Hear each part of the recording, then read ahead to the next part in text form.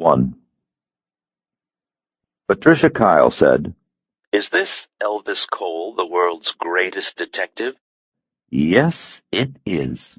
I was lying on the leather couch across from my desk, enjoying the view that I have of the Channel Islands. I used to have chairs, but a couch is much better to relieve one of the rigors of world-class detecting. She said, "Were you sleeping?" I gave her miffed. "I never sleep. I'm waiting for Cindy to come out onto the balcony next door." The glass doors leading out to my little balcony were open to catch the breeze that was blowing up Santa Monica Boulevard into West Los Angeles. It was a nice breeze, cool and smelling of salt and seabirds. The open doors were also better to let me hear Cindy. "Who's Cindy?" I switched the phone from the left ear to the right. The left ear was still sore from having been hit hard 2 times by a Cajun with large forearms and no teeth. "Cindy is a beauty supply distributor who took the office space next door," Pat Kyle said. I'll bet I know what she distributes." "Your callousness and insensitivity are unbecoming. She's a very nice woman with a ready laugh." I know what's ready."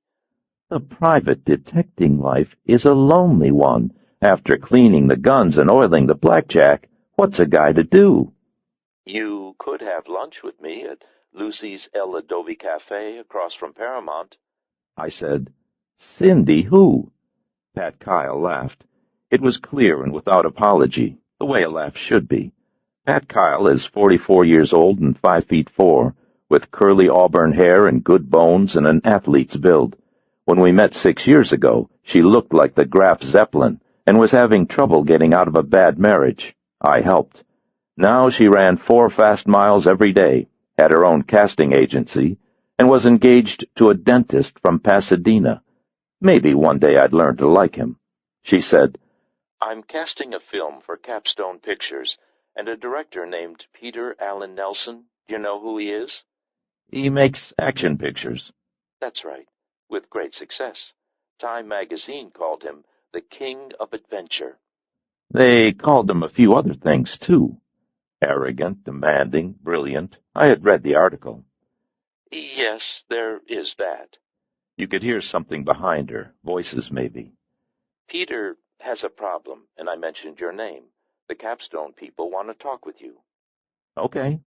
I swung up into a sitting position and put my feet on the floor. The detective, ready for action. "When Peter was in film school, he broke up with his wife just after they had their only child, a boy. Peter hasn't seen or heard from his former wife or their son since, and he wants to find them. I told him that finding people is one of your best things. Are you interested?" "It's what I do." "Capstone has offices at Paramount. I'll leave a pass at the main gate for you to see Donnie Brewster. Donnie's the head of production." Donnie, a 12-year-old running a film company. "Can you be here in about 20 minutes? "Let me check my calendar," she said. "Ha! What calendar?" "Callous, you dames are callous." She made the nice laugh again and hung up. I pushed up off the couch and thought about Capstone Pictures and Peter Allen Nelson, the big time. I was wearing a white Mickey Mouse sweatshirt with a mustard spot high on the right shoulder. Mickey would be okay, but the mustard spot was definitely unacceptable. Did I have time to race home for the tux? I looked at the Pinocchio clock. I took off the Mickey and put on a yellow and white Hawaiian beachcomber shirt, a Dan Wesson .38 caliber revolver, and a light blue waiter's jacket. Dress for success. I began to hum. There's no business like show business. I turned on the answering machine and listened to the same message I'd been running for 2 months. Elvis Cole Detective Agency. We're cheap. Maybe it was time for a change. You work for a major film company. You need something a bit more show business. Elvis Cole Detective Agency. There are no small cases, only small detectives. Hire the biggest dick in the business. I decided to leave well enough alone. I walked the 4 flights down to the parking garage, got my car, and drove east along Santa Monica Boulevard through the belly of Hollywood. It was October, and the air was cool. I've got a 1966 Corvette convertible, but it wasn't so cool that I had to put up the top. It rarely was. Global warming. With the end of summer, the cars from Utah and Michigan and Delaware were gone, but the cars from Canada were arriving. Snowbirds, come down to beat the cold. At a red light on Santa Monica and La Brea, I pulled up next to a maroon Buick sedan from Alberta, with a very short man and a very short woman in the front seat, and two very short children in the rear. The man was driving and looked confused. I gave them a big smile and a wave and said, "Welcome to Los Angeles." The woman rolled up her window and locked the door. I stayed on Santa Monica to Gower, then turned right and followed Gower down past the Hollywood Cemetery to Paramount. Paramount Studios is an Olympian structure on the corner of Melrose and Gower, with a beige stucco siege wall running around its perimeter.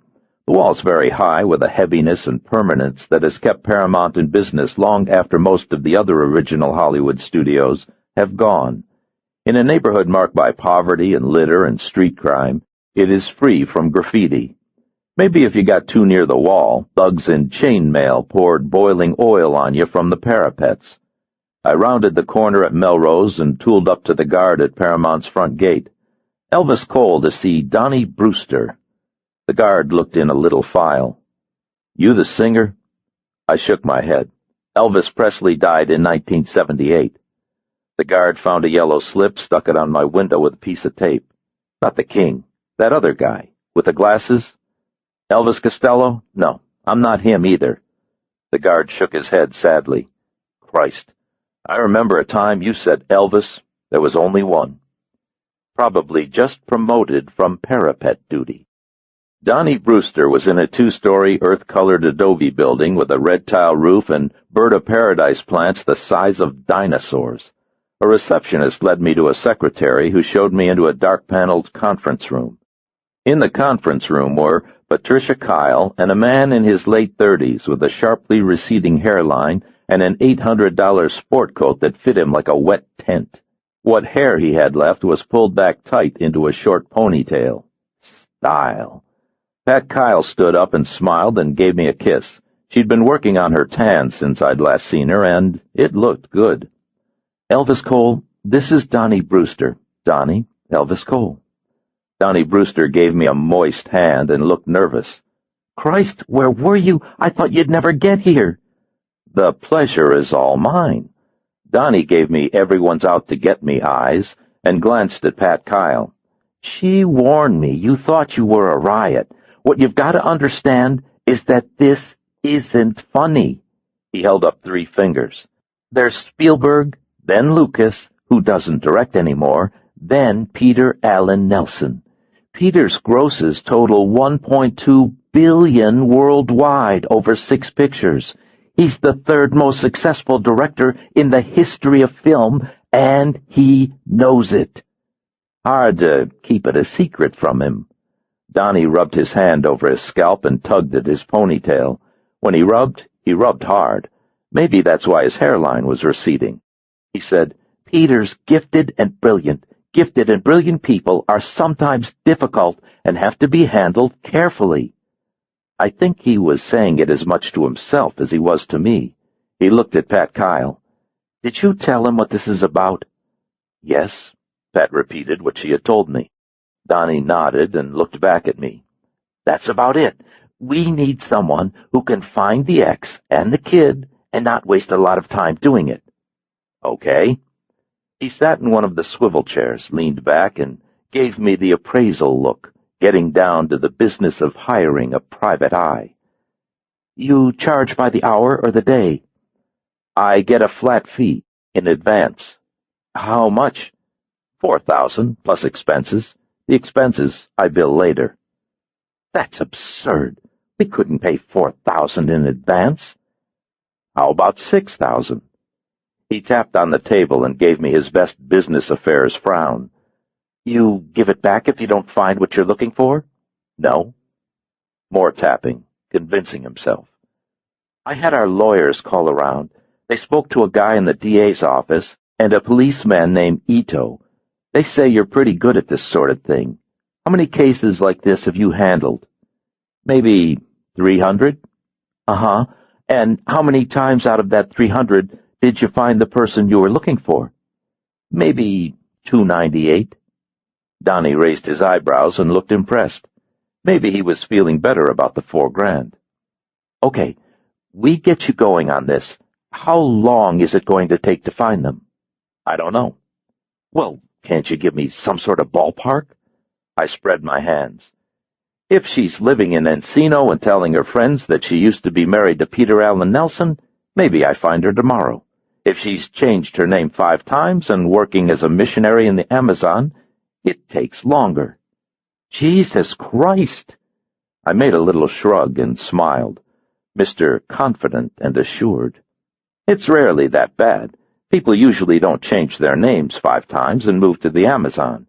People use credit cards, and credit histories list prior residences, and people own cars and driver's licenses and social security numbers, and any of these things are ideal for tracing someone.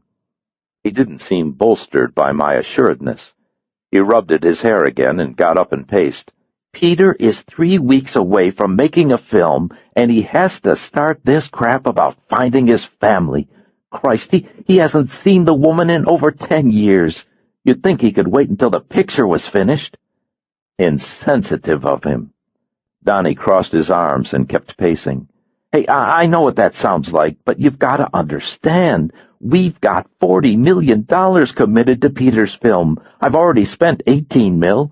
I've got sets and soundstage rent. I've got stars with play-or-pay deals and a crew I'll have to carry. If Peter is distracted, we could run over budget into the tens of millions. We could end up with another Heaven's Gate. I could lose my ass. Maybe I'd be nervous, too. Okay, then maybe it makes sense to wait until the picture is finished before we get started. The ex-wife will still be wherever she is. I'll still be around. Call me then. Donnie rolled his eyes and stopped the pacing and dropped into another chair. Did you see Chainsaw? Yes.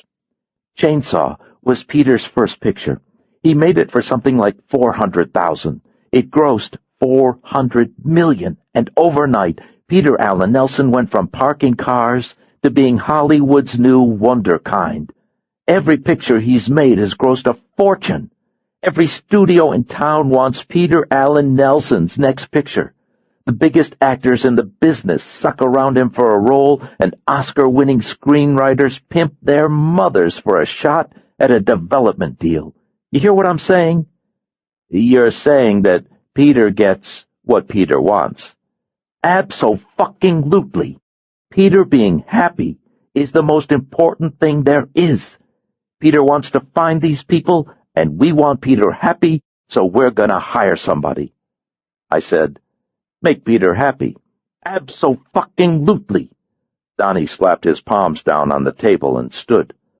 I like you. I like you fine. Peter knows about you and wants to meet you, so all we have to do now is go over and see him. If Peter's happy, you're hired. Making Peter happy is the most important thing. Right. Donnie Brewster lowered his voice like maybe someone else might hear and leaned toward me, conspiratorial. Tell you the truth, I don't give a rat's ass if you find his ex or not, but if it makes Peter happy to have someone looking, then we'll have someone looking. Mr. Sincerity.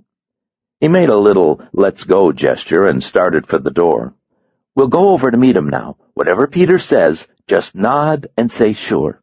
Whatever he wants, say no problem. He asks how long, say a couple of weeks, max.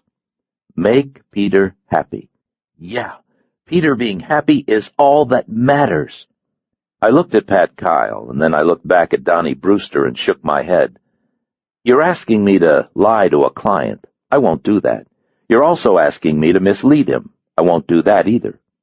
Donnie stopped with his hand on the knob and looked horrified. Hey, I'm not asking you to do any of that. I love Peter Allen Nelson like a brother. He made a nervous glance out the door. Never know who might be listening.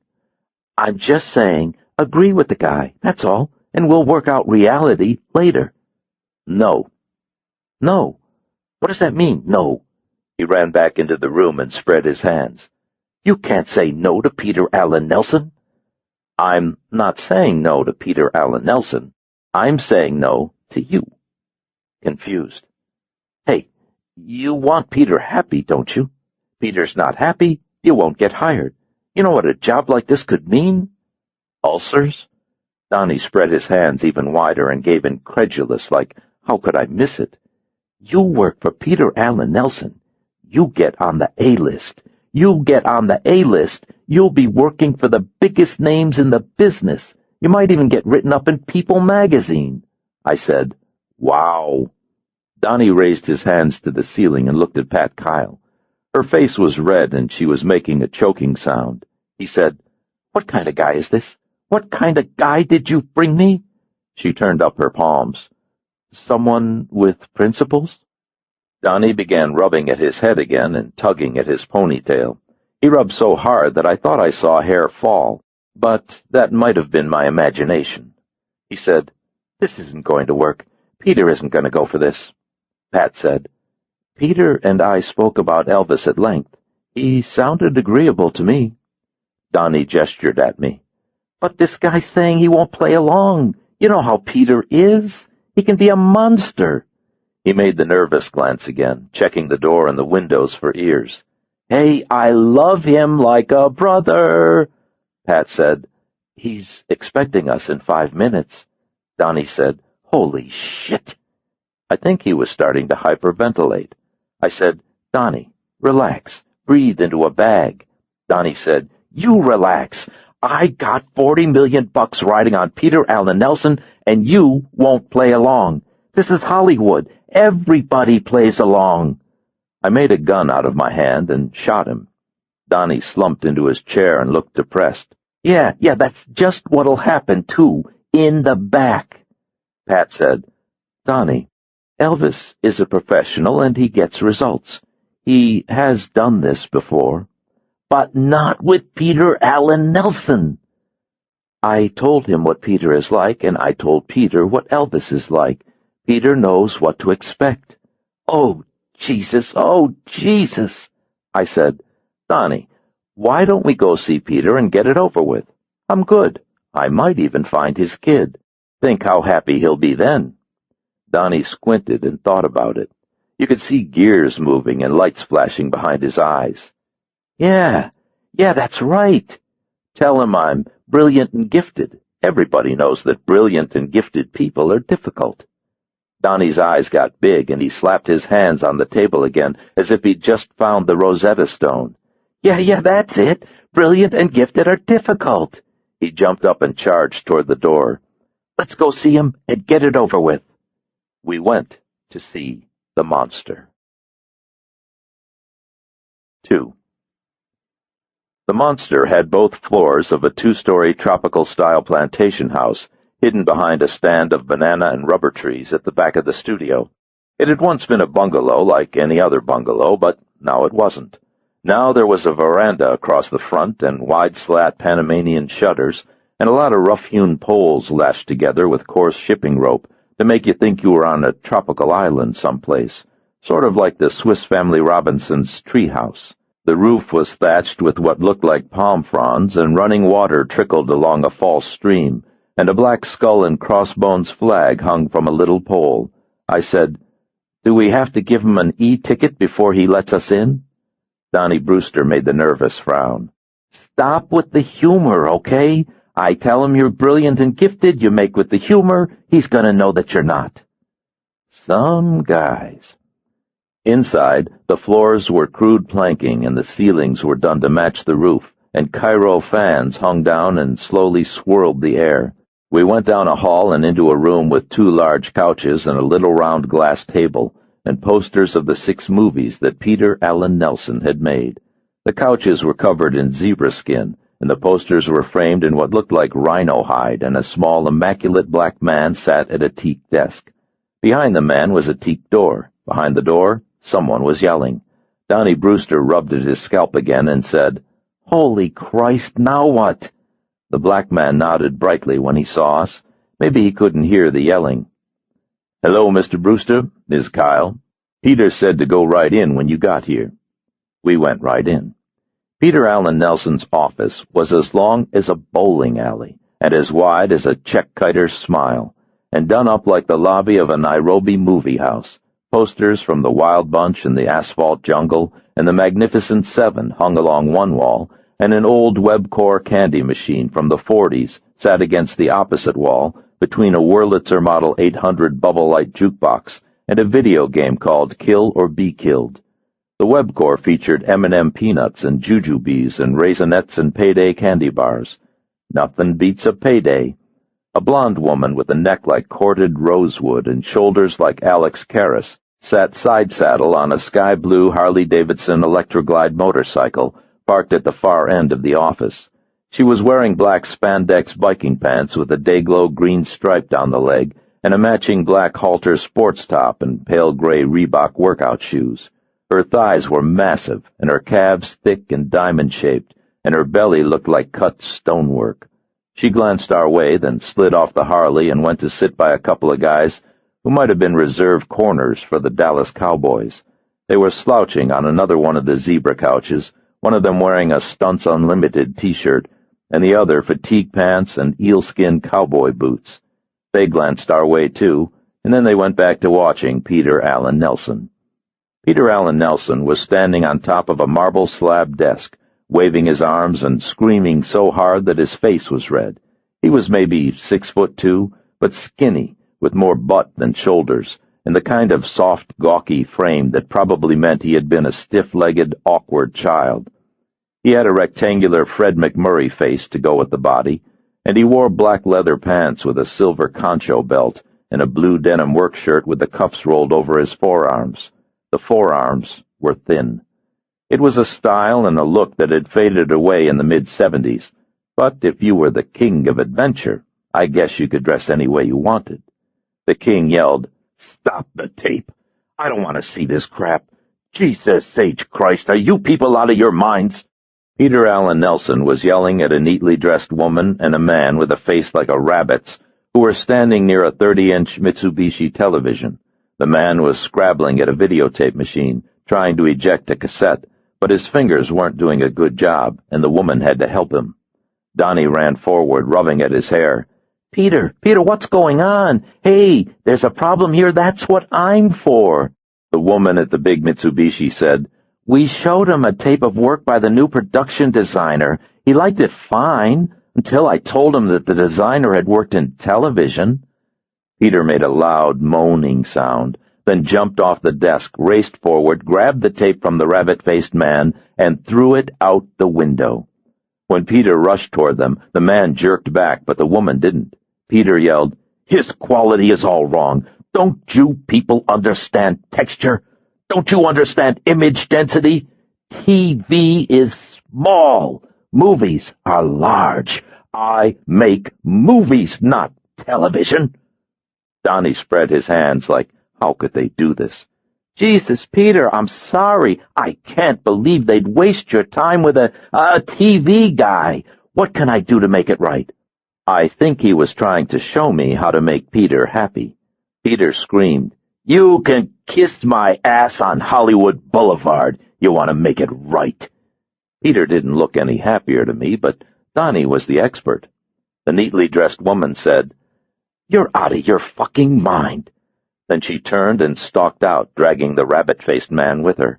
When they passed, I hummed a little bit of "There's No Business Like Show Business." Pat Kyle gave me an elbow. Donnie gave the big smile, telling everybody that he and his old pal Peter were in solid on this one. "No, hey, Pete, man, I mean it." "Pete, man. You want a new production designer? You got one. I mean, we're making film here, am I right?" Peter Allen Nelson screamed, "Shit!" as loud as he could, stalked back to the Harley-Davidson, and kicked it over, hard. There were gouges in the floor where it had fallen before. The blonde woman waited until Peter was through, then went over and righted it, her cut muscles straining against the weight. Peter paid no attention.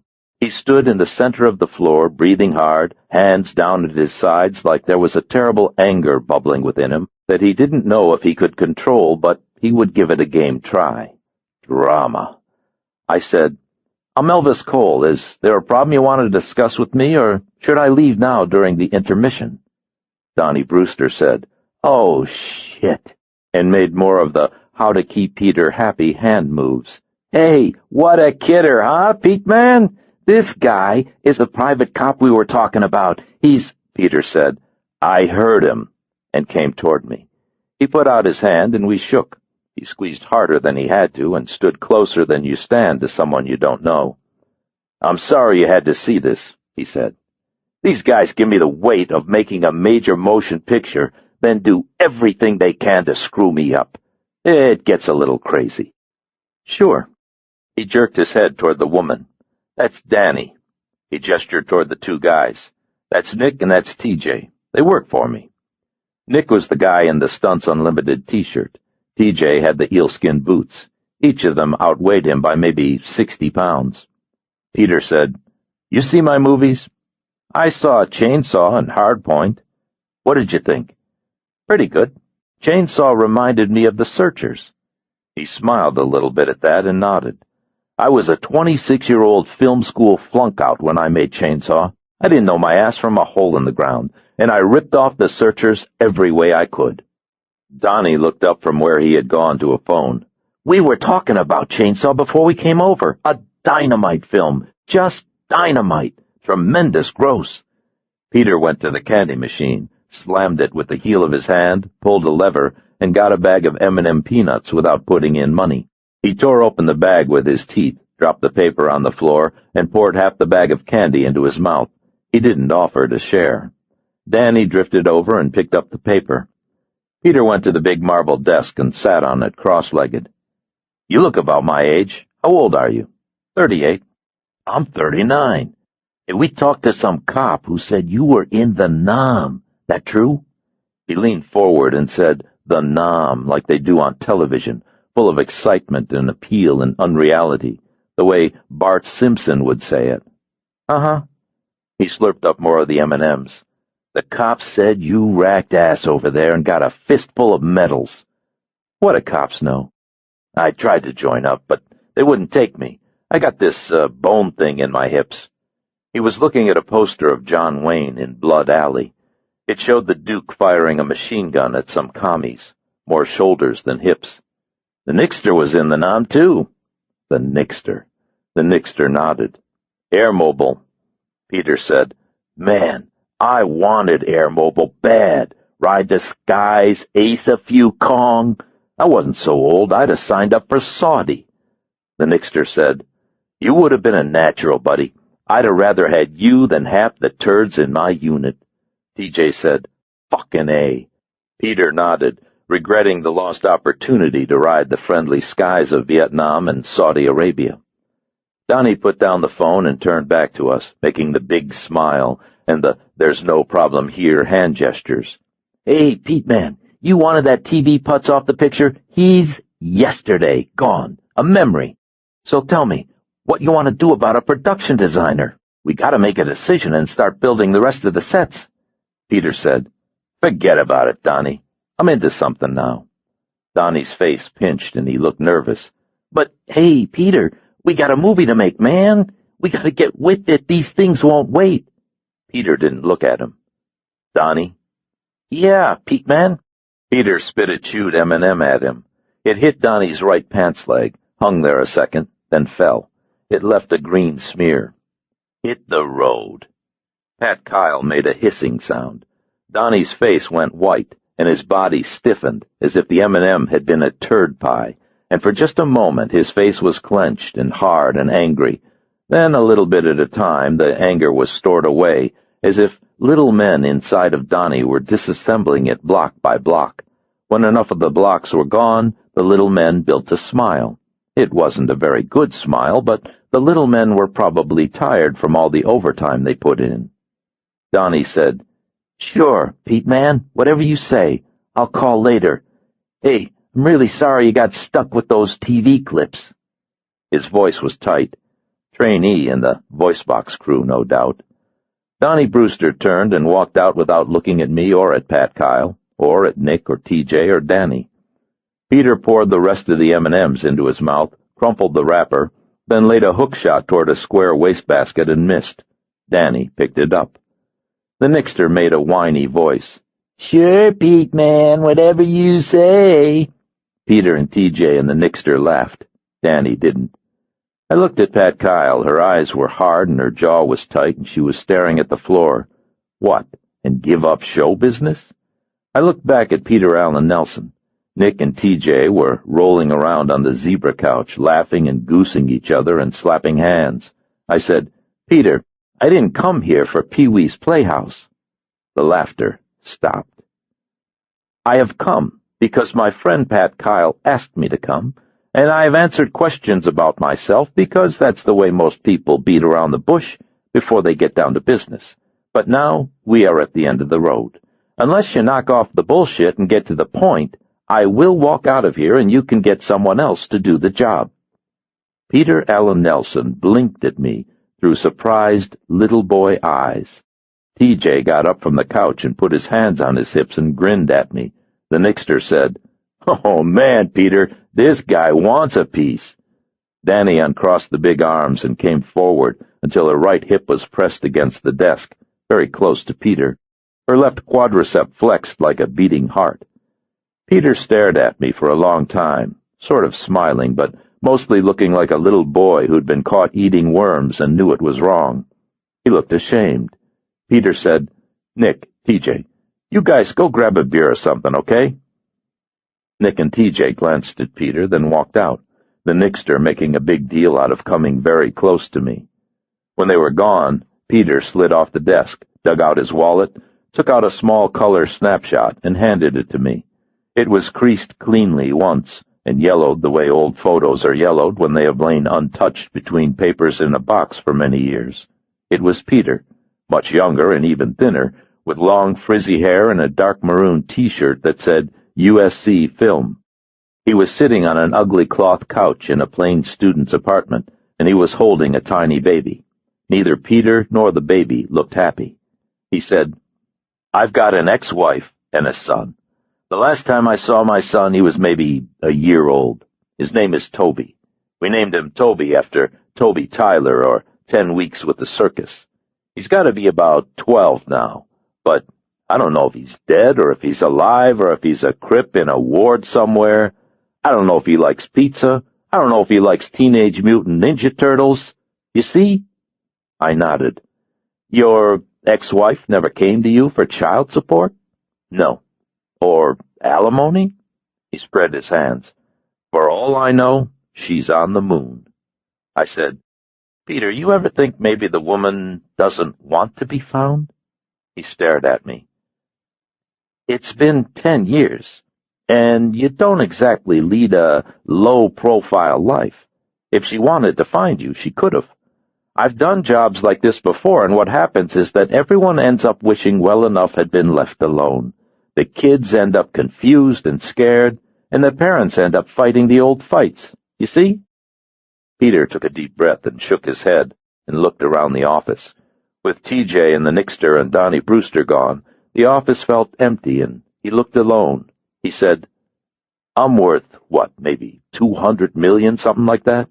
If I've got a kid, part of that's his, right?" Trying to convince me. "What if he needs a car? What if he can't afford college?" I said, "You want to be a father." He took back the snapshot of the very much younger Peter Allen Nelson and his baby son, Toby Tyler and the circus. "Unless the kid's dead, I'm a father, whether I want to be or not. That ought to mean something, right?" I said, "Yes, it should." "So, Karen's mad. So I schmucked out back then and I blew it. Does that mean that I have to pay for it the rest of my life?" "No." He shook his head and went over behind the marble desk and sat down the way a very old man would sit, and he looked at the little picture again. He said, "You know what's weird? It's like there's a piece of me out there that I don't know and have never seen. It's like I can feel him, like there's this other self, you see?" I nodded. "The boy may not feel that way. Your ex-wife almost certainly won't." He got up and walked over to the pinball machine, and then to the video game, and then to the Wurlitzer. He would stand, then move, then stand again, as if he didn't quite know what to do with himself or where he should be or how to say what he wanted to say. I said, "Just say it." He turned, and his face seemed far away and lost and hurt. "I just want to say hello to my kid." I nodded. "I don't blame you," I said. "I'll help you find him." The world's third most successful director took a deep breath, then said, "Good, good." He came across the room and shook my hand. "Good." 3. The black secretary stuck his head in the door and told Peter that someone named Langston needed to see him on the stage right away. We trooped down out of his office and back into the real world of aliens and oil barons and people who look suspiciously like studio executives. Patricia Kyle and Peter Allen Nelson and I walked together, with Danny sort of drifting behind. Somewhere between Peter's office and the soundstage, Nick and TJ reappeared, Nick giving me tough whenever I looked at him. Had me shaking, that guy. Make you turn in your license, a guy like that. I looked at Peter Allen Nelson instead. "What was your ex-wife's name?" "Karen Nelson." "Not her married name. What was her maiden name?" "Karen Shipley. That cop we talked to, Ito, he said you're big with the martial arts. He said you took out some killer from Japan." I said, "What's your son's name?" "Toby Samuel Nelson. I got the Sam from Sam Fuller. Great director. You ever been shot?" "I caught some frag once." "What did it feel like?" "Peter, let's stick to the information about your ex-wife, okay?" "Yeah, sure. What do you want to know?" We walked along the little studio back streets, and people stopped what they were doing and looked at him. They saw celebrities every day, so they wouldn't look at Mel Gibson or Harrison Ford or Jane Fonda, but they looked at Peter Allen Nelson, and Peter seemed to enjoy it. He stood tall, and when he spoke he made broad, exaggerated gestures, as if what was happening had been scripted, and he was acting the scene and the lookers were his audience. Maybe the lookers thought so too. Maybe, since Peter was the king of adventure, they figured that a Stearman biplane would suddenly appear and begin a strafing run.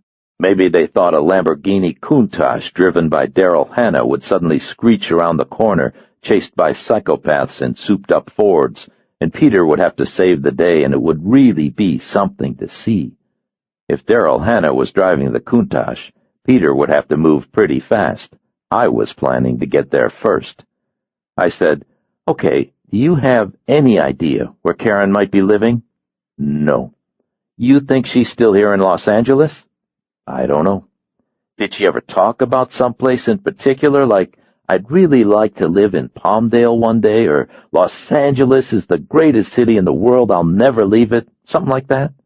"I never thought about living anyplace else." "Not you, her." "I don't know." "Did she have any friends?" He pressed his lips together and made a shrug. "Yeah, I guess so." Thinking harder. Then, "I don't know. I was sort of into my own thing." Embarrassed that he didn't have an answer, I looked at Pat Kyle. Pat said, "Where was she born, Peter?" "Someplace in Arizona or New Mexico. Phoenix, maybe." He frowned. "We never talked about stuff like that." "Okay." "Well, why don't you ask me something I know?" "Okay. What do you know?" He thought for a while. About Karen?" "Yeah." "I don't know." I said, "How did you meet? Did she belong to any clubs or organizations? Did she have brothers or sisters or aunts or uncles or cousins or grandparents?" I figured if I listed enough stuff, I would get lucky somewhere. He said, "I've got an older sister. She's married to a fat guy, lives in Cleveland." Everything was I. "Great, but that's about you. What about Karen?" Oh. Then, "I think she was an only child. I think her people were dead." "But you don't know." "They were dead." We walked along a little more, thinking about it. He said, "Maybe she was from Colorado." We went through a pair of 26-foot doors and into a battleship gray soundstage that was being rebuilt to resemble the interior of a Mayan ziggurat. The doors were open to let in the air and the light. Above and around us, dozens of men and women in shorts and T-shirts clung like spiders to scaffolding as they attached vacuum-formed plastic panels to a wooden frame. The panels had been cast to look like great stone blocks. There were the sounds of hammers and saws and screw guns, and the smell of plastic cement and paint, and somewhere a woman laughed. It was warming as the day wore on, and some of the men had their shirts off. A heavy man with a Van Dyke beard and a roll of architectural plans noticed Peter and started toward us. Peter frowned and said, "Nick, TJ, give me some space here, huh?" Nick gestured toward the beard, and TJ went over and intercepted him. Blocking backs. We turned left past a couple of guys building something that looked like a sacrificial altar, and squeezed between two backdrop flats and over a tangle of electrical cables, and into a little clearing that had been set up as a sort of office with a desk and a phone and a coffee machine. There was another Webcore candy machine next to the desk. Peter slammed it with his elbow, and a payday candy bar dropped out. Danny said, "Peter has a candy machine like this on all of his sets. It's part of his contract." She said it like a press release. Peter said, "Go find Langston, will you, Danny? Tell him we're hiding back here and ready to rock." Danny squeezed back between the flats and disappeared into the darkness. Nick hung back behind the flats, still not liking me. Peter said, "Man, I can't take a shit. The Pogues aren't after me about something. That's why we gotta hide." He tore the wrapper off the candy, stuffed most of the bar into his mouth, and dropped the wrapper onto the floor. I wonder how often he brushed. I said, "Tell me how you met." "I was at USC when I met her. I was casting a film and put up flyers for actors, and Karen called for a reading. It was a rip-off of those biker flicks in the 60s. 18 minutes, synced sound, black and white. You want to see it?" "Is Karen in it?" "No, I didn't give her the part." "Then I don't need to see it." "I made an audition tape for her. Couldn't find it, but I got the outtake tape. It was a long time ago, so it's beta format, but I brought it into the office. We can probably dig out a machine if you want to see. I did a pretty good job with her." More of the I's. I met, I married, I lived. Maybe Karen Shipley wasn't real. Maybe, like Pinocchio, she was a wooden puppet he had brought to life. "What's an audition tape?" Pat said, "It's a way for an actor to introduce herself to casting agents. The actor tells you about herself and maybe reads a scene. Peter would have shot a lot more tape than Karen would need, then edited it down to 3 or 4 minutes. The outtake tape will be the takes they didn't use in the final product." Peter nodded and said something, but his mouth was full of candy again, and I didn't understand what he said. I said, "I'll want to look at it. Do you have a still picture?" He swallowed the wad of chocolate and peanuts and shook his head. Pat Kyle opened her briefcase and handed me a black-and-white 8x10 headshot of a pretty young woman with dark hair and eyes that would be either green or hazel. "I phoned a friend at SAG and he came up with this." The woman in the photograph was made up as a waitress with a fluffy apron and cap and a bright, "The lemon pie is very nice today," smile. She didn't look convincing. Karen Shipley was spelled out in block letters along a white border at the bottom of the picture. I said, "Pretty. Your friend at SAG say if Karen had an agent?" Pat opened her briefcase again and took out an envelope large enough for the 8x10. "A guy named Oscar Curtis with 2 S's. He's got an office over here just off Las Palmas. His address is in the envelope." Peter came around next to me and looked at the 8x10. "Jesus, I remember this." He gestured at Karen's face. "Nothing unique about the quality. See the nose? It's a little too ordinary. See the mouth? Maybe it needs to be fuller." Peter, the director.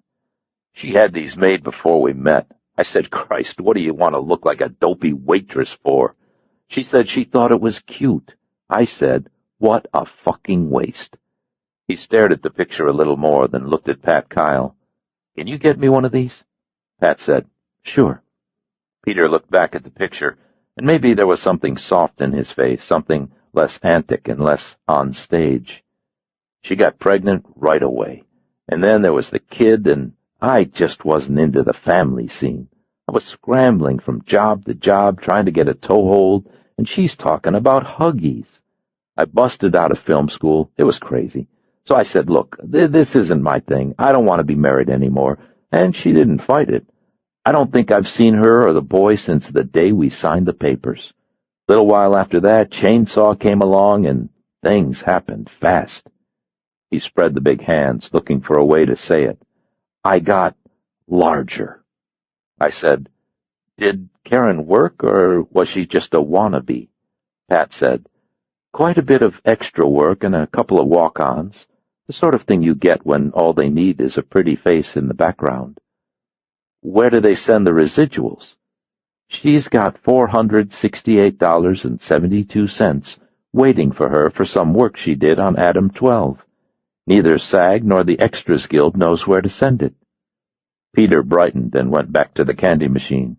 He slammed it with his elbow and pulled out an Almond Joy, another wrapper on the floor. I remember that gig. I went to the set with her and tried to talk the producer into giving me an episode to direct. The guy gives me the bum's rush, that TV prick. A lousy episodic producer, and he's telling me I can't hack an Adam 12. He's saying that what they do is highly stylized. Man, I ain't thought about that prick in years. It was as if relating something of his to something of hers, he could remember it. Danny came back between the flats with a fat guy in an argyle sweater. Peter said, That's Langston. He's my cameraman. I got to talk to him about a shot move we're designing through the pyramid set. Is there anything else you want to know about me? Karen. We were talking about Karen. He looked annoyed. That's what I meant. Look, I gotta go. If you want anything, it's yours. Use my name. This town, it's like saying open sesame. Alibaba. He smiled. Yeah, just like Alibaba. He walked over to Langston. Pat said, Well? I shook my head. He knows about him, but he doesn't know about her. How long were they married? 14 months. I shook my head some more. You do that a lot in this business. Pat and I went past the electrical cables and between the flats and toward the big doors. We were most of the way there when Peter Allen Nelson yelled, Hey, Cole! I turned around. Peter was up on one of the framing catwalks, grinning at me. Danny was with him, and the fat guy, Langston, and a couple of other people who probably had to do with the construction rather than the design. He said, I'm glad you're on this for me. I like your style. He tossed down a Mars bar. Maybe there was another candy machine up on the ceiling. Me and you, he said, I think we're two of a kind. You're my kind of guy. I thought about ripping off the candy wrapper and dropping it on the ground, but decided that would be small. I bit through the paper instead. Peter smiled wider and said, Man, you are wild. Pat Kyle shook her head. We walked out through the big doors and into the light. The paper tasted terrible. If Daryl Hannah was watching, I hope she was impressed. 4. Pat Kyle and I walked back to the Capstone offices where someone had set up a Sony Betamax VCR, along with several yellow legal pads and sharpened pencils for the taking of notes. There was a check for $4,000 in an envelope taped to a beta cassette on top of the VCR, along with a fresh pot of coffee on a side table, with a tray of bagels and cream cheese and lox, and sliced tomatoes and red onions. Pat said, Would you like company? Sure. Pat turned on the machine and inserted the cassette, and we watched as 19-year-old Karen Shipley Nelson walked into an empty room and stood next to a stool. She wasn't made up like the waitress now. Now she was wearing faded jeans and an airy white top and red boots, and she looked tanned and outdoorsy. The brown hair was cut in a sort of fluffy shag, and the eyes were hazel, no makeup. She looked at someone behind the camera and said, What do you want me to do? The sound coming out of the television was hollow and sort of tinny. Even with that, her voice was light and girlish. She giggled. Peter Nelson's voice came from where she looked. "Give us the left and the right and the back. Try not to giggle." She showed her left profile, and then her back, and then her right. She said it as she did it, and when she moved, she sort of squiggled and swayed and bounced, the way 15-year-old girls do when they're acting grown-up and people are watching. "This is my left side, and this is my back, and this is my right." And then she giggled. Pat Kyle said, "Oh, God." "She's not impressing you with her talents?" Pat smiled sympathetically. "I get tapes like this every week. Young women and young men come into my office and read for me, and they want you to like them so badly that you can feel them ache. But they aren't any better than this, and they never will be any better than this." "Then you suspect she has not pursued acting as a vocation?" She made an "I hope not" shrug. The shot changed abruptly into a tight close-up. Closer, Karen's eyes showed an absence of line or character. She was talking about herself and trying to look serious. "Think my strengths lie in comedy, but I can also do drama. I think I'd make a really good ingenue." Peter's voice cut in sharply. "You sound like an idiot in a malt shop. Really good ingenue. If you're an ingenue, just say it. Say, 'I'm a perfect ingenue.'" Karen looked unhappy and said, "Oh, Peter, do I have to?" When she addressed Peter, she looked off camera. When she was acting, she looked directly out of the screen. Peter's voice said, "Why am I wasting my fucking time?" Karen looked unhappy some more, then made a little smile and stared back into the lens and made herself serious and said it. Then she giggled. It went on like that, cutting from bit to bit.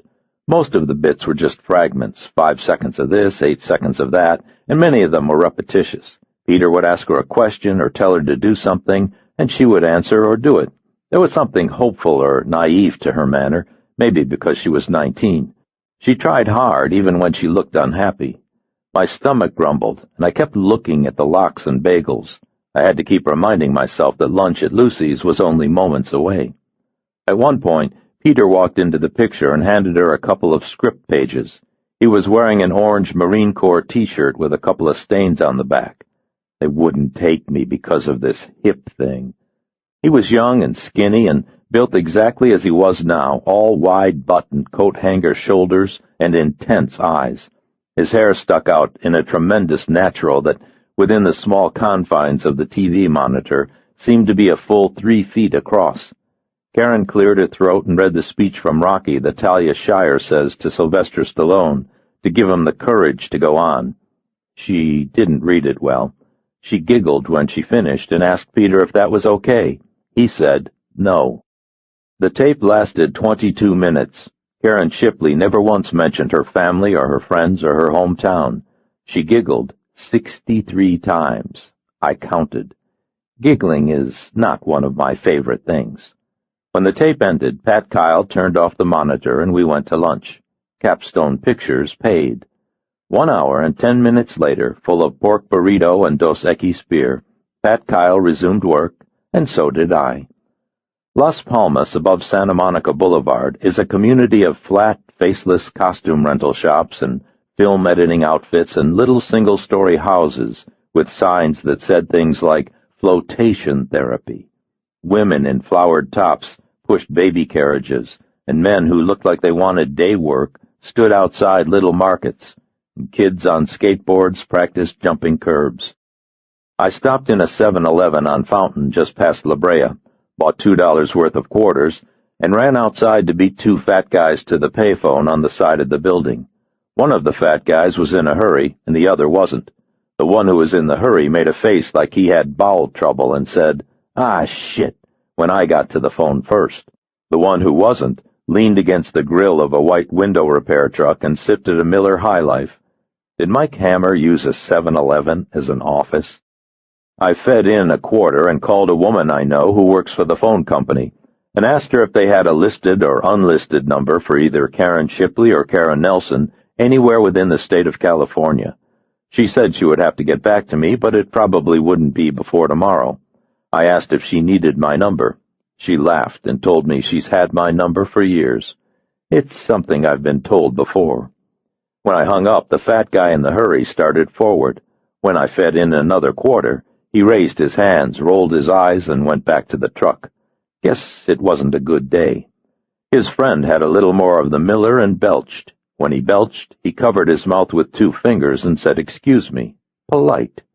I called another woman I know who works the credit verification department at Bank of America and asked if she would run a credit check on both Karen Shipley and Karen Nelson, those names being either primary account names or maiden names listed to another unknown name.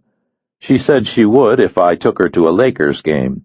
I told her to think of something else because I was going to take her to a Lakers game anyway.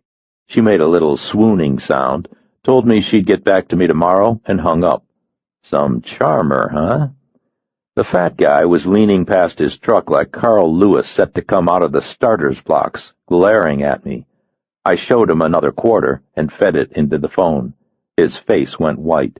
He slapped the fender of the truck and then stormed the long way around the truck and into the 7-Eleven. His friend sipped a little more Miller and shook his head. "He's asking for a thrombo." I said, "Get him into yoga. That'll help him relax." The friend shook his head, looking sort of sleepy and tired, and made a little shrug, like they'd been through it 1,000 times. "You can't talk to him." I dialed the North Hollywood PD and got a gruff male voice that said, "Detectives." "Elvis Cole for Lou Poitras." "Wait one." The phone got put down on something hard. There were voices in the background and the heavy laughter of men, and then the voice came back. "I'm putting you on hold. He's going to take it in his office." I got put on hold. Then Lou Poitras came on. The laughter and the male sounds were still there, but now they were muted and farther away. Poitras said, "I got my ass chewed good for trying to fix your last ticket. Don't ask me again." "Lou, one might think that our entire relationship is me asking favors of you." "So, what do you want?" "A small favor." "Shit." The fat guy in the hurry came out of the 7-Eleven with a Miller High Life of his own. He leaned against the truck next to his fat friend and looked tired. They drank. If you can't beat 'em, join 'em. I said, "I need to know if you have anything on a woman named Karen Shipley or Karen Nelson, and I need you to go back 10 years on the search." Lou Poitras said, "Anything else?" I said, "That should do it." "You at the office?" I told him where I was. You could see him shake his head. "Some big-time private op working in a parking lot. Beats sucking off the taxpayers." He said he'd get back to me tomorrow and hung up. Everybody was going to get back to me tomorrow. Maybe there was something going on today that I didn't know about. Maybe that's why the fat guy was in such a hurry. Maybe he knew who to call to find out where the action was, and upon making the call, he and his buddy were going to whatever it was that I didn't know about. Maybe I could go with them. I hung up the phone, looked at the fat guy in the hurry, and said, "It's all yours." He sipped more Miller and didn't move, giving me, "Who cares?" His friend looked at him, then me, and shrugged. Go figure. Some guys are never happy. 5. The Oscar Curtis Talent Agency was 2 blocks below Sunset Boulevard in a small sky-blue clapboard house with a tiny lawn and a porch and a narrow sidewalk leading up to the porch. What looked like a Friedrich air conditioner stuck out of a window on the north side of the house and hummed loudly, water falling in a steady dribble from its underside. A couple of wine bottles were lying on the lawn. Midnight Rambler. The bottles were capless and empty. I parked and went up the walk and through one of those frosty, pebbled glass office doors that no one has used since 1956. There was a large gold star on the door with Oscar Curtis Talent Agency written in an arc above it, and what were supposed to be little spotlights lighting up the sky. Inside, there were 3 young women sitting on a hard L-shaped couch and a black woman in her 60s sitting at a scarred pecan desk that faced the room. Another frosted glass door was behind her. This one said, "Mr. Curtis." The 3 young women were spread around on the couches in a way that said they didn't know each other. 2 of them were reading Variety. The other one was chewing gum. There were a couple hundred framed black and white headshots on the walls, but I didn't recognize any of them. The carpet was beige and worn, and the hard couch was a kind of green, and the walls were a sort of mustard, and nothing went together, as if the office had been built over the years without regard to style or aesthetic. The Friedrich made it very cold. The black woman looked up and smiled nicely. "May I help you?" "My name is Elvis Cole. I'd like to see Mr. Curtis." I gave her the card that said, "Elvis Cole, Confidential Investigations." The old cards had a picture of a guy listening at a keyhole. The new cards don't. Without the picture is probably better. She took the card and nodded pleasantly, still smiling. "Uh-huh. And do you have an appointment?" "No, ma'am. I was hoping Mr. Curtis could squeeze me in." I leaned forward and lowered my voice. "Confidential. It involves a former client of his." More smiling and nodding. "Uh-huh. Well, why don't you just wait right there while I go see?" She got up, rapped once on the glass door, then let herself through. I looked around at the three young women and gave them a smile. The two who had been reading were still reading. The one who had been chewing gum was still chewing gum. One of the readers wore a nice pastel pantsuit and had a matching briefcase at her feet. She sat so that one foot was touching the case. The other was in blue jeans and knee boots and a purple sweater. The jeans and the sweater were too small, but she had the body for it. I made them early 20s, 25 tops.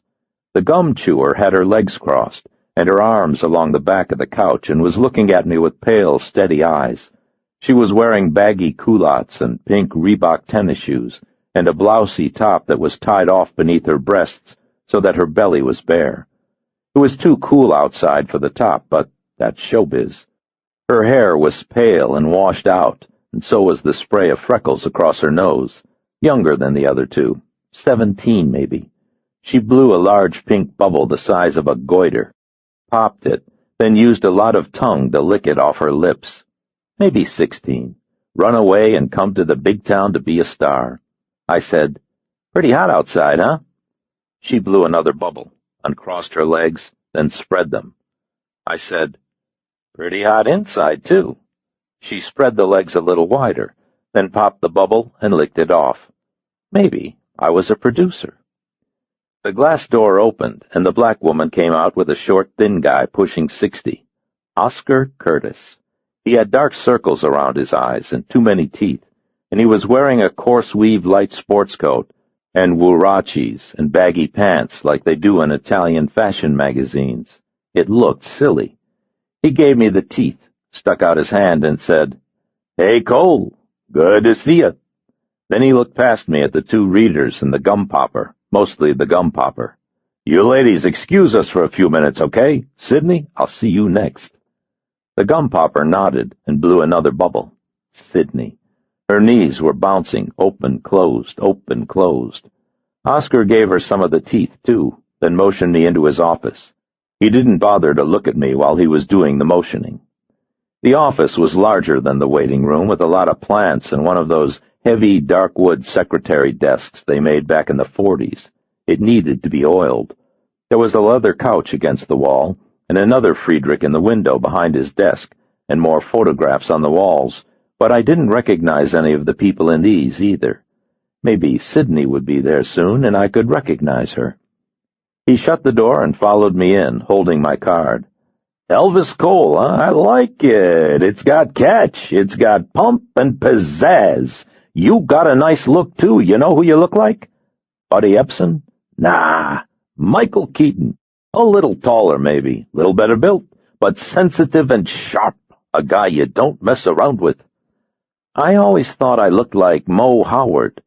Take my word for it, you got the look and the name. Some of the kids come in here, Christ, they got names flat as piss on a plate. Pat Green, Steve Brown. I say that's no good.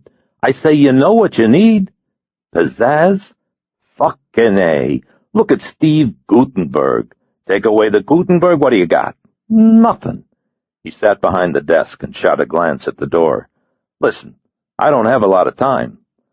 A long time ago, you represented an actress named Karen Shipley. I'm trying to find her." I took out the 8x10 and showed it to him. He nodded. Yeah, sure, I remember Karen. Great kid. Terrific body. Do you still represent her? He handed back the headshot. Nah, I haven't heard from Karen in, 10 years? Something like that. He put another glance on the door, anxious to get to other things. She must have went to another agency. I nodded. Did you continue to represent her after her divorce from Peter Allen Nelson? Oscar Curtis stopped looking at the door and sat forward in the chair and blinked at me. That's who she was married to? Yeah. Karen Shipley was married to Peter Allen Nelson? Yeah. The Peter Allen Nelson? Peter Allen Nelson wasn't Peter Allen Nelson when they were married. Oscar slumped back in his chair and said, Jesus H. He was in film school when they married. After he busted out of USC, he divorced her. Now he wants to find her again. Son of a bitch. I remember when she got divorced. She came here with the kid and sat down right over there and said she was divorced and needed to work. I said, sit-ups. Christ, a body like yours, you want to get it back. Do sit-ups. Peter Allen Nelson. Jesus Christ! He wasn't looking at me anymore. He was staring somewhere in mid-space, seeing the old scenes, worrying them through to recall if he'd done anything that could piss off Peter Allen Nelson. All the worrying made his eyebrows dance around on his face. I said, Do you know how we can contact her? It's been years. Christ. I saw her a couple more times after that, then zippo. Nada. I never heard from her again. The mouth started moving with the eyebrows. Okay, where was she living? It was somewhere over there. He made a gesture that could mean anywhere in the northern hemisphere. That's a little broad, Oscar. Christ, I never visited. She came here. Maybe you've got records? He stopped all the moving around and looked at me with the kind of look they give you that tells you that the lights are going off behind their eyes, getting the big idea. He said, Maybe I should deal direct with Peter on this. We might be getting a little personal here, and he might appreciate keeping it in the family, as it were. I pointed at the phone. Sure. He's at the Paramount office right now. Give him a call and tell him that even though he's trying to find his ex-wife and his kid, you're foot-dragging because you want to suck after some kind of deal. He'll like you just fine for that. He said, Hey, I'm doing a favor here, right? I'm trying to help here, right?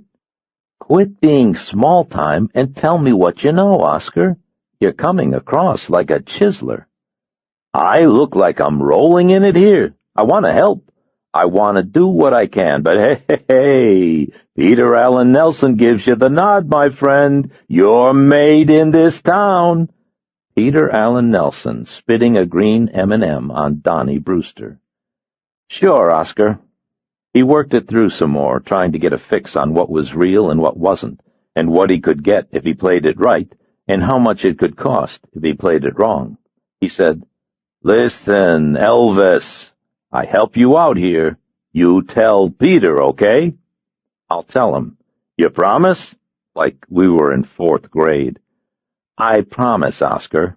Hey, I want to help. I want to do anything I can for Peter Allen Nelson. Nothing like sincerity. Where did Karen live? I'm thinking. Look in your files. Christ, I'm supposed to keep files on people forever? Return checks, tax information? Nah. Correspondence? Maybe an old Rolodex? Christ, I keep all that stuff, I'd be buried in paper. We're talking a lifetime ago. Okay, maybe there's something else. I'm thinking. You know any of her friends? No. How about family? Boyfriend? He shook his head. Did she say if she was thinking about moving away or taking a trip? His brow knotted, and his face clenched, and he hit the side of his head a couple of times with the heel of his hand, worried that he wouldn't be able to come through and trying to shake something loose. I said, "Man, you two were really tight." He waved his hands. "Hey, we never had no big heart-to-hearts. One day she just wasn't around anymore. I thought she dropped me. Went to another agency. I didn't hear anything from her, and I tried calling the place she lived, but she was never around. So after a while, I figured that's it." I stood up and walked to the door. "Okay, Oscar, you tried. Thanks anyway." He jumped up and came around the desk and grabbed my arm. He grabbed hard, like if he didn't, something rare would get away. He grabbed the way you grab when the rare thing has visited once before, long ago, and you blew it, and now you're getting a second chance. "Hey, you know what? I got some old stuff in storage. I'll dig through it. Maybe there'll be something, huh? Maybe I'll find something that'll help out." I don't think he meant help me. "Sure, my phone is on the card." "You tell Peter I'm trying, okay? Tell him I'm bending over backwards. Tell him I really liked Karen. I thought the kid was terrific." "Sure."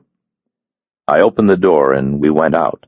The black woman was talking on the phone. The two young women who had been reading were still reading, and the Sydney was still blowing bubbles.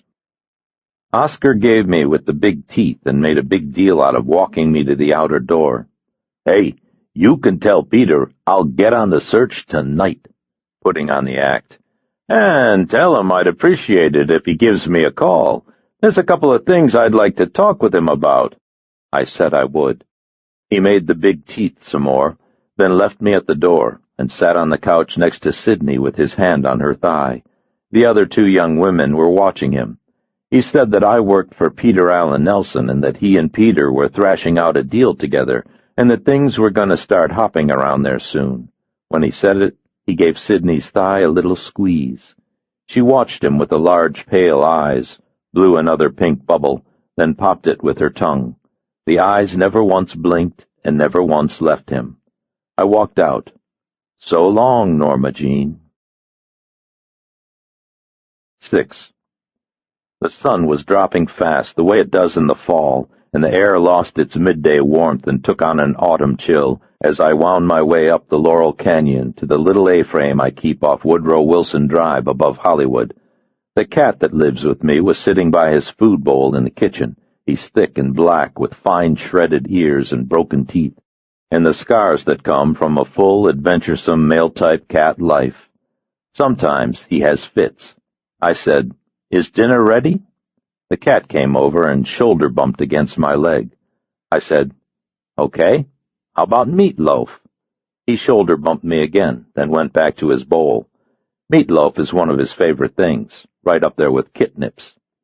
I took a meatloaf out of the freezer, put it in the microwave to thaw, turned on the oven to preheat, then opened a can of Falstaff.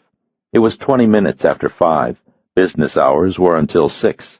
I drank some of the Falstaff, then phoned the Screen Actors Guild and spoke to a woman named Mrs. Lopaka about Karen Shipley. Mrs. Lopaka confirmed everything Pat Kyle had told me and added nothing new.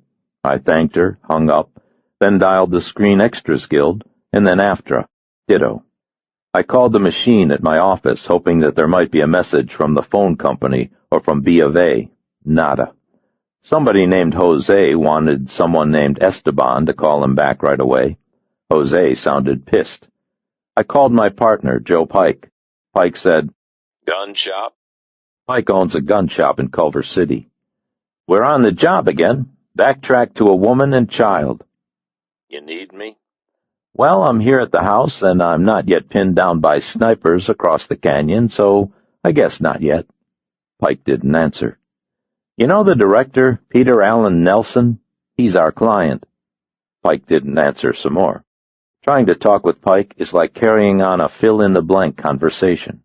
I said, "Try to make conversation, Joe. It's easy. All you have to do is say something." Pike said, "You need me? You know where I am." Then he hung up. So much for conversation.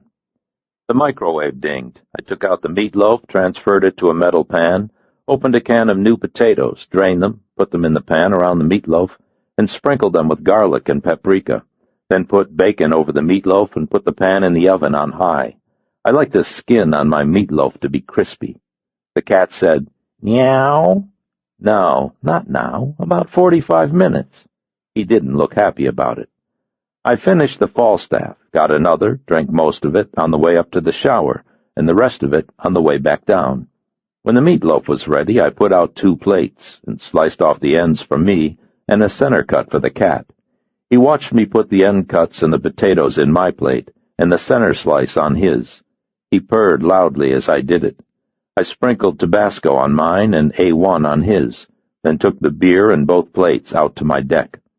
There's a Zalcona glass table out there with a couple of matching chairs, and sometimes we eat at the table, but sometimes we take down the center section of the rail and sit at the edge of the deck and look out over the canyon. With the rail, you're separated from the view. Without the rail, you're part of it. We eat there often. When we were finished, I said, "Well, how was it?" The cat stretched and broke wind. He's getting older. I took the dishes inside, washed them, put them away, then stretched out on the couch with a finger of knock-and-do to read the latest Dean Koontz when the doorbell rang. It was Peter Allen Nelson and his best friend Danny. Peter was dressed the same way he'd been dressed earlier, but Danny had shifted to buff-cut blue jeans and a designer sweatshirt with little pearl beads worked into the fabric. The sweatshirt was a pale lavender and looked good on her. Peter walked in without being asked and said, "What do you say, Private Eye? You ready to rock?" He was squinting a lot and swaying from side to side, and he smelled like his clothes had been doused with bourbon. He staggered into the center of the floor and looked around and said, "Hey, this is neat. You live here alone?" "Yeah." The cat started to growl, a hoarse sound in his chest. Peter saw my drink. "What's that, scotch?" I got a short glass and poured a little of the knock-and-do. I held the bottle toward Danny, but she shook her head. Designated human. Peter went to the glass doors and looked out at the canyon. "Hey, I like this view. This is okay. I got a place up on Mulholland with a view. You gotta come up sometime. We'll have a party or something." "Sure." Peter saw the cat sitting sphinx-like on the arm of the couch. "Hey, a cat." I said, "Be careful. He's mean and he bites." "Bullshit. I know about cats." Peter swayed over to the couch and put out his hand. The cat grabbed him, bit hard twice, then ran under the couch, growling. Peter jumped back and shook his hand, then bent over and peered under the couch. I could see the blood from across the room. "That son of a bitch is mean." Danny stood quietly to the side, maybe looking a little sad. I said, "Peter, it's late. I'm tired, and I was getting ready for bed. What do you want?" Peter straightened up and looked at me like I had to be kidding. "What do you mean, sleep? It's early. Tell him, Danny. Tell him it's early." Danny glanced at her watch. "It's 10 after 10, Peter. That's late for some people." Peter said, "Bullshit. 10 after 10 ain't nothing to guys like us." He looked at me. "I figured we could go out and knock back a few. Maybe shoot a little pool, something like that." He sat down on the couch and threw an arm over the back, forgetting about the cat. The cat growled, and Peter jumped up and moved to the chair across the room. I said, "Another time." Peter frowned, not liking that. "Hey, you don't want a party?" Not tonight." "Why not?" "Because I'm tired, and I want to go to sleep. But most of all, because you're so drunk you sound like you're speaking Martian." Danny made a soft, faraway sound, but when I looked at her, she wasn't looking at either me or Peter. Peter scowled and leaned forward in the chair. "You got some smart mouth on you. The rest of me ain't stupid either." He poured himself more of the knock-and-do and got up and went over to the glass doors. "I want to know what you've got on Karen." "You mean, how close have I come to finding her in the 6 hours since I started looking?" "Yeah." "She's no longer a member of SAG or AFTRA, which probably means she no longer acts or works in front of the camera. I spoke with people I know at the Bank of America and the phone company and the police. all of whom are checking their computers for information about her past or present, but I probably won't hear from any of them until tomorrow. I talked with the man who was her theatrical agent, Oscar Curtis, who's trying to be helpful but probably won't be. It goes like that sometimes. He wanted me to tell you that because he would like to do business with you." Peter made a little flipping gesture with his drink. "Fuck him." I shrugged. Peter said, "That's it?" "Yep." I thought it would go faster. "Most people do." Peter poured himself another 3 fingers of the knock-and-do, took it to the glass doors, and drank it. He stared out at the canyon for a while, then put the glass and the bottle on the floor and turned back to me. It took an effort to get himself turned around like a tall ship in a wind with a lot of sail. He said, "I'm calling you out." "Marshall Dillon." I said, "Yeah?" He nodded. "You're goddamned right. I didn't like the way you spoke to me at the studio today, and I don't like the way you're speaking to me now. I'm Peter Allen Nelson, and I don't take shit." I looked at Danny. She said, "Why don't we just leave, Peter? He doesn't want to party. We can go somewhere and party without him." Peter said, "Hey, Danny, you want to leave? Leave. But I'm calling this son of a bitch out." Peter sort of swayed forward, squinting the way you do when you're seeing 3 or 4 of something that there's only one of. He said, "Come on, goddammit, I'm serious," and put up his fists. When his fists went up, the cat howled loud and mournful and flashed out from under the couch. He grabbed Peter's ankle and bit and screamed and clawed with his hind legs. Peter yelled, "Son of a bitch!" jumped sideways, stumbled into the chair, and fell over backward. The cat sprinted back under the couch. I said, "Some cat, huh?" Danny helped Peter up, then righted the chair. Peter said, "Let me alone," and pulled away from her. When he did, he fell to his knees. He said, I'm all right. Then he passed out. I said, "Is he like this a lot?" Danny said, "Pretty much, yeah." "I'll help you get him outside." "No, thanks. You could get the door if you want." "You sure?" "I can bench 230. I squat over 4. Nope, she wouldn't need the help. Danny lifted him into the chair, then squatted in front of him and pulled him onto her shoulders and stood up. She said, "You see?" I got the door. She moved out past me and stopped on the porch and looked back at me. "I know it doesn't show, but he really likes you. You're all he talked about this afternoon." "Great." She frowned, maybe looking a little angry, defensive for him. I liked that. It's not easy being him. Here's a guy with all he has going, and he can't just go hang out, you see? Sure. Everybody in his life is there because they want to screw him. Anytime there's a woman, he's thinking it's because she wants to rip him off. Anytime a guy says he's Peter's friend, it's because he wants to be in business with Peter Allen Nelson, the big deal, not with Peter Nelson, the guy. She said it as if we were just standing there, as if Peter Allen Nelson wasn't an outsized yoke across her shoulders. I said, "He's got to be getting heavy." She smiled softly. "I can hold him all night." I followed her out to a black-on-black Range Rover and opened the right front door. She eased him into the front seat and carefully placed his head on the headrest and buckled the seat belt around him. She tested it to make sure it was snug. I said, "Everybody's out to screw him, but you." She nodded, then shut the door and looked at me, and there was something soft within the hard muscle. She said, "Are you going to quit? He pulls stuff like this, and most people quit." I shook my head.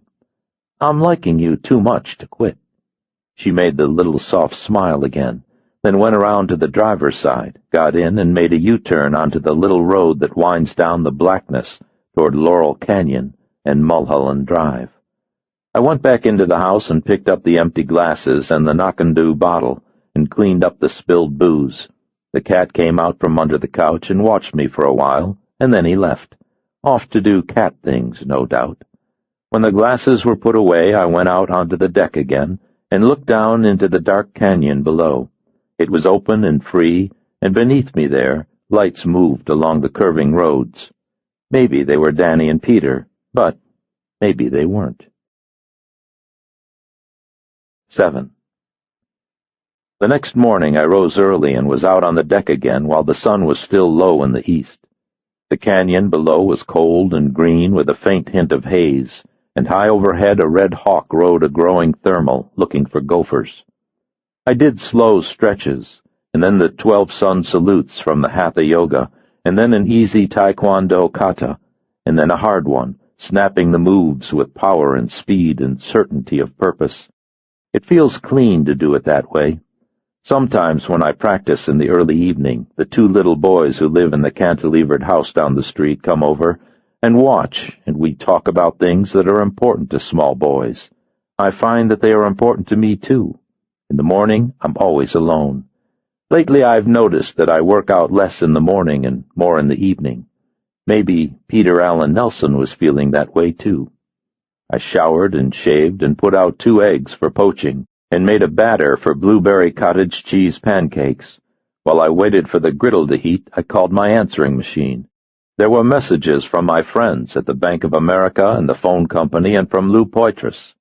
My friend at the B of A said that their credit check showed that no one named Karen Shipley or Karen Nelson, or listing either of those names as either a maiden or former name, possessed a credit card of any kind anywhere within the United States. My friend at the phone company said pretty much the same. Lou Poitras said that Karen Shipley had once gotten a ticket for parking in a red zone, but had paid it promptly. Her address at that time was the apartment she had shared with Peter Allen Nelson. He said that if I found her, I probably wouldn't have to assume she was armed and dangerous, but that I might want to bring along backup just in case. That Lou. He's a riot, isn't he? I made 4 pancakes and the poached eggs, then crushed the poached eggs on top of the pancakes, poured a large glass of non-fat milk, and brought the food and the milk to the table. The cat had left during the night. Sometimes he eats breakfast with me, but sometimes he doesn't. When he doesn't, I don't know what he eats. Maybe small dogs. Karen Nelson had no phone in either name, but I had sort of expected that. After 10 years, the odds were large that she had remarried.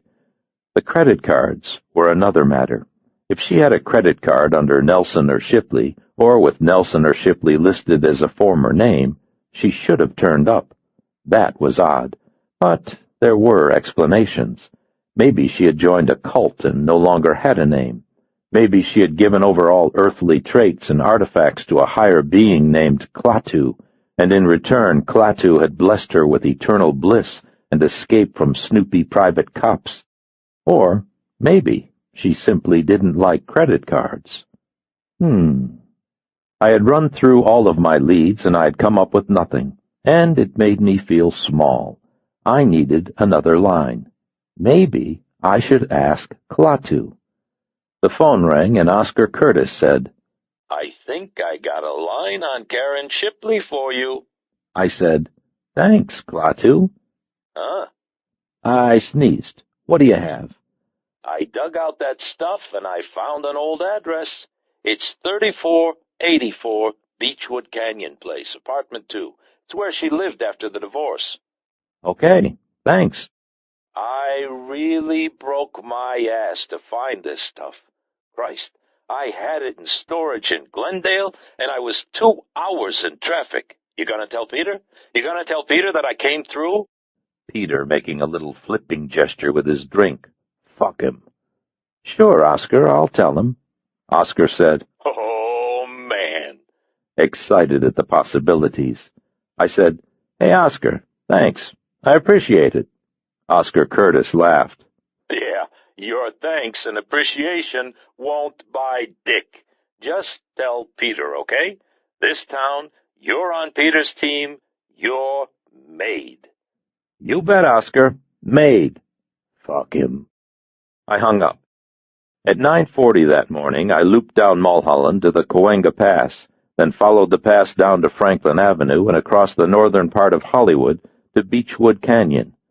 Beechwood Canyon starts high just beneath the Hollywood sign and winds its way down to Franklin at the bottom of the Hollywood Hills, There's a school at the bottom and a gas station and a lot of large apartment houses that used to be small apartment houses and don't look as nice large as they did small. Urban redevelopment. Between the big places sat small stucco bungalows that were neat and pretty and still managed to look like garages. The higher up the mountain you went, the more you saw of the bungalows and the less you saw of the developers. 3484 was 4 narrow green stucco apartments, stepping up the side of the hill in a line from the street, each one higher than the one in front. Cement steps went up along the left side. The steps cracked and uneven where a couple of ancient yucca trees had lifted them. The front apartment had a little porch with wooden wind chimes, and lots of little cactuses in old clay pots that were painted the way maybe Indians would paint them, only the paint was chipped and faded, just like the apartments. 4 big century plants nested at the street, overgrown with the silver weeds you always see around them. All of it looked clean, and all of it looked tended to, but only part way, as if whoever did it couldn't quite get the high spots and couldn't quite get in the corners and couldn't quite get all the grime or the weeds or the litter out. There was no driveway and no garage, curb parking only. I drove past, turned around, and parked the Corvette on the steep grade across the street, then went up onto the little porch. The door opened before I could knock, and a woman in her 70s looked out past 3 security chains. She was wearing a paisley housecoat. She said, "Can I help you?" High and hard, like maybe if she didn't like my answer, the sort of help she'd give me was the LAPD's Metro Squad. I showed her the license. "About 10 years ago, a woman named Karen Shipley Nelson lived here with a baby. I'm trying to find her. You have a few minutes to talk?" She stared at the license, then at me. "How do I know that's you?" I took out my driver's license so she could see the picture. Outside on the street, a very tall white man and a short, slender Hispanic man walked past. The white guy was bald and wore a tie-dyed dashiki like people used to wear in 1969. The Hispanic guy combed his hair straight back and traced his hand along the lines of the Corvette as they went past. The woman squinted from the picture to the guys on the street, then to me, and said, "That your car?" I said it was. She nodded once, knowing. "You'd better watch after it. That little son of a bitch'll steal it." I said I would keep an eye out. She craned around to watch the 2 guys on the street until she couldn't see them anymore. Then she closed the door and unlatched the chains and opened it wider. "My name is Miriam Ditchester. You can come in, but I think we'll leave this door open." "Sure." The living room was small and musty, with gray lace drapes and an ancient RCA black-and-white console television, and a deep purple wing-back couch with crocheted doilies on the arms. A long time ago the doilies had been white. The drapes had probably been white, too. Very old movie magazines sat in neat stacks on either side of the couch, and on the console television were framed photographs of Clark Gable and Walter Brennan and Ward Bond. The picture of Ward Bond was autographed. Ashtrays sprouted from the furniture like mushrooms, and an open carton of Kent 100s sat on the coffee table. The air was sour with cigarettes and perspiration and Noxzema skin cream. Miriam Ditchester took out a single cigarette and a little blue cricket lighter from her housecoat and fired up. I sat on the couch. She sat on a Morris chair. I hadn't seen a Morris chair in years. She said, "I watch the street out here, and I know. These days, you better watch. That's why I have my place down here by the front. I can keep an eye on anything that comes up that walk." She waved the cigarette at the little broken walk that went up alongside the building. "Anything I don't like goes up there. I know about it. I got a little something to take care of it, too." I showed her the 8x10. "This is Karen Shipley. Her son's name was Toby." "I know who you're talking about." I put the picture away. "Do you know how I can get in touch with her?" "No, I do not." She sucked more of the Kent, looking down the flat planes of her face at me. "I take care of my people. I guess I take care of them even when they don't live with me anymore." I said, She's not looking at trouble here, Miriam. The ex-husband hasn't seen her or the boy since they were divorced, and he's feeling pretty bad about it. He wants a shot at knowing his son." She breathed in the rest of the Kent, then crushed it out. 3 puffs, and she had drawn through 100 millimeters down to the filter. She said, "I don't like this. A woman gets dumped. Then the son of a bitch who dumps her wants to come back to stir the pot again. And I'll bet you a high hand to heaven I know what he wants to stir it with, too." I gave her a little shrug. "They're adults, Miriam. They can work that out. The boy isn't. He's about 12 now, and he's never met his father." She pursed the wrinkled mouth. She was wearing only the upper teeth. The lowers were in a glass by the telephone. She finally took out another Kent and lit up, succumbing to the inevitable. "She lived with me for almost a year. She lived in number 2. That's the one right behind." "Okay." "She wanted to be an actress. A lot of them come out here wanting that." She looked at the picture of Ward Bond and drew heavy on the Kent. "Only it wasn't happening." "She tried, though. She'd asked me to mind the baby so she could go out on readings, and I would. And for a while she worked at one of these car hop places, and I minded the baby then, too. She was good about it. She didn't abuse." Miriam leaned past me and peered out the open door, the flash of a bird, a passing car. "How long did that last?" 2 months, maybe 3. She leaned back as if whatever had caught her eye was gone.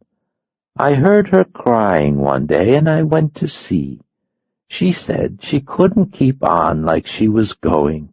She said she had the baby. She said there had to be a way to make a life for herself. She was very serious about it. She talked about going to school." I thought of the Karen Shipley I had seen on the tape. Giggle.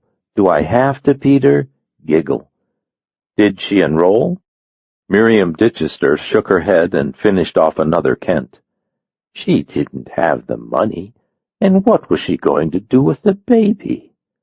"Did she have friends? Boyfriends, maybe?" As soon as the one Kent was dead, she fired up another. "No, she was alone. Just her and the baby. Not even any family to go to. After a while, she didn't even leave the apartment. She just sat there, a young girl like that. Then she moved out." "She tell you where she was going?" "She didn't say nothing when she moved out. She just up and left, owing me 3 months back rent." She leaned forward again to look out the door. This time when she looked, I looked with her. It was catching. I said, "You seem to like her." "I do." "Even though she stiffed you on the rent?" She waved the cigarette at me. "She paid it back. Couple of years later, I got a letter. There was a U.S. postal money order in it for every nickel and the interest, too. How many people you know would do that?" "A couple." "Then all right. There was a little note in there apologizing and saying she hoped I wouldn't think bad of her for what she did, but it couldn't be helped." "You like her a lot." Another nod, more of the Kent. "You keep the letter?" She said, "Oh, Lord, I got so much stuff scattered around." "Maybe you could take a look." She squinted out past the drapes to the street. "I go digging around in the back. I can't see the front." "I'll watch the front for you." "That little son of a bitch is looking to steal something, mark my words. They're coming back." "I'll watch. I'm good at watching." I tapped my cheek under my right eye. Watchful. She nodded and bustled over to a little secretary that was against the wall. near where the living room elbed into the dining room. 3 small drawers were fit across the top of the secretary, and she opened them one by one, looking through pens and pencils and note cards and small envelopes and photographs and a crushed flower and newspaper clippings that looked, from across the room, like obituary columns, and things that might have been 40 years old, precious things. She rustled around in it for a while, talking to me, but really talking to herself, saying how she'd have to clean the place up, saying that she started to last week, but then someone named Edna called, and that had been that. No one ever calls until you're about to do something. She went through the drawers, and she came up with a small white envelope that had been torn along the top edge. It had been in the little drawer for so long that the ragged tears were crushed flat and smooth, and the paper was dingy. She took out a single sheet of folded yellow notepaper and read it, and then she showed it to me. It was exactly as Miriam Digester had said it was, Karen apologizing for leaving while still owing money, saying she hoped Miriam hadn't experienced a hardship because of it, saying a check had been enclosed to pay Miriam back in full, including 6.5% interest, and that she appreciated the kindness and friendship that Miriam had shown her and her son while they had lived with her. There was no return address, and no hotel letterhead, and no mention of where Karen was or where she was going. The envelope was postmarked Chelham, Connecticut. Miriam said, "Does it help?" I nodded. "It's more than I had before." She said, "You find them. You do right by them here." "That's my intention." "Well, you know what they say about that, don't you?" "No, what do they say?" "The road to hell is paved with good intentions." When we were in the door, the tall white man and the shorter Hispanic man were walking down the street in the other direction. She said, "You see, I told you they'd be back." "Maybe they live down the hill. Maybe they're just out for a walk." "My dying ass!" She was a pleasant old gal. "Mark my words, that little son of a bitch is out to steal something." I thanked her and gave her one of my cards in case she remembered anything else, and then I went out to the Corvette. 100 yards down the street, the white guy and the Hispanic guy were using a 2-foot steel shim to pop the door on a white 1991 Toyota Supra. I yelled and ran after them, but by the time I got there, they were gone. 8. 2 hours and 10 minutes later, I was on a United Airlines L-1011 as it punched its way up through the haze layer and climbed out over the Pacific. The air was slick and clear, and below us the red of the mountains and the desert and the gray of the ocean looked clean and warm. It was your basic outstanding Southern California afternoon. The people around me were relaxed and pleasant, and the flight attendant had a deep tan, and when her smile was wide enough, she dimpled. She was from Long Beach. Outstanding. 5½ hours later, we landed at Kennedy Airport beneath an overcast layer so thick and so dark that it looked like casket lining. Unseasonable cold snap, the papers had said. Arctic air down through Canada, they'd said. First snow of the season. I had brought a brown leather Navy G2 jacket and a couple of sweaters and a pair of black leather gloves. It wasn't enough, even for standing around in the terminal. While I waited for my suitcase at the baggage carousel, 3 different guys asked if they could borrow cab fare, and another wanted to know if I'd found Jesus. An airport security cop arrested a pickpocket. The air smelled like burning rubber. A woman with a baby told me she didn't have enough money to feed her child. I gave her 50 cents and felt like I'd been taken. Maybe I looked like a tourist. I frowned and looked sullen and tried to make like a native. That seemed to work. I got a couple of road maps and a metallic blue Taurus from Hertz and drove over to the Kennedy Hilton and took a room for the night. Dining room service was slow and the food was bad, and the hostess in the bar had an attitude. A guy on the radio said that the cold air was going to keep pushing down from Canada, and that maybe we'd get some more snow. The room cost $200 a night, and nobody had deep tans and dimples. This was my fourth time visiting New York in 11 years. Nothing much had changed. I love New York. The next morning I checked out of the Hilton and took the Van Wyck Expressway north to Connecticut. Through most of Queens and the Bronx, everything looked dirty and gray and old, but farther along the building density diminished until, as I approached White Plains, stretches of empty land appeared, bordered by stands of trees, and just north of White Plains there were lakes. The empty land became fields, and the woods grew deeper, and though some of the trees were dark and bare, most were still locked in their explosions of yellow and red and purple, and the sight and the smell of them made me think of squash and wild turkeys and neighborhoods where children yelled trick-or-treat. Maybe the Northeast wasn't so bad after all. 4 miles east of Rockwood Lake, there was a Howard Johnson's Motor Lodge and a green exit sign that said Chelum, next right. I got off and followed a state road for a mile and a half through woods and farmland, and there it was, a little place of clapboard and brick buildings around a town square, maybe 2 blocks on a side. There were plenty of trees and lawns, and the streets were narrow and without curbs, and looked more like they were made for velocipedes than for automobiles. The overcast and the cold gave a barren quality to the town, but there was still enough green in the lawns and color in the leaves to let you know that, come spring, Chelum would look like one of those quaint little upstate hamlets that are always pictured on the postcards your cousin Flo sends. I let the Taurus roll down the main street past a Texaco station and a White Castle hamburger stand, and the First Chelum National Bank, and a barber shop with an honest-to-God barber's pole. A whitewashed gazebo sat on the town square across from a courthouse that was big and old, with a second-floor balcony ideal for mayoral speeches on the 4th of July. Several big elms dotted the square, their dead leaves a fragile brown carpet over the lawn. 2 young women in down jackets stood in the leaves talking. An old man in a bright orange hunter's parka sat on the gazebo steps, smoking. Next to the courthouse there was a mobile home, permanently mounted on cement footings. Big gold star was painted on the side of the mobile home, along with the words, Chelum Police. Across the square, there was a little building just about the size of a pay toilet that said, U.S. Post Office.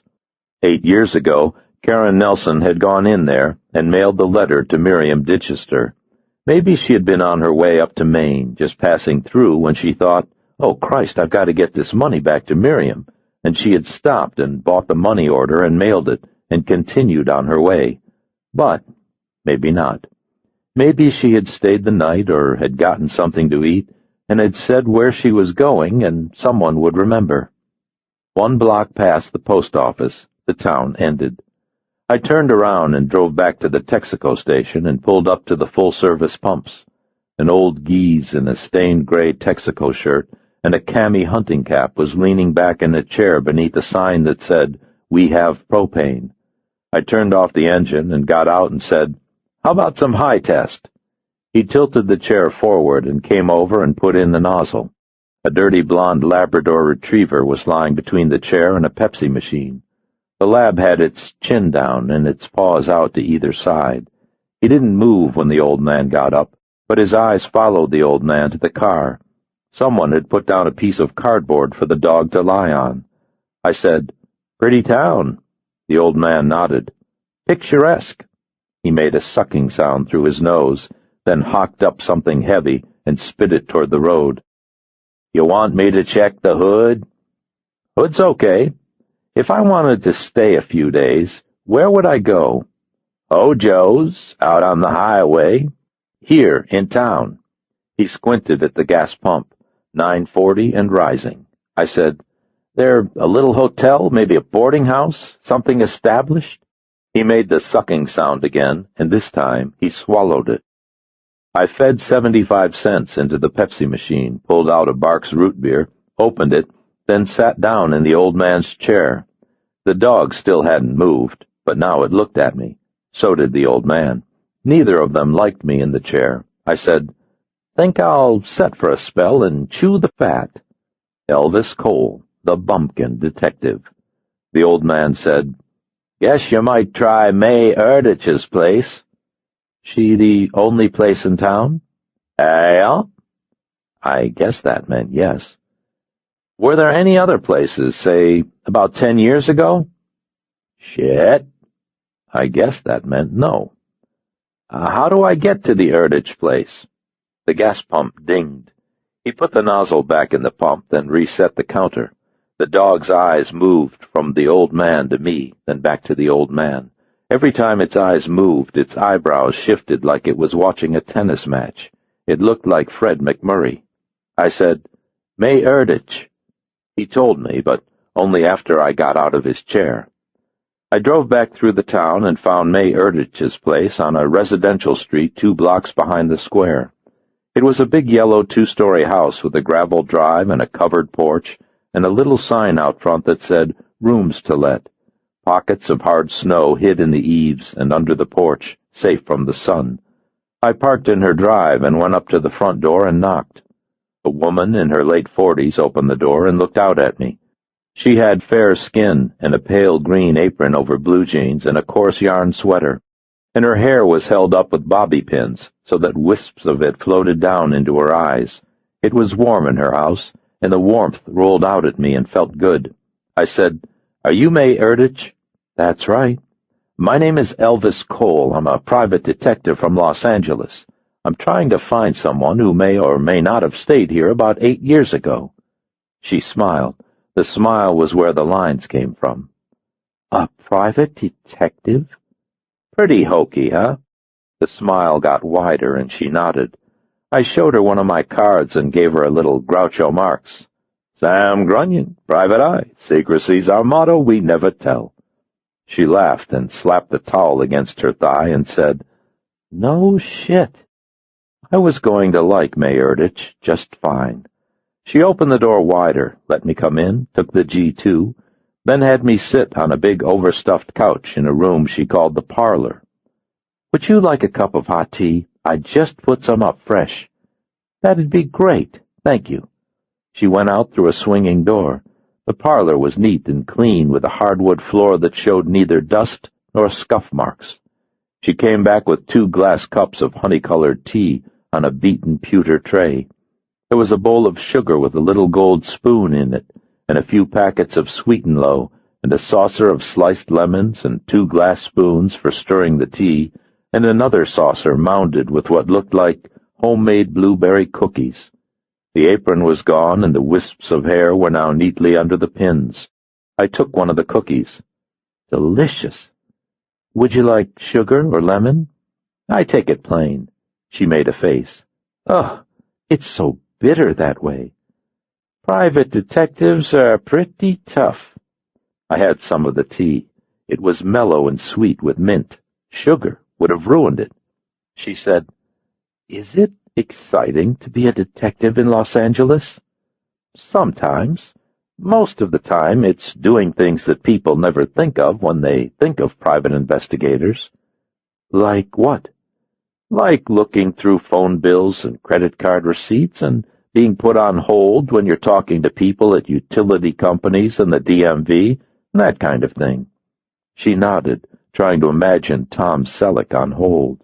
But sometimes you get to help people, and that feels pretty good. Who are you trying to find? A woman named Karen Nelson. She might have been using the name Karen Shipley. 8 years ago, she would have had a toddler with her. Little boy, maybe 3 or 4 years old. She sipped more of the tea and thought about it, then shook her head, a little half-shake. No, that doesn't ring a bell. I took out the 8x10 and showed it to her. The photo had been folded, and there were creases that I tried to smooth. May Erditch leaned forward and smiled the wide smile and said, Are you serious? Like maybe I was pulling her leg. I said, What? That's Karen Lloyd. She works at the bank. I looked at the picture as if it might have changed. She works at the bank? We exciting L.A. detectives are quick on the uptake. She's got a 12-year-old boy named Toby. I see her in the market. We used to be in PTA together. This woman lives here, this woman and her son Toby? Swift we are. That's right. I folded the picture and put it back in my pocket. Son of a gun. Karen Lloyd. May Erditch nodded. That's right. She works at the First Chellam. I think she's the manager or something. I finished the tea and stood up, and May Erditch stood up with me. Why are you trying to find her? Did she do something bad? Her eyes were bright and mischievous, thinking how great it would be if someone in town had done something bad. I said, It involves family business, and you won't be doing her a favor if you tell people that a private cop has been asking about her. Do you understand that? May Erditch gave me some groucho and squeezed my arm. Secrecy is our motto. Right. She led me to the door. You must be a pretty good detective, all the way from Los Angeles to find somebody here in Chellam. I put on the G2 and went out into the cold. That's right, I am. In another life, I could have been Batman. 9. The First Chellam National Bank was a small red brick building across from the grocery store and next to a place called Zoot's Hardware. There was a single drive-through window for their customers' convenience on the west side of the bank, and a small L-shaped parking lot wrapping around the east. Someone had planted a couple of young elms at the edge of the parking lot, and their leaves were scattered over the cement. The drive-through window was closed. I parked in the lot and went in. A teenage boy was filling out a deposit slip at a long table, and a heavy woman in stretch pants was talking to a teller at a blonde wood counter. An old guy in a gray security guard's uniform was reading Tom Clancy. He didn't look up. There were 4 windows built into the teller's counter, but only one teller was on duty. Another woman sat at a desk behind the counter, and behind her were a couple of offices, but the offices looked empty. Neither the teller nor the woman at the desk appeared to be Karen Shipley. I gave the woman at the desk a hopeful smile. She was in her late 20s and wore a bright green top under a tweed suit jacket and a little too much makeup. A nameplate on her desk said Joyce Steuben. I said, Excuse me, I'm here to see Karen Lloyd. Joyce Steuben said, Karen isn't in right now. She has a couple of property appraisals, but she should be back around 3. Of course, she might come in before then. That's always possible. Of course. I left the bank and walked across the street to a payphone outside the grocery. In L.A., they put phone books 3 inches thick with the payphones, but most of the books are stolen, and the ones that aren't are defaced. The Chellam book represented something called the 5-town area: Chellam, Oak Lakes, Armonk, Brunley, and Tooley's Mill. It was complete and immaculate, and was this year's edition, and altogether it was maybe a 1/4 inch thick. Karen Lloyd was listed on page 38, number 14, Rural Route 12, Chellam. There were 6 Lloyds, 3 in Tooley's Mill and 2 in Brunley. Karen was the only Lloyd in Chellam. No, Mr. Lloyd. I copied her address along with her phone number and put the book back in its case, still complete, still immaculate. Jim Rockford would have ripped out the page, but Jim Rockford was an asshole. I sat on the bench outside Milt's barber stylings and wondered at my good fortune. If Karen Lloyd was in fact Karen Shipley, maybe I could get this thing wrapped up and be on an evening flight back to L.A. In L.A., I wouldn't have to sit outside Milt's barber stylings with 2 sweaters under the G2 and still be cold. Of course, maybe Karen Lloyd wasn't Karen Shipley. Maybe they just looked alike and May Erditch was wrong. Stranger things have been known to happen. All I had to do was hang around and wait for Karen Lloyd and ferret out the truth. Portrait of the big city detective sitting on a small-town bench, ferreting, in the cold. People passed on the sidewalk, and when they did, they nodded and smiled and said hello. I said hello back to them. They didn't look as cold as me, but perhaps that was my imagination. You get used to the weather where you live. When I was in ranger school in the Army, they sent us to northern Canada to learn to ski and to climb ice and to live in the snow with very few clothes. We got used to it. Then they sent us to Vietnam. That's the Army. A little bit after 2:30, kids started drifting past with books, and at 5 minutes before 3, a dark-haired boy in a plaid Timberland jacket came pumping down the street on a beat-up red Schwinn mountain bike. Toby Nelson. He was horse-faced and gangly, with a wide butt and narrow shoulders, just like his father. His rear end was up and his head was down, and he whipped the bike across the sidewalk and skidded to a stop by the front door of the bank, just as a dark green Chrysler LeBaron pulled into the parking lot. He was laughing. A woman who might have been Karen Shipley got out of the Chrysler. A dozen years older than the Karen Shipley in the videotape, wearing a tailored, rust-colored topcoat and heels, and tortoiseshell sunglasses. Together. Her hair was short and set off her heart-shaped face nicely, and she stood straight and confident. She didn't bounce or wiggle. Toby raised his hands over his head and yelled, "I beat you by a mile!" And she said something, and the boy laughed again, and they went into the bank. I crossed the street after them. Elvis Cole, master detective. We always get our mom. When I got into the bank, Karen Shipley was seated in one of the back offices, talking on the phone, and the boy was at a little coffee table, writing in a spiral notebook. I went to the end of the teller's counter again and waved at Joyce Steuben. "I'm back." Joyce Steuben looked around at Karen Shipley, still on the phone. "She's on a call now. Can I tell her who wants to see her?" "Elvis Cole. Would you like to have a seat?" "Sure." I walked back to the little round table and sat down across from the boy. He was writing in the workbook with a yellow pencil and didn't look up. Fractions. He was big for 12, but his face was smooth and unlined and young. He looked exactly like his father, and I wondered if he knew that. I said, "You Toby Lloyd?" He looked up and smiled. "Yeah, hi." He looked healthy and happy and normal. "You're Karen's son?" "Yeah, you know my mom?" "I'm here to see her. I saw you guys racing down the street. You were really flying." His smile flashed a yard wide. "I really creamed her today. Usually she wins." Karen Shipley said, "Mr. Cole, may I help you?" She was standing in the little passage at the end of the teller's counter. I got up and went over and shook her hand.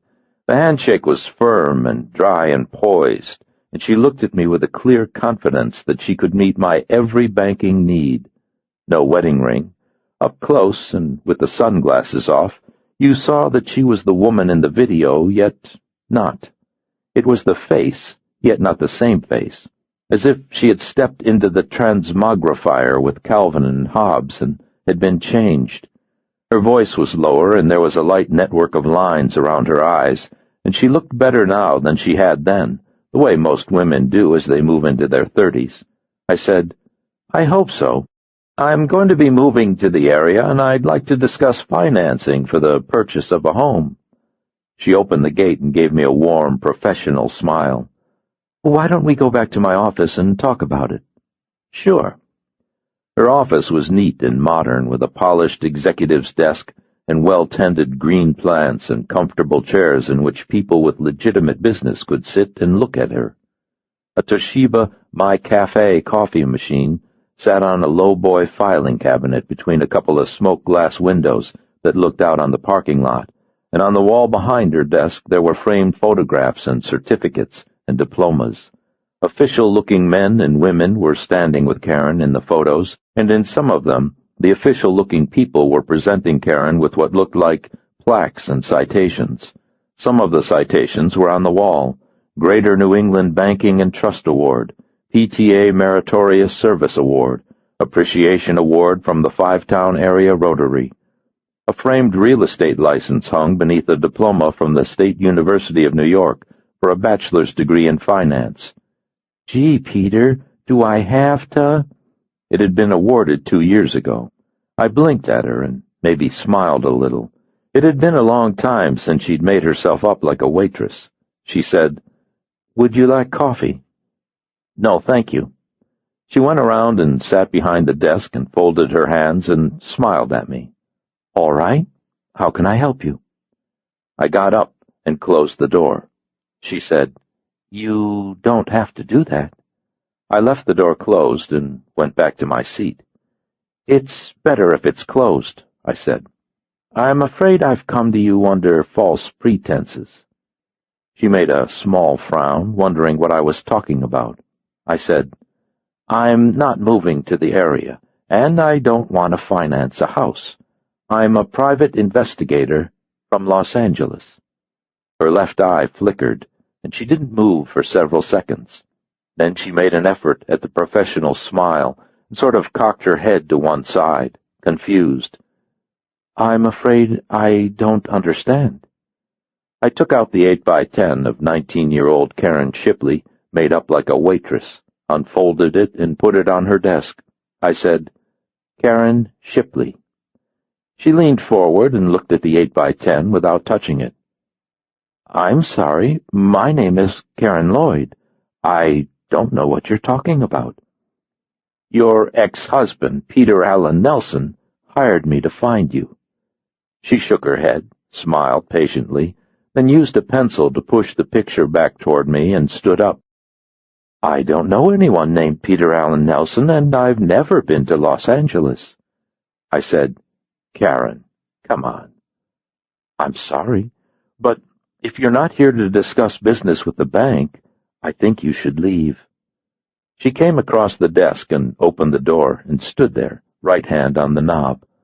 Outside, Joyce Steuben glanced at us from her desk, and a woman with blue hair took money from the teller. I picked up the 8x10 and looked at it, and looked at the woman with her hand on the knob. They were one and the same. I had not lost my mind. 10 years ago, you and Peter Allen Nelson were divorced. Your theatrical agent was a guy named Oscar Curtis. You lived in an apartment house on Beechwood Drive owned by a woman named Miriam Ditchester for almost a year, and then you skipped out on 3 months' back rent. 22 months after that, you mailed a U.S. postal money order for $452.18 to Ms. Ditchester. It was postmarked Chellam. This is you in the picture. Your maiden name was Shipley. Then you were Karen Nelson, and now you're Karen Lloyd. She was gripping the doorknob so hard that the tendons in the back of her right hand were standing out like bowstrings, as if the force of the grip was not so much to hold on to the knob as it was to hold together something that had been carefully constructed over many years and was now in danger of being pulled apart. Her eye gave the flicker again. I'm sorry, I don't know what you're talking about. Don't know. She made the professional smile, but it didn't quite work this time.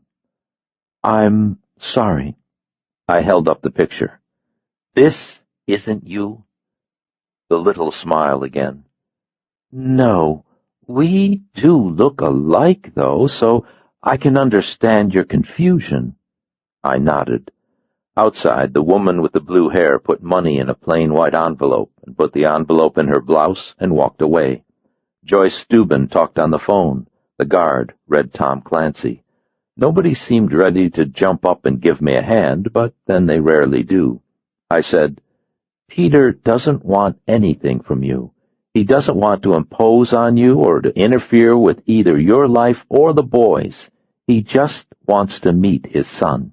He seems sincere in this. You're not going to gain anything by acting this way. She didn't move. I spread my hands. Karen, you're found. She made a little shrug and shook her head. I hope you find whoever you're looking for. I really do. Now, if you don't mind, I have work to do. She didn't move, and I didn't move.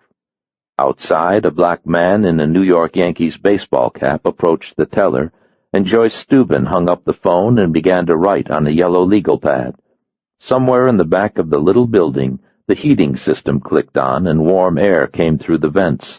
I said, If there's nothing to anything I've said, call the guard and have him throw me out.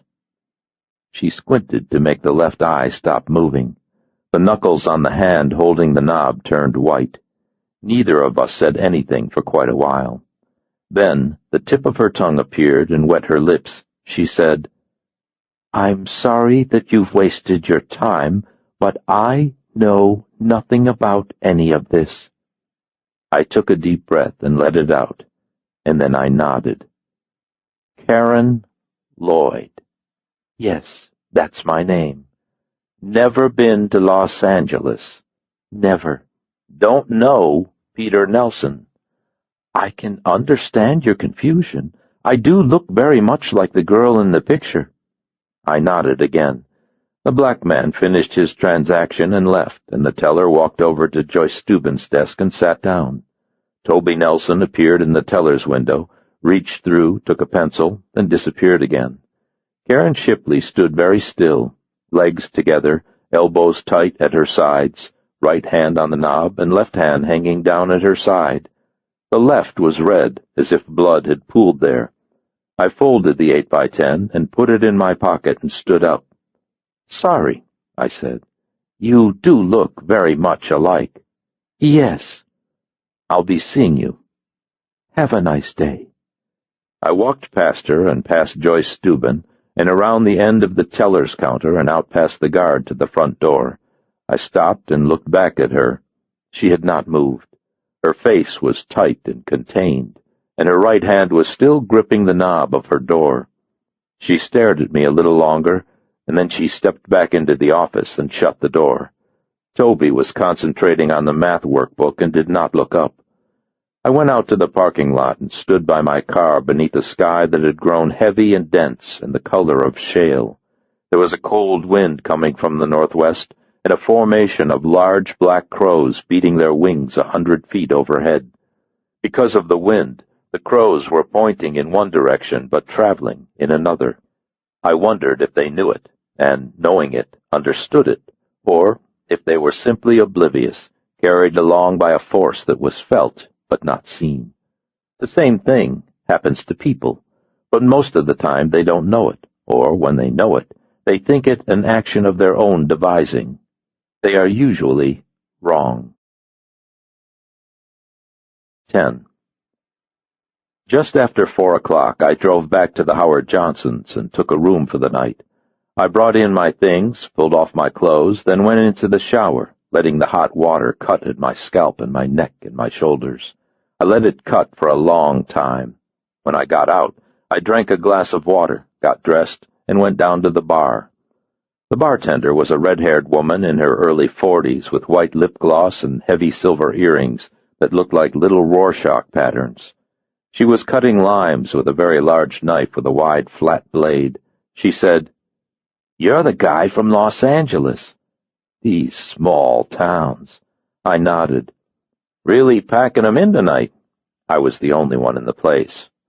"Wait till you have one of my drinks. You'll see why." "Uh-huh. You come to these small towns, the people think they're a riot. The beer cold? Yeah, but it's flat. You see?" I asked her for a Falstaff, but all they had was Rolling Rock. She put down the knife and went to a refrigerator with a see-through door and took out a long-necked bottle. She said, "I always wanted to go out to Los Angeles. What they say about the smog true?" "Yep. Bet it's nice, though." She opened the bottle and put it in an icy glass on a little napkin in front of me. I had some. "It is." I took a little more. Second pull, and the bottle was almost empty. Maybe Rolling Rock just sort of naturally went down easy after a hard day of dealing with women who hung on to their lies, as if the lies were living things. I had most of the rest of it. The bartender said, "I was a kid. I wanted to go out there. I used to think about it all the time. Palm trees and people roller skating at the beach and cruising down the freeways in a convertible." The knife went through another lime. Thunk. "Sometimes things just sort of get away from you." Thunk. She stopped cutting and looked at me. "You want a piece of lime in your beer?" "No, thanks." "I heard people in California put lime in their beer." "Nope." She looked disappointed. I left a $2 tip and went next door into the restaurant. 2 guys in plaid flannel LL Bean shirts and bright orange hunter's caps sat at a Formica counter, holding heavy white coffee mugs in coarse hands. A chalkboard that said "Today's Special, Homemade Meatloaf," sat on a little easel on the counter across from a row of booths. Farther back, there were tables and chairs for people with a greater sense of formality. I sat in a booth by the windows, with a delightful view of the parking lot. A short woman in a black waitress outfit brought a menu and a glass of ice water, and asked whether or not I'd care for a drink before dinner. The first Rolling Rock had been so good I told her that I'd have a second, without lime. She wrote on a little pad and said, "We have a special tonight. It's the meatloaf. It's very nice." She was in her 60s. I handed back the menu without looking at it. "Then, that's what I'll have." She gave me an approving smile and went away. I felt the warmth of her smile and was glad that someone approved of me. Karen Shipley probably didn't. "You have me confused with someone else." Not much you could do with that. A stranger walks in off the street and tells you that everything you've worked for was about to change. Who you gonna call? Gumshoe Busters? The waitress came back with the beer. An older couple strolled in and took a table in the dining room. Formal. A single guy in a gray business suit came in carrying the New York Times and sat at the counter, well away from the two guys in the orange hunting caps. He opened his Times to the real estate section.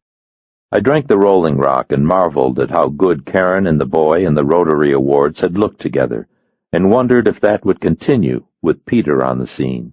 With Peter around, maybe their lives would disintegrate, and Karen would fall into prostitution, and Toby would end up running with the dope-fiend vampire motorcycle gang, and the Rotary would take back their awards.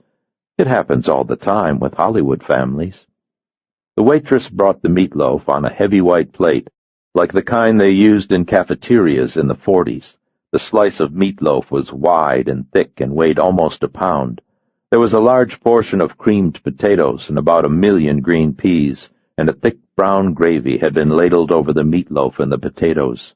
Nurture food. It smelled wonderful. She said, "Can I get you anything else?" "Tabasco sauce and another Rolling Rock." She brought the rock and the Tabasco. I applied both liberally. Tabasco's great for clearing the sinus and putting the ruination of lives into perspective. So is the Rolling Rock. The meatloaf was excellent. What's wrong with this picture?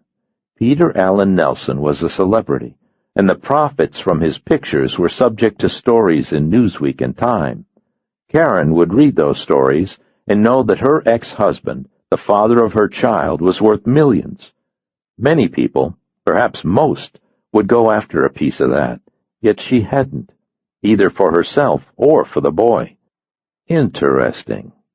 Maybe Peter wasn't the boy's father. Maybe Peter had done such hateful things to Karen that this was her way of punishing him, and he deserved it. Maybe Karen was a nutcase. At 5 minutes before 7, a tall guy with a nose like a chayote squash came in and looked around. He was wearing a bright turquoise shirt with a squash blossom string tie and black slacks and a black duster. The black slacks were a half-inch too short, and the pointy black shoes were cut a half-inch too low, so you ended up seeing a lot of black socks with little red triangles. He looked at me and the guy with the Times and the couple in the back, and then left, probably looking for the disco. I worked on the meatloaf and the potatoes and the peas and a growing depression. There were questions, and the questions bothered me, but I hadn't been hired to answer questions or even to get Karen Shipley to admit that she was Karen Shipley. I had been hired to find her whereabouts, and I had done that. The rest was up to Peter Allen Nelson. So what if Karen Shipley didn't like it? And so what if I didn't like it? They don't pay me to like it. I ordered 2 more of the Rolling Rock to bring back to my room. A couple more rock, and I'd probably like it just fine. Out in the parking lot, the guy in the string tie met a white Thunderbird and said something to the driver. They talked for a minute. Then the guy in the string tie got in on the passenger side, and the Thunderbird crept away around the side of the motel. The waitress brought the beer in a little brown paper bag, and the check, and a single peppermint. I signed for the check and went out through the lobby. My room was on the ground floor off the parking lot on the west side of the motel, halfway down a 2-story row of rooms, and just past a little alcove with an ice machine and a Pepsi machine, and a stair leading up to the 2nd floor. The Taurus was parked outside my room, and a green Polaris station wagon was parked closer up on the street side of the lot. A Peterbilt 18-wheeler took up most of the far end of the parking lot, looking like a supertanker in dry dock. No white Thunderbird. When I got to the stairwell, the guy in the string tie and another guy stepped out. Guess they put the Thunderbird on the other side. The guy with the string tie said, "Hey, Joey, you think this is the guy?" Joey was shorter and wider than me, with a round cannonball head and caviar zits, and a thick, fleshy body that made him look sort of like an overgrown Pillsbury doughboy. He was wearing a blue navy peacoat open over 2 layers of flannel shirts. The shirt tails hung out. He said, "Yeah, this is him. Looks like a fuck from out of town who don't belong around here, like he needs a little help to find his way home." He was maybe 26, but he looked younger. He also looked mean. The guy with the string tie nodded and made a sort of snickering sound. The snickering sound was a nose whistle. "Fucking A! Let's get him on his way!" I said, "Are you guys for real, or is this going to be on America's Funniest Home Videos?" They sounded like Leo Gorcey and Hunt's Hall, Brooklyn or the Bronx or Queens, but I couldn't tell which. New Yorkers all sound alike. The guy with the string tie took out a piece of pipe maybe 10 inches long, and Joey took a half step forward. Joey said, "We got a message for you, Mickey Mouse. Pack your fucking mouse ears and go back to Disneyland." I blinked at them. "Did Karen Lloyd put you guys on me?" The string tie waved the pipe so I could see it better. "You don't ask questions, fuckface. You just do what we say." He was breathing hard, and the nose whistle was loud. Even Joey looked. I said, "That's some nose whistle. Is it natural, or did you have to stick something up in there?" Joey said, "This fuck thinks we're kidding." Johnny Style swung the pipe from somewhere out around the North Atlantic. I stepped to the inside and hit him in the forehead with the 2 bottles of Rolling Rock. The broken glass cut through the bag, and beer sprayed back along my arm and across the wall and the sidewalk. Johnny Style said, "Ugh!" and dropped the pipe and fell backward over a curbed stone. Joey sort of waddled forward, throwing a lot of overhand rights and lefts without much in the way of control, trying to do it the way he'd done it in schoolyards and on playgrounds for most of his life. I sideslipped and hit him twice in the face and once in the neck, and drove a straight kick from the taekwondo into his solar plexus. He stopped swinging and made a sort of coughing sound and stepped back, surprised. I said, "What's this got to do with Karen Lloyd?" Joey made the coughing sound again. Then something hard hit me behind my right ear, and I went down. Third guy in the Thunderbird. I kicked up and punched, but I don't think I hit him. My eyes weren't working too well, and it was hard to see through the starbursts. Joey leaned over and punched me some more in the ribs, and again in the back of the head, saying, "You fuck! You fuck!" He was slow and he was stupid, but he was strong. He lifted my head by the hair and sort of shook my head and said, "Get out of town and keep your mouth shut, or we'll turn you into a fucking piece of Hamburg. You got that? You got that, you fuck?" I tried a claw move at his eyes, but I missed. The guy with the string tie said, "Jesus Christ, I gotta get to a hospital." Joey kicked me again. Then there were footsteps, and a long time later, an engine fired to life and faded away into the buzz of the highway. I lay with my face pressed down into the parking lot, and no one came and no one saw. It was cold. Cars moved past on the service road, but none pulled in. Out front there would be people coming and going for the bar, but not back here. After a while I pushed myself up and tested my balance and went to my room. I took 4 aspirin and peeled off my clothes and looked at myself. You get kicked in the lower back and you worry about the kidneys, and you get kicked in the ribs and you worry they're broken. I leaned forward and back and from side to side and raised my arms over my head. The places where I was kicked throbbed with a sort of dull ache, and when I raised my arms, the right side of my back below the shoulder blade hurt, but not the way it would hurt if anything was broken. I urinated. There was no blood. Kidneys were okay, but I'd have to check again later in the night. I closed the toilet lid and sat on the seat and felt myself living. I felt the blood move and the lungs work and the muscles pull against the bone. I hurt, But it was better than being in the hospital, and it was better than being dead. I had been hurt bad before, and I knew what that felt like. This wasn't bad. I took a very cold shower, and then I dressed and went out to the ice machine and brought back a tub of ice. I undressed again and took another 4 aspirin and put some of the ice in one of the snowy white Howard Johnson towels. I stacked the pillows at the head of the bed and sat against the pillows with the ice on my head. An hour later I dressed and put on my jacket and walked back to the bar. It was 9:45. The bartender was gone and the bar was closed, and so was the restaurant. That's life in Chellam. I went back to my room and put more ice in the towel and lay there for a very long time thinking about Karen Shipley. 11. The next morning my back felt stiff and hard, and the place behind my ear ached with a doughy, immediate presence. I took more of the aspirin, soaked in a hot bath to loosen the back, and then did yoga, starting with the simplest stretches and working my way through the spine rock and the cobra and the spine twist. The back hurt quite a bit at first, but warmed and felt better as I worked. By 20 minutes after 9, I was back in Chellam. I drove down Main Street past the bank to the town square, turned 1 block south, then turned again and parked in front of a place that had at one time been a showroom for John Deere tractors. Now it was empty. The threat of snow had passed without incident, and the day was bright and clear, except for a scattering of cotton ball cumulus clouds that moved through the sky to the south. It was warmer. I walked back to the grocery store 1 block north and stood by the payphone and looked at the bank. Karen Shipley's green LeBaron was in the lot. I could go into the bank and confront her, but chances were good that she would continue to deny that she was Karen Shipley. Chances were equally good that she would deny knowing the 3 leg-busters who had come to the Hojo. I could go in with the sheriff, but that would bring in the press and Peter Allen Nelson. The press would like it, but Peter Allen Nelson probably wouldn't. Also, I didn't like the way it felt for Karen Shipley.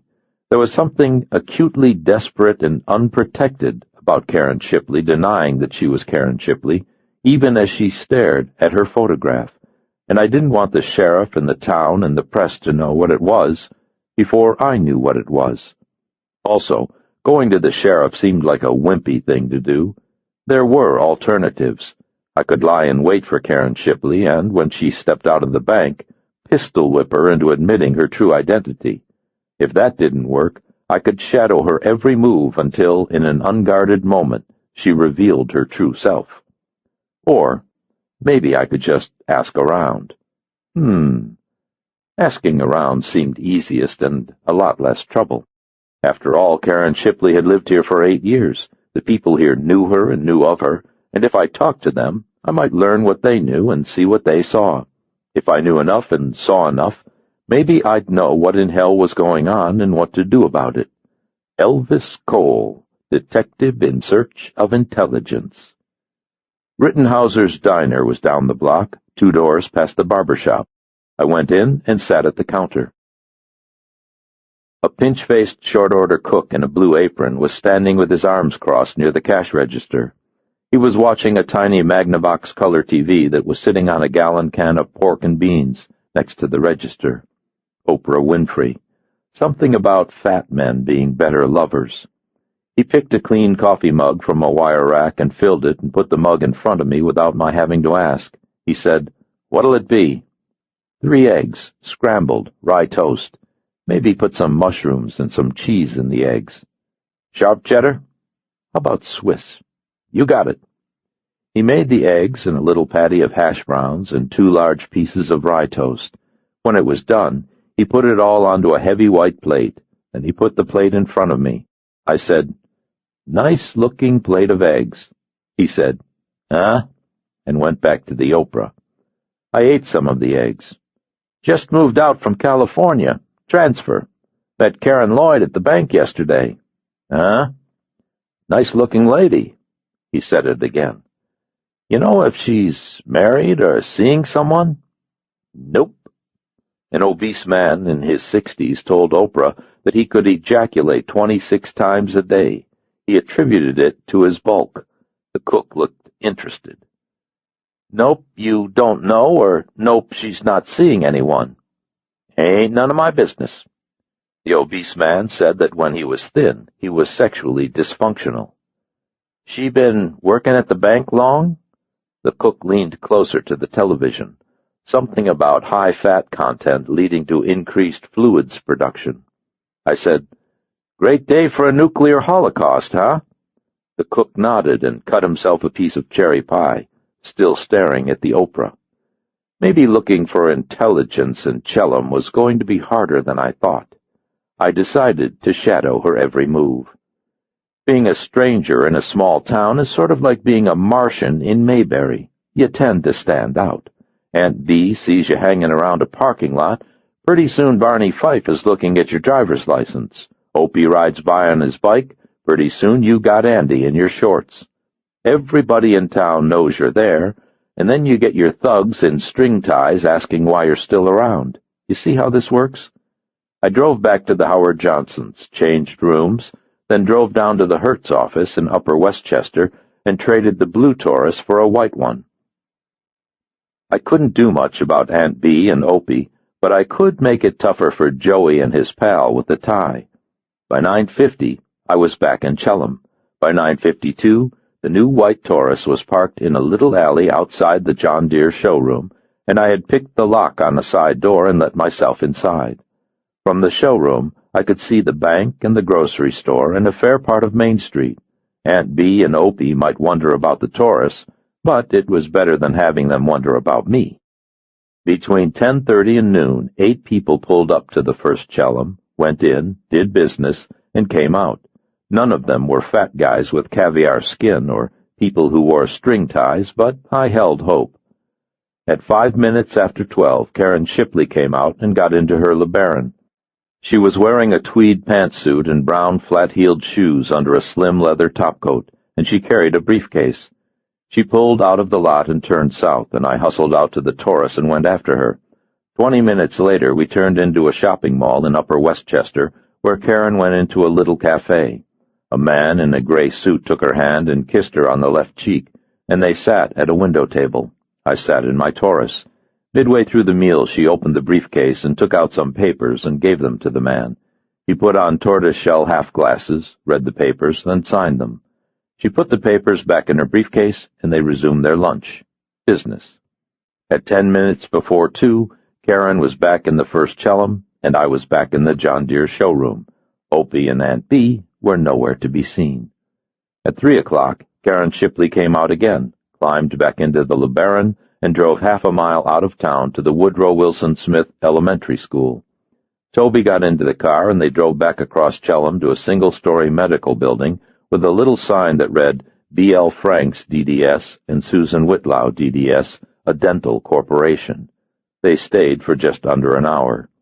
After the dentist, we went back through Chellam along a 2-lane country road between fields and woods and a scattershot of ponds and small lakes until we turned down a broad new black-topped road past a stone sign that said Clear Lake Shores. Someone had come in with a bulldozer and carved out a housing development around a couple of lakes that were too round and too sculptured to be natural. Most of the lots were still unimproved, but some of them had houses under construction, and some of them held completed homes, warm with life. Karen Shipley pulled into a 1-story brick colonial with a wide cement drive and white pilasters and virgin landscaping, maybe a year old, maybe less. 4 white birch trees and a live oak had been planted in the front yard. The trunks on the birch were only a couple of inches thick. The oak was maybe a little thicker. They weren't much now, but if you gave them a little time, they would grow tall and strong, and you would be glad you stayed with them. There was a basketball backboard suspended over the drive at the lip of the garage. Toby and Karen went inside through the front door, and lights came on. They didn't come out again.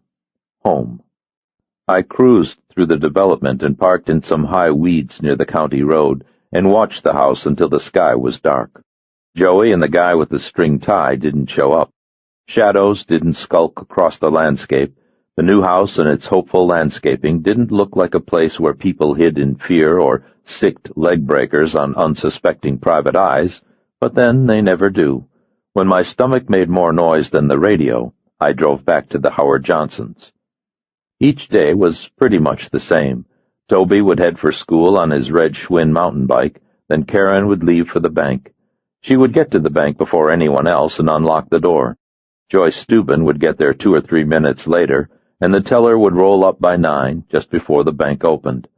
Bank customers would come and go, and sometimes during mid-morning or in the early afternoon, Karen would drive to a house or a building or a piece of unimproved land, where she would meet 2 or 3 people, and they would look and smile and point, and then Karen Shipley would go back to her office.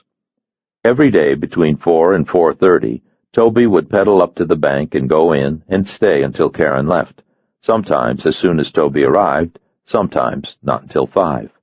They would go home, Karen sometimes stopping to do a quick errand on the way, but most times not. Once they drove 14 miles to a McDonald's, and once they drove to the next town to see the new Steven Seagal film. One day, Toby didn't come to the bank.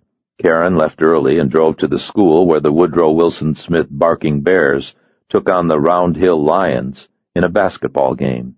I went in through the rear of the auditorium and watched from the stage. Toby played right forward, and he was pretty good. Karen sat on the lowest bleacher and cheered hard, once screaming at an official and calling him a jerk. The Barking Bears lost 38-32. Karen took Toby out to a place called Montback's for a malt, portrait of the successful single-parent family in action. At 6:05 on the morning of the 4th day, it fell apart. I was driving down the county road toward Karen Shipley's when Karen Shipley passed me going in the opposite direction, an hour before she usually left.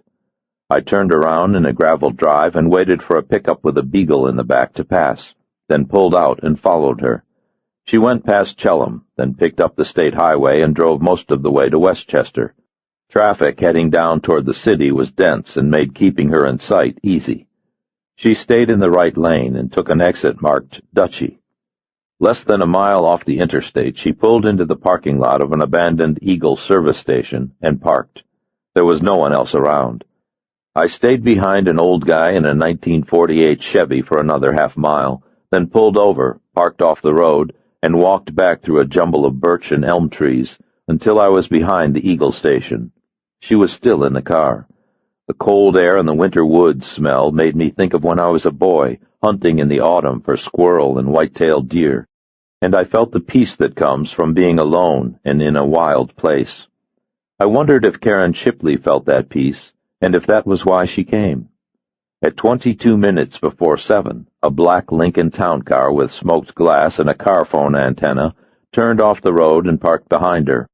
The door opened, and a dark man with a thick neck and a wide back got out. He was in his early 40s and taller than me, and he wore an expensive black Chesterfield topcoat and gray slacks and black Gucci loafers, shined so cleanly that he probably kept them in his refrigerator.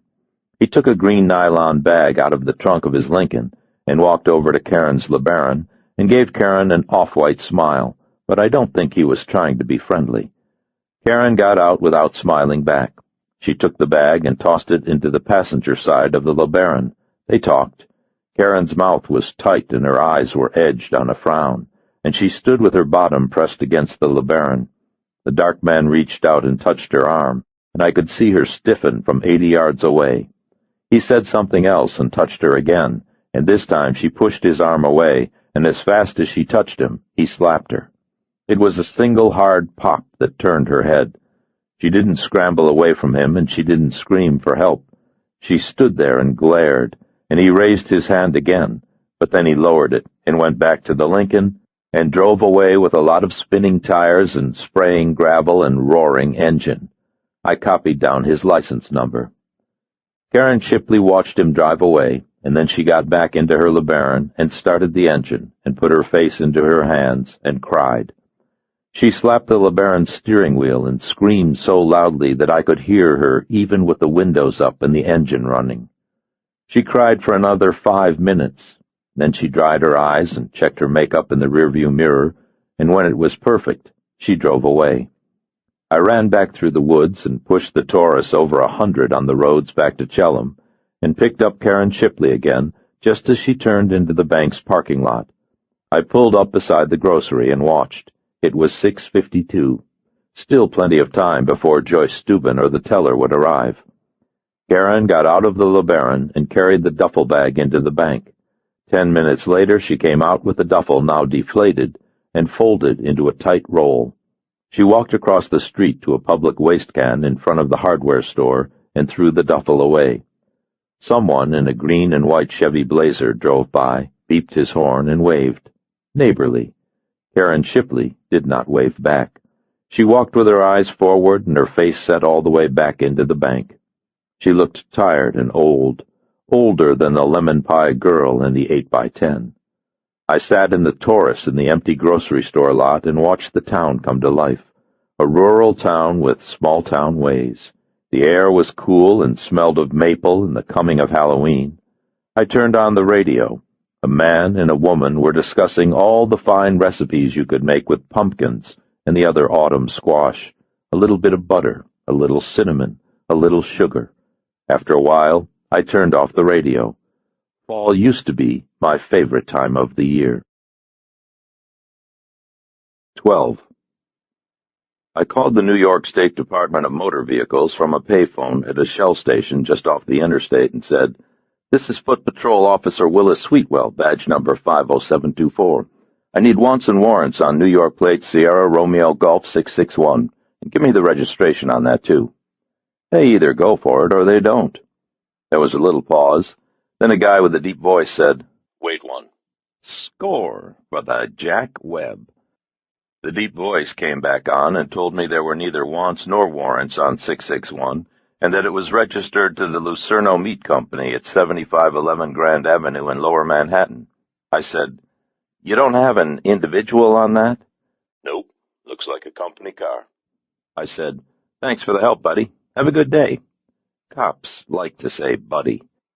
I took the Merritt Parkway down through White Plains, then went across the peninsula to the Henry Hudson Parkway, and down along the western rim of Manhattan with the Hudson River off to my right. A green, treesy park followed along the river with joggers and old people and kids who should have been in school, hanging out and laughing and having a good time. I passed Grant's tomb and the Soldiers and Sailors Monument, and then the Hudson Parkway became the West Side Highway, and the green strip of park was gone, and the road ran along the waterfront. Lee J. and Marlin, slugging it out. You hear that the Hudson is ugly and barren, but I didn't see any dead fish or floating bodies, just a couple of nice sailboats and about 1,000,000 Japanese container ships and a Cessna floatplane tied to a short pier. At the Holland Tunnel, I went east along Canal, crossing Lower Manhattan between Little Italy and Chinatown. The buildings were old and made of red brick or yellow brick or stone, some painted and some not, each webbed with a tarnished latticework of fire escapes. People jammed the sidewalks, and yellow cabs roared over the streets without regard to traffic lanes or bicyclists or human life, and no one seemed to see anyone else, as if each person was inalienably alone and liked it that way, or at least was used to it. Lucerno's meatpacking plant was in a 2-story red brick industrial building between a tire wholesaler and a textile outlet, 4 blocks from the Manhattan Bridge. There was a drive and a large crushed gravel parking lot on the side, where Econoline vans and 6x trucks turned around and backed up to a loading dock. 5 cars were parked at the far end of the lot out of the truck's way. The second car from the end was the black Lincoln. I pulled into the lot past the 6x, whipped a snappy turn like I was trying to get out of the place, put it into reverse, backed up, and crunched the Lincoln nicely. I turned off the Taurus, got out, and made a big deal out of looking at what I had done. The Lincoln's left front headlight was popped, and the chrome around it crumpled and the bumper compressed. A couple of black guys in dirty white aprons up on the loading dock were watching me. One of the black guys went into the warehouse and yelled something, and then a little guy in a white jumpsuit and a clipboard came out. I walked over and said, "I was trying to turn around and I backed into that Lincoln. Do you know who owns it?" The little guy came over to the edge of the dock and stood with his boot tips hanging over and looked at the cars. Lucerno's Fine Meats was embroidered on the back of his coveralls with red thread, and Frank was sewn over his left breast pocket. His face was sour and lined, like maybe he'd just checked his lunch pail and discovered that his wife had given him a roach sandwich. He said, "Jesus Christ, where'd you learn to drive? Wait here a minute." He went back into the warehouse. The two black guys finished loading a dolly of white boxes into a 6x. They took the boxes off the dolly 2 at a time and slid them into the 6x so hard that the boxes slammed into the truck with a heavy thud, tenderizing the meat. In a little while, Frank came back and said, "Forget it. You're off the hook." I looked at him. "What do you mean, forget it?" "Best laid plans." "Just what I said. You had a bad break, but we're not going to bust your chops about it. Take off." The old smash their car and offer to pay for it routine wasn't getting me very far. I said, "The headlight's smashed and the bumper's pretty dinged up and the frame around the light is busted. Maybe the owner should come take a look." "It's a company car. Forget it." "I don't want to forget it. I'm responsible. I ought to pay something to somebody." He gave me Desi looking at Lucy, the look saying, "Jesus Christ, what did I marry?" "I'm giving you a pass. Capiche? What are you, stupid?" I said, "You know, that's the trouble with America today. Everybody's looking for a pass. Nobody wants to own up. Well, not me. I own up. I take what's coming to me. I pay my way." Maybe I could appeal to his national pride. One of the black guys adjusted his crotch and laughed. He had 2 gold inlays on the right side of his mouth. Frank took a deep breath, let it out, and said, "Look, I got work to do. You came in here, you busted the car, and you came looking for someone to do right by it. Great. But I'm standing here telling you that it's okay. I work here. We seen what happened, and it's okay. I'm telling you that you ain't gotta pay a dime. You ain't gotta say you're sorry. You ain't gotta do dick. Okay?" "But you don't own the car." He spread his hands and blinked. "What? And you don't own the company." "What?" His voice was getting higher. "If you don't own the car and you don't own the company, then how do I know you've got the right to tell me it's okay?" He shook his head and looked at the sky. "I can't fucking believe this." "Tell me who drives the car," I said. "Maybe the guy who drives the car should tell me it's okay." "Jumping Jesus fucking Christ with a heart on." "It seems only fair." One of the black guys said, "Hoo-wee." Frank threw down the clipboard and stalked back into the building. The 2 black guys flashed a lot of inlay work and gave each other the Spike Lee treatment. After a little while, Frank came back with a large, bald man in his 50s with pop eyes and a melon head, and a voice so soft that it might have come from a sick child. He told me that he was the manager and gave me his card. It said, "Michael Vinicata, Lucerno Meats, manager." He said that if my insurance company wanted to speak with anyone, they could speak with him. He told me that he very much appreciated my concern and my consideration in trying to make sure I had done right by the owner of the car, but that restitution by me was neither sought nor needed. I said, "Maybe we should leave the cars where they are and call the police and get an accident report." He said, "Get the fuck out of here, or there's gonna be more broken than a goddamned headlight." I went back to the Taurus and drove around the block and parked in a garage on Broome Street. I walked back to a pastry shop across from Lucerno's and bought a double decaf espresso and sat in the window. Maybe I should go back and pretend to be Ed McMahon and tell them that the guy who drove the Lincoln had just won the Publishers Clearinghouse sweepstakes for $1 million. That sounded better than the old busted headlamp routine, but now they knew I wasn't Ed McMahon. Probably should have tried that one first. Most of the way through my 3rd espresso, the fat guy with the caviar skin came out of Lucerno's. Joey. He was wearing the white coveralls and insulated work boots and the same blue navy peacoat that he had worn at the Howard Johnsons. Well, well. He wasn't the guy in the Lincoln, but he was close enough. I paid for the espressos and followed Joey 2 blocks east to a place with a big sign that said, Spina's Clam Bar. I watched through the front glass as he took a stool at the end of the bar and said something to the bartender. The bartender put a glass of draft beer in front of him, then set up an iced tray and started opening clams. 4 other guys sat at the bar, but no one seemed to know anyone else, and no one seemed particularly talkative. Another half-dozen people sat in little booths. It was the kind of place you could go in your work clothes. When the tray was filled with clams, the bartender put it in front of Joey and then walked away to see about the other guys. Joey was slurping a clam off its shell when I walked up behind him and said, "Say, Joey." Joey turned and looked at me, and I thumbed him in the throat. His face went red, and his eyes got big, and he grabbed at his throat and started to cough. Most of a clam popped out and fell on the floor. I said, "You ought to not eat so fast. You're going to choke." The bartender came down. "Is he okay?" I said, "Sure." I said I knew how to do the Heimlich. A couple of the people at the other end of the bar looked over, but when they saw the bits of clam all over the place, they turned away. The bartender went back to his other customers. Joey sort of half fell and half slid off his stool and pushed a slow right hand at me. I pushed it past with an open hand, then thumbed him in the right eye. He went white this time and stumbled backward and fell over his stool into the bar and down to the floor. The bartender and the other 4 guys at the bar looked at me. I said, "Think I did the Heimlich a little too hard." The nearest guy said, "You want I should call an ambulance?" "Maybe in a bit." Joey was scrambling around on the floor, holding his face with one hand and trying to get up. He screamed, "You poked out my fucking eye! I'm going to be blind!" I pulled him up and led him farther back into the bar. The bartender and the other guys were making a big deal out of not seeing it. I said, "Nah, I took it easy. Let me see." He let me see. I thumbed him in the other eye. Joey made a sort of gasping sound and grabbed at the other eye and tried to turn away, but he was against the wall and there was no place to go. The eyes were red and tearing, but he would be fine.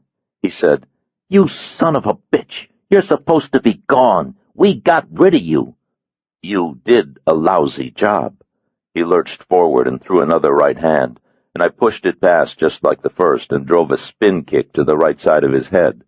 It slammed him sideways into the bar, and he fell down again. The guys at the other end of the bar and a couple of people in the booths stood up.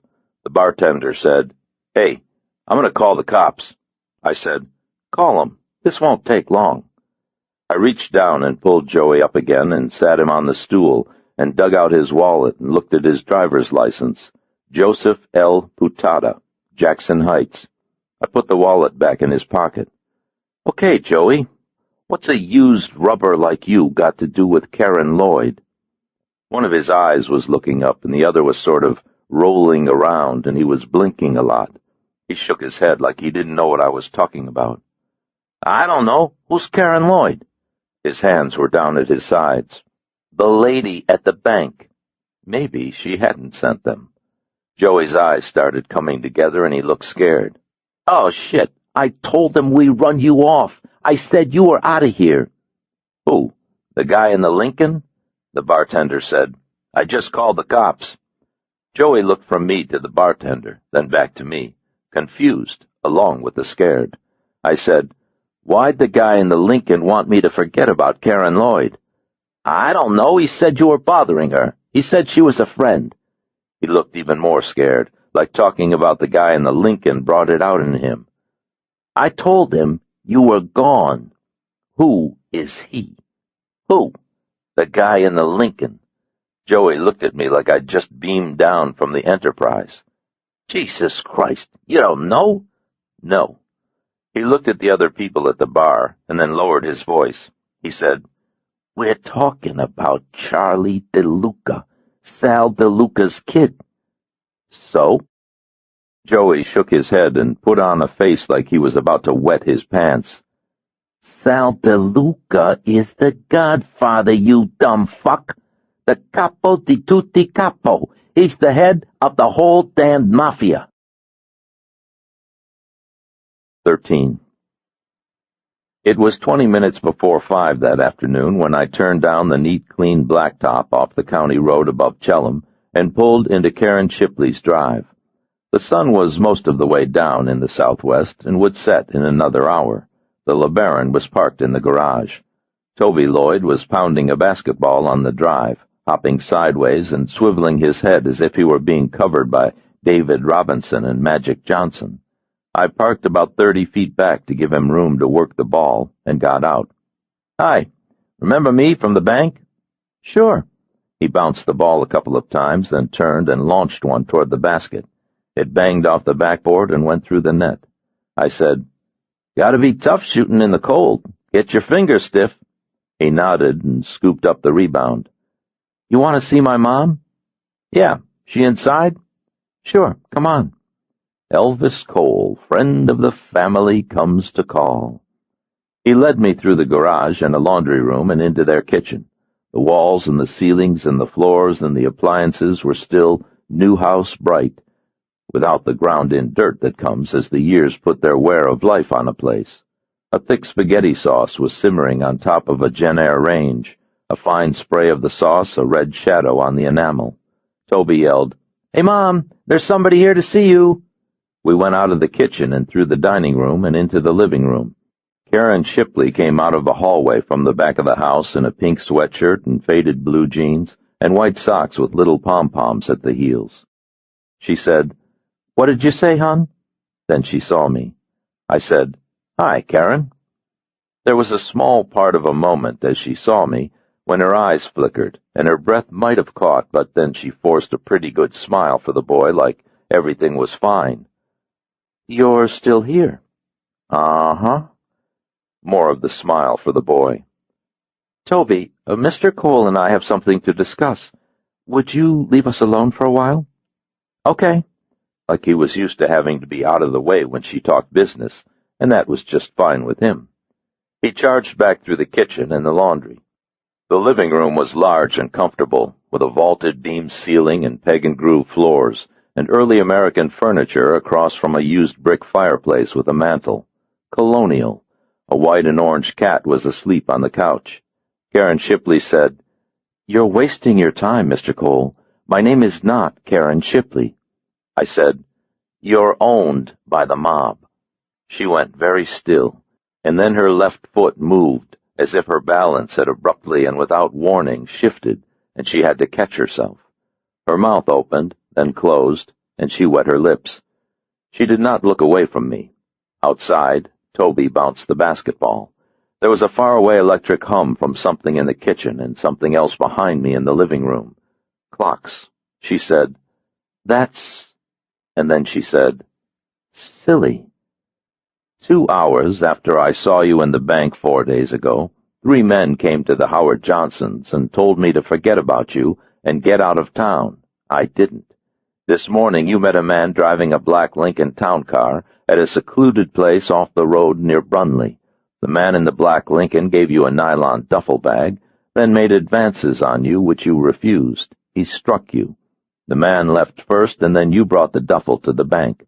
The Lincoln town car is registered to the Lucerno Meat Company in Lower Manhattan and was driven by a man I've identified as one Charlie DeLuca, son of Sal DeLuca, head of the DeLuca crime family. I went to the meat plant and observed one of the 3 men who had come to the Howard Johnsons. His name is Joseph Putada.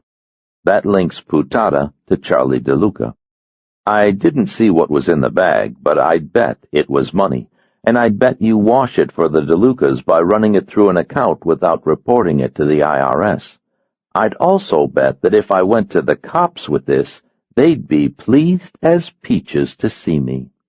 Karen Shipley's eyes got red and wet, and she sat down next to the cat with her hands in her lap.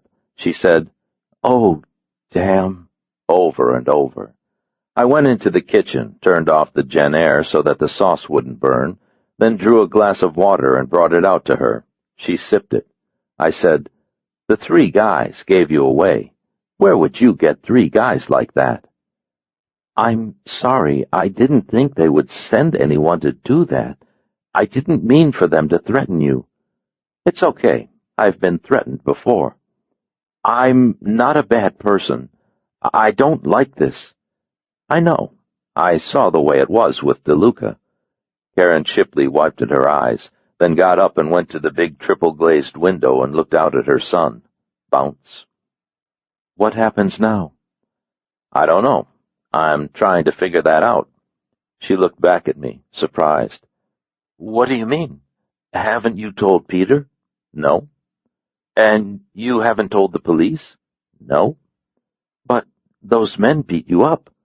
I said, I knew something was wrong, and I wanted to find out what it was.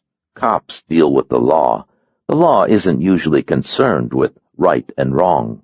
Oftentimes there are very large differences. She shook her head as if I'd spoken Esperanto. I said, All you do is launder their money? Yes. Ever done any other crimes for them? Drugs, murder, stolen goods? Surprised again. Of course not. What do you think I am? An employee of the Mafia. She looked away and crossed her arms, embarrassed. Back at the boy. Bounce, bounce. When I met Charlie DeLuca, all I knew about the Mafia was Al Pacino. I was working as a waitress on 7th Avenue in the Village, and Charlie introduced me to his father, and the old man said he could help me get a better job, and I said sure. Nobody said anything about the Mafia. They never do. I came out to Chelham and met with the woman who used to be the manager here, and she hired me as a teller. I rented a little house. I started taking night classes at the college in Brunley. I didn't see Charlie again for months. Then he needed a favor. She gave me the eyes. I said, It would have been Charlie's father, Sal. He would have said that he was in a bind with a couple of business partners and he needed a place to put some money. And could you open an account for him that no one would know about, and maybe transfer the money out of the country without reporting it to the IRS? She shook her head and made the kind of smile you make when you feel stupid and used. Is it so obvious? I made a little shrug. You weren't thinking in terms of crime, you were helping a friend. It's the way they do it. He had gotten me the job. He had been so nice. She uncrossed the arms and walked back across the room to the hearth, embarrassed again and angry because of it. The orange and white cat stretched, then sat up and stared at her. Toby was in nursery. I was in school. I was studying for the real estate exam. I had a life. It was months before I heard from Sal again, and when he called, I was surprised. I didn't think there would be a second time. The third time, it was Charlie, and then the calls were every few weeks, and then every week, and then there it was. The New York Times runs an article on organized crime, and they feature the DeLuca family. That's how I found out. I'm laundering money for the Mafia. I'm taking the cash profits they're making from prostitution and gambling and whatever else they do, and I'm cleaning it for them. I called Charlie. I said, I can't do this anymore. And Charlie comes to the bank, and he says that I will keep doing it for as long as they want because I'm a stick of furniture. And then he locks the door to my office and takes out his penis, and I thought, oh, God, he's going to rape me. He's going to use me to show me what I am. But he doesn't. He urinates on the carpet, and he says, you see, this is what I can do. And then he left. She was trembling as she said it. The cat hopped down from the couch, walked over to her, and rubbed against her ankles. I don't think she felt it. I said, if you want out, go to the cops. You're in with Charlie and Sal. That's worth something. You could cut a deal. She shook her head again and walked back to the window and looked at the boy. The cat followed her. He wasn't as big as the cat who lives with me, or as scarred, but he was okay. No, going to the police means witness protection. We'd have to give up everything we have. Looks like you're giving up a lot right now. Her eyes hardened, and an edge came to her voice. All I had when I left Los Angeles was my son and a lot of bad memories. I wanted a job with a future. I wanted an education. I wanted to work and see the work pay dividends and be a worthwhile person. I am. I have a good home. I do a good job with my boy. He's not on drugs, and he does all right in school. Witness protection means we change our name and our life and start over. I won't do that. I've already started over, and I've built the thing I wanted to build, and I don't want to lose it. I've come a long way from Stupidville. Far enough to make it worth being owned by the mob? The eyes went back to the boy and turned red again. I don't know what I can do, but I'll find a way out. It's been 8 years, but I will find a way out, I promise you. She wasn't saying it to me. She was saying it to the boy. I looked around the house. I looked at the cat. I looked at the boy bouncing the ball. It was a good house, well put together and warm and filled with the things that a family home should be filled with. It couldn't have been easy. Peter, do I have to? I said, I know what you can do. She made a tired little laugh and looked back at me. What shit? You're here, and Peter's here, and any chance I might have had to get away from these people is gone. There isn't anything else I can do. Sure there is. You can hire me to get you out of this mess. 14. We were sitting on the early American furniture across from the fireplace, me on the couch, Karen on one of the wing-back chairs, drinking white wine from glasses that were simple and without adornment. The cat had left the room. She said, They give me money and I transfer it out of the country without reporting it to the Treasury Department. Any deposit over $10,000, we're supposed to file a form with the Treasury Department, but I don't. That's what it's all about, taking in the money and not reporting it. I put the money into an account, then transfer it to a bank in Barbados. In, then out. It doesn't seem like much, does it? I said, Who gives you the money? I was looking for a way out for her. I didn't know what that would be, but maybe if I heard enough, something would present itself. It's the scattershot approach to the detective business. Either Charlie or a man named Harry. It's usually Harry, but sometimes it's Charlie. Who's Harry? Just this guy. He works for Charlie, and he's usually the one who brings the money. Outside, the sun was dropping down and the sky was taking on a deep blue cast. But there was maybe a half hour of good light left. Toby was still working the ball. I'm surprised you see, Charlie. The top guys like Charlie and Sal always stay away from stuff like this. They use guys like Harry. Something goes wrong. Harry takes the fall. That's what he's paid for. She sipped some of the wine, then set down the glass, as if the wine had lost its taste. This is common to you, isn't it? You deal with things like this all the time. Not exactly like this, but close enough. People look for ways to trap themselves, and they usually find what they look for. I see people at their extremes. Are you good at what you do? Not bad. I'm surprised you found me. I took great care to hide myself. I erased my maiden name from all my credit records. I took the name Lloyd from a billboard. You left a trail a mile wide. She picked up the wine again and had some, as if she needed the wine to help her talk about these things. I want you to know that what I've built without their help and without their money. I didn't use Peter's help, and I didn't use theirs. All right. 3 days after I made the first transfer, a man came to the bank and gave me an envelope containing $1,000.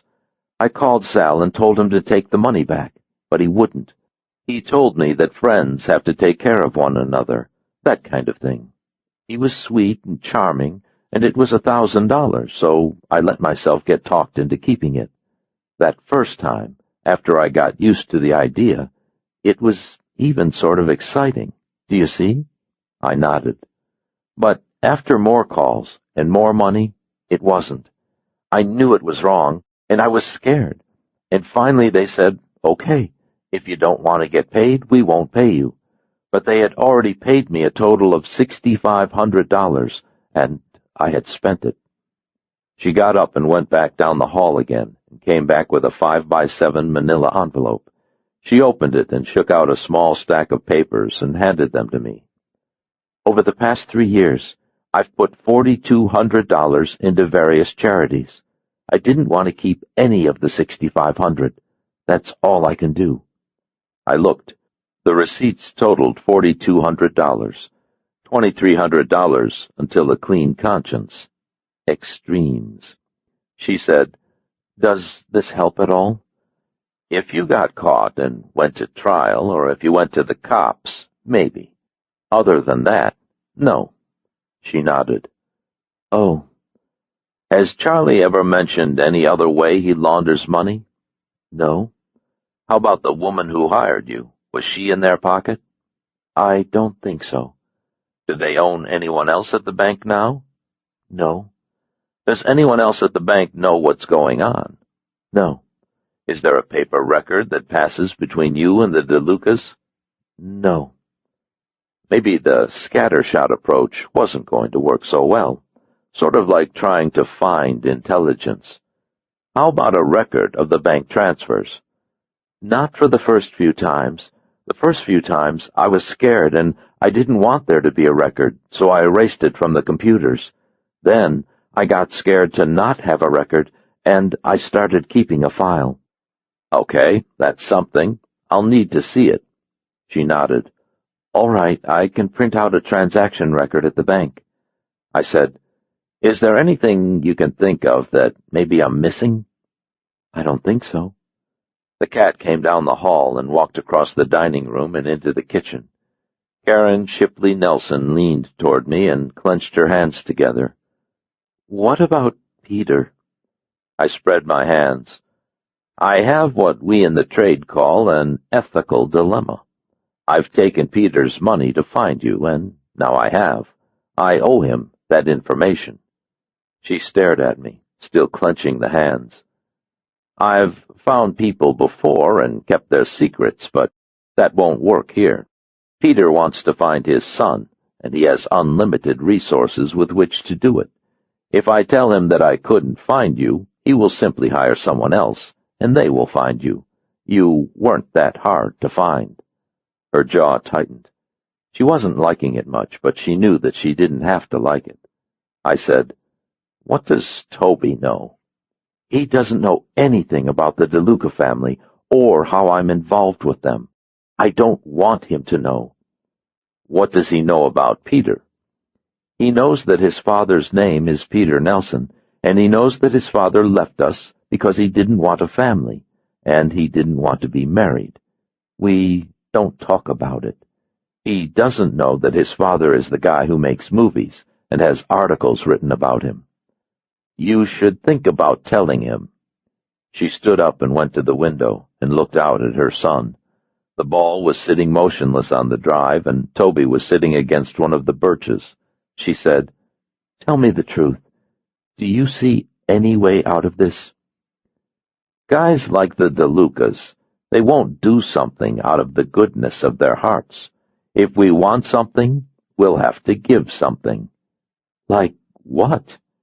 "They might let you go if we could put one of their people in your place.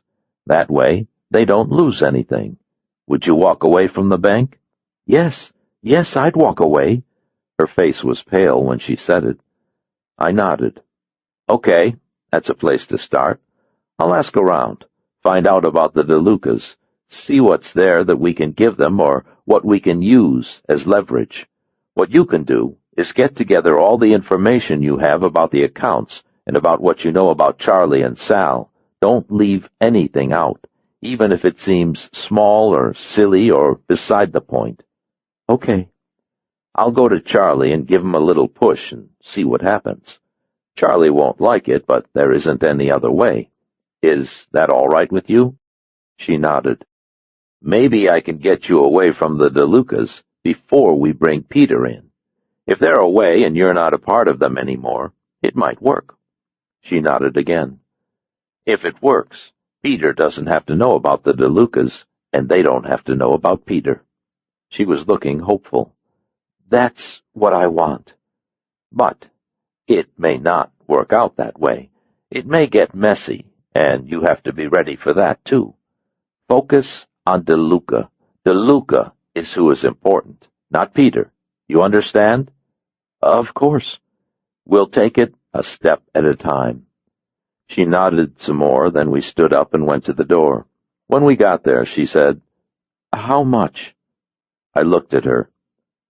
"How much do you want for this?" $50 billion. She stared at me, and then she nodded and made a little smile. "Thank you, Mr. Cole. Don't mention it. We're a full-service agency." 15.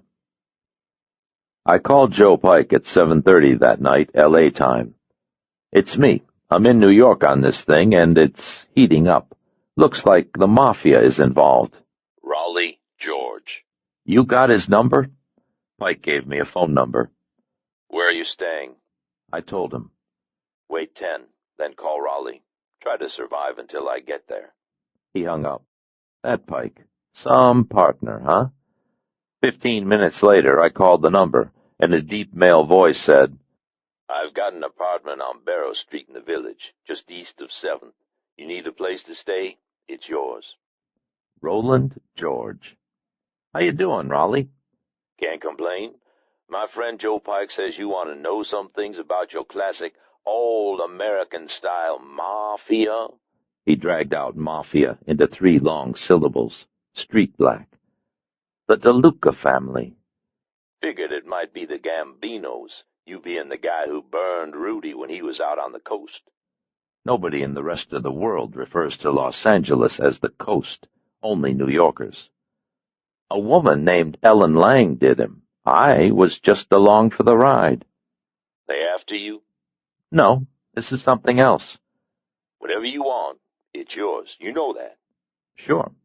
Whatever I've got, whatever I can get for you or for Joe, it's yours. "I'm coming in tomorrow morning from Chelham, Connecticut." Come in after the traffic, say about 10. Take you an hour. I'll meet you downstairs in front of the building at 11:30. "All right." He gave me the address, and we hung up. The next morning, I retraced the route I had driven before, this time turning off the West Side Highway on 12th and picking up Bleecker at Abington Square and following it down through the village to Barrow. 2 black men and a very old Boston Terrier were standing in front of a red brick building at the east end of Barrow by 4th Street. One of the men was younger and tall and muscular, in a plain navy suit with a white button-collared shirt.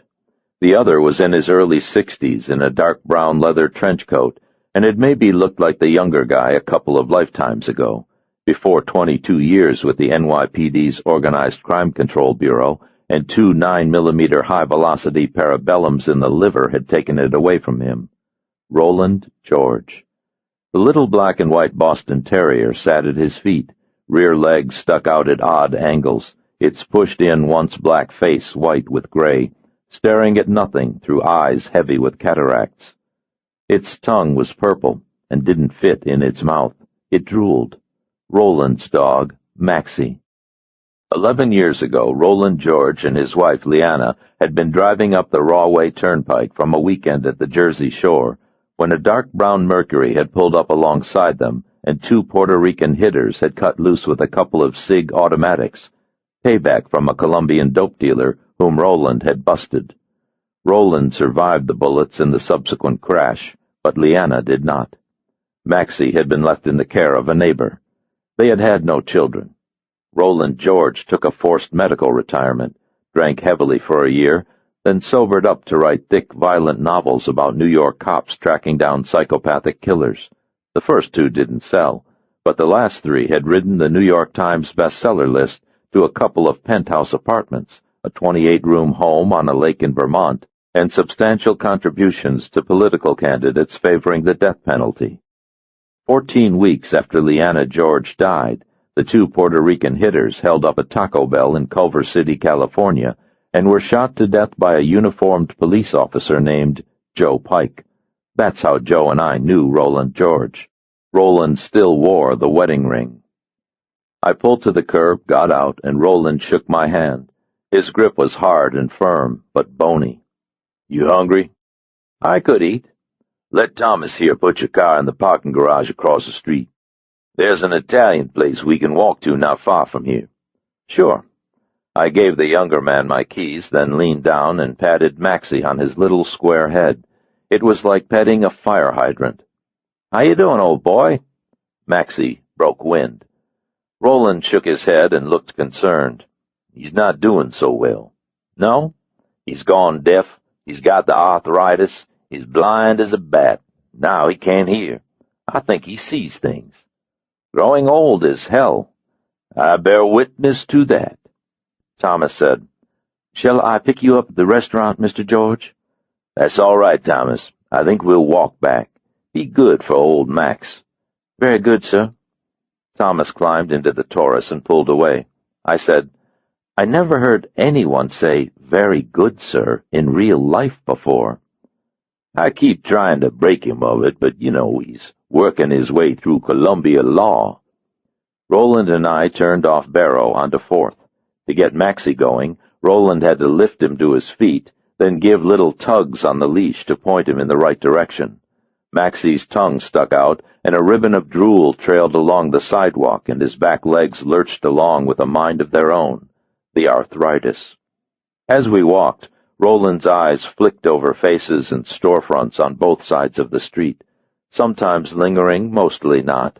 Still a cop. He said, "Sal DeLuca is your old line dago. Came up as a hitter through the Lucchese mob back in the 40s. He had a big enough crew and enough power to form his own family. Sal the Rock, they call him. These dagos are big on the names." "What are they into?" "Gambling and loan sharking, and the labor rackets here in lower Manhattan. We're in DeLuca family territory right now." I looked around for shadows lurking in doorways or people with Tommy guns, but I didn't see any. "How can you tell?" "Over in OCCB, they got a territory map hung on the wall with New York carved up, so it looks like its own little United States. Here to hear the DeLucas, here to hear the Gambozas, here to hear the Carlinos, like that. A bunch of guys called capos, each have their own crew of soldiers and run their own businesses. But the capos all answer to the capo di tutti capo, the boss of the bosses." "The Godfather." "That's it. In the DeLuca family, that's Sal. Charlie's got his own crew and his own business, but he's still got to answer to Sal. Most of the time, the capo di tutti capo retires, he passes it on to his kid. He's lined things up so that the kid has the biggest crew, the most money, like that. Sal bought Charlie a meatpacking plant." "I've been there." Raleigh made his hand like a gun and touched his temple. "He's a nutcase, absolutely out of control. They call him Charlie the Tuna. You see with the names? They call him the Tuna because he's put so many guys in the ocean." "Great. Just what you want to hear." We turned off 4th onto 6th and started south toward Little Italy. When we were waiting for a light to change, Maxie suddenly growled and ran sideways, back legs moving faster than his front legs, drool trailing from the corners of his wide shovel mouth like wet streamers, trying to bite something that wasn't there. A couple of guys in watch caps waiting next to us traded looks and moved out of range. Roland looked sad and said, "It's hardest when their minds go." Maxie snapped at the air until he wore himself out, and then he broke wind again and sat down. One of the guys who had moved away frowned and shook his head. I said, "Sounds like digestion problems, too." Roland made more of the sad nod. "Yes." When the light changed, Roland helped Maxie up and got him pointed in the right direction, and we crossed. We turned off 6th onto Spring and went into a little place called Umberto's. A bald guy in a vest hustled up to Raleigh with a lot of smiling and a lot of buongiorno and brought us to a booth across from the bar. A couple of dozen people were already eating, and more than half of them were speaking Italian. Dark eyes moved with Raleigh and voices lowered. The maitre d' snapped his fingers, and a kid with spots on his face brought water. Maxie sat on the floor next to Raleigh and panted. When the maitre d' and the kid were gone, I said, "They don't mind the dog?" "Max and I been eating here for years. When I was with the cops, I kept book on half the guys in this place. We nod, we smile. It's like a game we play. This place is owned by the Gamboza family." "Here? In DeLuca territory?" Raleigh sipped his water and nodded. "Used to be. There were only 5 core families, with everybody killing everybody else over territory and business. But now there's 8, 9 families, and these guys all like to make like they're Lee Iacocca. Everybody polite, everybody doing business with everybody else, as long as the other guy pays respeto. You know respeto? You want to do business in another guy's territory, you don't just move in. You pay respect. You ask permission, and you give him a piece of the action." "Yeah. Vito Ratuli, the guy owns this place, he's a soldier for Carlino. He pays the DeLucas 6% of his gross to do business here. Vito makes the best calamari diablo around. He treats DeLuca with respect. Old Sal even comes here to eat sometimes. Works both ways. Some of DeLuca's people have businesses in Carlino territory." The maitre d' came back and put a large white plate between us. There was a little white bowl of olive oil and basil in the center of the plate, and a dozen paper-thin slices of prosciutto fanned out around it, and a row of small hot rolls around the edge of the plate. The rolls were warm and slick with olive oil and little pieces of garlic. Raleigh folded up a slice of the prosciutto, swirled it in the olive oil, ate half of it along with one of the little rolls, then gave the rest to his dog. He said, "You like spicy food?" "Yes." Raleigh told the maitre d' that we wanted the calamari. The maitre d' went away. I said, "What part of Italy are your people from?" Raleigh made a booming laugh. "You eat enough macaroni, you lose your taste for red beans and fatback." I said, "Why'd the families make peace?" Raleigh spread his hands. "Organized crime isn't just the Dagos and the Kikes anymore. The brothers up in Harlem used to be under the mafia's thumb, but now you got civil rights. The black man figures he can do his own crime and not have to pay the Dago. You got your Crips and Bloods, and they ain't just street punks anymore. You got your Jamaicans and your East Indians, and those cats come up here believing in voodoo and shit. They don't give a damn about no Sicily. You got your Cubanos and your Chinese triads and all these little bastards from Southeast Asia. Shit." Raleigh frowned and thought about it. "The families knew that if they didn't hang together, they'd be run out of business. But it ain't an easy piece. There's still plenty of bad blood. No one likes showing polite, and no one likes showing respect. And a lot of bodies were buried before the families decided how they were going to divide up the crime and the territory.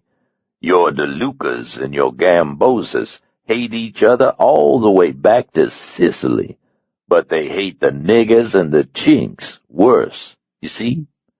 Anybody do business with the other guys? Shit. I want Charlie DeLuca to turn loose somebody he owns." Raleigh ate another piece of prosciutto. "Charlie the tuna isn't a guy you can talk with." "They never are." Raleigh smiled. "You got anything to give him?" I shook my head. Raleigh made a little shrug. "I'll ask around. Maybe I can help you out." I figured I'd go talk to him, see how he feels about it. You know where I can find him? Try the meat plant. I did. He's sort of tough to see. Probably ain't there most of the time anyway. The wise guys own these businesses, but they don't like to work. Try a place called the Figaro Social Club up on Mott Street, about 8-9 blocks from here. Okay? Raleigh frowned at the last piece of prosciutto, picked it up, then swirled it in the oil. "This guy, he gets hot, He ain't so good at controlling himself. That's why he's always in trouble. That's why his daddy has to clean up after him. I know. He's a nutcase, Elvis. Certifiable. He spoke slowly. This ain't L.A. I said, Raleigh, in L.A., we got Richard Ramirez and the Hillside Strangler. Roland stared at me for a minute, then nodded again, and ate the prosciutto. Yeah, I guess you do. Maxie suddenly charged sideways, snapping and barking at something that only he could see. Roland George got the sad look again, and gently reeled him in and mumbled soft things that the dog could not hear, and petted him until he was calm. I thought I heard him say, Leanna. After a while, the little dog took a deep breath and sighed, and sat at Roland's feet. He broke wind loudly. Everyone in the restaurant must have heard, but no one looked. Showing polite, I guess. Paying respect, I guess. When the calamari came, it was excellent. 16. The Figaro Social Club was on Mott Street, squeezed between a shoe repair shop and a place that sold fresh ground coffee, looking sharp with one of those padded doors upholstered in red naugahyde. The naugahyde was cracked and had maybe been wiped down in 1962, but not since, and the doorstep and the gutter were littered and oily and wet. A small closed to the public sign was hanging on the door. I thought it all looked sort of crummy, but maybe I was just suffering from West Coast bias. On the West Coast, big-time mobsters spent a lot of money and lived in palaces and acted like they were related to the Doheny family. Maybe on the East Coast such behavior was considered gauche. On the East Coast, the well-established mobster probably went in for the rat-hole look. I pushed through the red door and stood in the entry for a moment, letting my eyes adjust. Charlie DeLuca and a couple of guys built like bread trucks were sitting at a bare wooden table, shoveling in pasta with some sort of red sauce. Behind them, Joey Putada and a short, muscular guy were wrestling a full beer keg onto the bar. An old guy in a white barman's bib yelled at them to go easy with the goddamn thing. In the back of the place, a tall, bony man with a long face and a hatchet nose was shooting pool by himself. His shoulders were unnaturally wide, as if he should have been twins, but wasn't. And he was X-ray thin, with pale skin pulled tight and lean over all the bones. His hair was black and shaggy and stuck out in spikes on top, and he wore black Ray-Ban Wayfarer sunglasses and black roach-killer boots with little silver tips, and tight black pants and a black silk shirt buttoned at the neck. All the black made the pale skin look as white as milk. The bartender saw me first and flagged his hand. "Hey, can't you read? We're closed to the public." "I know. I'm here because I want to see Mr. DeLuca." You give them the Mr. when you're hoping for cooperation. DeLuca and the two guys at his table looked over, and so did Joey Putada. When Joey Putada saw me, he stopped wrestling with the beer keg and said, "Oh, shit." He hadn't said anything about the clam bar. "My name is Elvis Cole, Mr. DeLuca. I want to talk with you about Karen Lloyd." I was laying it on thick with the mister. DeLuca blinked at me, then looked at Joey Putada. "I thought you got rid of this fuck." Probably wasn't laying it on thick enough. Joey said, "Hey, Charlie, we gave him the word. I took Lenny and Phil with me. We gave him the word real good." Charlie turned back to me and went back to work on the pasta. I think he was eating tongue. "You're the creep from Disneyland, right?" "Nope, I'm the creep from Los Angeles." "What's the fucking difference? It's all talking rabbits out there anyway, ain't it?" The two guys sitting with Charlie and the little bartender thought that was a good one. One of the guys sitting with Charlie had big arms and a lot of gut and a gray sharkskin jacket over a blue shirt. His collar tips were long and stuck out over the jacket, 20 years out of style. He said, "Hey, Charlie, you think this mook knows Minnie Mouse? You think he plays hide the salami with old Minnie?" Everybody laughed, except the guy back at the pool table. He was staring at the pool table and holding the cue stick as if it were a guitar, gently bobbing his head in time with the music. Charlie said, "You got some nut coming here. Didn't Joey tell you to knock it off and go home?" "Joey didn't do a good job." Joey said, "Hey, fuck you!" Charlie turned back to me with the same hard eyes he was giving Joey. "Joey's a piece of shit. I got guys who can do better, Mickey Mouse." He turned enough to look back toward the pool table. "You think you can do better than this piece of shit, Rick?" The guy with the pool cue nodded, still staring at the pool table. Rick. He looked almost 7 feet tall. Charlie said, "You're bothering my friend Karen, Mickey Mouse. That's not good." "Not anymore, Charlie. Now I'm working for her, because she's working for you, and she wants to stop. You see?"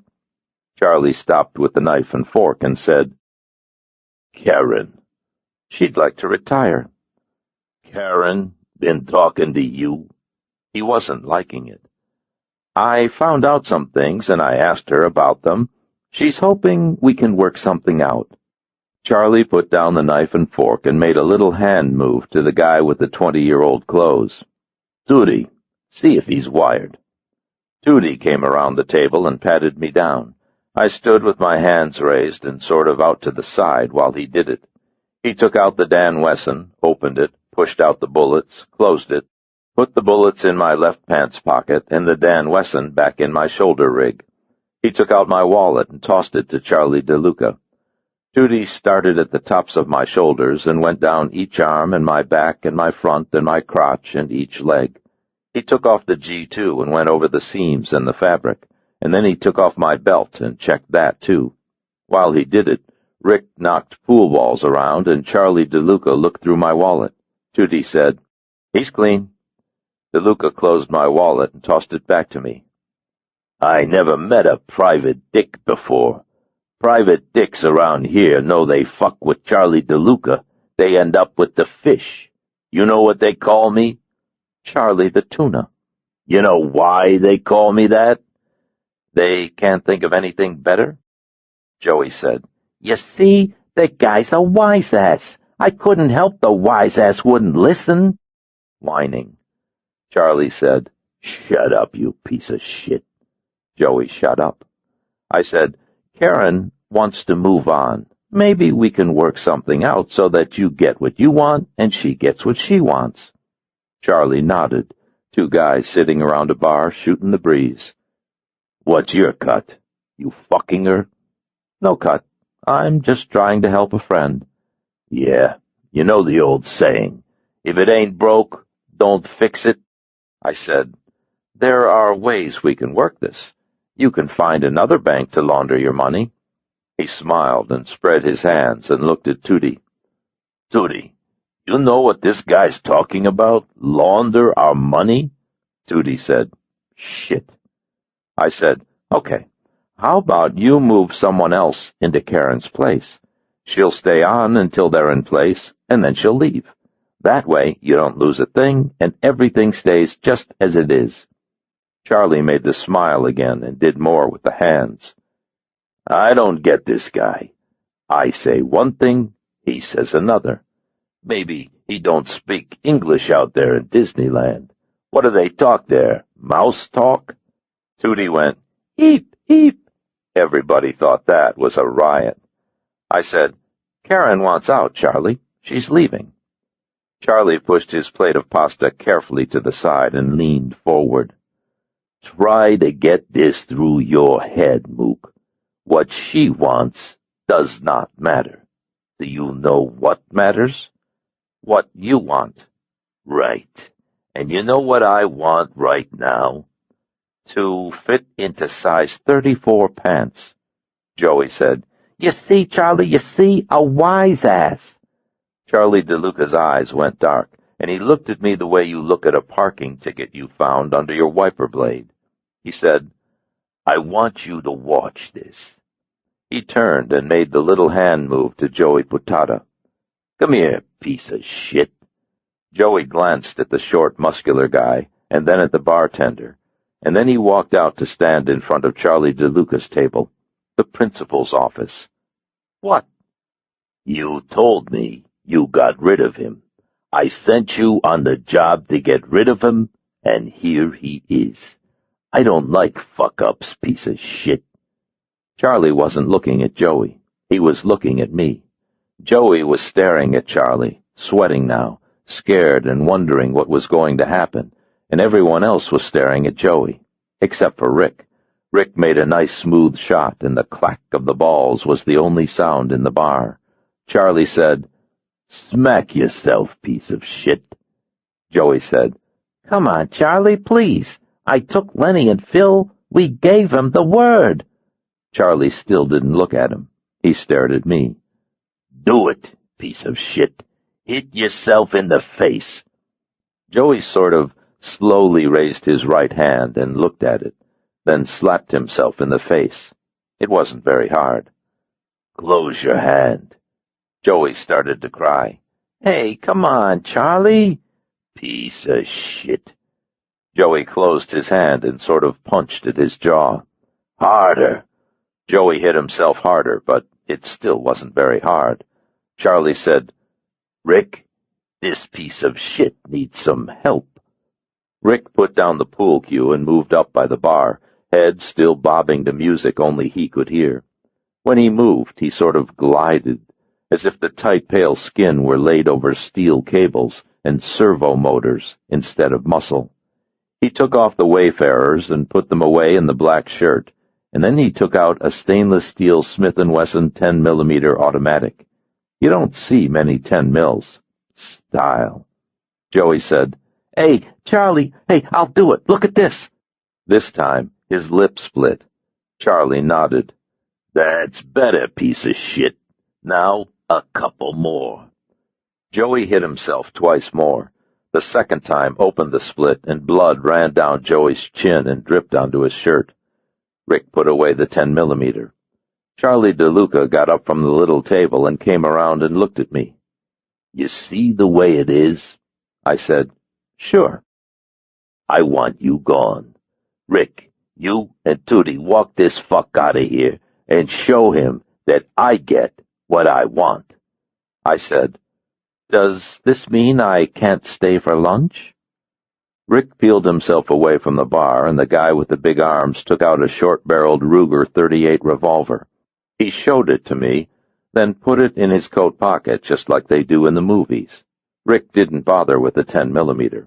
I guess he just brought it out on special occasions.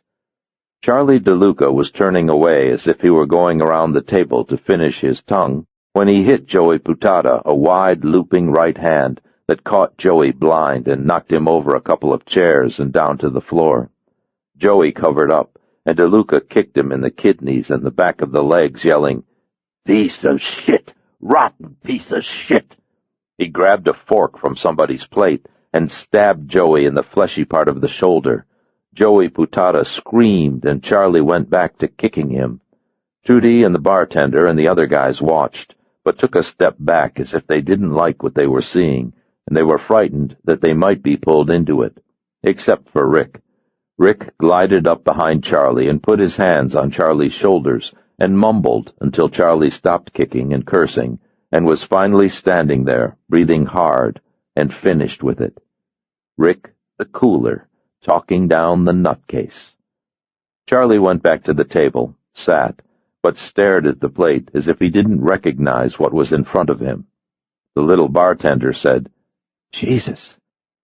Rick straightened his jacket, then came back over to me and pushed me through the red Naugahyde door out into the light.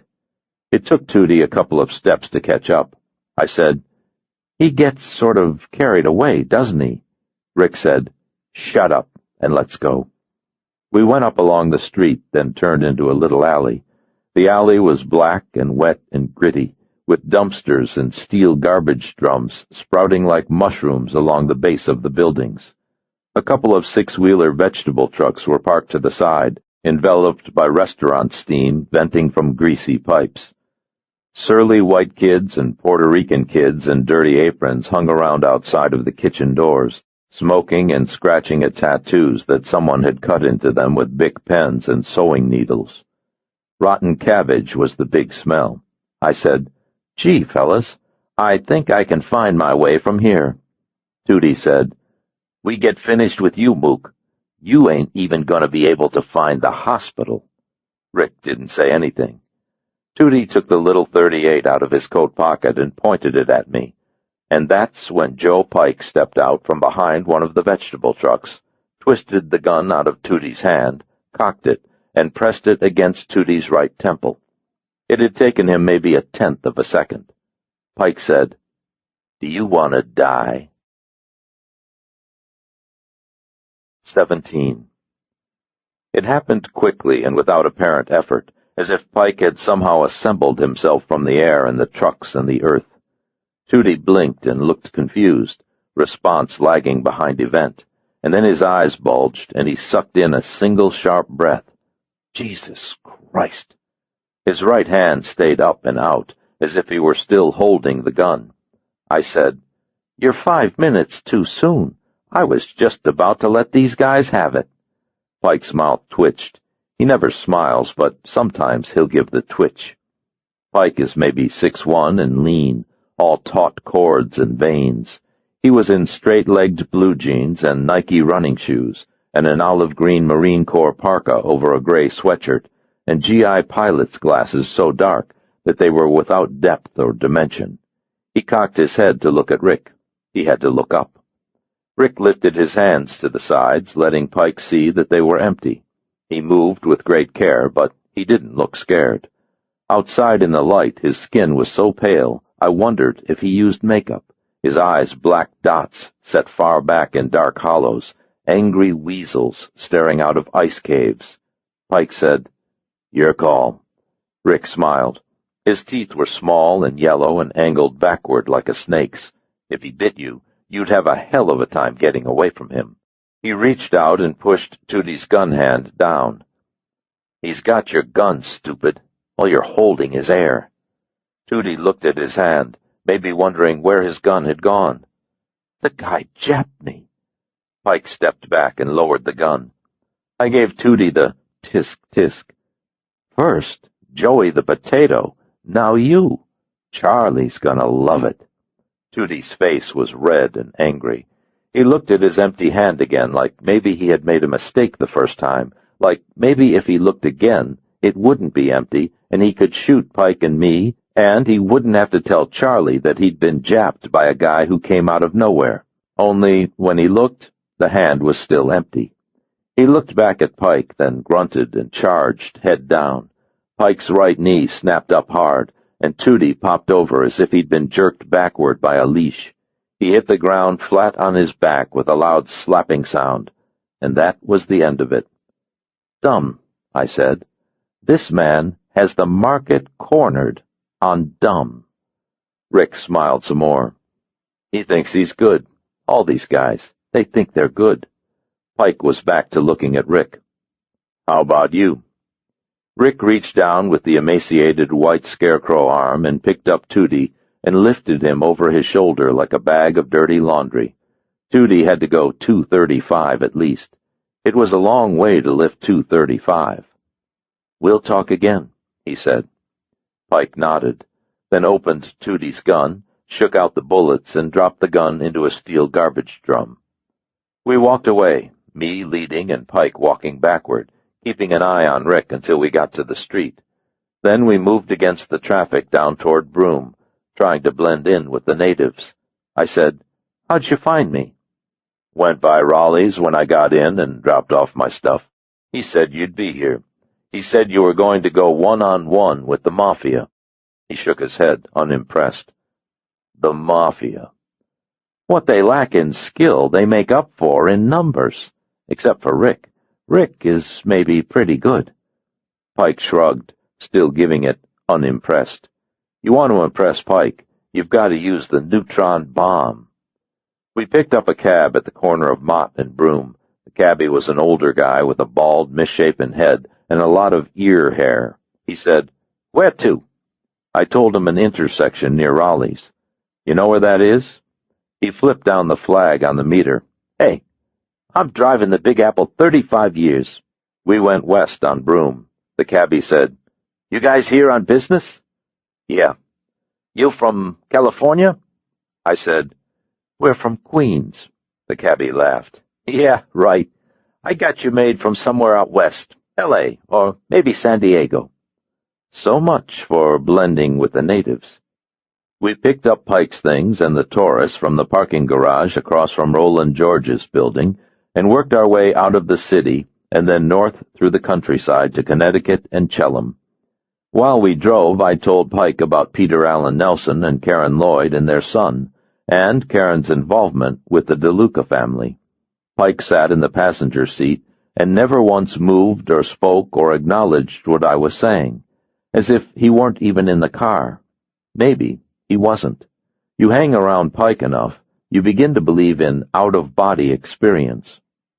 20 minutes after 4, we pulled off the highway into the Hojo, and I used the phone in my room to call Karen Lloyd at the bank. She said, Charlie called. Her voice was low, as if Joyce Steuben might be outside the door listening. I thought he might. He was livid. He told me I shouldn't have brought you in. I said, It's not anything we didn't expect, but we had to try. Did you print out a record of the transactions for me? Yes, I have them here. Okay. I need to see them. Don't come to the bank. There was a pause, as if she had to think through the variables and find the best one. Come to the house, say at 7:30. We'll be finished with dinner then, and Toby will be doing his homework. Is that all right? Fine. There was another pause, and then she said, Thank you for trying. Don't mention it. I put down the phone and looked at Pike. We'll go out to her place at 7:30. Pike nodded, then went out to the lobby and checked in, taking one of the rooms adjoining mine. I stood in the door and watched him bring in an olive-green Marine Corps duffel bag and a long metal gun case that looked like something for a Vox guitar. Anyone saw it, they'd think Pike played bass for Lou Reed. After he was settled, he came back into my room and we looked at each other. It was 4:45. He said, Anything around here to do until 7? Nope. Any good places to eat? I shook my head. Pike looked out of my window down onto the parking lot and crossed his arms. Well, he said, we didn't have it this good in Southeast Asia. Nothing like support from your friends. At 5 o'clock, we went down to the bar and drank beer, then enjoyed an early dinner in the restaurant. I had a very nice chicken fried steak. Pike had lentil soup and a large mixed vegetable salad, and 4 slices of whole wheat toast, and a thick wedge of Jarlsberg cheese. Vegetarian. The female bartender, who was thinking about moving to California, came in from the bar and kidded around with us until 2 older couples in heavy coats and loud shirts walked in, and then she had to go back to the bar. The 2 older couples didn't eat. They just drank. After a while, we bought 4 beers to go and took them back to my room and watched the local New York news. The weather forecast said that the skies would continue to clear for the next few days, but that then another front would move down from Canada bringing cold and snow. The sports report was fine, but the hard news stories were mostly about subways and city strikes and local personalities and things indigenous to New York. They seemed alien and sort of empty. Midway through the newscast, a male anchor with a lantern jaw and a rough-hewn face and squinty eyes reported a federal study that concluded that the L.A. basin had the dirtiest air in the country. He grinned when he said it. The black female co-anchor grinned too and reported a corollary story that Angelenos drive more than urbanites in any other major American city. The jet-jawed anchor grinned even harder and said that maybe Los Angeles wouldn't have such a bad smog problem if they put in a subway to the beach. That got a big laugh from everybody, especially the weatherman. Joe Pike said, "Assholes." I turned off the television. It was 10 minutes before 6. We sat and stared, neither of us saying much, and then Joe Pike went into his room. After a while, I heard his water running. I took off my clothes and did a little yoga, stretching to warm myself, then working through the cobra and the locust and the wheel pose, but I couldn't concentrate. I tried doing push-ups and sit-ups instead, but with no better luck. I kept losing count. After a while, I got off the floor and called the local news station in New York and told a young woman that I wanted to speak to the jut-jawed anchor. When the young woman asked me why, I said that I wanted to call him a prick. She wouldn't put me through. Pike stayed in his room and I stayed in mine, and at 20 minutes after 7 we went down to the Taurus and drove to Karen Lloyd's. Tough guys like me never miss home. 18. The air was crisp and cold, and the sky was a velvety black as we parked in Karen Lloyd's drive and walked up to the door. I rang the bell and Karen Lloyd answered. When she saw Joe Pike, she said, "Oh." I said, "Karen Lloyd, this is Joe Pike. Joe, this is Karen Lloyd. Joe's my partner. He owns the agency with me." Dark, and he still wore the glasses. Pike said that he was pleased to meet her. Karen looked uneasy, but she said hello. Another person invading her life. The three of us went into the dining room. There was a 9x12 manila envelope on the table and a glass of white wine next to it. Most of the wine was gone. I said, "Where's Toby?" "In his room, doing homework. I told him that people were coming and that I had work to do. He has his radio on. He won't be able to hear us." "All right." Karen picked up the 9x12, handed it to me, then picked up the wine glass. "This is what I had in the computer."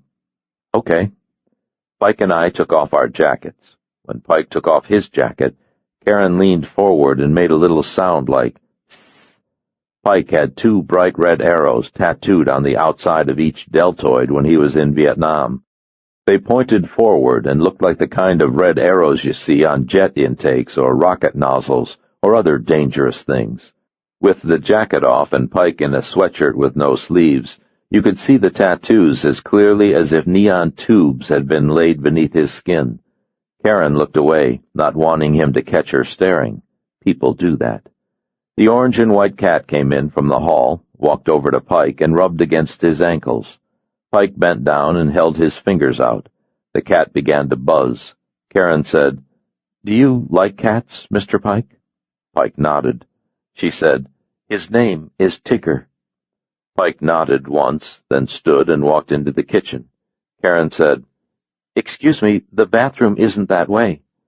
Pike went through the door without looking back. I said, "He isn't looking for the bath. He's looking for how someone might get into your home, or get out, and for where they might hide while they're within it." She blinked at me. "It's one of his more colorful habits." The back door opened and Pike went outside. Karen went to the window and tried to look out at him, but she couldn't see out of the light and into the darkness. No one ever can. What a strange man. Perhaps, but he's someone that you want on your side.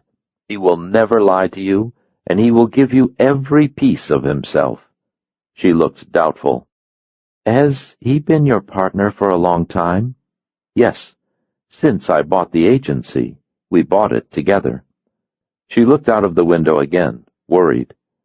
"What if he scares Toby? What if one of the neighbors sees him and calls the police? Then we'll have to explain." "No one will see him, and no one will hear him. You ever see a ninja movie? That's Pike." She squinted out the window some more, then came back to the table and picked up her glass.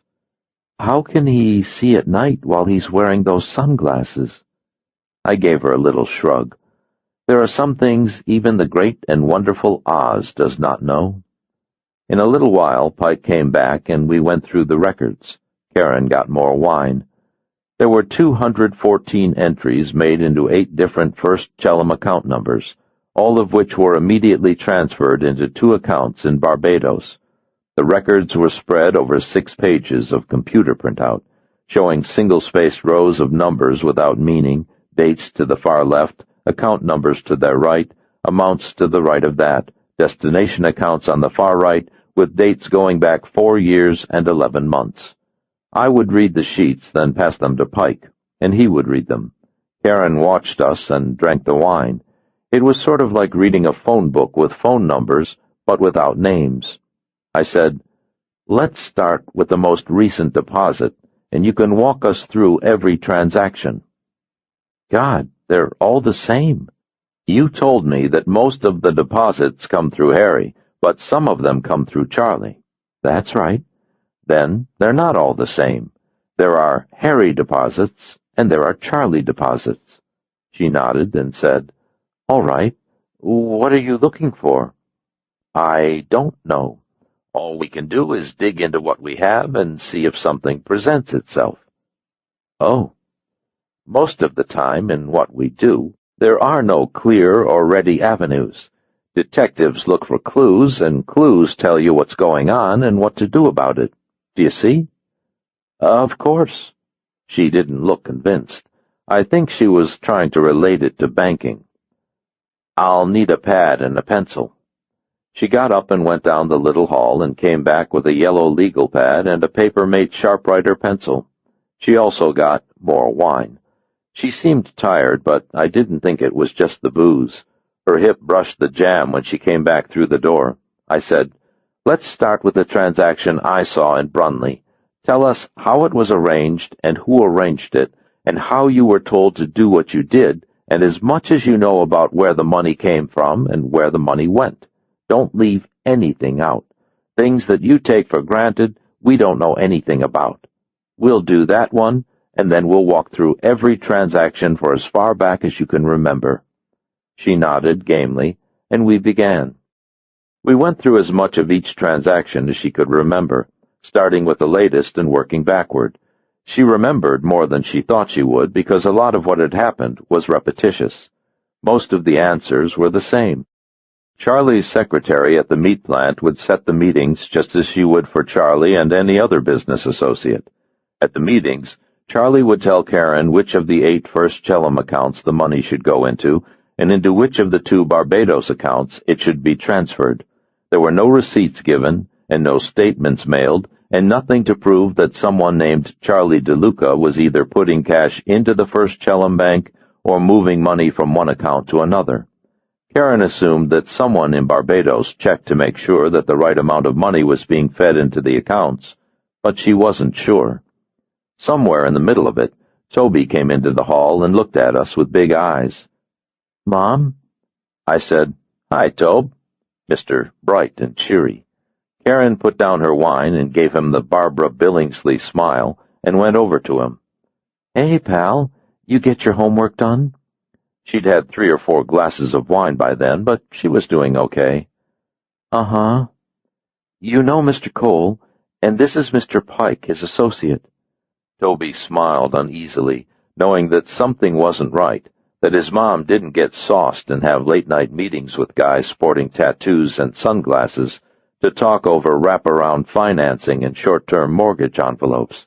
He looked nervous. You okay? She ran a hand through his hair and looked sad. Sport, it's been a hell of a day. Why don't you get ready for bed? He glanced at Pike and me, then he gave his mom a kiss and went back down the hall. Karen watched him go, and then she turned and trudged back to the table, and Barbara Billingsley was gone. Karen Lloyd's face was older. I said, You want to knock off until tomorrow? She shook her head. No, let's get this done.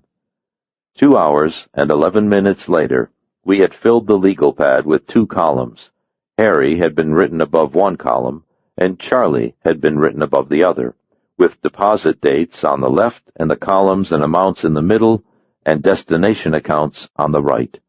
There were 7 different account numbers under the Harry column, but only 1 account number under the Charlie column. All of the Harry accounts were transferred to the same Barbados destination. The Charlie account went to the other Barbados location. There were 181 entries under the Harry account and 33 entries under the Charlie, with all of the Harry deposits coming every Thursday, as regular as the sunset.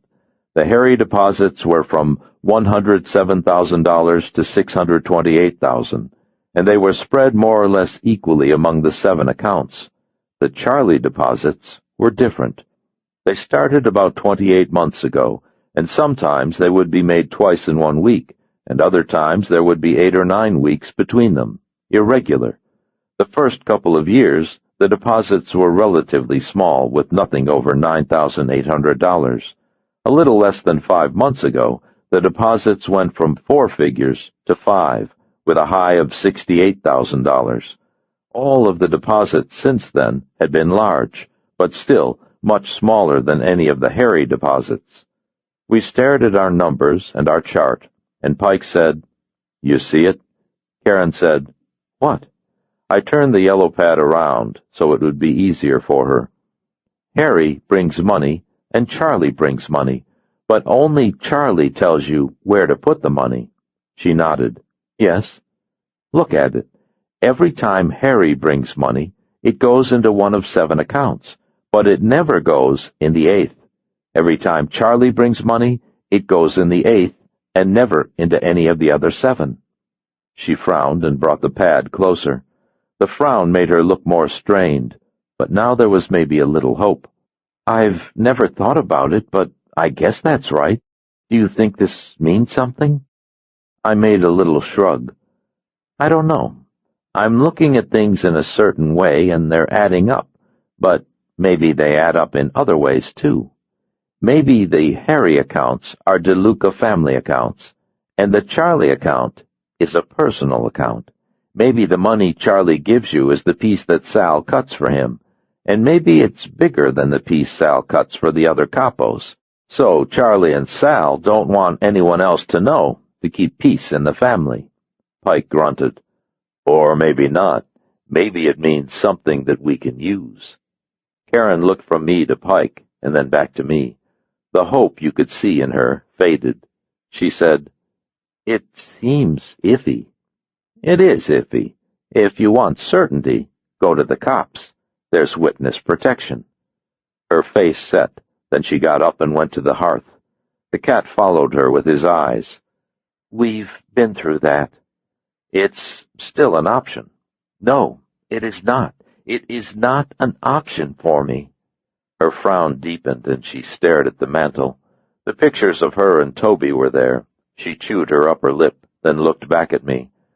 "Charlie's secretary called back this evening.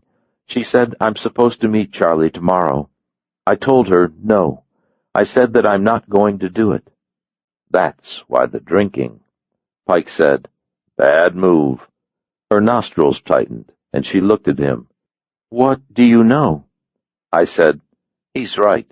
Charlie's already pissed, and we shouldn't make it worse. Pike and I will be there, and we won't let him hurt you." She pulled herself erect and stepped away from the hearth, and gave me the sort of eyes she must have given herself 10 years ago, when she'd decided to change her life. Hard, focused, don't-get-in-my-way eyes. "No, it's not about being scared. It's about not wanting it in my life anymore. I've got Peter coming back. I've got you in my home. I'm not going to pick up his money. I'm not going to take any more deposits from Harry. I've made up my mind. Do you understand?" I said, "Yes, ma'am." Pike nodded once, and his mouth twitched. Karen Lloyd said, "Will you need me for anything else tonight?" "Nope," I said. "I think that about covers it." She went to the front door and opened it. The cat slipped out and was gone. She said, "I appreciate what you've done, and I don't mean to be abrupt, but it's late and I'm tired. If you need to speak with me tomorrow, you can call me at the bank." "Sure. Good night." She closed the door before we were off the porch. Pike said, "Tough lady." "Uh-huh. Maybe too tough, like she's got something to prove." I nodded. Outside, the night air was crisp and chill and sparkling in its clarity, smelling strongly of oak and elm. Orion hung sideways in the southern sky, and a 3/4 moon hung in the east. We walked out onto the lawn and stood by the Taurus and watched Karen Lloyd's house. One by one, the lights went out and the house grew dark. With every light that died, the night grew closer. I said, "A long time ago, she made the choice to be the way she is. She earned the job and the house and the position within the community. She rose above the bad thing in her life and has tried to get it out of her life and is trying again. I think she made gutsy choices. Be a shame if she had to regret them. Pike moved in the dark, and the orange and white cat came from beneath the car and rubbed against him. Pike bent and picked up the cat and held him close. "You're right when you say that Charlie's already pissed. She doesn't show when he expects her. He might drive around to find out why. He might try to make sure it doesn't happen again." "Think you could stay close to her? Keep him from doing that?" Pike's mouth twitched in the moonlight. "Uh-huh." I nodded, and Pike put down Karen Lloyd's cat, and we got into the Taurus. The final light went out in Karen Lloyd's house, and all was darkness. 19. Roland George called at 7:32 the next morning and said, "NYPD owns a guy named Walter Lee Balcom. Busted him 7 weeks ago on 2 counts of murder and 1 count kidnapping, and about 24 ancillary counts, most of them smut and sex crimes." "Do the DeLucas run porno?" "No, that's the DeTilio family. But Walter's not mob. He's just been around for a long time and knows people who know people who know people. He's been singing up a storm to try to cut a deal, and Charlie DeLuca's name has come up a few times." "Can I talk with him?" 10 o'clock at the Hall of Justice, downstairs, room B28. I'll meet you there." "Right." Raleigh hung up.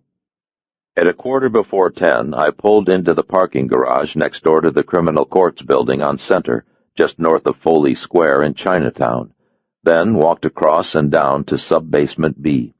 A fat cop sitting behind a narrow table asked my business. I told him I was looking for Roland George in room B28.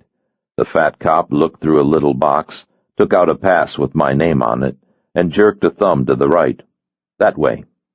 Sub-basement B of the Criminal Courts building looked like a breeding ground for cops with green cement walls and tile floors that were maybe 1,000 years old, and the faraway smells of disinfectant and urine. Cops of both sexes moved through the halls, uncomfortable in spotless starched uniforms, called in by prosecutors to rehearse before appearing in court. Defense attorneys on their way into or out of interview rooms glared at the cops with angry eyes that were looking to cut a deal for clients everyone knew were guilty. The lawyers looked like chronic gamblers. The cops looked like drunks. When I got to B28, Raleigh George and a fireplug-shaped guy with a blonde crew cut were standing outside the door. Raleigh said, "Elvis, this is Sid Volpe. Sid's with the Justice Department, and he's the guy who's letting us see Balcom." We shook. Volpe's hand was dry and hard. He said, "I got you sandwiched in between the IRS and the feds. You can have him for 20 minutes, starting now, so let's not waste time." We went in. Walter Lee Balcom was a pale man in his late 40s, with fine straw-colored hair that was thinning on top. He was sitting at a narrow wooden table, chain-smoking Lark cigarettes, and wearing gray prison fatigues. A boxy Nagra reel-to-reel tape recorder sat to his side on the table, along with a couple of gray legal pads. There were 4 metal chairs scattered around the table, but there weren't any pencils or pens or other sharp things. Walter Lee Balcom gave me a nice smile as we walked in. "Hello, Mr. Volpe. Hello, Mr. George. Is this the gentleman you told me about?" His voice was soft and papery. Volpe said, "This is him, Walter." Volpe sat in one of the chairs and turned on the Nagra. "Don't let Walter's manner fool you, Cole. Walter recruited a 16-year-old male prostitute named Juan Roca to help him kidnap a 19-year-old nurse's aide named Shirley Goldstein. They took her over to a tank farm outside Newark, where Roca raped her and tortured her to death with a butane torch, while Walter here got it all on videotape. Then Walter walks out in front of the camera in a Groucho Marx nose and shoots Roca 4 times in the chest and back with a .45 automatic butt-packed with hollow points." Walter Lee Balcom sat impassively while Volpe said it, using the stub of one Lark to light another. The air smelled of pipe tobacco from the Larks. Volpe said, There's no business like show business, right, Walter? Walter said, That wasn't me in the videotape, Mr. Volpe. That was someone made up to look like me. A voice like whispers.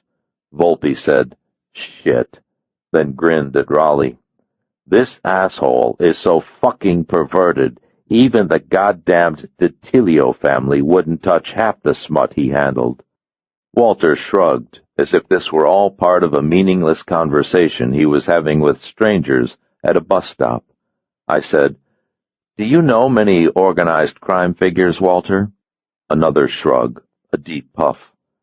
A few. I've been in the industry for quite a long while. It has always been profitable. Do you know Charlie DeLuca? Not personally. I know who he is, of course. Raleigh said, We're told that DeLuca's name has come up a few times in the songs you've been singing. Shrug, a whisper. You hear things. Raleigh crossed his arms and sat back in the chair.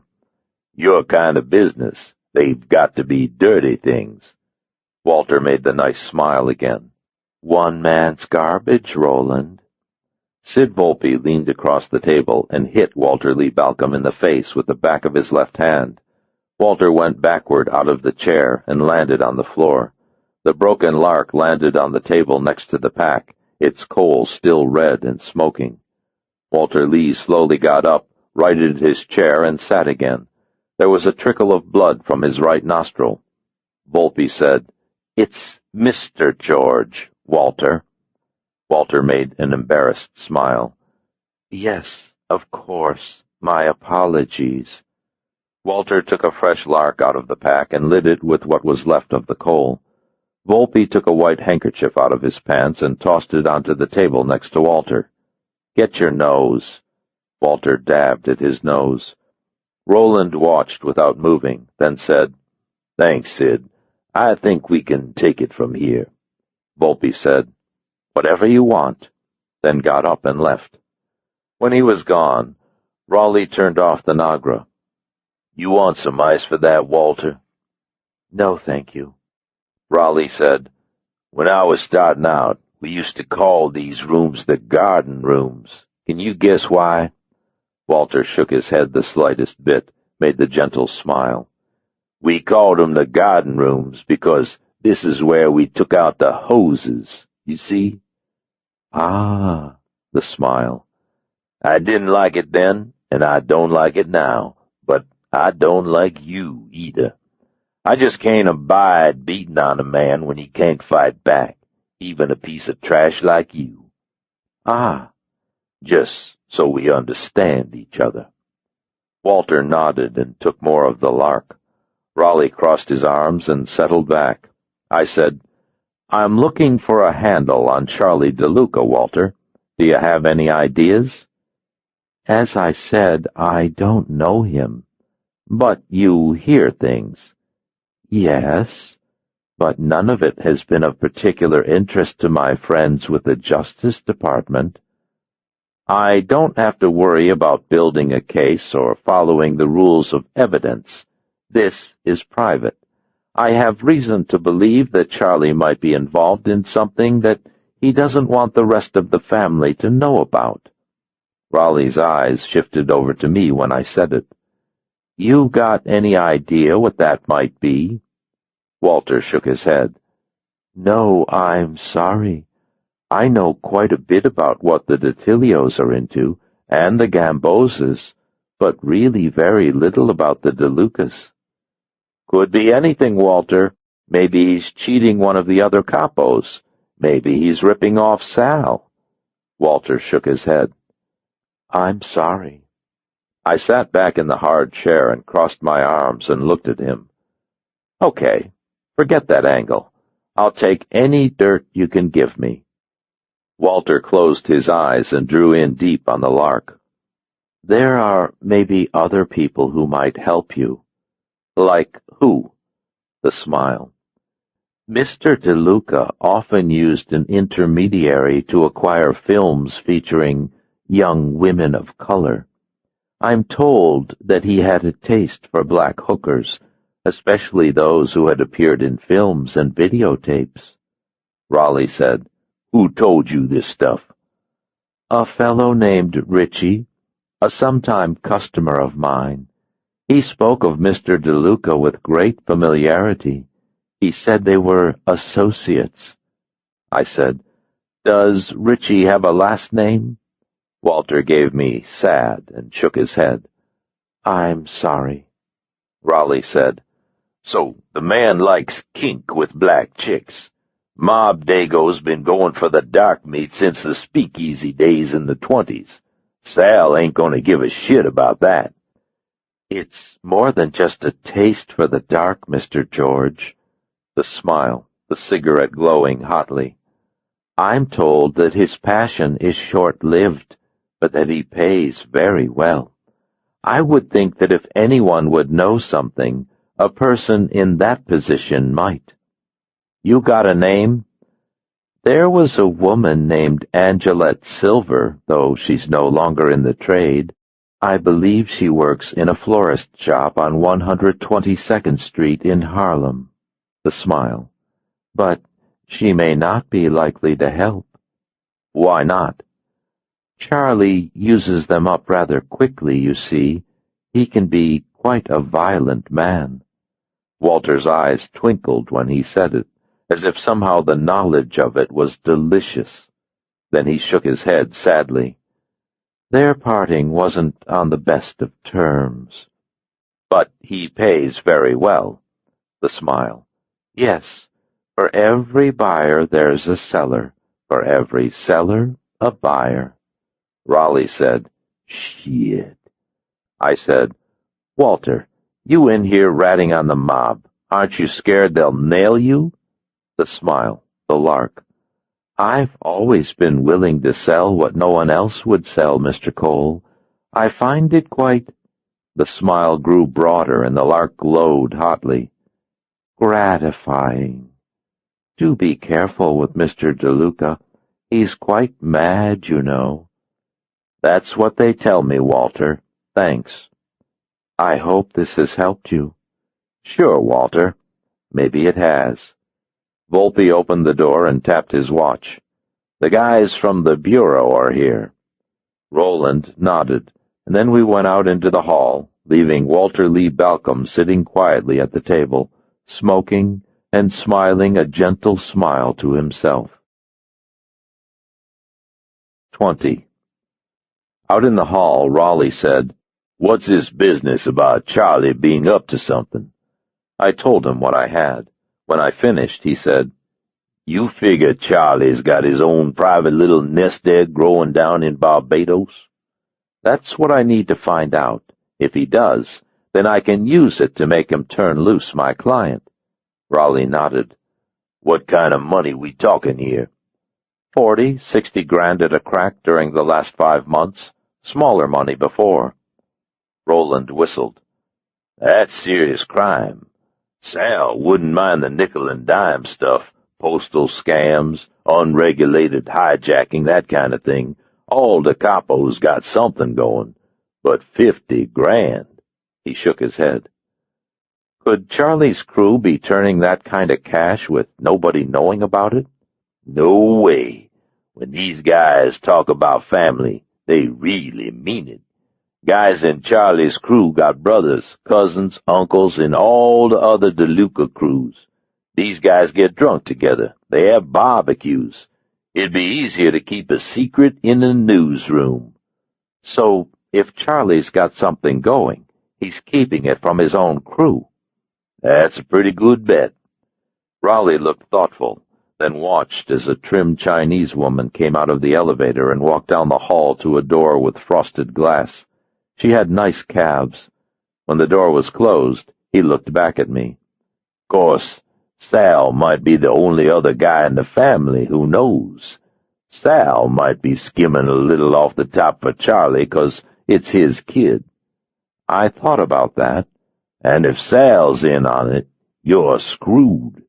I spread my hands. "It's a position I'm accustomed to. Do me another favor?" "Name it." "Can you check the J.D. files for anyone named Ritchie in the DeLuca family?" Sure. Then he said, Elvis? Huh? What he said in there about Charlie being nuts? You remember that? I gave him a smile. Dawn Patrol. Errol Flynn courageous in the face of certain doom. I left Raleigh downstairs and took the elevator up to the lobby, where I used a payphone to get the number for the New York City Florists Association. The Florists Association told me that there were 4 flower shops on 122nd Street, 2 in Morningside Heights, 1 in Harlem, and 1 in East Harlem. They had no listing for an Angelette Silver as a licensed florist, and they couldn't tell me in which shop she might work. I copied down the names, addresses, and phone numbers of the 4 shops, thanked them, and hung up. I got change at the little cigar stand they have there in the lobby, then went back to the phones and called Victor's Floral Gifts and asked to speak to Angelette Silver. A businesslike woman who sounded to be in her 40s said that she was sorry, but no one by that name worked there. I thanked her, hung up, and called the Gilded Lily. A man with a heavy masculine voice told me that he didn't know anyone named Angelette, but that he was certain he could meet my every need without her help. I thanked him and hung up, and called Rudy's florist. Rudy didn't know anyone named Angelette either, though he did know a guy named Angel. Would that do? I said that I thought not. The 4th shop was a place called Your Secret Garden. An older woman with a soft Southern accent answered. I said, May I speak with Angelette Silver, please? There was an uncertain pause. You mean Sarah? There were voices in the background. Then something covered the mouthpiece. Then a heavy male voice came on. You got the wrong number. Nobody by that name works here. He hung up, hard. I picked up the Taurus from the parking garage, then took Canal over to the West Side Highway, then went north past the village in the Lincoln Tunnel on my way up to 122nd. Maybe I was on to something. Walter Lee Balcom had put me on to Angelette Silver, who very likely was living under the name Sarah, and maybe Angelette Silver could connect me either to someone named Richie or someone who knew what Charlie DeLuca was up to. If I could just keep Charlie DeLuca from killing either Karen Lloyd or me until I knew who or what that was, all of this might work out. Stranger things have been known to happen. On the Henry Hudson Parkway at 86th Street, halfway up the island and along the Hudson River, I spotted a metallic brown Chevrolet following me 4 cars back and 1 lane over. I swung south on Broadway, then east on 86th, then south again on Columbus, but he stayed with me, always 4 cars back, once gunning it through a red light to keep his position. Pretty good. I wondered if it was Rick. An 8-wheel flower truck was parked on Columbus in the right turn lane at the corner of 76th Street. Traffic was backed up and horns were blowing, and people who wanted to turn right had to work their way slowly around the truck. I turned right with them and slowed it down even more, staying hidden behind the flower truck until the traffic had cleared ahead of me. I goosed the Taurus half a block down, then threw it into park in the middle of 76th Street, and was out of the car and walking back up the sidewalk when the metallic brown Chevrolet came around the corner. It wasn't Rick. The guy behind the wheel played it well. Traffic was backing up again, and more horns were blowing, and the other cars were putting on their blinkers and trying to get around the Taurus. So he put on his blinker and got into line to get around the Taurus, too. I walked out into the street behind him and went up around his car and put the Dan Wesson in through the driver's side window. Surprise! He was a medium-sized guy in his early 40s, with a precise manner and a nice tan and thick hair. He kept both hands on the steering wheel, left in the 10 o'clock position and right in the 2 o'clock position, just like they teach in driving school. He was staring at the gun. Jesus Christ, put that away! Where the hell do you think we are, Beirut? Around us, drivers were blowing their horns, and a fat guy with a 3-day stubble called us assholes and told us to get out of the street, and nobody seemed to mind too much that I was holding the Dan Wesson. Just another story in the naked city. Take out the wallet very slow. If you jerk, I'll shoot you. He did it still with his eyes on the gun. He said, "I don't know what in hell you've got going on here, but it's not worth pulling the trigger." "We'll see."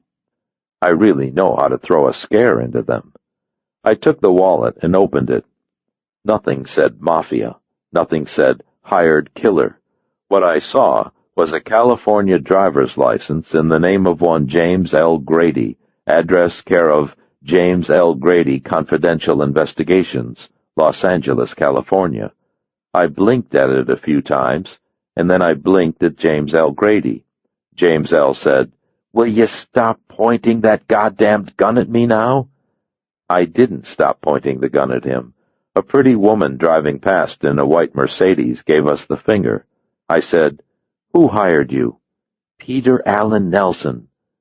"Peter Allen Nelson, the film director?" James L. Grady gave me the snide. "Yeah, he said he hired you to find his ex-wife, but he figured you were stiffing him and he wanted to find out. I picked you up in Chelham with the ex and the kid, and I've been following you around ever since." Ever since. "Peter came in last night. He's staying over at the Ritz-Carlton. He wants to see you." I stopped pointing the gun at him, and he snatched back his wallet. A guy passing by in a red Nissan truck called me a shithead. So did James L. Grady. 21.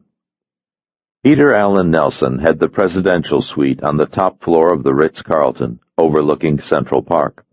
I followed Grady's Chevy to the curb, where we let a couple of guys who looked like they'd just mustered out of the French army have our cars. Then we went inside. James L. used a house phone and said, "This is Grady. I'm in the lobby with Cole." He listened for a minute, then hung up and gestured with his chin. "Elevator's over there."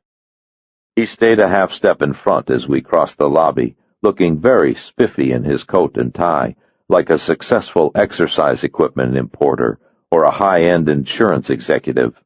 He didn't look like a guy who could follow me for a week without my noticing. If he did, I probably would have noticed him. In the elevator, he leaned against one wall with his arms crossed, and I leaned against another, and neither of us looked at the other. Invisible lines. The elevator was quiet and still, and somehow made closer by the faraway hum of the electric motors. It was a long way up to the top floor. I said, "How come I didn't make you?" He shrugged, still not looking at me. "I'm good at it. Also, I didn't have to maintain continual contact. Once I knew where you were staying and where the woman lived and worked, it was easy." "You didn't have to worry about losing me because you could always pick me up again." "Uh-huh." I nodded. "I put the plane ticket and the hojo on plastic. There were the phone calls charged to my office number in L.A. You weren't trying to hide. You didn't expect anyone to look." I stared at him for about 12 floors. "Fed." Grady smiled. "Secret Service, 14 years. He finally turned and looked at me. "I'm impressed you picked me up. I was back and I was loose. I don't get picked up even when I'm living in the other guy's shorts. You're good." I spread my hands. Maybe Grady wasn't so bad after all. We got off at the top floor and followed the noise to the presidential suite.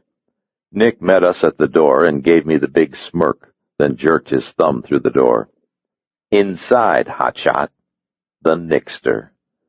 Inside, a quadraphonic stereo system was blasting out Fine Young Cannibals, and the air smelled like Jiffy Pop popcorn and cigarettes. Peter Allen Nelson was talking to a couple of guys in baggy suits out by the terrace, and a guy with a loud green tie was speaking into a phone by the bar. One of the guys with Peter was wearing a paisley ascot and was smoking a purple cigarette. Danny and TJ were slouching on the palatial furniture, and a thin woman going for the Tama Janowitz look sat next to TJ with her hand on his thigh. Danny gave me a little wave. There were open bottles of Absolute vodka and Jack Daniels bourbon on the bar, and Nestle's wrappers on the floor. Most of the Absolute was gone. It probably wasn't like this when the president was in residence. Grady frowned at the mess and gave disapproving. Nope, it wasn't like this with the president.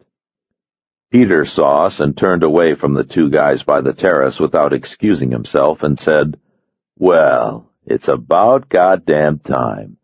Danny, turn off that shit and get these Broadway fruits out of here." Broadway fruits, always sensitive. The guy with the ascot looked peeved. He said, "Peter, we have the backers in place. If you'll agree to direct the play, we can be on the boards by next fall." Peter said, "Nick, give Danny a hand with the fruits." Nick pulled the phone away from the guy at the bar, then pointed at the two guys by the terrace and showed them his famous thumb-jerked-at-the-door move. High verbal. The guy with the ascot said, "I'm sure we can reach some sort of agreement." But Peter wasn't listening. He was already over with me and Grady. Nick and Danny hustled the three Broadway people out. The Tama Janowitz went with them. Peter said, "Jesus Christ, you were supposed to find my kid and let me know. Instead, I gotta hire somebody to find you. I thought we were pals." He looked hurt. "There were things I wanted to find out and do before I called you in." "Like what?" "I can't tell you." "Bullshit.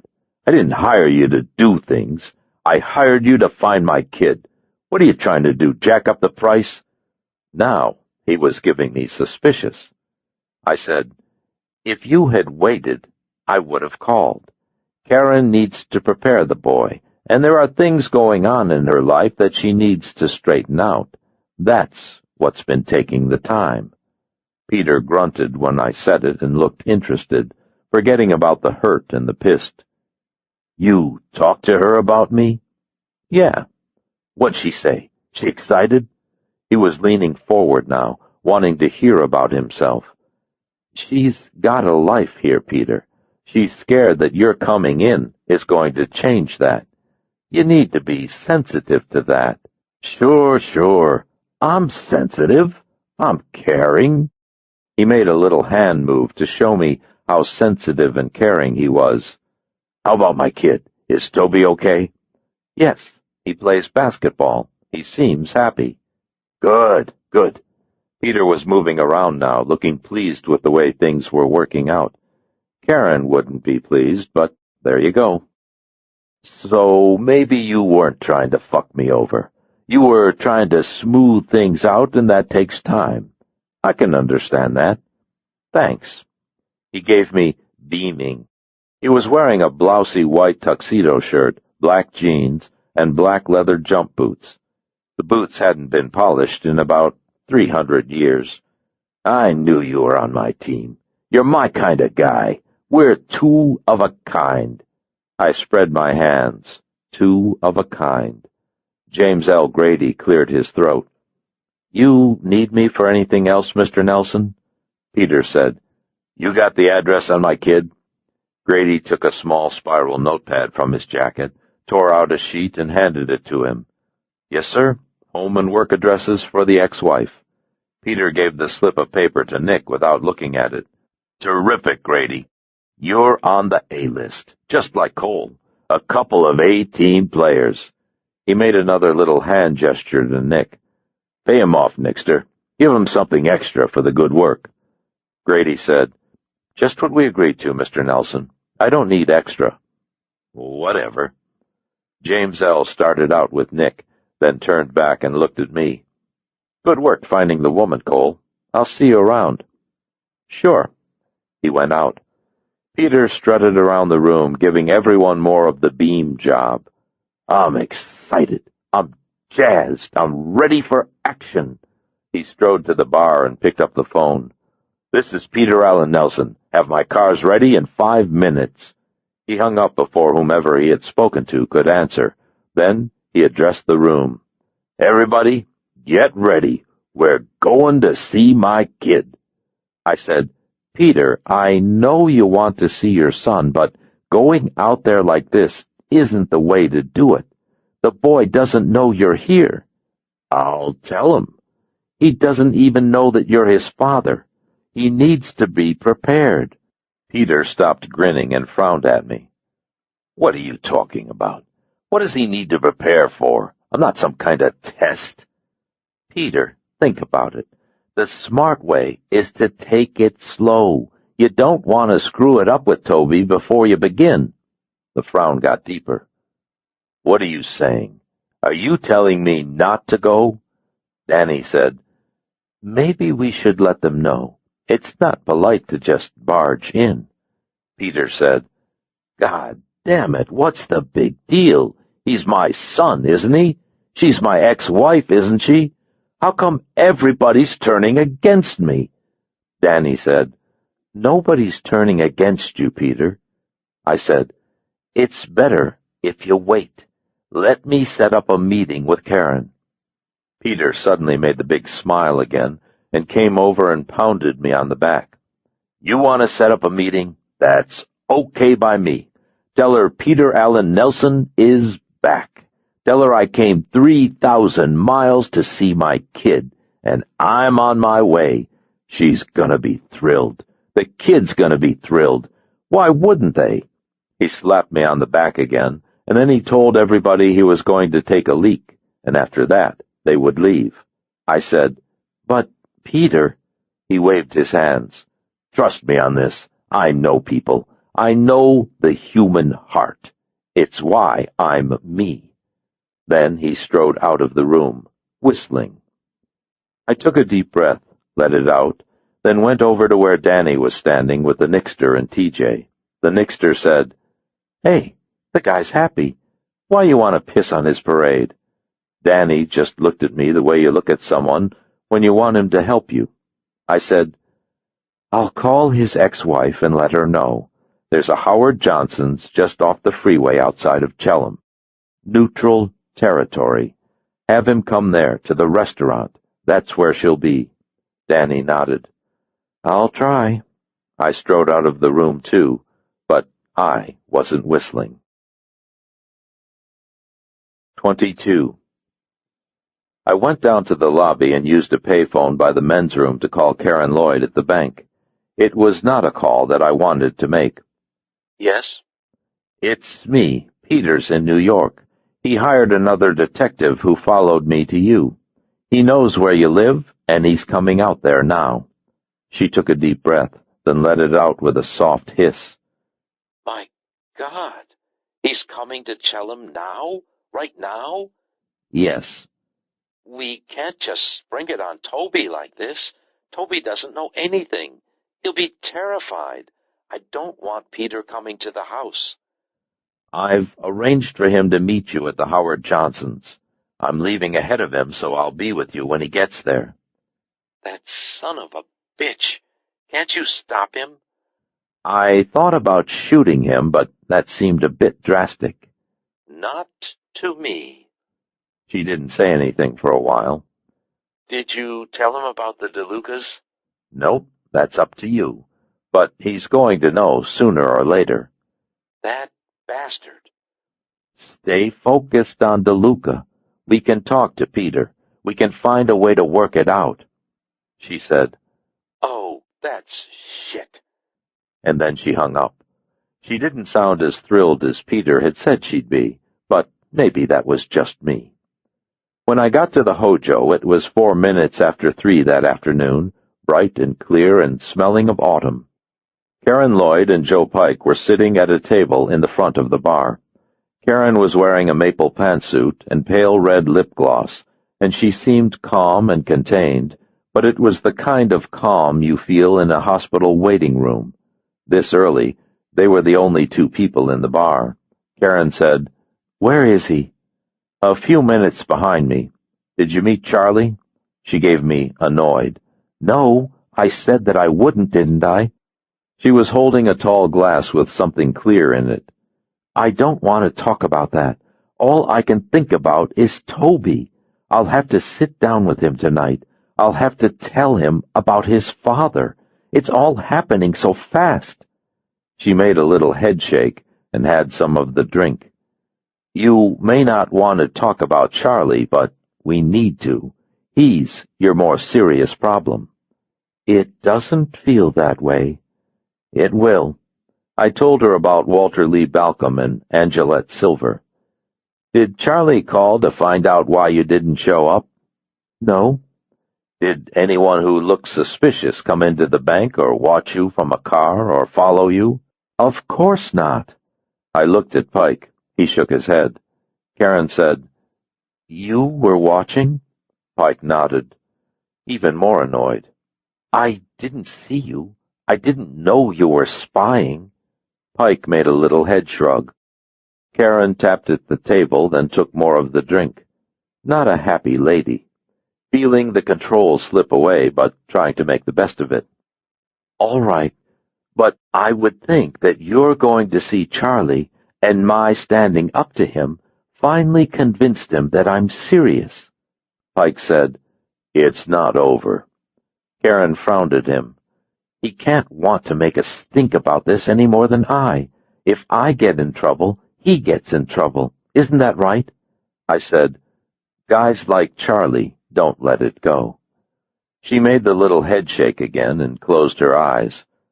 I'm sorry, but I just can't deal with this.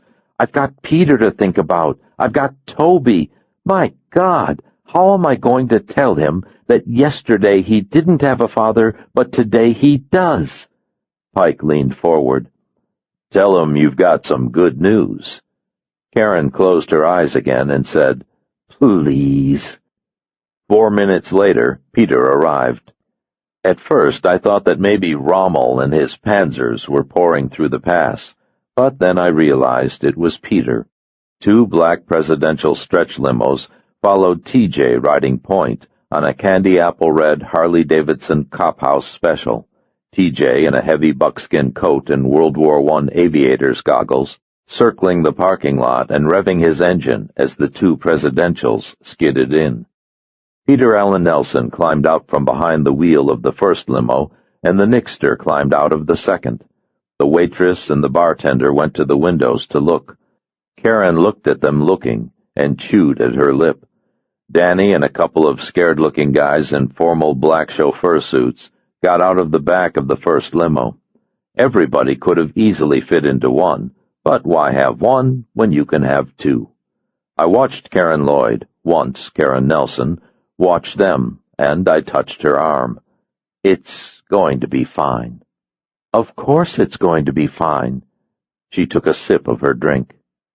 Peter came in first, with Danny beside him and Nick and TJ sort of behind. Karen folded her hands neatly on the table in front of her and watched Peter the way you watch someone in the next yard, sort of detached. For a moment they looked at each other across the room. Then Peter walked over and stopped at the edge of the table. Hi, Karen. Hello, Peter. Her face was without expression, and she did not stand up. I said, This is Danny, that's Nick and TJ. Everybody nodded and said how are yous. When Karen looked at Danny, Danny's big thighs jumped. Peter sat down, and Danny pulled up a chair from the next table. Nick and TJ went to the bar. Peter looked at Joe Pike and said, Who's this? Joe Pike. He has the agency with me. Remember? Peter looked back at Karen. It's been a long time, Karen. You look great. Karen nodded politely. Thank you. The waitress came out from behind the bar. What's everybody having? Peter said, I want a Budweiser. The guys at the bar, they're with me, so give them whatever they want. He gestured at Karen's drink. What's that? Vodka tonic. Give her another. Karen said, No, thank you. Peter said, You don't want another? No, but thank you. She pronounced the words slowly and carefully, as if she and the chair were in balance, but the words might upset that balance. I'd rather do what we have to do so that I can get back to the bank. Peter looked confused. It's over 10 years. Danny said, I'll have a Perrier, please. The waitress eyed Peter past her order pad. She hadn't written anything down. You look like someone. I said, Bring the Bud and the Perrier, okay? The waitress put her hand on the side of her neck and rolled her eyes in recognition. You're the guy who makes movies. I saw you on Arsenio. Karen's jaw nodded. The waitress said, You're Peter Allen Nelson. Karen's jaw knotted harder, and the corners of her mouth pulled down. Peter nodded, turning on the smile. That's right, in the living 3D. Wow, Karen said. Oh, for Christ's sake, and glared at the waitress. We're trying to have a discussion here, and you're not part of it. You don't have to get snippy. And you don't have to act like some sort of idiotic teeny bopper. Just bring the drinks. The waitress gave Karen the ice treatment and went over to Nick and TJ. Peter said, Jesus Christ, she probably just wanted an autograph or something. She can get it later. I'm the vice president and manager of the bank here, and I am a mother. I have responsibilities. I can't waste my time. Peter looked like a little kid who'd just been told to go to bed and didn't like it. Karen said, I know you want to see Toby, but I'd rather you wait. He doesn't know that you're here, and he doesn't know who you are or anything about you. Give me this evening to talk to him, and then you can see him tomorrow. Peter liked that even less. Karen said, If you come out now, you'll just scare him. Peter shook his head. Hell, what's he got to be scared of? I said, Any child would be scared, Peter. One day he's comfortable with his life. The next, a strange man walks up to him and says, Hi, I'm your old man. Everything he knows changes, and everything becomes an unknown. Do you see? Peter frowned and sort of pooched out his lips. Whose side are you on? The kid's. I'm also on yours and Karen's. Danny said, You've seen this kind of thing a lot, haven't you? I nodded. A couple of 100 times. Peter made a big deal out of sighing, disappointed that he wasn't going to see his kid. Shit. Karen said, I'll tell him this evening, Peter, and that way he has the night to get used to the idea and maybe even excited about meeting you. Then you can meet him tomorrow. You can come to the house. If it goes well, the two of you might go to dinner. You could take him to Dasher's in Brunley. It's his favorite. All right, sure. Peter was starting to nod, thinking that it sounded pretty good. Karen said, One thing. What? She looked at Danny, then at Nick and TJ. It would be less threatening if it were just the two of you. Me and Danny? You and Toby. Danny shifted uncomfortably in her chair. Peter leaned back and looked uncertain. I never go anywhere without the guys. What if I get mobbed? Karen flattened her hands on the table. You're not going to get mobbed in my home, believe me. Peter looked at me, even more uncertain. I nodded. He made a little shrug, and then he looked back at Karen. Okay, that sounds fine. That sounds like you've got it all figured out. She gave him the flat, cool VP eyes. I do. I've been figuring it out for the past 10 years, so I'm good at it. Peter nodded again. Okay, if that's the way you want to play it, we can check in here. It'll be fine. This wasn't Peter Allen Nelson. The real Peter Allen Nelson had stayed in the city, and this was Mr. Reasonable, Peter Allen Nelson's alter ego. Sure, that was it. The waitress went through a little swinging door they have behind the bar, and came back with a fat guy and a skinny black guy with a Marcel. She pointed at Peter. Karen watched them for a moment, then said something under her breath and stood. She looked tired again, the way she had the night before when we were going through the bank records, and Toby had come out. She said, Thank you for meeting me here instead of coming to the bank, Peter. And thanks for waiting to see Toby. If we continue to cooperate, I know this all will work out to the good. Peter looked surprised when she stood, and he took her forearm. Hey, where are you going? Karen stiffened, as if someone had thrown a switch and she didn't look tired anymore. She looked hard and bright, and she stared at his hand without moving. Peter said, What? Karen's eyes flicked up from the hand to Peter's left eye and held there, locked on. Peter gave embarrassed and let go her forearm. Sorry. Karen nodded once, giving him okay, then gathered her purse. I have work. That's it? We don't see each other for 10 years and you have work? I've got a lot to tell you. I'll bet you've got questions. Karen shook her head and smiled at me. Do you see? Peter said. What's the smile? Karen held her purse with both hands and let out a deep breath and looked at him. She said, Peter, I'm not the same person you knew.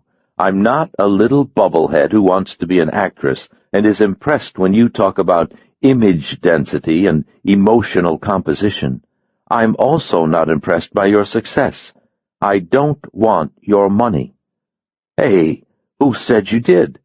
Defensive. Because I'm not the same. I won't respond to you the way I used to. If I'd never seen you again, it would have been fine. But you're Toby's father, and Toby has a right to meet you and know you and judge for himself. I'll work to that end, but don't expect anything more. Peter made a big deal out of spreading his hands. I don't understand this hostility. Think about it, he said. Hey, I'm not looking to get you into the sack. We were married, for Christ's sake. That should mean something. We have a son. She stared down at him, her face without thought or consideration. No, we don't, she said. I do. She brushed past me and walked across the bar and out the door. Peter stared after her, his face sort of pinched and confused, and then he shook his head. I can't believe it. She didn't look happy to see me. She wasn't. He looked at me. Maybe you were right. Maybe I should play this a little easier. He was nodding to himself. You've seen this a lot. You know about this. Sure. Okay, you were right. Peter Allen Nelson can admit when he was wrong, and you were right. I spread my hands. He suddenly leaned forward and looked hopeful again. This didn't go too badly between me and Karen, did it? Not for a first meeting? I shook my head. No, I said. It went great. She could have shot you. 23. Pike and I had an early dinner, then went back to our rooms for a fun-filled evening of TV news and East Coast sports. Peter and Danny and Nick and TJ took 3 adjoining rooms on the opposite side of the Hojo, but didn't join us for the dinner or for the sports. They left in both of the limousines, taking advantage of the nightlife, no doubt. Word of Peter's presence spread, and a news crew from a local television station came out and poked around. A tall, thin woman was the on-camera talent. You could tell because she walked fast, and every place she went, a short, pudgy guy with a minicam followed, seeking the truth. A few minutes after they got there, a carload of high school kids cruised by, too, running down rumors. The tall, thin woman interviewed the high school kids. Truth is where you find it. After that, everybody left. Not much news to be had sitting around a Hojo. The next morning, Karen Lloyd phoned me at 7:15. Joe Pike was already gone. She said, I've spoken with Toby. Tell Peter to be at my home at 4 o'clock this afternoon. Her voice sounded tired and strained, as if she hadn't gotten much sleep. How'd it go? How do you think? She hung up. I called Peter Nelson's room. On the 4th ring, Danny answered. I told her about being at Karen Lloyd's at 4. She said that she would tell Peter, and then she asked if I would like to have breakfast with them. I said that I had things to do, but that I appreciated the offer. There was a little pause, and then she said that it might go better this afternoon if I was at Karen's with them. I told her that I would be. She thanked me. She thanked people a lot.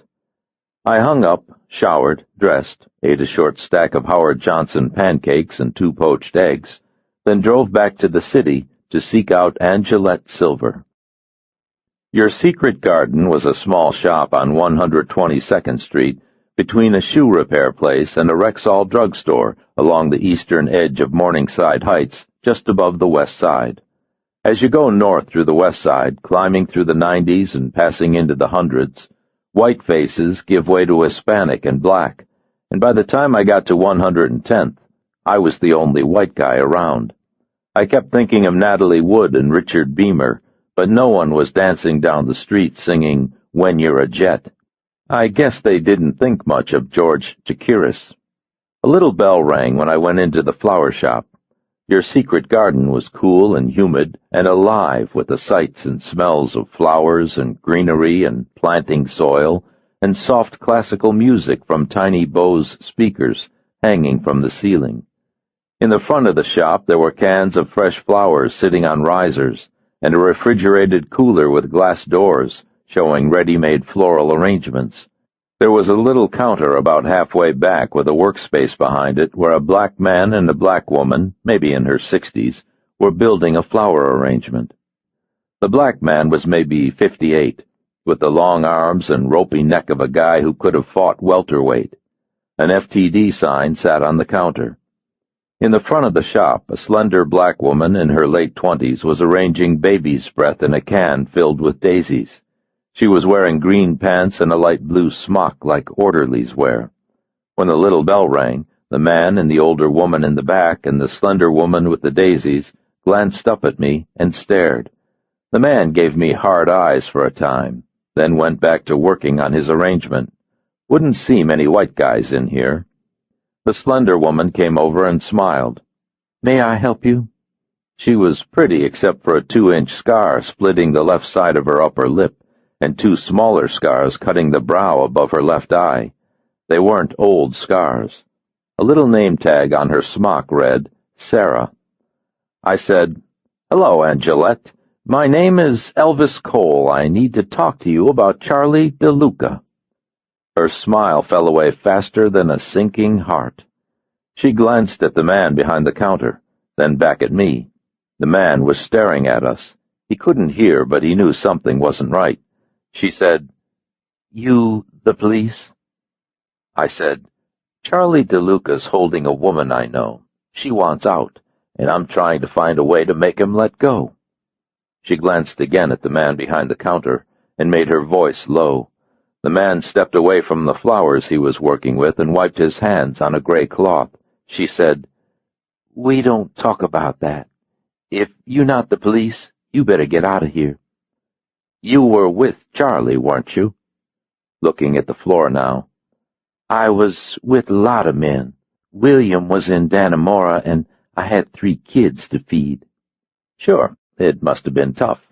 She looked up, angry. "William been out 9 months, and he's staying out. We both out. We got a man let us run this place." I nodded. The shop was a nice shop, clean and fresh, not like Dannemora, not like walking the streets. I said, "Charlie hurt your eye?" "That's no never mind. You know a guy named Richie? I don't know nobody." William put his hands down on the cash register and gave me the jailhouse stare. The older woman came up behind him and put a hand on his right forearm that he didn't seem to feel. They couldn't hear us, but they knew what we were talking about. Funny how that works. I said, "My friend has a child too, Angelette.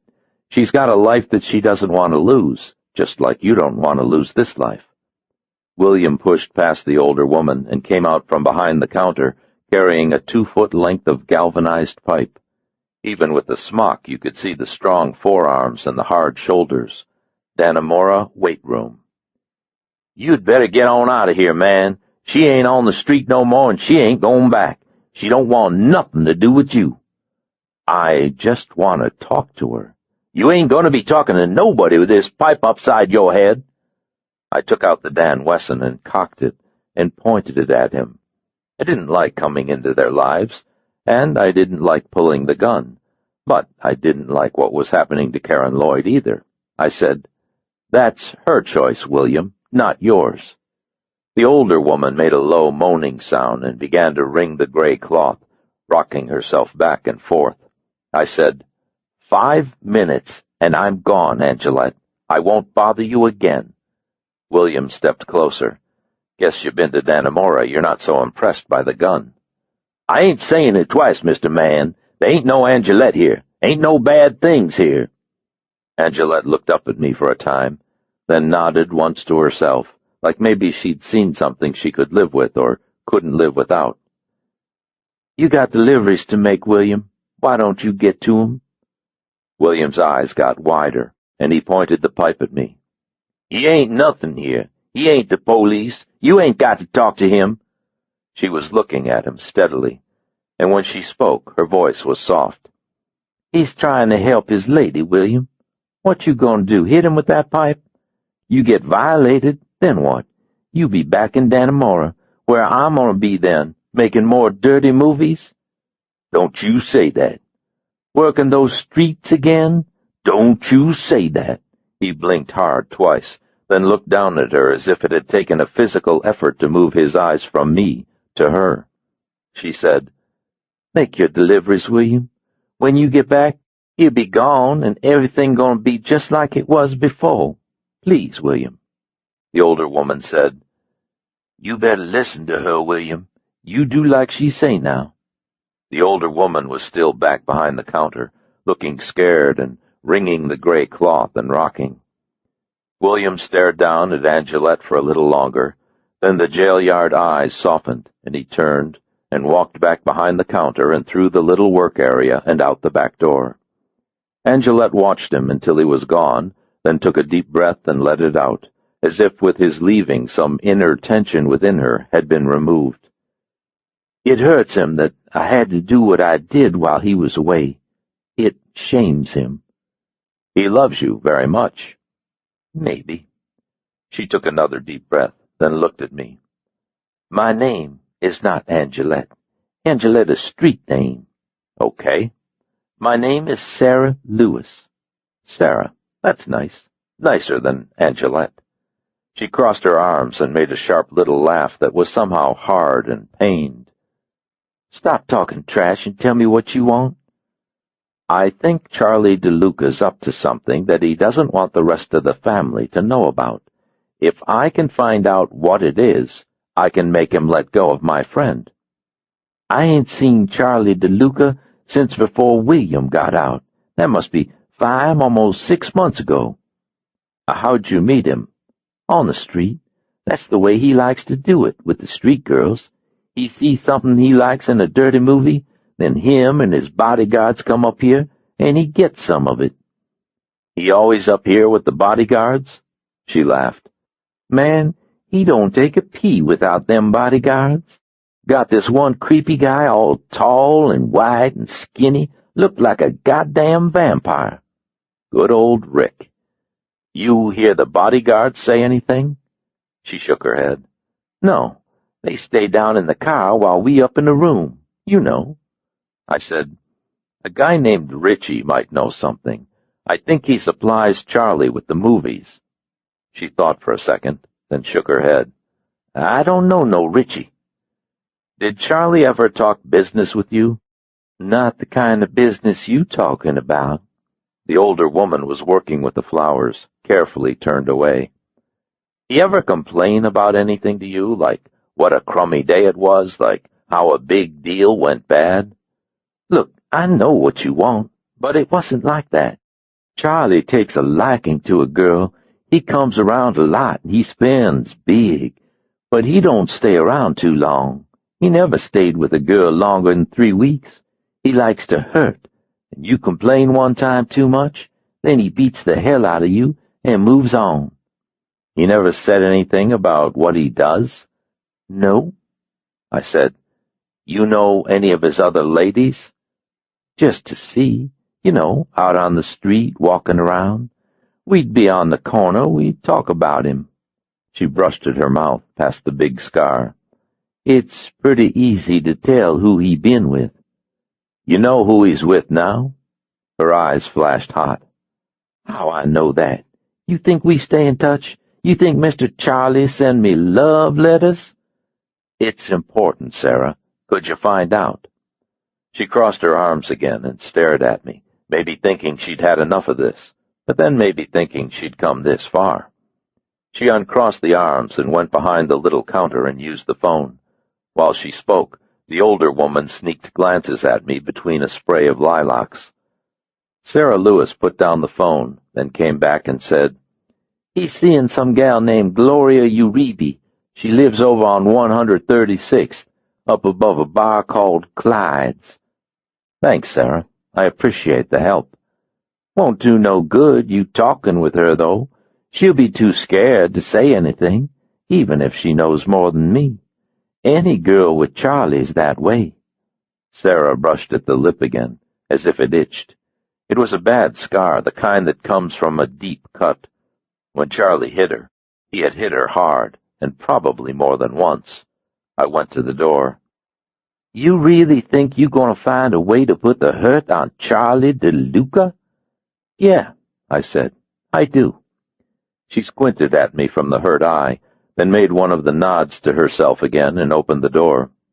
"All right. You find a way to hurt him. You hurt him a little bit extra. You hurt him for Angelette Silver, you hear?" The older woman had stopped pretending to work and was staring at me. I nodded at her, then looked back at Sarah Lewis. "I was planning to." The older woman smiled and turned away, and I left. 24. Clyde's was a knothole of a bar in the bottom of a 4-story building that was mostly fire escapes and clotheslines.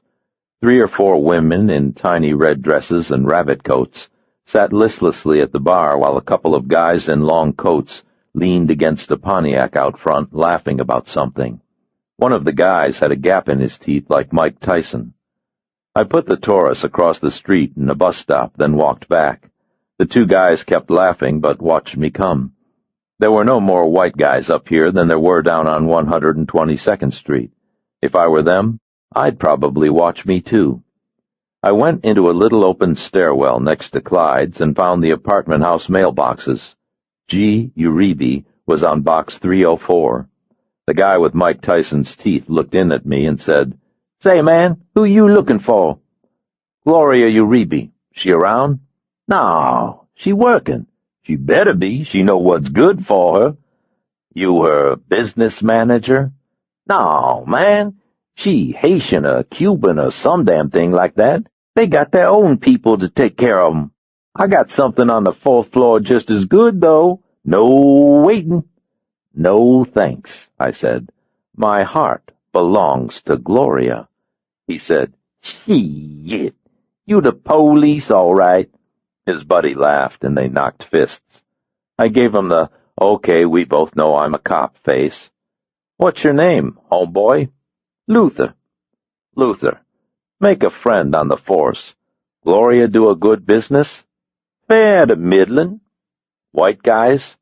Luther nodded and winked at his friend. "You sniffin' round about that gangster with the big car? You from organized crime?" "Maybe. Maybe. Did Elliot Ness say maybe?" "Tell me about the big car. He here often?" 2-3 times a week." "There any pattern to when he comes around?" Luther gave me pained. "Man, all these questions grinding my brain, you know?" "Uh-huh." I dug out a 20 and passed it to him. He didn't look impressed. "That's pretty thin pickings." "It's the budget crunch, Luther." "I hear that." He made the 20 disappear. "He came round twice last week, on Tuesday, then again Friday, usually a Friday." He looked at his friend, and the friend nodded. I said, "What do the bodyguards do while he's with Gloria?"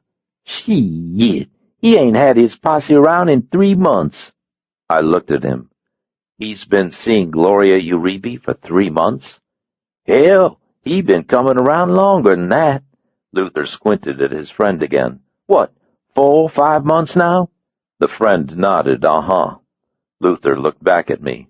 I said, "He's been seeing Gloria Uribe for maybe 5 months, And when he comes alone?" Luther frowned and gave me the heavy eyelid treatment. "How many times I gotta say it, a lousy $20?" Luther's friend yawned and stared at something down the street. I thought about it. In my business, you look for things that are out of the ordinary because out of the ordinary things usually mean clues. Sarah Lewis had said that Charlie DeLuca never stayed with a woman for longer than 3 weeks, and that he never went anywhere without bodyguards. Of course, that was a long time ago, and maybe Charlie had changed his ways. Maybe Charlie and Gloria were in love, and all the getting together without bodyguards was to discuss wedding plans. Then again, maybe not. I said, "Luther, Gloria just a streetwalker, or does she do outcall?" "She walkin' when times are hard.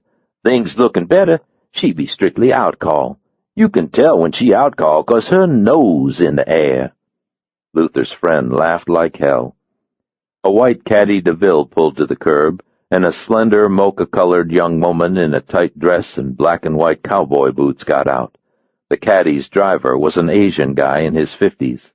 She said something to him, then glanced at Luther and went into Clyde's. Luther frowned after her. "I got business to tend to." "Thanks for the help, Luther. I appreciate it." "Just don't say nothing round that wop gangster. I don't want to wind up on no pizza." "Sure, Luther. Count on it." Luther and his buddy disappeared into Clyde's. I walked up the 2 flights to the 3rd floor and down a short hall to 304 and knocked. No answer. Somewhere at the other end of the hall a baby was crying, and somewhere else a rapper was banging out a gangster line. Iced tea. Drama. No sounds came from within Gloria Uribe's apartment. I knocked again, then took out the wires I keep in my wallet and let myself in. Gloria Uribe had a 1-bedroom with a bath and a tiny kitchenette. The walls were discolored and paint was peeling from the ceiling, but it wasn't an unclean place. A Tattersall sofa with a beaded slipcover sat opposite a Victorian china cabinet that had been polished a deep purple mahogany. The kitchenette and the bath were neat and clean, and the bedroom was a spotless vision in pink. Pink satin comforter, pink princess telephone, pink lace pillows, pink walls and ceiling. She had even found a pink clock radio, which sat next to the bed on the nightstand. The nightstand was brown. I wanted to find her trick book. Streetwalkers don't keep them because they don't have regular customers, but call girls do. They use the book to keep track of their appointments and such details of their trade as client preference and past fees. If I found Gloria's trick book, I would know when Charlie DeLuca was with her and when he wasn't, and what they did when they were together. I might even learn what was going on. I started with the nightstand, then looked behind and beneath the bed and between the mattress and the box springs. I found 2 boxes of soft teak tissues, one open, the other not, and a box of Trojan prophylactics, ribbed. I went through her vanity and a small chest of drawers with a forest of little knickknacks on top. Bottom drawer of the chest, there were a black snakeskin whip, a black vinyl body harness, 2 pairs of police-issue handcuffs, and a black rubber mask with a couple of little holes that I guess you were supposed to breathe through. Nice. I looked through the rest of her bedroom and her closet, and then I went into her bathroom. The trick book was wrapped in a freezer-strength baggie and taped to the underside of her lavatory, along with the little vial of crack cocaine. It had taken me exactly 8 minutes and 40 seconds to find it. Cops probably do it in less. I took the book out into the living room, sat on the couch, and looked through it. There were entries dating back 10 months to the beginning of the year, and sure enough, exactly 5 months and 1 week ago, there was the first mention of Charlie DeLuca. He had seen Gloria on 3 consecutive days the first week they had met, then 5 times the following week. The notes were mostly abbreviations, but the abbreviations were obvious. I read them and tried to feel detached and professional, but all I managed was smarmy and embarrassed. None of the notes related to Charlie's business or to anything Charlie might have said about his business. I looked through every day of every week up until the present, and noticed that starting in the 5th week, whenever Charlie's name appeared, another name appeared, too, Santiago. I flipped back to the beginning of the book again, and this time went through looking for Santiago. His first mention was during that 5th week, with Charlie. Maybe Charlie had brought him along. I kept looking. Sometimes Gloria wrote the full name, sometimes she just wrote S. For the next few weeks, every time there was an S, there was also Charlie's name. But after that, sometimes there was just the S. Luther had said that Charlie had been around last Tuesday and Friday, but there was no mention of him on those days in the book, just Santiago. Maybe Charlie didn't come around to see Gloria anymore, and maybe that's why she didn't list him. Maybe he came to see Santiago. Again. Santiago was penciled in for tomorrow at 4:30 in the afternoon, a Friday. Charlie wasn't scheduled, but that was okay. Neither was I. I closed the trick book, put it back in its plastic bag, then retaped it beneath the lavatory in Gloria Uribe's bathroom, and let myself out. When I got down to the street, Luther and his friend were back leaning against the Pontiac. Luther grinned when he saw me, flashing more of the Mike Tyson teeth. I said, "Luther, you know a guy named Santiago comes around here sometime?" Luther stopped grinning and shook his head. "I don't want no part of that." He pushed off the Pontiac and walked past me into Clyde's. I looked after him, and then I looked at Luther's friend. Luther's friend shrugged. I said, "What was that all about?" Luther's friend said, "Santiago's her pimp. Few years ago when she come here, Luther tried to get her in his stable, and Luther and Santiago have a thing. Santiago about killed Luther, stick him with an ice pick." "Oh, great. He run with any other girls around here?" "Nah, he been moving up. He's some kind of Jamaican gangster now, and he doing real well. Drives a nice car, wears a fine cut of clothes. I think Luther feeling jealous." "Huh." Luther's friend pushed off the Pontiac. "I better see about Luther. You don't see about him when he gets like this. He sulks." "Right. Thanks for the help." Luther's friend went into Clyde's. It was 2:45. Still plenty of time to get back to Karen's by 4. I took my time walking back to the Taurus, remembering what Roland George had told me about the Italian mafia hating the Jamaicans, and the Cubans, and the Asians. Maybe I was on to something. Maybe this was a clue. Maybe if I could ferret out its true and hidden meaning, Karen Lloyd and Toby Lloyd and Peter Allen Nelson could all live happily ever after, just like in a movie. For all of the drive back to Chelham, I wondered what Charlie DeLuca might be doing with a Jamaican gangster named Santiago. All I had to do was find out what. 25. I got back to Karen Lloyd's home at 20 minutes before 4 that afternoon. Karen's LeBaron sat in the drive, but Toby's red Schwinn mountain bike wasn't leaning in its spot against the garage. I parked on the street to leave room for Peter. Karen answered the door in a long beige skirt and a sea-green top with a large ornate necklace that looked like something a Zulu chieftain might wear. Her makeup was freshly applied. She said, "Thank God you're not Peter." "Yes, I've often thought that myself." "I'm trying to get the place straight." The carpet had been vacuumed and the magazines on the hearth tidied, and the pictures on the mantel dusted and arranged symmetrically according to size, the largest frames centered around the early American electric clock, the smallest at the ends. Pike was sitting at the table sipping tea and staring at the world through his dark, expressionless glasses. I said, "Where's Toby?" Karen said, "School. He wanted to stay home, but I said no." "Okay." I told him that our lives weren't going to stop because of this. I said that we're still going to be the same people and live here, and that he would go to the same school and still have basketball practice. I looked at Pike, and Pike raised his eyebrows. I guess it had been like this all afternoon. I said, Consistency is important. That's right, it is. She stood in the center of the room, left hand on her left hip and right hand under her chin, inspecting plant location and knick-knack placement. Are you nervous? Certainly not. I'm tense. That's different.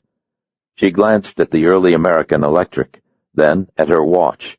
Whatever she saw there didn't agree, so she went to the mantel and added 2 minutes to the early American.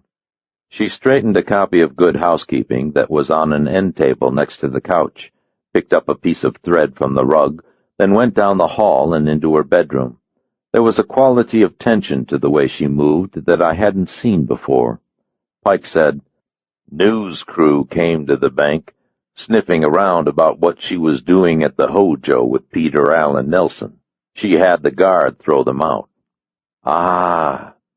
"She left early and came home. She's been cleaning all day." "She's scared. Someone who threatens her sense of identity is about to invade her home." "Awful lot of cleaning for someone about to invade your home." "The zen of house cleaning allows one to reach inner peace."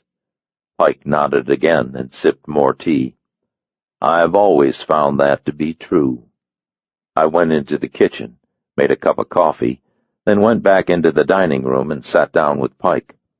Karen came out of the hall, stared at the living room for 30 seconds, then went back down the hall. Zen. I said, "Charlie make contact today?" Pike shook his head. "I don't like it. Guys like Charlie don't let it go. They freak out and try to teach you a lesson. He must be working something." Pike nodded. "You get anything?" I told him about Gloria Uribe and the Jamaican. Pike said, "The mob doesn't mix with those guys." I shook my head. "Nope."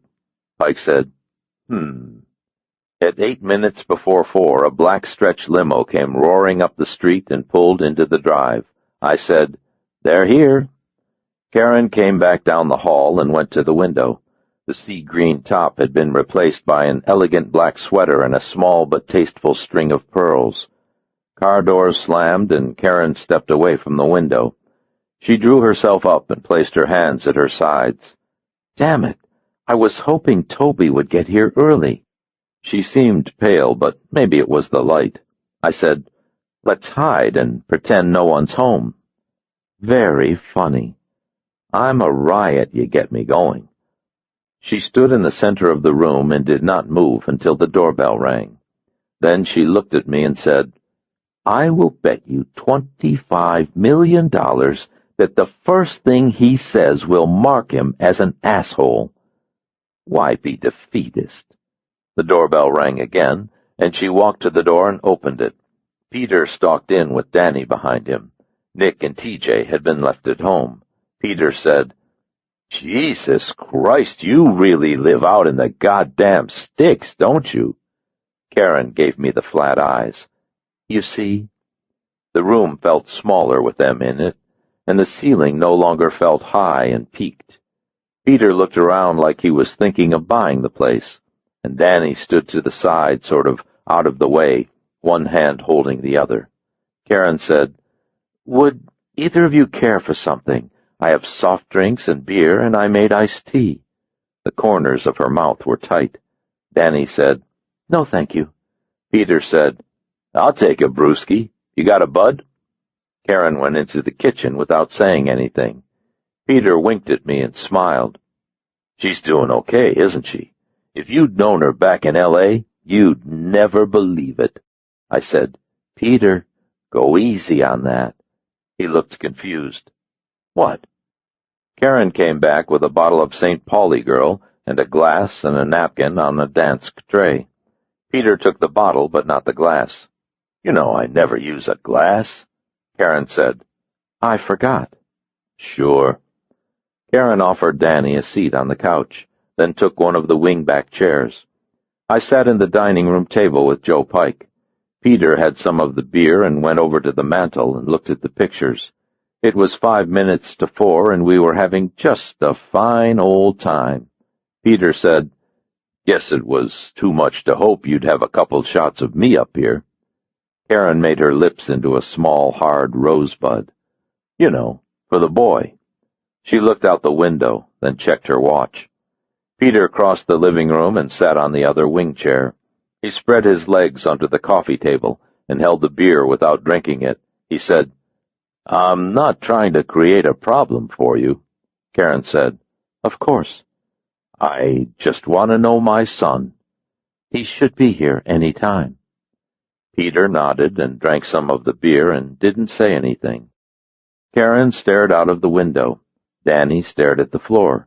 Pike sat immobile, safely hidden behind the dark glasses. Maybe if I asked, he would loan the glasses to me, and I could pretend I wasn't here either. I made a little face at him to see if he was looking, but he didn't react, so maybe he wasn't. Of course, he might be pretending that he wasn't. You never know with Pike. At 10 minutes after 4, Peter said, "I thought the kid was supposed to be here at 4. Karen leaned forward a fraction of an inch. "Don't call him the kid. His name is Toby." Peter spread his hands and nodded and stared off into space some more. At 14 minutes after 4, Karen's orange and white cat came out of the hall, walked across the living room, and sniffed at Peter. Peter reached down to pet it, then thought better of it, and drew back his hand. Guess the scratches hadn't healed from before. At 22 minutes after 4, Karen looked at her watch, then at the early American clock, then frowned. Toby should have been home. At 28 minutes after 4, Peter put his hands on his knees and stood up and said, "What the hell is this? Is the boy coming or not?" Karen stood up with him, and her nostrils were tight. "He's having a hard time, Peter. He was nervous about meeting you. He didn't sleep well, and he's scared." "Would you tell him about me, that I eat rat turds?" Karen made a hissing sound and went into the kitchen and picked up the phone. "I'll call the school." Peter walked around in a little circle, then sat down again. Danny put a hand on his shoulder. 6 minutes later, Karen came out, worried. "They said he left 45 minutes ago." I said, "How long is the ride from school?" "No more than 10 minutes. Peter said, "Jesus Christ, you think he ran away?" Karen got her purse and her keys from the hutch in the dining room and went to the front door without saying anything. I got up with her, looking at Pike. "I'll go with her. You hang here." Pike nodded, the black lenses moving just enough to catch the light. Peter said, "Hey, I'll come too." Karen said, "No." And when Peter started to get up, Pike gently pushed him back down. "Not this time." Peter said, "Hey," and tried to get up again, but Pike kept him in the chair, standing so close that Peter couldn't get the leverage to rise. Peter said, "What in the hell are you doing?" Danny stood and took a step forward, but I shook my head once and she stopped. Pike leaned down close to Peter, Pike's face maybe 6 inches from his, letting Peter stare into the glasses, and said, "It's better if she goes without you." Pike's voice was soft and even. Peter squinted into the dark and stopped trying to get up. "Sure." Karen was already climbing into the LeBaron when I got out the front door. Her back was stiff and her jaw was tight, and she overcranked the engine, grinding the starter gears. We drove to the school and circled the campus twice, and then went into town and back out to the school. We took a shortcut that Karen thought Toby might have taken, but he wasn't there either. We drove for over an hour, and we saw no sign of him until we were heading back toward her house on a part of the road that was between 2 wide flat fields, overgrown with a heavy wild rye that was dying from the cold. I said, "Stop the car." She said, "What?" When the car was stopped, I got out and walked off the road to Toby Lloyd's red Schwinn mountain bike. Its rear wheel was broken, and its frame was crushed, and the handlebars were bent backward and together so that the hand grips were touching, and it looked the way a bike looks when it's been run over by a car. I researched for Toby Lloyd in the high grass around the bike, but I couldn't find him. Charlie DeLuca had finally made contact. 26. Karen Lloyd got out of her car and ran to the edge of the field. When she saw the bike, her eyes got wide, and she put her hands on the sides of her head and she yelled, "Toby!" First scared and then angry, like maybe this was a bad joke and he would jump out and yell boo. She pushed past me into the rye and the timothy and the pumpkin vines, screaming her son's name and running one way and then another. "Toby!" I caught her and held her, and she said let go and tried to pull away. I said, "He's not there. They wouldn't hurt him. They want you on their side, and they know that if they hurt him, they'll lose you." "I want to find him." "We'll find him. We'll go back to the house and wait for Charlie to call." "Oh, my God! What am I going to do?" She was breathing hard, as if her subjective reality had suddenly been hypered onto a higher plane. "How could they do this? How could they know?" "There's only one school here. They probably hung around until Toby started for home, and then they picked him up." "But his bike?" "I don't know." "Did they just run over him?" "No." "My God, what did they do to him?" She turned and ran back to the car, and I followed. 5 minutes later, we knew. Charlie DeLuca's black Lincoln Town car was sitting in Karen's drive behind the limo. Rick was in the passenger's side with the window down and country and western music on the stereo, Reba McEntire. He still had the black Ray-Bans and the black spiked hair and the deathly white skin. A brand-new red Schwinn mountain bike was leaning against the garage, the price tag still on the handlebars. Karen said, "Oh, thank God." Rick peeled himself out of the town car as we parked. He was wearing a triple-layered black leather English jacket with an acne of metal studs. When the jacket pulled open, you could see something stainless steel and shining under his left arm. The 10. "Let's go inside." Karen said, "Is my boy all right?" "Let's go inside. Charlie's waiting." Karen ran toward the door, and Rick and I followed. Peter and Danny and Toby Lloyd and Charlie DeLuca were sitting in the living room, Peter and Charlie in the 2 wingback chairs, and Danny and Toby on the couch. Charlie DeLuca was laughing at something that Peter was saying, and they were each holding a bottle of St. Pauli Girl. Toby was sitting on the edge of the couch, hands between his knees, staring at Peter with a kind of nervous curiosity.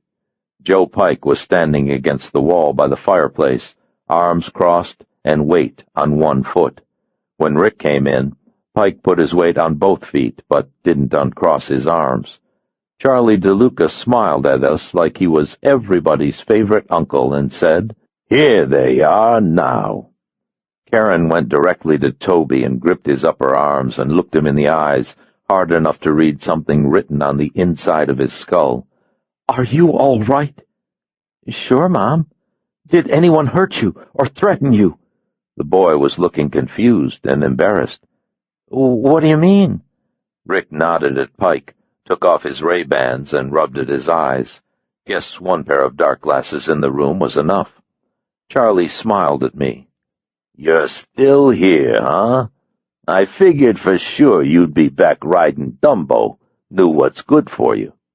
I gave him a little hand shrug. Maybe we didn't understand each other. Peter was smiling like he had a joke. "You're not going to believe why Toby's late, Karen. Go ahead, Charlie, tell her. Listen to this." "Go ahead, Charlie. Old friends." Charlie settled back in the wing chair. "I backed over his bike at school. Can you imagine that? I felt so terrible that I waited around until he came out so I could buy him a new one. Hey, a bike is like a horse, right? You're a kid, your bike is your best friend. I felt like such a doofus." Doofus, putting on the show for Peter, and Peter eating it up. Karen stared at Charlie as he said it, and then she looked back at her son. "You went with this man to buy the new bike?" "Well, yeah, sure," talking fast and knowing that he was in trouble. "We went to Quisenberry's. He said he wanted to pay for a new bike, and he asked where they sold them in town, and I showed him." Karen looked from Toby to Charlie, and then back to Toby. Then she slapped him so hard that it sounded like a .22 pistol fired indoors. "Don't you ever go away with a stranger again!" Toby's head snapped to the side, and Danny gasped, and Peter said, "Hey, what'd you do that for?" Karen said, "Shut the fuck up."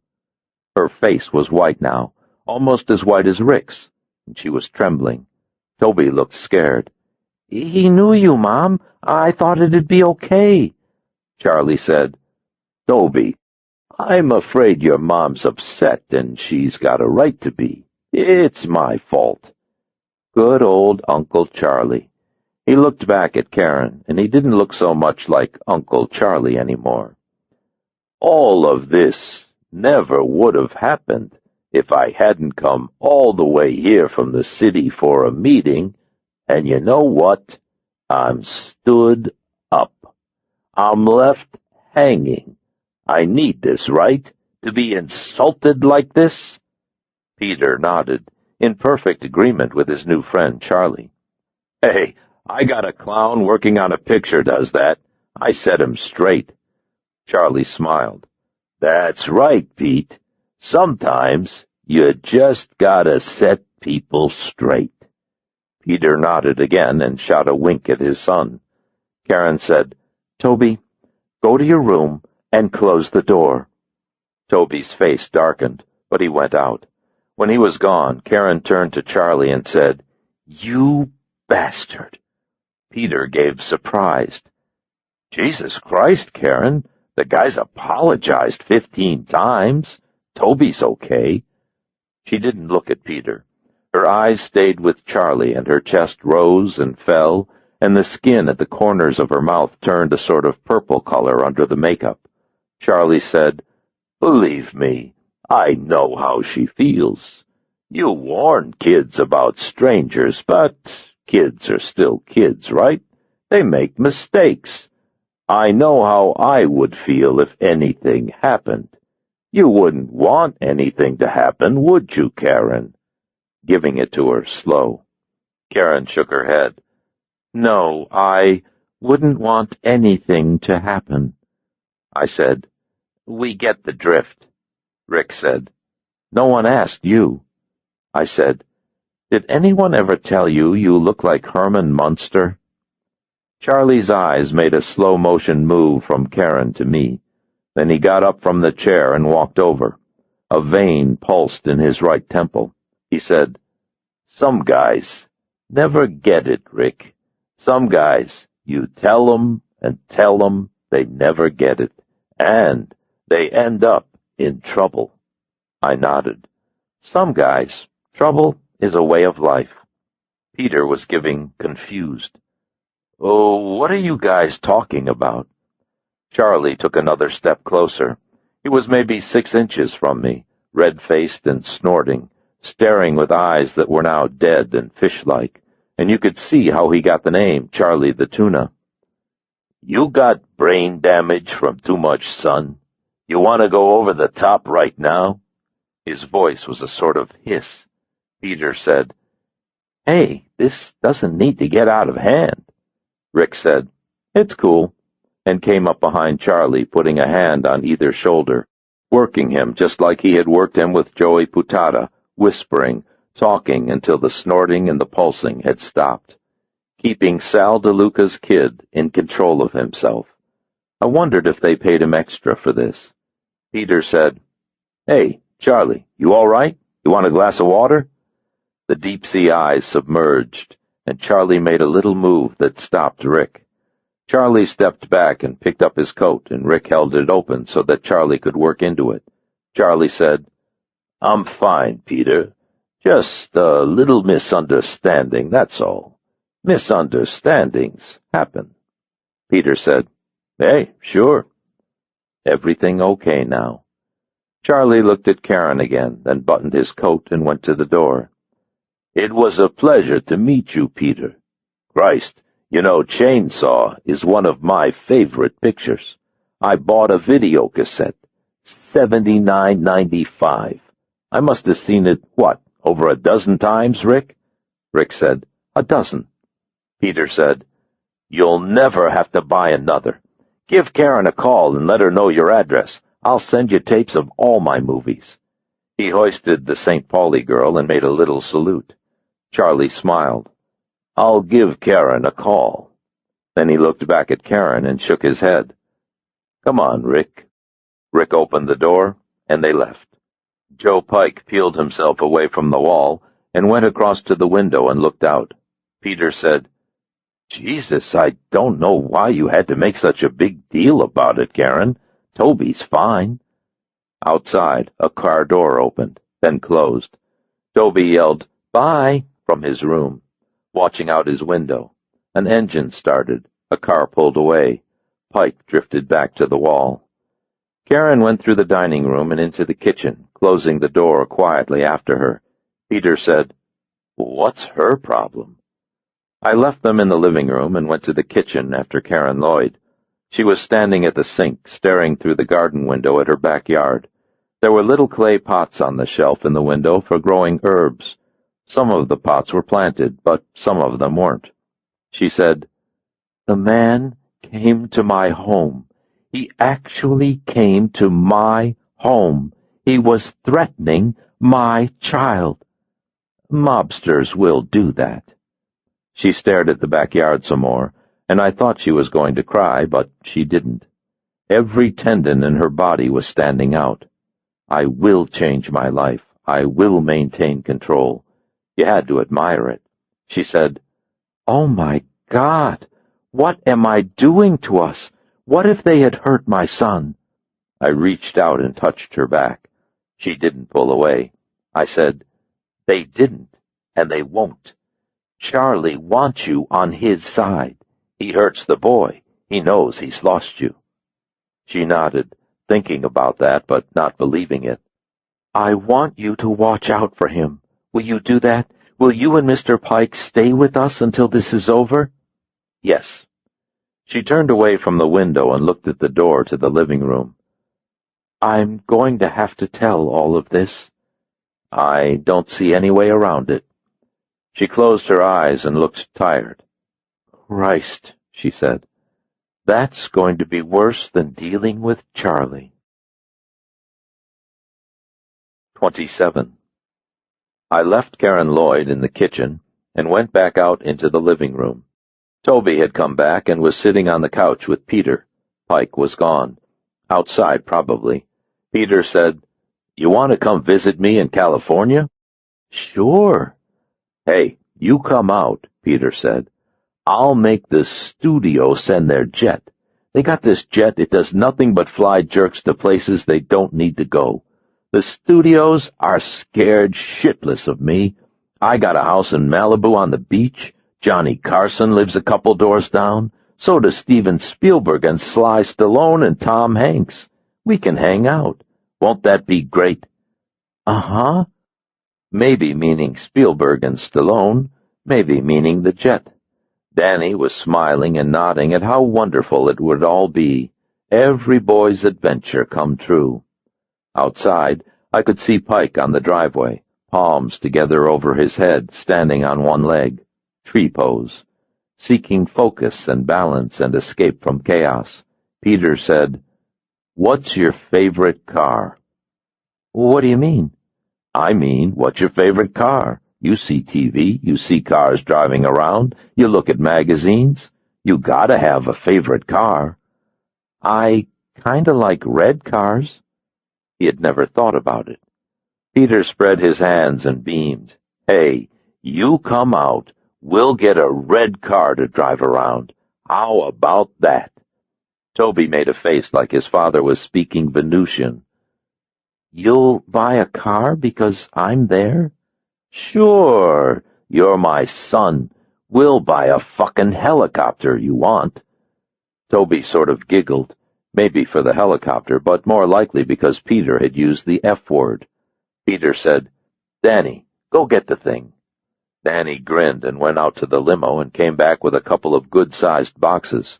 Peter said, "Open 'em up, champ." Champ, just like Ward Cleaver talking to the beeve. Toby opened them. The boxes contained a top-of-the-line JVC professional videotape camera, a turbocharged videotape player, and electronic editor, some blank tapes, and copies of all of Peter Allen Nelson's movies. I figured the setup would retail at about $13,000, excluding the movies. Toby said, "Wow!" Peter patted him on the leg. "Now, you can make your own movies, just like your old man." "Will you show me how?" "Bet your ass." Peter leaned forward and ruffled his hair. "You're Peter Allen Nelson's kid, and things are going to be different from now on. Your life is going to undergo enormous improvement." What a thing to say to a 12-year-old. Peter said, "Whatever you want, it's yours. Anything you want to do, we'll do it. I'm thinking about buying a couple of motorcycles so we can go riding together. Would you like that?" "Yeah." When Karen came out of the kitchen, Toby said, "Look at what Peter gave me." Karen didn't like it much. "It looks expensive," Toby said. "We're going to get motorcycles. We're going to go riding together." Karen didn't like that at all. "Motorcycles are dangerous, Peter. Toby is too young." Peter said, "I'll get him a trail bike. We won't ride on the street, we'll ride in the woods." Karen's jaw clenched and her eyes went hard. "That's not the point. Toby lives here.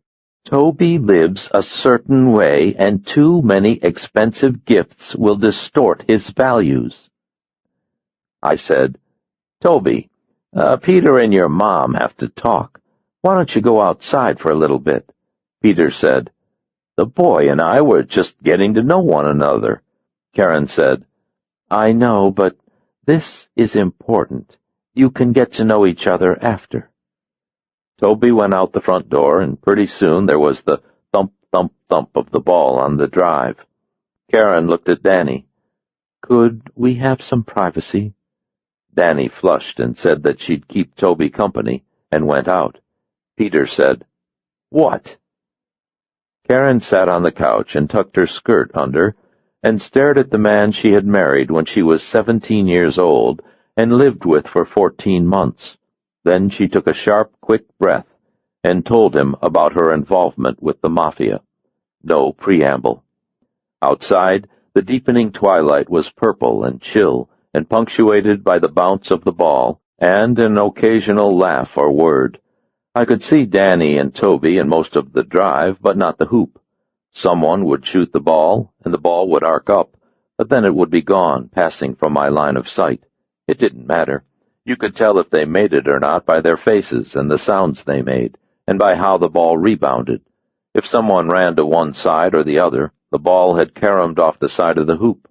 If someone ran fast straight ahead, they had lofted an air ball, and it was rolling into the garage. If the ball gently came back to them, or they trotted forward to the hoop, they had made a basket. You didn't see the event. You saw the results of the event.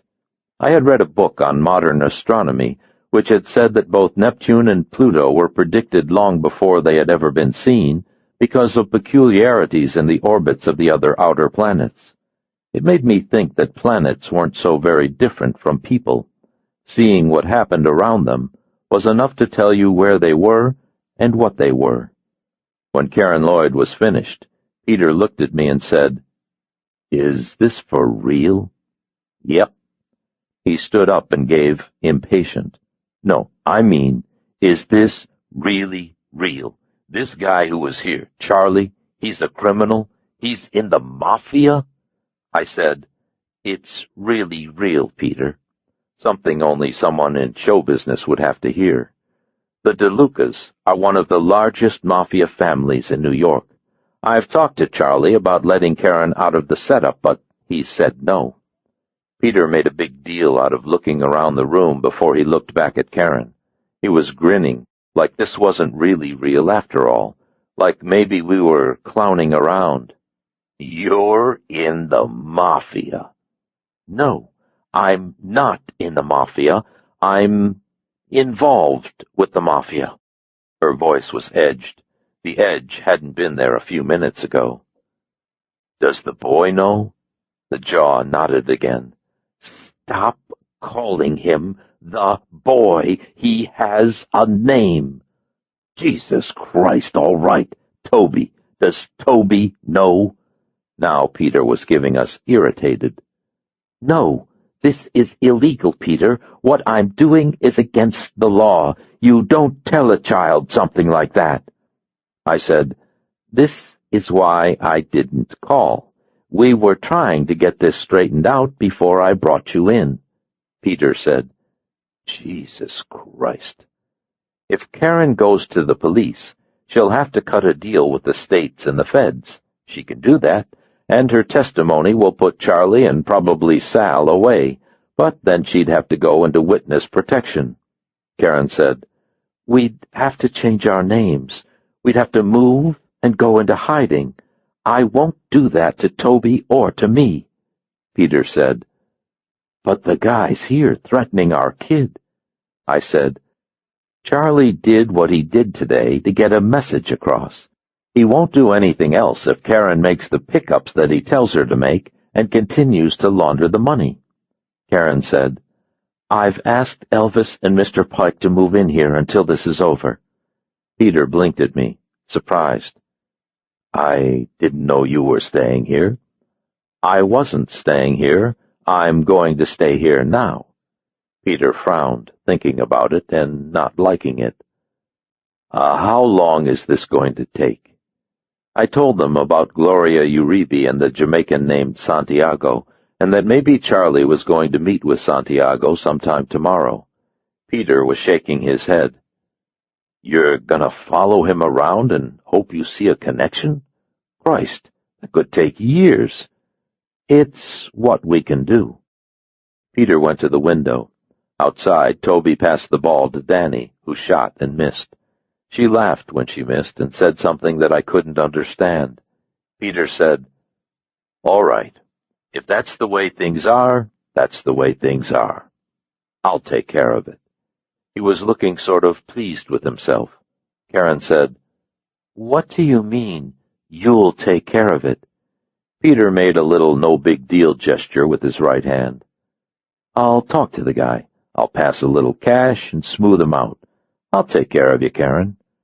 The skin beneath Karen's right eye began to jump. You'll take care of me? Her voice was soft. Sure. We don't need all this running around and following. I said, Peter, this isn't some mid-level union fixer looking for a payoff. I know what this guy is. Annoyed. I said, No, you don't. This guy is a professional nutcase who made his bones when he was 16 years old by killing a man. This guy is not going to do what you want because you're from Hollywood. He's capo of the largest crew in the DeLuca family, and one day he's going to be boss of all the other capos. If he wants to pal around with people from Hollywood, he'll buy a studio. Peter leaned toward me, giving me the Donnie Brewster treatment. And I'm telling you, I can smooth this guy out. I come 3,000 miles and find out the Mafia got my family. I know what to do. I'm Peter Allen Nelson. Karen leaned toward him. We're not your family. Peter's face went red, and he blinked behind the thick glasses.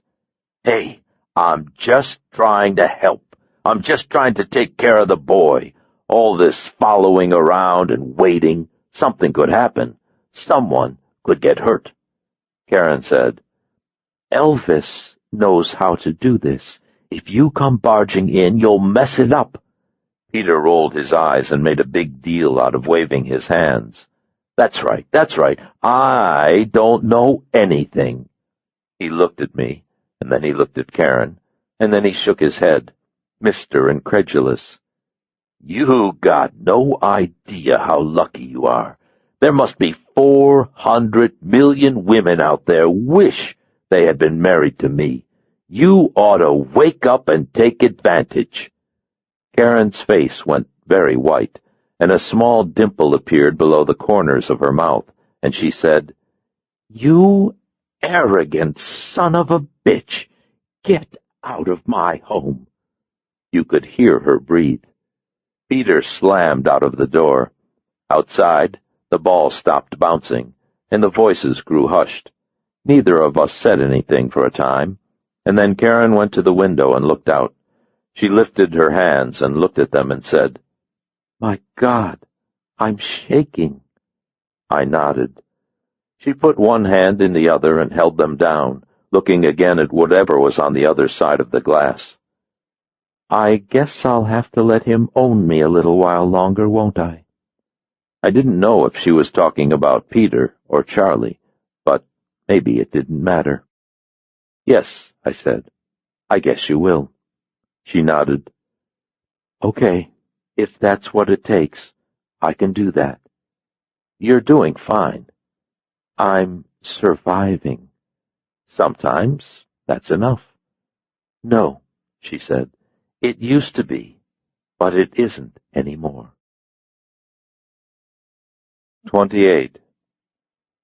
Karen Lloyd put out blankets and pillows and towels for Pike and me in a little spare room that she used as a home office. There was a couch and a desk in the little room, and just enough floor space for one of us on the couch and one of us on the floor. Pike said he'd take the floor. We drove back to the Hojo, got our things, and checked out. The waitress who had always wanted to visit California was in the lobby when we paid. She said that she hoped she would see us again soon. I said anything was possible. By the time we got back to Karen Lloyd's, Peter and Danny were gone. Toby was in his room, and Karen had gone to bed, 20 minutes after 7. Guess it had been a rough day all the way around. At 9:42 the next morning, Pike and I cruised past Clyde's bar on 136th Street, Pike's head moving slightly to check out the fire escape, the alley, the street, the people. Luther and his buddy weren't around, and neither was their Pontiac, but maybe 60 or 70,000 black people were on their way to work or school or doctor's appointments or the market. Pike said, "Be tough to maintain a low profile around here. Maybe we could do the stakeout in blackface." Pike's mouth twitched. I felt as obvious now as I had before, but neither was the first time I had felt that way. The first time had been in 1976, not long after I had left the Army, walking with a man named Cleon Tyner in Watts. It was a feeling that everyone was staring at me, even though I could see that they were not. When I told Cleon, he said, "Now you know what it's like to be black." Cleon Tyner had died in Beverly Hills 10 years later, shot to death by an Eskimo. I said, "Gloria Uribe is on the 3rd floor, 304, up 2 flights of stairs on the east side of the building." "What time is Santiago coming?" 4. "Let me out." I pulled to the curb, let him out, and drove around the block. My third time around, Pike came out from the alley and slipped into the car. He said, "Maintenance entrance in the back next to an old coal chute, but no way up to the 3rd unless you come through the lobby. You can get up the fire escape in the alley, but a guy coming here for business wouldn't use it. 30-foot drop to the roof from the next building." "So anyone who comes or goes is going to come or go through the lobby?" Pike nodded. "We try to hang around here all day. Everyone on this street is going to know it. So will the woman." I turned south on 5th and dropped down Central Park toward the village. "We can pick up Charlie. If Charlie doesn't come, it doesn't matter if Santiago shows up or not." Pike grunted and settled back in the seat. "Let's do it." I pulled to the curb by a payphone, called information, and got the numbers for the Figaro Social Club and the Lucerno Meat Company. I called the social club first and asked if Charlie DeLuca was there. A guy with a voice like a rusty gate said no. I called the meat plant and said, "Charlie's office, please." A woman came on, and I told her that my name was Mike Waldron and that Charlie's dad Sal had said that I should call, and could I speak to him. She told me that he was on the other line and asked if I wanted to hold. I said no thanks, hung up, and went back to the car. "Meat plant," I said. "Piece of cake." 28 minutes later, we parked the Taurus just off Grand around the corner from the meat plant, walked back to a fruit shop with a little juice bar in the window, ordered a couple of papaya smoothies, and sat down to watch for Charlie DeLuca. Elvis and Joe go hunting in the city. Econo-line vans and 8-wheel delivery trucks came and went, and guys in stained smocks loaded and unloaded packages of meat. At 19 minutes after 10, Rick the vampire came down the sidewalk carrying a little white bag and took it into the meat plant. Danish, no doubt. At 11:51, Charlie and Rick came out and got into the black town car. Charlie was wearing a $3,000 Johnson & Iver's topcoat and climbed into the front seat. Pike and I hustled back to the Taurus and followed them northwest up across the village to a little cafe 2 doors down from Foul Play Bookstore on Abingdon Square. Charlie went into the restaurant and Rick stayed in the car. In the cafe, Charlie met 3 other men, also in Johnson & Iver's topcoats, and sat in the window where they laughed and talked and read racing forms. Power lunch, no doubt. Who will we rob today? Who will we kill?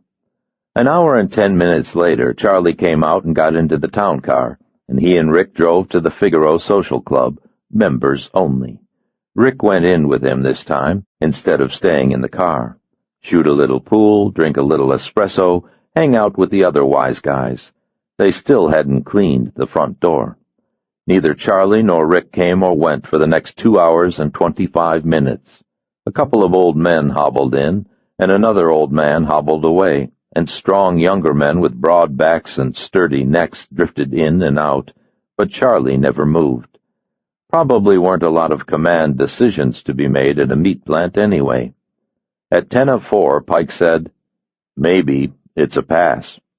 At 4, Pike said, "We can forget the Jamaican connection."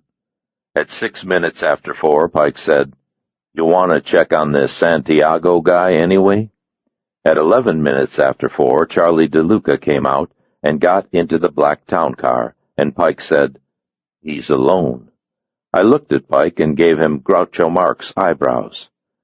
Charlie pulled away from the curb and went up Bowery to 14th, then across to 8th, and uptown past the theater district and the porno parlors and the street hustlers, and a guy carrying a placard that said Travis Bickle was righteous, heading north, maybe north to Morningside Heights, and Gloria Uribe, and the guy named Santiago, but maybe not. He could always turn off to New Jersey. This time of day the streets were crowded with cars and yellow cabs, and the cars and the cabs accelerated and swerved and stopped without regard to lanes or reason. Yellow cabs roared past the pedestrians who lined the street corners, some speeding up the closer they came to the warm bodies, others veering sharply across traffic, passing within inches of other cabs and cars, and nobody bothered to slow down. Everyone drove as if they were in Beirut, but that made it easy to follow him. In the chaos that was the approaching rush hour, we were just another random particle. Pike loosened his .357 in its holster. We stayed north on 8th for a long time, and then Charlie turned off Broadway onto 88th, and then over to Amsterdam, and suddenly we weren't going toward Morningside Heights and Gloria Uribe anymore. Pike said, "Change of plans." "Uh-huh." Charlie DeLuca pulled up to the curb in a no-parking zone on Amsterdam Avenue. A young guy, maybe 30, with a rat face and pimples and 2 sweatshirts, came out of a doorway carrying a white legal-sized envelope and got into the Lincoln. The Lincoln pulled away, and we followed. Less than 2 blocks up Amsterdam, the Lincoln again pulled to the curb, and the pizza-faced guy got out. He closed the door as soon as he was out and walked away without looking back. He didn't have the envelope. The Lincoln started up Amsterdam again. Pike said, "Let me have the kid." I jerked the Taurus to the curb, and Pike was out of the door before the Taurus stopped moving. I gunned it back into traffic and stayed with Charlie up Amsterdam into Morningside Heights, and finally to Clyde's bar. Well, well. Luther and his friend had shown up and were leaning against their Pontiac. Luther didn't look happy. I drove around the block 4 times before I found a place to park, and then I went back to see Luther. Luther smiled nastily when he saw me and said, "Figure I be seeing you again. The Godfather rolled up 5 minutes ago. He upstairs now." "I know. How about Santiago?" Luther nodded, slow, maybe remembering the ice pick. "Yeah, he up there too. So's the woman." "What's Santiago wearing?" "Camel hair coat, hat with a little pink feather in the band, boots with these real skinny heels." "Great, Luther. Thanks." Luther gave me the slow nod, considering. "You really a cop?" "Luther," I said, "I am the right hand of God." Luther nodded again, and the nasty smile came back. "If you plannin' on smiting the sinners, I'd be glad to help." He pushed back his long coat and showed me a little Rossi 32 snub-nose stuck in his pants. He remembered the ice pick all right. "Strictly surveillance this time around. Any smiting will have to come later." Luther shrugged and closed his coat. "I be here." I went back across to the Taurus. 6 minutes after I got settled, Charlie and a tall black man in a hat with a pink feather and a camel overcoat came down and got into the Lincoln. When they passed Luther and his buddy, the tall black man said something to Luther and laughed. Ice pick joke. Luther slid his right hand under his coat and watched the tall black man with sleepy eyes until he was in the Lincoln. It was going to take more than an ice pick the next time. I followed the Lincoln down to 135th Street, then east across the island to 2nd, then straight down 2nd to the Queensboro Bridge and across the bridge into Queens. We worked our way down off the bridge into an area of row houses and basketball courts and 4- and 5-story residential buildings. The sidewalks were crowded, and most of the faces were black or brown, but not all of them, and many of the signs were in Spanish. The Lincoln pulled to the curb outside of a little coffee shop named Raldo's Soul Kitchen, and Charlie and the tall black guy went inside. I looped around the block and parked in front of a barber shop, then walked back to Raldo's and looked in through the window. Charlie and the tall black guy were sitting at a booth with a shorter black guy and another white guy. The white guy looked sort of working class, and the black guy looked like a Fashion Row closeout with small eyes. Charlie handed the white envelope he had gotten from the guy on Amsterdam to Santiago, and Santiago handed it to the other black guy. Chain of command. I went back to the Taurus and waited.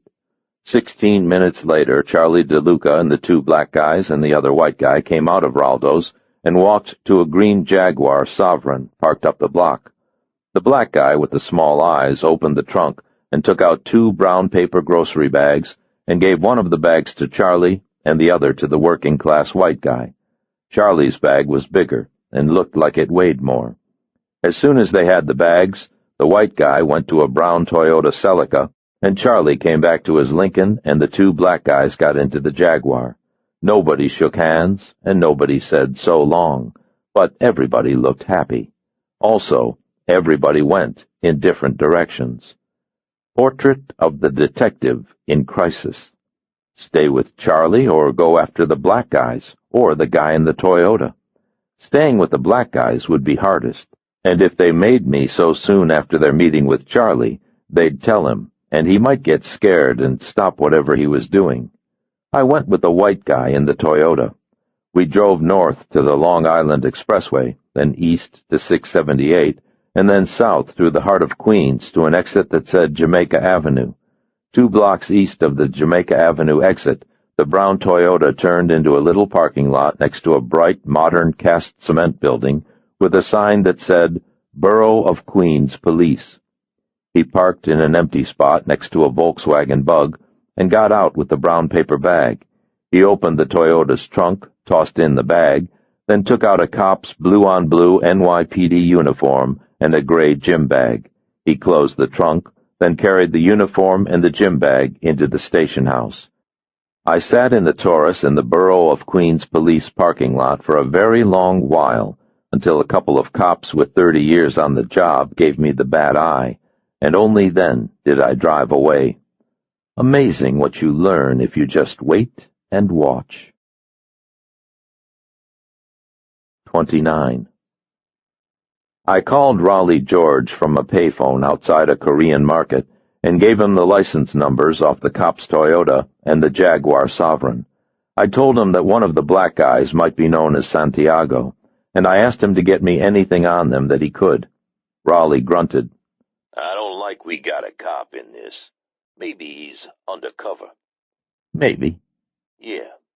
He didn't say anything for a minute, but there was a lot of breathing. You know, Elvis, I haven't asked who you're working for. I know. After a while, Raleigh said, Okay. I'll run these and get back to you. Thanks, Raleigh. He hung up without saying goodbye. By the time I got back to Karen Lloyd's, the sun was settling comfortably in the trees to the west, and the Arctic air had made its predicted move down from Canada, dropping the temperature and clouding the skies. Joe Pike was sitting in one of the wing chairs with the cat in his lap, and Karen Lloyd was making noise in her kitchen. I had the car, but Pike beat me back, one of life's imponderables. I said, You made good time. I followed the kid with the pimples to an apartment building on Broadway and 96th Street. Name on the post drop was Richard Seeley. Aha, Richie. Uh-huh. I called Raleigh a little bit after you. He'll run a make. There was more noise from the kitchen. Heavy glass tumblers set hard on a counter. You been here long? Long enough. More noise. Drawers slamming shut. I looked toward the noise, but Pike didn't. Everything okay? Nope. Pike's mouth twitched. Karen Lloyd came out of the kitchen with a bucket of Kentucky Fried Chicken. Her mouth was narrow and tight, and she took short, quick steps. She said, We're having the Colonel. I want you to come here and look at this. She put the Colonel on the table and went back through the kitchen toward the garage. I looked back at Pike. You get it like this, too? Pike's mouth twitched again. I went back through the kitchen. Karen was standing in the laundry room at the door to the garage with her arms crossed. The door to the garage was open. Look at what that bastard did. I thought she meant Charlie DeLuca, but she didn't. A gleaming new blue and white Yamaha snowmobile was parked next to her LeBaron. It's going back. I told Peter about the gifts. I thought we had it straight, but this is what I find waiting for me when I got home with Toby. No questions about the mafia. No, did you discover what's going on? No, did you find out where he gets the money? No, are we going to get out of this alive? I said, That louse. She turned red. It's not an appropriate gift. Toby's too young. Sure. It's dangerous. Can't you see that? It's not as dangerous as motorcycles, and I don't think it'll skew your son's values if he gets a nice gift from his father. She shut the door on the garage. I wouldn't think that you'd understand. Karen went back into the kitchen and put out the rest of the things she had brought from the Colonel, and then she called Toby to the table. He came out sulky and silent. She asked him what he would like to drink, and he said nothing. She asked him if he wanted rolls and the coleslaw, and he said no. She asked him if he wanted a breast or a thigh, and he said he didn't care. Sore about the snowmobile, I guess. Pike made himself a cheese sandwich and ate as if he were alone. We were most of the way through the chicken when the white van that said WKEL-TV turned into the drive, and the tall, thin woman got out. The weenie with the minicam got out with her. When Karen saw them coming through the big front window, she said, Oh, Jesus Christ! I said, Would you like me to get it? Karen shook her head and went to the door. No, thank you. This is my house and my problem. The doorbell rang just as Karen opened the door. The tall, thin woman tried to step in past Karen, but Karen wouldn't get out of the way. The tall woman gave a nice local news on-camera smile and put out her hand. Karen didn't take it. Hello, Miss Lloyd. Janice Watkins, WKEL-TV. I do local color and human interest, and I was fascinated when I heard that Peter Allen Nelson, the filmmaker, is your husband. Janice Watkins seemed neither to mind nor notice that Karen hadn't taken her hand. Probably used to it. Karen said, "You've made some sort of mistake. I'm not married." The smile didn't falter. "Ex-husband, then. I know how that is. I've got two," she chuckled, establishing rapport. "I'm sorry, Miss Watkins. I don't know what you're talking about." A corner of the smile gave way. "Peter Allen Nelson and his entourage are staying at the Howard Johnsons'." Toby craned around the bucket of chicken, trying to see. Pike pushed the bucket out of his way. The thin woman said, "You've been seen with him. So has your son. Everyone is saying that Toby Lloyd is Mr. Nelson's child, and that Mr. Nelson has journeyed across the country to find him." Journeyed. She was working up the human interest angle, all right. "I've never been married to Peter Allen Nelson, and I don't know what you're talking about." The smile faltered. "You weren't?" "No." "Is Peter Allen Nelson the boy's father?" "No." Janice Watkins blinked. She tried to peek past Karen to see if Peter Allen Nelson was lurking inside. I waved at her. Karen Lloyd said, "You've interrupted our meal. Do you mind?" Janice Watkins narrowed her eyes. "Miss Lloyd, I have this information on very good authority." Karen Lloyd leaned toward Janice Watkins. "Miss Watkins, chew a used rubber." Then she slammed the door. Toby was staring at his plate when Karen came back to the table. His face was red, and her face was tight and pale. When she picked up a piece of original recipe, her hand trembled and she put it back down. Toby said, "Why did you tell him he wasn't my dad?" Karen lifted the piece of chicken again and this time took a small bite. She didn't answer. After a while, Toby got up, took his plate into the kitchen, then went down the hall to his room. Karen Lloyd put down her chicken and said, "Shit." At 7:50 that evening, the doorbell rang again, and this time when Karen answered, Peter Allen Nelson came in without Nick or TJ or Danny. He said, "I've been thinking about this, and I've got a way to make everybody happy." Toby must have seen the limo because he came out of his room. Karen stiffened as if someone had injected her with superglue and said, "He can't keep that thing." First words out of her mouth. Peter started to say something, but then he didn't, showing restraint. "I'm not a dope. I know I'm here at a bad time. You're trying to straighten out this thing with the DeLuca people, and you've got me here, and you've got to be worried about Toby. Let me lighten the load for you. How about I take Toby back to L.A. with me until you guys get this worked out?" Toby said, "Yeah." Peter looked from Karen to me, and then back to Karen. He spread his hands. "Toby'll be safe, and I'll be out of your hair, and you can take care of what you need to take care of.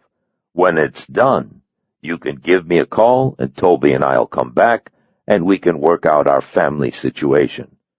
Toby was giving it the ear to ear. "Great! Can I meet Sylvester Stallone?" Peter said. "Sure." Karen said, "No." Peter frowned. "No, he can't meet Sylvester Stallone, or no, he can't go to L.A. Karen went back to one of the wing chairs and sat down.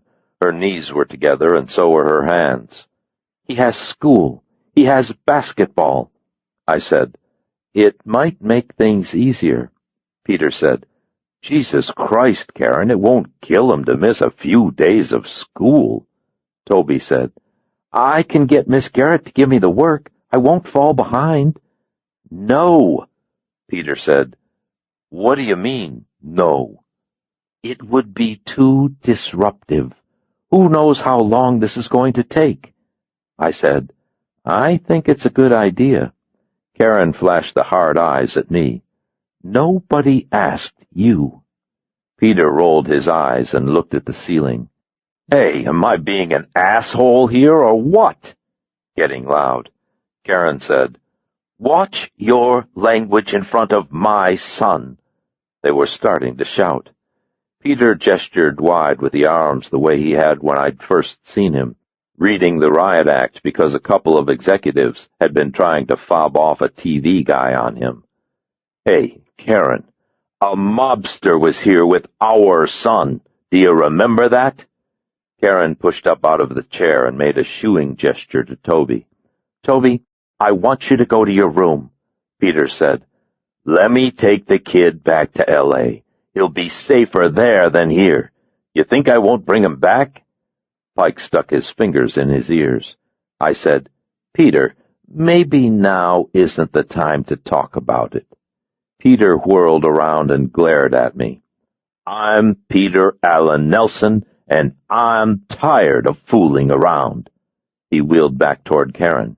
If you played it smart, I could set you up. You wouldn't have to worry about a thing, and you could do whatever you want. You could even be an actress again. I'm Peter Allen Nelson, and I could make you a star. Like she was still 19, and always would be. Karen Lloyd put her hands on her hips and laughed at him. You arrogant asshole! Toby started crying and yelled, Why won't you let me go with him? Why are you being like this? You're going to make him go away, and I hate you. He ran down the hall and slammed his door. Pike still had his fingers in his ears. Peter was giving us confused and frustrated, as if he were trying to explain that 2 + 1 = 3, and Karen just couldn't get it, and the frustration was giving way to suspicion, like maybe she got it, but was pretending she didn't because something was going on. He squinted at me, then back at her, and then he nodded and made an, "Oh, I get it" smile and said, "You're fucking this guy." Karen Lloyd slapped him. It was a hard, quick shot that took him off guard and backed him up. I stepped in between them, taking his wrists and keeping his hands at his sides and pushing him backward. Karen yelled, "You piece of shit! You rotten piece of shit! Why'd you have to come back? Why couldn't you leave us alone?"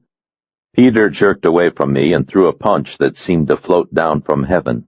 I stepped outside of it, then stepped back in very close and pushed him up against the door and told him to relax. He tried to bite me, and then he tried to butt me with his head, and when he did, I punched him once in the stomach. He made an irping sound and went down onto his hands and knees and threw up on Karen Lloyd's beautiful bleached oak floor. I hadn't wanted to hit him, and I was glad the boy wasn't there to see it. Peter stayed on all fours, head hanging down, and made little burping noises. "I'm sick," Pike said. "Take deep breaths." Karen stood by the mantel, holding herself. Pike went into the kitchen and came back with a roll of Scott towels. Peter took the deep breaths, then staggered to his feet and shook his finger at me. "God damn it. You're fired. You're off the fucking payroll. I'm going to make sure you never work again." I said, "Cliched, Peter. I expected more originality from the king of adventure." Peter burped some more, and then he lurched out the front door. In a minute, the limo pulled away, and Pike held out his hand. "I'd better make sure he gets home." I tossed Pike the keys, and he left. Karen Lloyd and I stood without moving in the now quiet house, and I said, "Peter's idea was good." She shook her head. "It's smart to get the boy out of the picture. It's smart if Peter's gone, too. It would give you more room." She shook her head again. "If he wanted to help, he could just leave. He doesn't need Toby. This is just more of the same old Peter Allen Nelson bullshit. Peter wanting everything his way." "Karen," I said, "think about it. They've threatened your life. They made a move on your son. Falling behind in history doesn't rate with getting him out of here. Do you see?" She made a little blowing move with her mouth, and then she crossed her arms and sat on the edge of the hearth, leaning forward so that her elbows touched her knees. She gave me a short glance, and then she looked at the floor, and then she uncrossed her arms and put a hand on either side of her head and squeezed, like maybe she was trying to keep her head from bursting. She said, "I'm not crazy. I am not crazy. I'm not crazy. Nope, I said. You're scared. But it isn't Charlie DeLuca who scares you, though it should be. She shook her head and closed her eyes. I'm too tired to argue, I said. This is your house. You bought the couch and the table and the wood and the fireplace. You secured the loan for your car. You buy Toby's clothes, and you've made a good life. She shook her head some more. But now comes Peter, and you're scared that it won't be yours anymore. You'll be the woman who was married to Peter Allen Nelson, and Toby will be Peter's son. She stopped shaking her head. You're scared of losing yourself. 2 tears squeezed out of the inside corners of her eyes and ran down her cheeks. You son of a bitch. She might have been talking to me, but maybe not. I said, Don't think about Peter. Think about Charlie. Charlie is who you have to focus on. Charlie can hurt you and Toby a lot worse than Peter. She brought one hand up and rubbed at the tears, but still did not open her eyes. Do you think I'm stupid? No. It sounds so stupid, worried about losing myself. It sounds weak and silly, like something one of those idiot cosmo-feminists would whine about. I don't want to be weak. I don't want to be stupid. I made a shrug. Pride isn't male or female. It's human. I'm a vice president at the bank. I have a real estate license, and I am a certified financial planner, and I've been president of the PTA twice, and vice president of the local Rotary. The tears were coming harder. Uh-huh. I have a BA in finance. I am Toby Lloyd's mother. I will not lose those things. No, you won't. I will not lose who I am. I won't let you. She opened her eyes and looked at me. Saving selves is one of my best things. She rubbed at the tears again, and then she put her face in her hands and sat very still. I guess she wasn't convinced. I used the Scott towels on the floor, then put them in a white plastic trash bag and took the bag out and put it into a blue garbage can in the garage. It seemed 20 degrees colder than it had been at dusk, and the north wind rattled tree limbs and dead leaves and pushed dark shapes across the lawn. Thunder rumbled many miles to the east, a winter storm moving with the front. When I went back inside, Karen Lloyd had gone to bed. I turned off most of the lights and went down the hall to the room where Joe Pike and I were bedding. Karen Lloyd's room was at the end of the hall in the back of the house, and Toby's room was across from Karen's in the front. Both of their doors were closed, but I could hear them crying, she in her room and he in his. I felt a very great urge to knock and say the word or make the touch that would make them feel better. I went into my own room, and I closed the door. You do what you can, but you can't do everything. 30. When I woke the next morning, the sky was dark with clouds and the air was as cold as the edge of a hunting knife. The snow above us waiting to fall was a physical thing, heavy and damp and alive with turbulence. Toby was sullen, and Karen was unhappy, and nobody said very much as we went through the house and prepared for the day. Karen drove into the office early, and I took Toby to school. Pike stayed at the house waiting for Roland George to call. Neither Toby nor I spoke on the way to school, but when I dropped him off, I told him to have a good day. He didn't answer.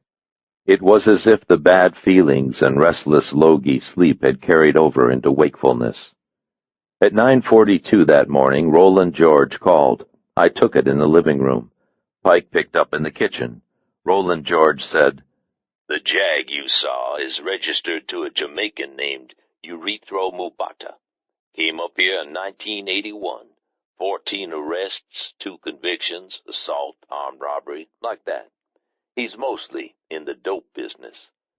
Not exactly a goodwill ambassador. Uh-uh.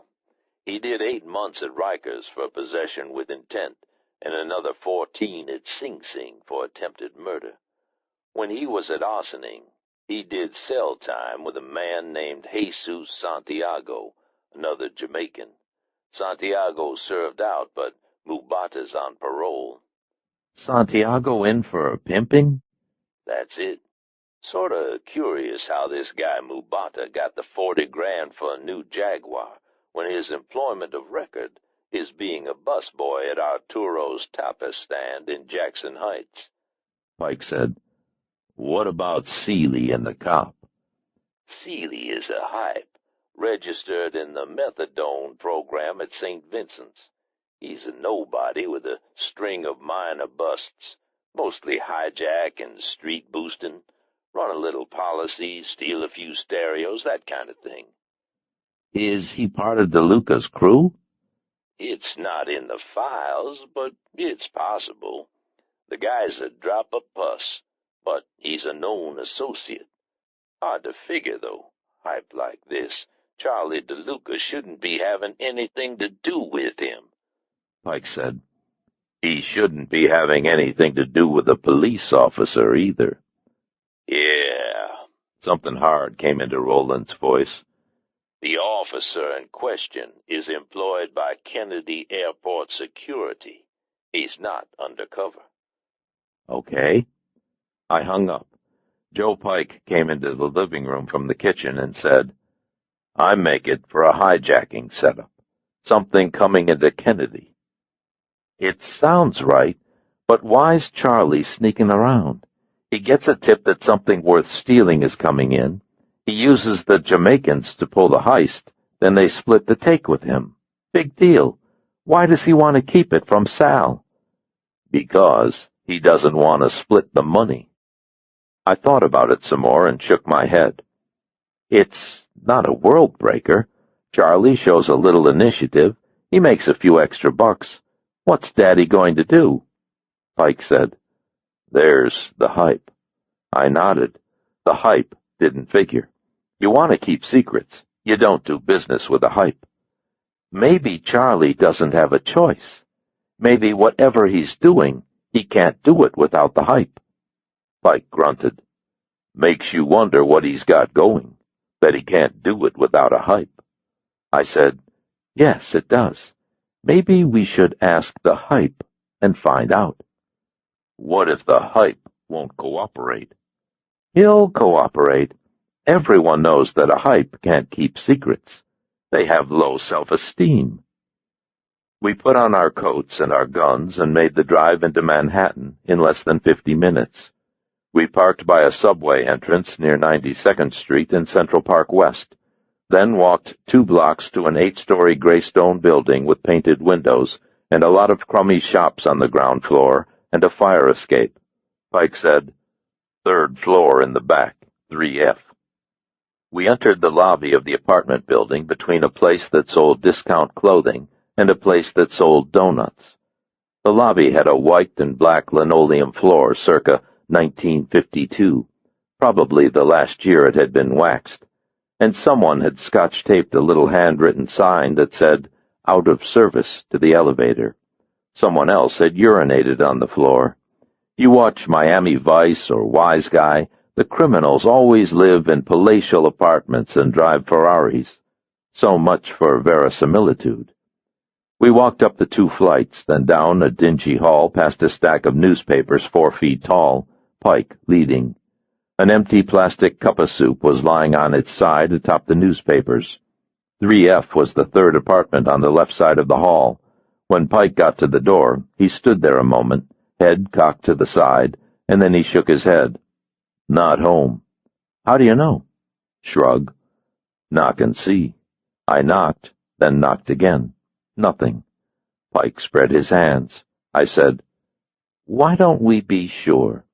Pike shook his head, giving me bored. There was only 1 lock, and it was cheap. I led us into a studio apartment that was just as attractive as the rest of the building. Bags of fast food wrappers and potato chip empties in the kitchenette, stacks of the New York Post and the National Enquirer along the walls, paper cups packed with dead cigarettes by a throw-pillow couch, and the sour smell of body odor and wet matches. Nice. No Richard Francis Seeley, though. Maybe Pike could see through walls. We went back down to the mail drop in the lobby. Most of the little mailbox doors had been jimmied, junkies looking for checks, and most of the boxes were empty. The top box had a little plastic sticker on it that said, Sal Cohen, 2A, Manager. We went back up to the second floor and found 2A. I knocked hard on the door 3 times. Somebody threw a series of bolts, and then Sal Cohen scowled at us from behind what looked like 8 security chains. He was little and dark, and he had a sunbeam steam iron in his right hand. He said, "The fuck you knocking so loud?" New York, New York, the attitude capital of the universe. I said, "Richard Seeley in 3F, he's a pal of ours. He was supposed to meet us here, and he's not around." "So what?" Mr. Helpful. "We're movie producers. We're going to produce a movie, and we want him to be the star. We thought you might know when he'd be around so we could get him in on this." Sal Cohen blinked at me, and then he blinked at Joe Pike. "Yeah?" "Yeah." Sal smirked. "What bull? I know cops when I see 'em." Pike walked away down the hall. I stepped closer to the door, lowered my voice, and tried to look furtive. I have never in my life met a cop who looked furtive, but there you go. "Okay," I said. "We're on the cops. We need your help in locating Richard Seeley so that we might topple the organized crime structure in our city." He said, "You'll find him. You'll get me the 8 months back rent, a little bag of shit-os." "You got any idea when he'll be around?" "No." "You know where he works?" "That lazy son of a bitch work. If he worked, he wouldn't be 8 months back on the rent. None of these lazy bastards work." "You know where he spends his time?" "Look down at Dillard's. He's always down there, shooting pool and trying to buy dope. Else he's running around with those crazy Gamboza bastards." "Gamboza bastards?" Pike came back and stood next to me. Sal nodded and squinted out at us. "Yeah." "As in the Gamboza family?" "Yeah." More squinting. I said, "Richard Seeley hangs out with the DeLuca family." Sal laughed, and it came out like a series of sharp hacks. "Hey, you just fall off the lame brain truck or what? I run this building 35 years. Those fucking Gambosa bastards grew up right over there on Wilmont Street, and so did Richie Seeley. They used to throw rocks at the niggers and steal their money, the little bastards. Richie Seeley and Nick and Tommy Gamboza and that nutcase Vincent Ricci. Jesus Christ, the DeLucas." More of the hacking laugh. "Richie's about as close to being a Gamboza as you can be without the blood. Why else you think I gotta put up with a junkie 8 months back on his rent? I heave him out, those bastards would cut out my heart and fry it in a pan." I said, "But how does he fit in with the DeLucas?" Sal squinted at me past the security chains like I was a new release from Bellevue. "He don't. Nobody around here got anything to do with the fucking DeLucas. The Upper West Side is owned, lock, stock, and short hairs by the Gambosa family. The Lucas got Lower Manhattan. This look like Lower Manhattan to you?" I was seeing it. "Son of a bitch," Sal Cohen said. "No wonder this city's down the toilet. Fucking cops like you." Then he slammed the door. Joe Pike and I walked down the flight of stairs and out onto the street, and looked around at deepest, darkest Gamboza country. Nary a DeLuca in sight. "Well, well, well," I said. "Now I'm beginning to see why Charlie's keeping this secret." Pike nodded. "The DeLucas and the Gambozas hate each other, but they have an agreement. They're supposed to be standing together against the foreign gangs." Pike's mouth twitched. "Doesn't look that way, does it?" Nope. Pike's mouth twitched a second time. Hysterics for Pike. You think whatever these guys are stealing at Kennedy, it's something that would make a lot of people mad? I've got some guesses. Pike nodded again. Let's go down to Dillard's and see if your guesses are right. 31. You had to walk up a long wooden flight of stairs to get to Dillard's. The stairs were dark and the finish was worn off the center of each tread. A sign at the bottom of the stairs said, Dillard's Pool and Billiards, ladies welcome. Another sign said, No minors, under 21, not allowed. We went up the stairs and into a big room with a high ceiling and maybe 20 tables, and a splintered floor that went pretty well with the stairs.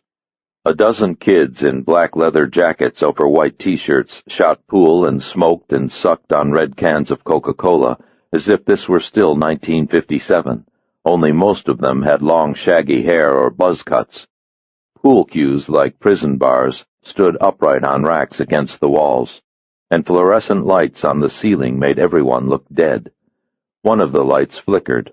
A 60-year-old bald guy with knotty arms sat behind a short bar where you could get beer or soft drinks. He was reading a copy of Sporting Times. I didn't see any ladies, and no one except the guy behind the bar looked over 16. I didn't see Richie Seeley either. Pike said, I'll check the back. Pike went across the big room and into a little alcove where a couple of signs said, Restrooms and Exit. I walked over to the guy behind the bar. He watched me come over the top of his paper and squirmed around on his stool. Nervous. I said, We're looking for Richard Seeley. Is he around? The old guy glanced toward the rear of his place where Pike had gone, then back to me. He didn't fold the paper or put it down. You guys with the cops? First Sal Cohn, now him. Maybe if we let our hair grow.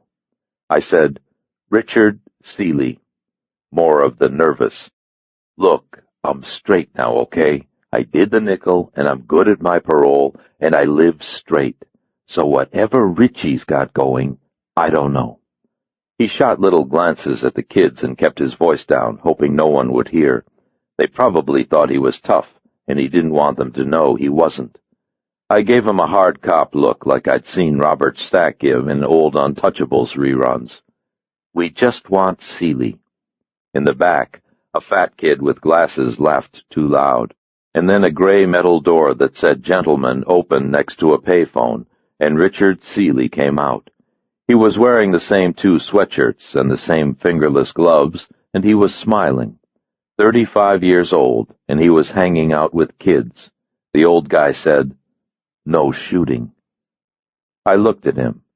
Life at the Long Branch. Pike came out of the back as Richie went over to a green table where a couple of kids were shooting 8-ball. Richie grabbed a pack of Marlboros off the edge of the table, lipped out a cigarette, fired up, then bent over to line up a shot. Someone had taped a poster of Heather Thomas in a bikini onto the wall. Heather looked okay. Pike moved along the far wall past the pool cues and came up behind Richie. When he was 10 feet from Heather Thomas, I walked over and came up from the near side. Hey, Richie. Richie let out a cloud of the Marlboro and looked at me. I know you? Sure.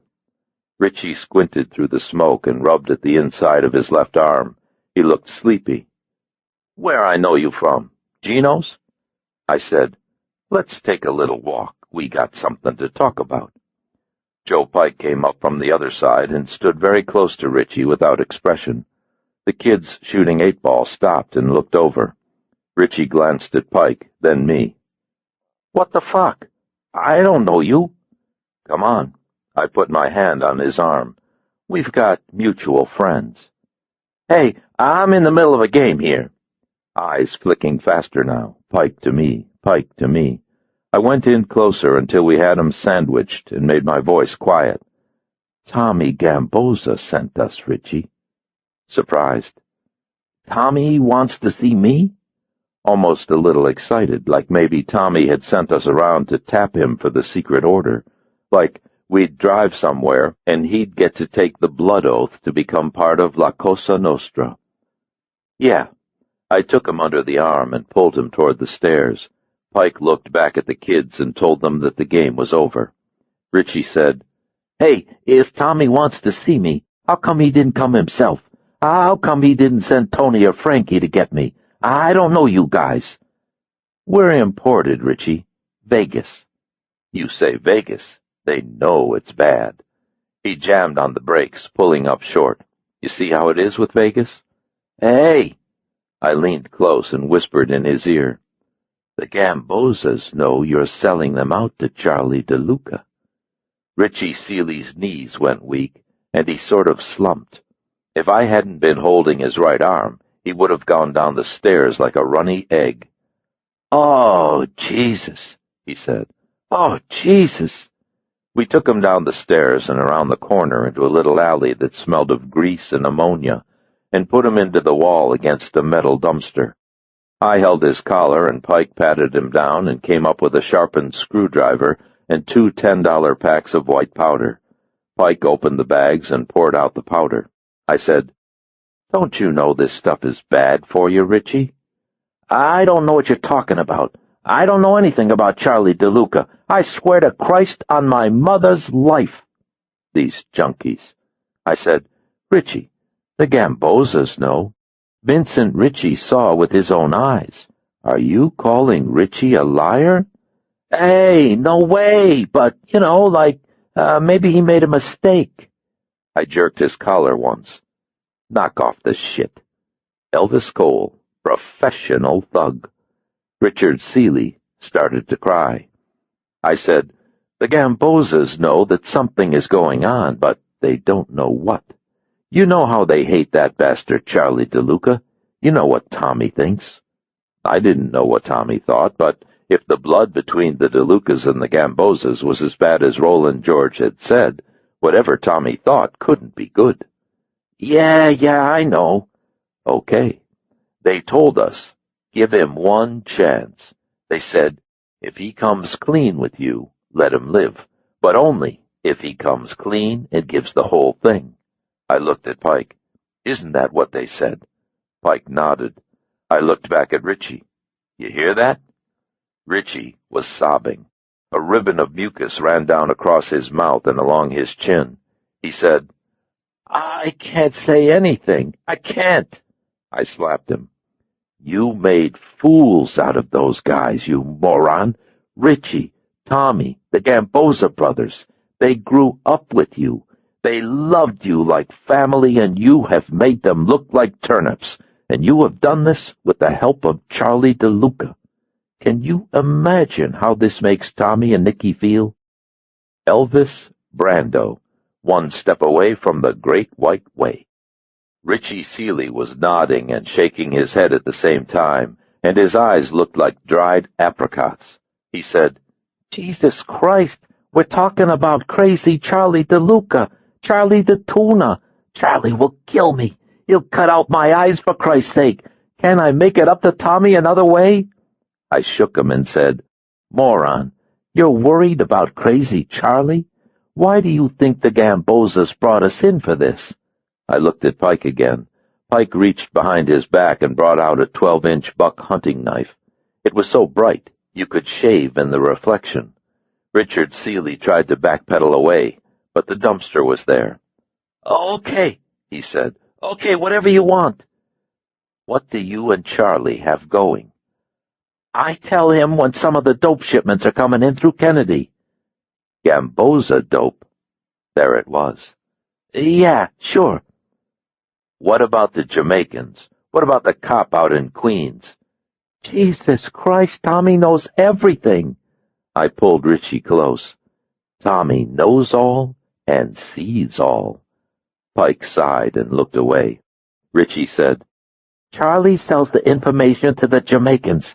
The Jamaicans hijack our stuff and sell it, and then they give Charlie a piece." "Is this DeLuca family, Richie, or is this just Charlie? If it's family, we're talking war." "War. Mario Puzo, eat your heart out." "I don't know, but I think it's just Charlie. Charlie's the guy turned me. He came to me and said he'd cut me in, and I could have all the smack I wanted. It was Charlie's idea. You gotta tell Tommy that. Sure. I don't never see anyone else. So, Charlie is violating the agreement the DeLuca family made with the Gamboza family. He's in business with the Jamaicans to steal from another family, and Sal doesn't know. No, Sal doesn't know. Jesus Christ, Sal would have a fit. Tommy should know that. Sal, that old Goomba. I looked at Pike, and Pike looked at me. Pike said, "What do we do with him?" Richie said, "Hey, I come clean. You said I come clean. Tommy said you should let me off." Pike said, "He tells Charlie we know. It's over." Richie said, "Hey, I won't tell Charlie nothing. I swear to Christ." He was crying again. I looked into Pike's flat, dimensionless glasses and saw little reflections of myself. Pike waited. I turned back to Richie and pulled him close again. "Here's what you're going to do. You're going to walk out of this alley and go to the Port Authority bus terminal, and you are going to take a bus to Miami. You will not speak with Charlie DeLuca or the Jamaicans or anyone else about this. Do you understand?" "Yes." "If you do, Tommy Gamboza swears that he will find out. If you do, the entire Gamboza family will seek you out no matter where you might hide, and we will kill you. Do you understand?" "Yes." "Get out of here." He ran out of the alley, knocking into a garbage can, then bouncing off a wall, then disappearing around the corner and into the street. Pike said, "Seek you out?" Too dramatic?" Pike frowned. "Everybody's a critic." 32. Karen Lloyd gave me confused. "He's stealing from other criminals?" "Yes." "How can you go to the police with that?" She was leaning against the front edge of her desk at the bank with her arms crossed. Pike and I were sitting in the two chairs opposite. It seemed colder in Chellam than it had in New York, but maybe that was because it was later and the damp clouds and the cold air pushing down from Canada had gained greater purchase over the woods and the fields and the small, clean buildings. I said, "We won't go to the police. We'll go to Charlie. He isn't just stealing money and hiding it from his father and the other capos in his own family. He's stealing from another family in direct violation of a treaty that the DeLucas made with the other families." I gave her what Raleigh George had given me, how the families had divided up territory and crime, and how nobody much liked it, but everybody had been living with it. Until now. She nodded, seeing it as a banker would see it, IBM and Xerox negotiating a market arrangement. "All right, he's violating a trade agreement." "Yeah, only he's got more to worry about than the Securities and Exchange Commission. If the Gambozas found out that Charlie DeLuca was stealing from them in collaboration with the Jamaicans, they'd kill him, and they'd probably try to kill Sal, too." Karen blinked at Pike, then at me. "Does Sal know?" "Probably not, but it doesn't matter. If he doesn't know, it makes things cleaner because we only have to deal with Charlie. If Sal's in on it, then we have to deal with him too. A little more complicated, but the outcome is the same." She wet her lips, getting anxious with it, thinking it through and seeing the potential, but unwilling to commit until all the I's were dotted and the T's crossed. She shook her head. "Even if he goes along, we'll still know. Charlie's going to think that. He's going to think that the only way to keep himself safe is to kill us." I said, "He'll think about it, but we'll set things up so that he can't. We'll bring in Raleigh George. We'll make sure that other people know what we know, and we'll prove it to Charlie so that he knows it too. If he kills us, he gets screwed. Do you see?" She wet her lips again and made a very small nod, still thinking it through. "We go to Charlie. We say that he has to let go of me, or we tell the Gambozas." "Yes." "We tell him that people we trust know too, so that if anything happens to us, the Gambozas will still be told. Yes, if we die, he dies. We make this deal. It's a deal we honor forever. We can't change our minds. Do you see? She nodded again, stronger. Of course. When are you going to do this? I'll call Rowley this evening and maybe drive down to the city to talk with him. He knows people in publishing and cops we can trust. We'll have to get together with them and set up what we know and how to prove it to Charlie. It'll take us a couple of days. And then we do it. Yep, we do it. She wet the lips again and looked at Pike, then me. What if it doesn't work? If it doesn't work, we go to the Gambozas and you go into the cops for witness protection. It isn't what you want, but it's the best hand we've got. She made a hissing sound and her eyes sort of fluttered for a moment, but then she nodded. Yes, I believe it's the best we can hope for, too. She went around behind her desk and sat with her fingers laced in front of her, very much like she did the first time I came into her office, businesslike. I've thought about what you said last night. I've decided that you're right. It would be best for everyone if Toby went back to California with Peter until this is resolved. Okay. Peter can take Toby as soon as possible. I'd like him to be in California before we meet with Charlie. All right. I'll stop by the motel and set it up. She nodded tightly. Thank you. I'll tell Toby when I see him after school.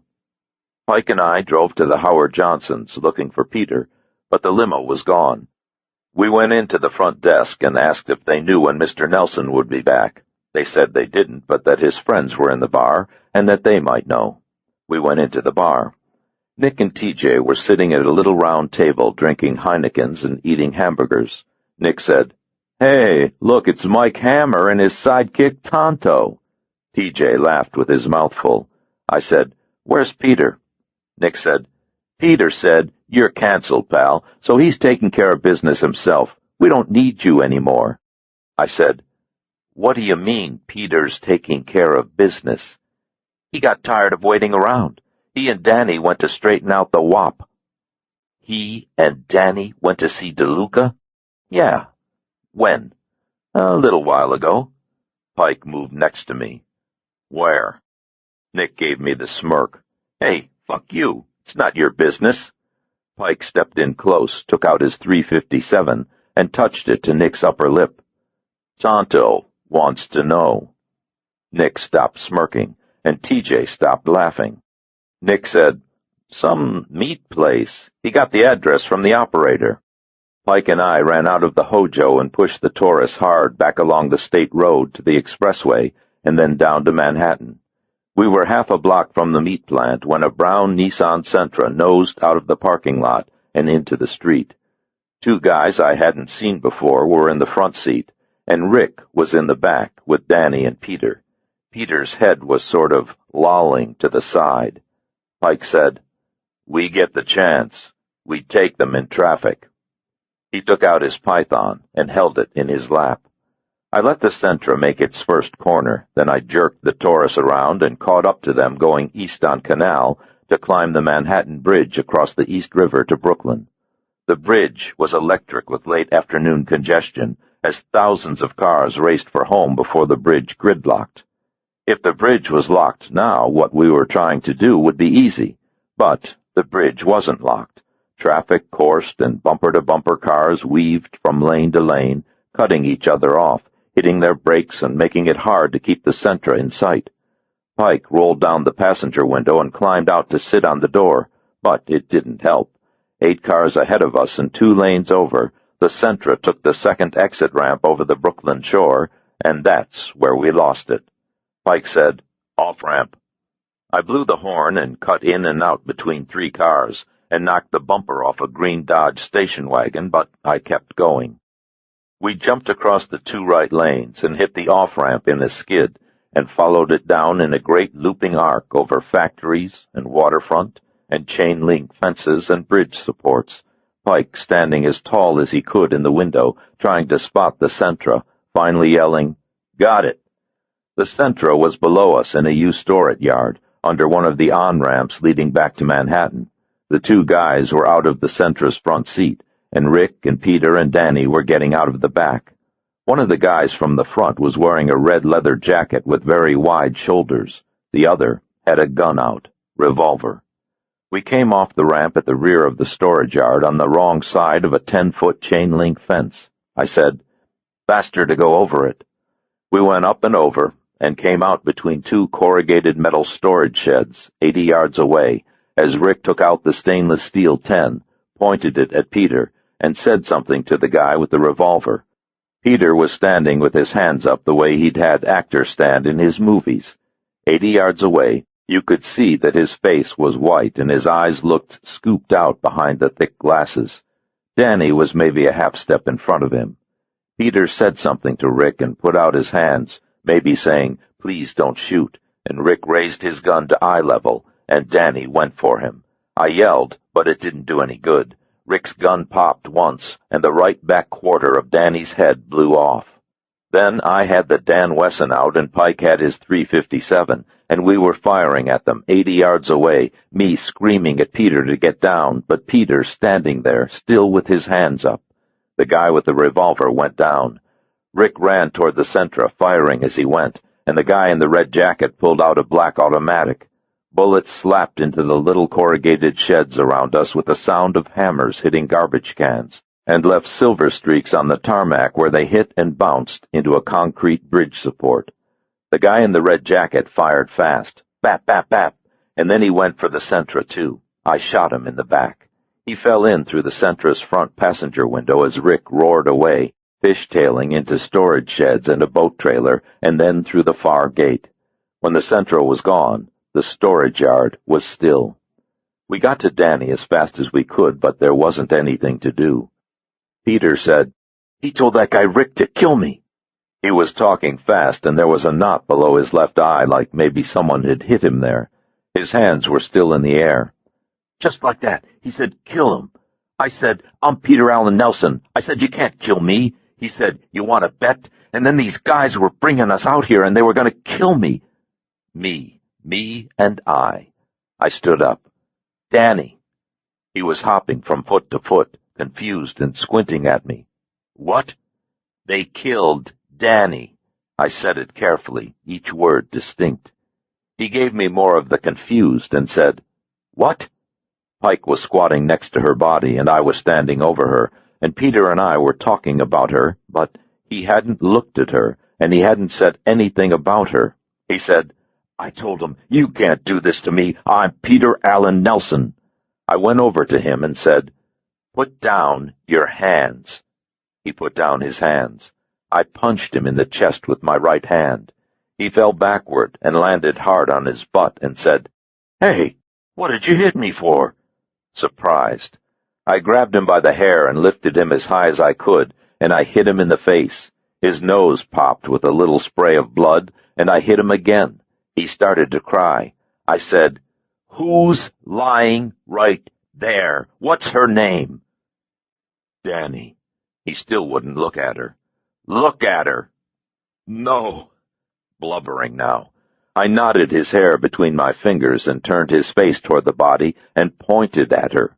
"Look at her." He clenched his eyes tight. "No!" I slapped him hard on the left side of his face 2 times, and then I dug my fingers at his eyes, prying them open. I said, "Look at her, you son of a bitch. Danny's lying there, and not you. They killed Danny. Do you see her? They didn't kill you." Peter covered his face, peering out from between his fingers at what was left of the woman who picked up his candy wrappers. I said, "Do you see her, Peter?"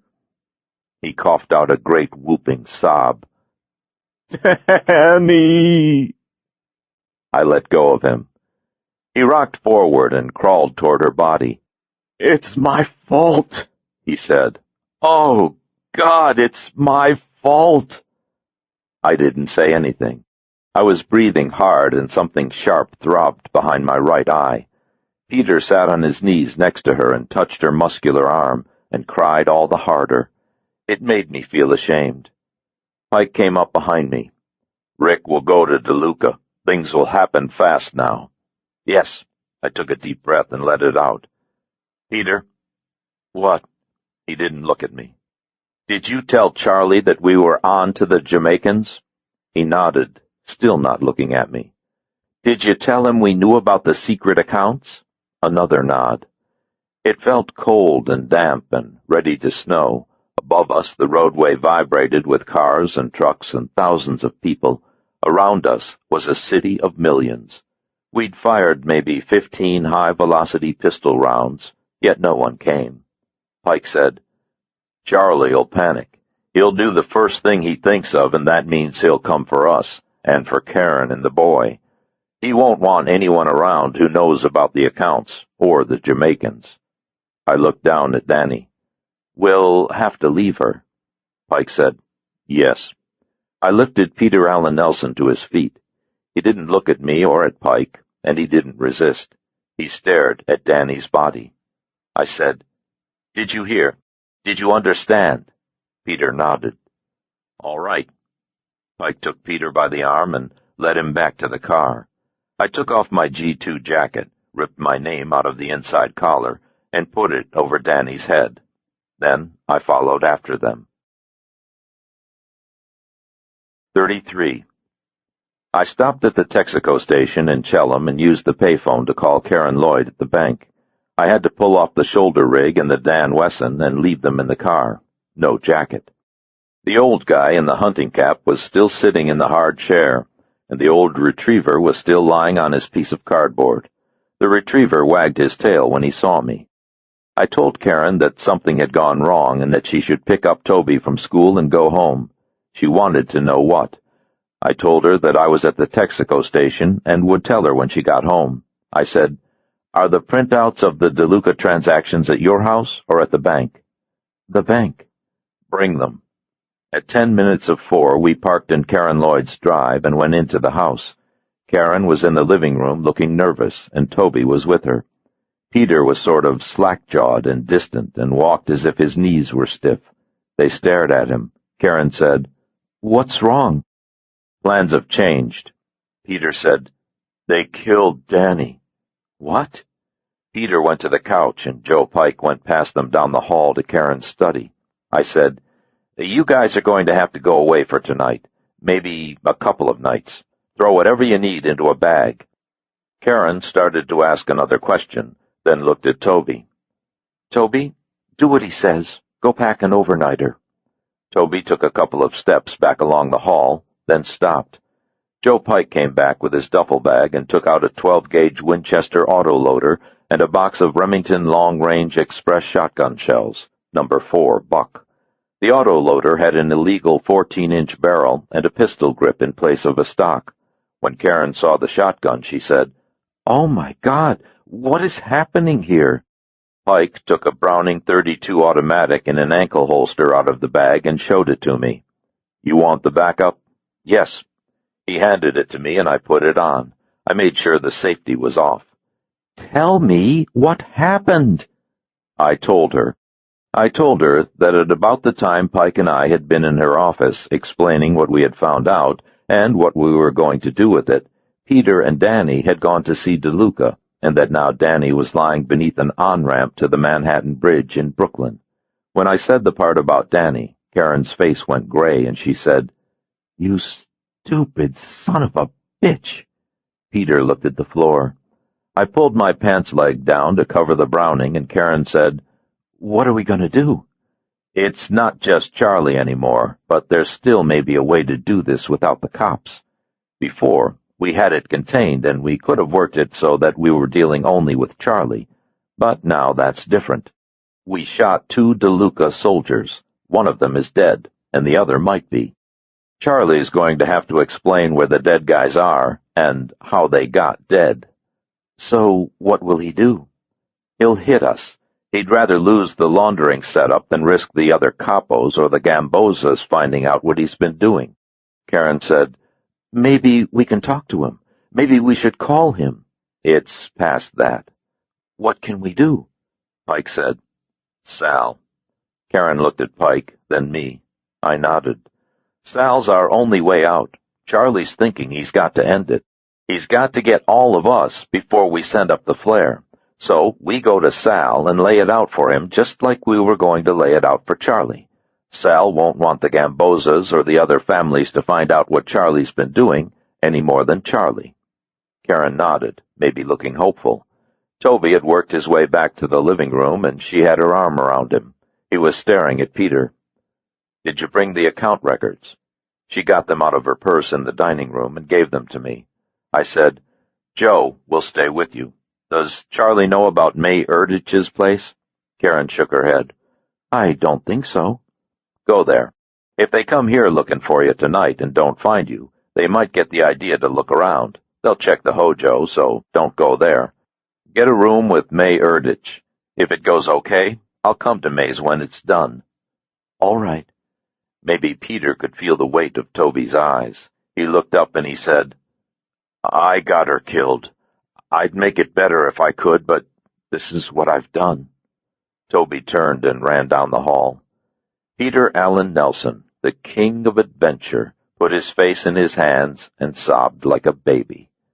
I borrowed Pike's coat and pulled it on. It was a little big, but it fit well enough. I folded the account records and put them in the right outside pocket. Karen said, "Peter?" Peter's shoulders shook, and what you could see of his face looked red and splotched. Karen said, "God damn it, Peter, we don't need to listen to this." Peter cried harder. Karen crossed her arms and looked out the window. Then she walked over to Peter Allen Nelson and put her hand on his back. Peter gulped air and made a deep, racking sob and hugged her around the hips and cried into her skirt. Karen Lloyd stared at the ceiling and patted his back. I walked out of the house and climbed into the Taurus and drove hard through the falling darkness all the way down to Manhattan and Sal DeLuca's. 34. Sal the Rock DeLuca had 3 adjoining brownstones just east of Central Park on 62nd Street. 1 block in from the park, a homeless woman with 2 children was building a little hut out of cardboard against somebody's front gate, while a wino staggered by and offered her a drink. The wino didn't look where he was going, tripped over something, stumbled around in a wide orbit with a lot of hand-waving, then fell onto the cardboard and threw up. The homeless woman kicked him in the balls. Anywhere else in America, East 62nd Street was a place you'd avoid after the sun went down, but not in New York. In New York, people paid millions to live on East 62nd Street. There were trees on East 62nd. The French embassy was around the corner. Charlie DeLuca's black Lincoln Town Car wasn't around, but a couple of guys in a maroon Mercedes were. If Sal knew what Charlie was up to with the Jamaicans, I figured that Charlie would come to Sal first for damage control. If Sal didn't know, then Charlie would charge straight out to Chelham and try to end it before Sal found out. The black town car not being around was a good sign, but maybe Charlie had come with somebody else. He even might have taken a cab. I made the block twice, then parked on 5th and walked back, trying to figure a way to see Sal without getting killed. The 2 guys in the Mercedes watched me as I walked past. The homeless woman and her children were huddled in their little cardboard house, and the wino was sitting with his back against the building, holding his crotch with one hand and his bottle with the other. I made a big deal out of weaving as I walked and stopped a couple of times, as if I had to steady myself, and then I sat down next to the wino and studied the block. There were no fire escapes to creep up and no alleys to slip within, and no second-story landings to leap to in a single bound. There were only the 2 guys in the Mercedes and another guy hanging around on Sal the Rock's top step. Phoning for an appointment probably wouldn't work. The wino burped softly and gingerly fingered his crotch. I said, "Pretty nasty shot she gave you." He nodded ruefully. "Women have been my ruination." "Is there any wine left in your bottle?" The wino lifted the bottle and looked at it forlornly. "Alas, non." Our breaths were fogging in the cold night air. "May I have it?" He placed the bottle carefully on the sidewalk. "My world is yours to share." I picked up the bottle and wobbled across the street. The 2 guys in the Mercedes and the guy standing on the top step watched me, But it was the guys in the Mercedes I was worried about. I leaned against one of the trees for a while and pretended to drink, then continued along the sidewalk until I came to Sal DeLuca's. When I got to Sal's, I sat on the bottom step. The guy on the top step said, "Beat it, Rummy." He was a little guy with a squinty face. I mumbled something and hugged the bottle. "Hey, asshole, I said beat it." He pounded down the steps and grabbed me by the back of the jacket and tried to lift me. When he lifted me, he pulled me to him, and I pushed the Dan Wesson into the soft flesh beneath his ribs. I said, "If you give it away, you die first." He stopped moving and stared directly into my eyes. I said, "Take me up the steps. Walk like you're helping me. We're going inside. You understand?" "Yeah." "Is Sal DeLuca in there?" "Yes." "Is Charlie DeLuca in there?" "No." "Who else is in there?" "The old man, Vito and Angie, the staff." I didn't know who Vito and Angie were, but it didn't seem to matter. "Let's go." We went up the steps, walking close so that the gun was hidden between us. Halfway up, the passenger side of the Mercedes opened, and one of the guys got out. "Hey, Freddie!" I dug the gun into Freddie's side a little harder. "Tell him you're getting me something to eat." Freddie told him. The guy at the Mercedes laughed and called Freddie an asshole. We went up the rest of the way, and Freddie led us into a long marble entry with a high ceiling and ornate stairs. The house was quiet. I said, "Take me to Sal." "You gotta be crazy." "If I was crazy, I'd have said take me to your leader." I gave him another prod. We went down the long entry, then through a living room that looked like it was maybe 100 years old, and then into a wood-paneled den with a fireplace. Sal DeLuca was sitting with a couple of well-dressed guys close to his age, the two guys on one couch and Sal on another, facing each other across a little table. Vito and Angie. They had hard, lined faces, and one of them had a gray mustache, and both of them looked at me with the sort of mild curiosity you reserve for a strange dog with a skin rash. Capos. Mafia executive material. Sal looked surprised. "What do you want?" Then Sal saw the gun. Sal DeLuca was in his early 60s and maybe 5'10", but he was very wide, with a sort of muscular density that allows great strength. He would have been very strong when he was younger, and he was probably very strong now. They don't call you Sal the Rock because you're wussy. He had a round face and protruding eyes and a wide mouth and fleshy lips, sort of like a frog's. He was wearing a deep blue smoking jacket. The last guy I'd seen in a smoking jacket was Elmer Fudd, but I didn't tell him that. Instead, I said, "2 of your soldiers were killed today in Brooklyn. I'm the guy who killed them. Charlie DeLuca is partnered with a Jamaican gangster named Jesus Santiago. No one knows it yet, but they're stealing dope from the Gamboza brothers." The guy with the gray mustache said, "Hey." The other guy said, "You gotta be out of your fucking mind." Sal DeLuca didn't say anything, but when I mentioned Charlie, something cold flickered in his eyes, and I felt scared. I said, "I wanted you to find out first, Sal. I didn't want it to get around before you knew." I lowered the Dan Wesson. Sal said, "Vito." The guy with the mustache hopped up and took the gun. "Vito." I said, "There's a .32 on my right ankle." He took that, too, and put both guns on the little table between the 2 couches. Sal picked up the Dan Wesson with his left hand, felt its weight, and then he looked at me and nodded. "You got balls. I'll give you that. What's your name?" "Elvis Cole." "That's a stupid fucking name. Better than Elvis Jones." Sal made up his mind about something and leaned back in the chair, still holding the Dan Wesson. "Okay, you got 15 seconds to tell me something that will save your life." 35. Sal said, "Freddie, you wait in the hall." Freddie looked nervous. "He had the gun, Sal. I couldn't help it." "Wait in the hall." the cold thing still alive in his eyes. Freddie went out into the hall. Angie said, "Sal, you don't believe this shit, do you? Guy comes in like this, a stranger?" Sal made a little hand move. "So, now he has to prove it." I said, "Take something out of my right front pocket?" Sal nodded. I took out the computer sheets and gave them to him. "What the fuck is this?" "Transaction records of your money laundering operation through the First Chellam Bank. You remember Karen Lloyd?" Sal nodded again.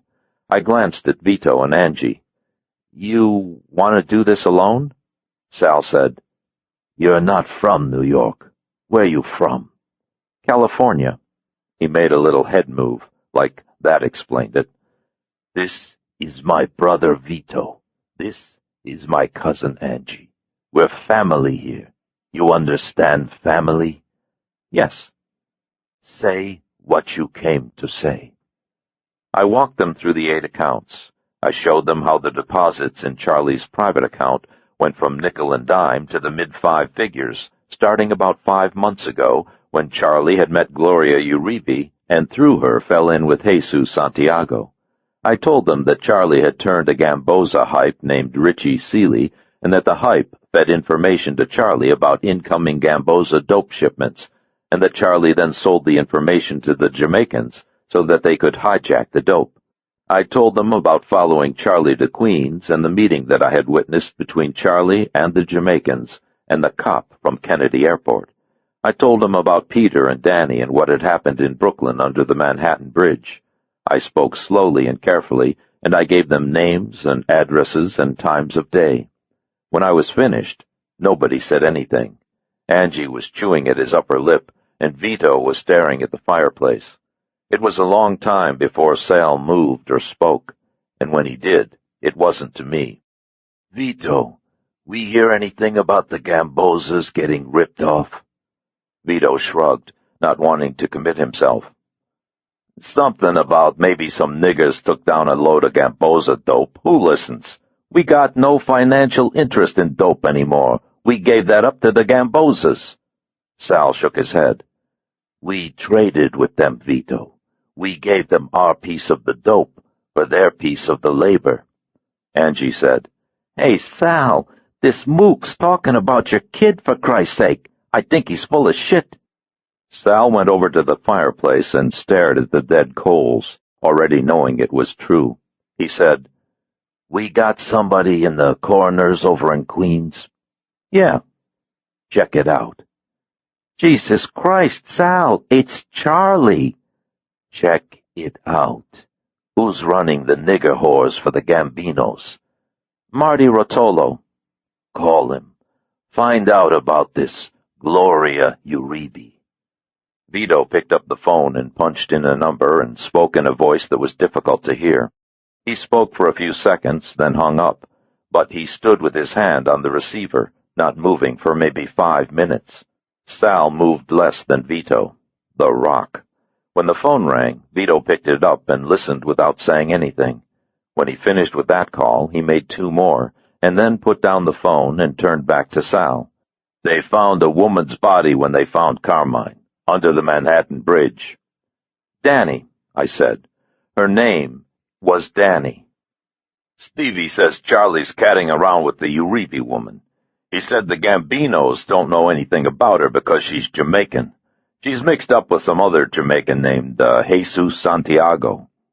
Sal made a soft hissing sound, steady and high-pitched, as if some core of deep pressure within him had been tapped. Angie said, "Jesus Christ, Sal." Sal went to the door and told Freddie to come in. "Find Charlie and tell him I want to see him." Freddie glanced at me. "Sure, Sal." "Don't tell him anything else, Freddie." "Sure, Sal." Freddie left. Sal went back to the dead fireplace and looked at me, calm, like I hadn't just told him these things about his son. The Dan Wesson was almost hidden by his thick left hand. "Okay, so maybe you're not full of shit. What do you want?" "Karen Lloyd."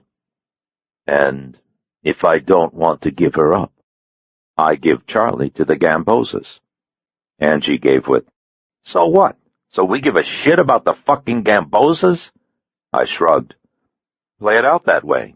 The Gambozas will kill Charlie for showing them up, and then they'll move on you, and probably the rest of the families will too. Everybody had an agreement, and the DeLuca family broke it. Angie said, Bullshit, and threw up his hands.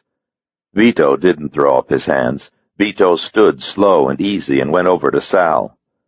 Not bullshit, Angie. He's right. Vito stared at Sal when he said it, and Sal stared back at him. Charlie's selling out another family to do business with an outsider. The fucking Jamaicans, for Christ's sake. Our word won't be shit. The families will turn their backs on us. Sal nodded. The family comes first. Sal looked at his brother, and the cold thing was suddenly very bright and alive. You don't have to tell me what's what, Vito. Vito spread his hands. No one said anything more to me. Angie went out and came back with coffee and hard cakes, and the three of them sat on the two couches by the fireplace, drinking the coffee and eating the cakes in silence. I wasn't offered anything, and I wasn't spoken to. After a while, I went to an overstuffed chair across the room and sat down. Vito made more calls, and a couple of times big men knocked and looked in, and would start to say something in English, but when they saw me, they would switch to Italian. Angie went out twice, and Vito went out once, but Sal didn't go out at all. He sat and stared, and I was glad he wasn't staring at me. We sat like that in Sal DeLuca's den for almost 6 hours. At 10 minutes before 5 the next morning, Freddie came in with Charlie and Rick. Charlie's hair was mussed and his collar was open, and he looked anxious, like maybe he had been looking for someone and he hadn't been able to find them. Rick still looked like a vampire, all hard bones and white, leathery flesh. Charlie was saying something about why the hell this couldn't wait until morning when he saw me, and you could see the fear jolt through him like a galvanic shock. He scrabbled under his coat for his gun, but Vito slapped the gun out of his hand. Sal said, Freddie, close the door. Charlie said, That's the son of a bitch killed Carmine and Dante, trying to cover, doing a lot of arm-waving and loud talking, as if the loud talk might convince Sal and Vito and Angie that whatever I'd said was lies. He's trying to force us out of the bank. Jesus Christ, what's he doing here? Sal's left hand snapped out and caught Charlie beneath the right eye. It was a hard shot, and it caught Charlie by surprise. He yelled, Hey! Shut up and listen to this. Charlie shut up. Rick settled back against the bookcases and watched, choreographing the dance in his head, seeing himself move, fast and perfect. Sal looked at me again for the first time since he had sent Freddie away to find Charlie and said, Tell him. I went through it for Charlie just like I had for Sal.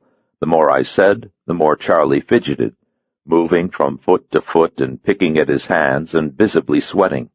The more Charlie moved, the more Sal didn't move. When I finished, Charlie said, This is bullshit. This is merda. What are you listening to this guy for? He looked at Angie. He looked at Vito. Uncle Vito, hey, Angie, whose family here? He looked back at his father. What are you listening to this guy for? Sal put the blank frog eyes on his son and said, I listened because I got no doubt in my heart that you would do this. And watching you now, I know you did. What are you talking about? That's horseshit. Sal hit Charlie with the back of his right hand so hard that Charlie staggered backward. Vito looked at Rick, and Rick made a little head move, saying he wasn't in it, and Vito nodded. Charlie was taller than Sal and younger, but where there was something flabby and mean about Charlie, in Sal it was hard and vibrant, even at 65. The Rock. You're a piece of shit, Charlie. What Charlie had said to Joey Putata. Charlie tried to cover up, but Sal slapped him again and again, steady, rhythmic shots.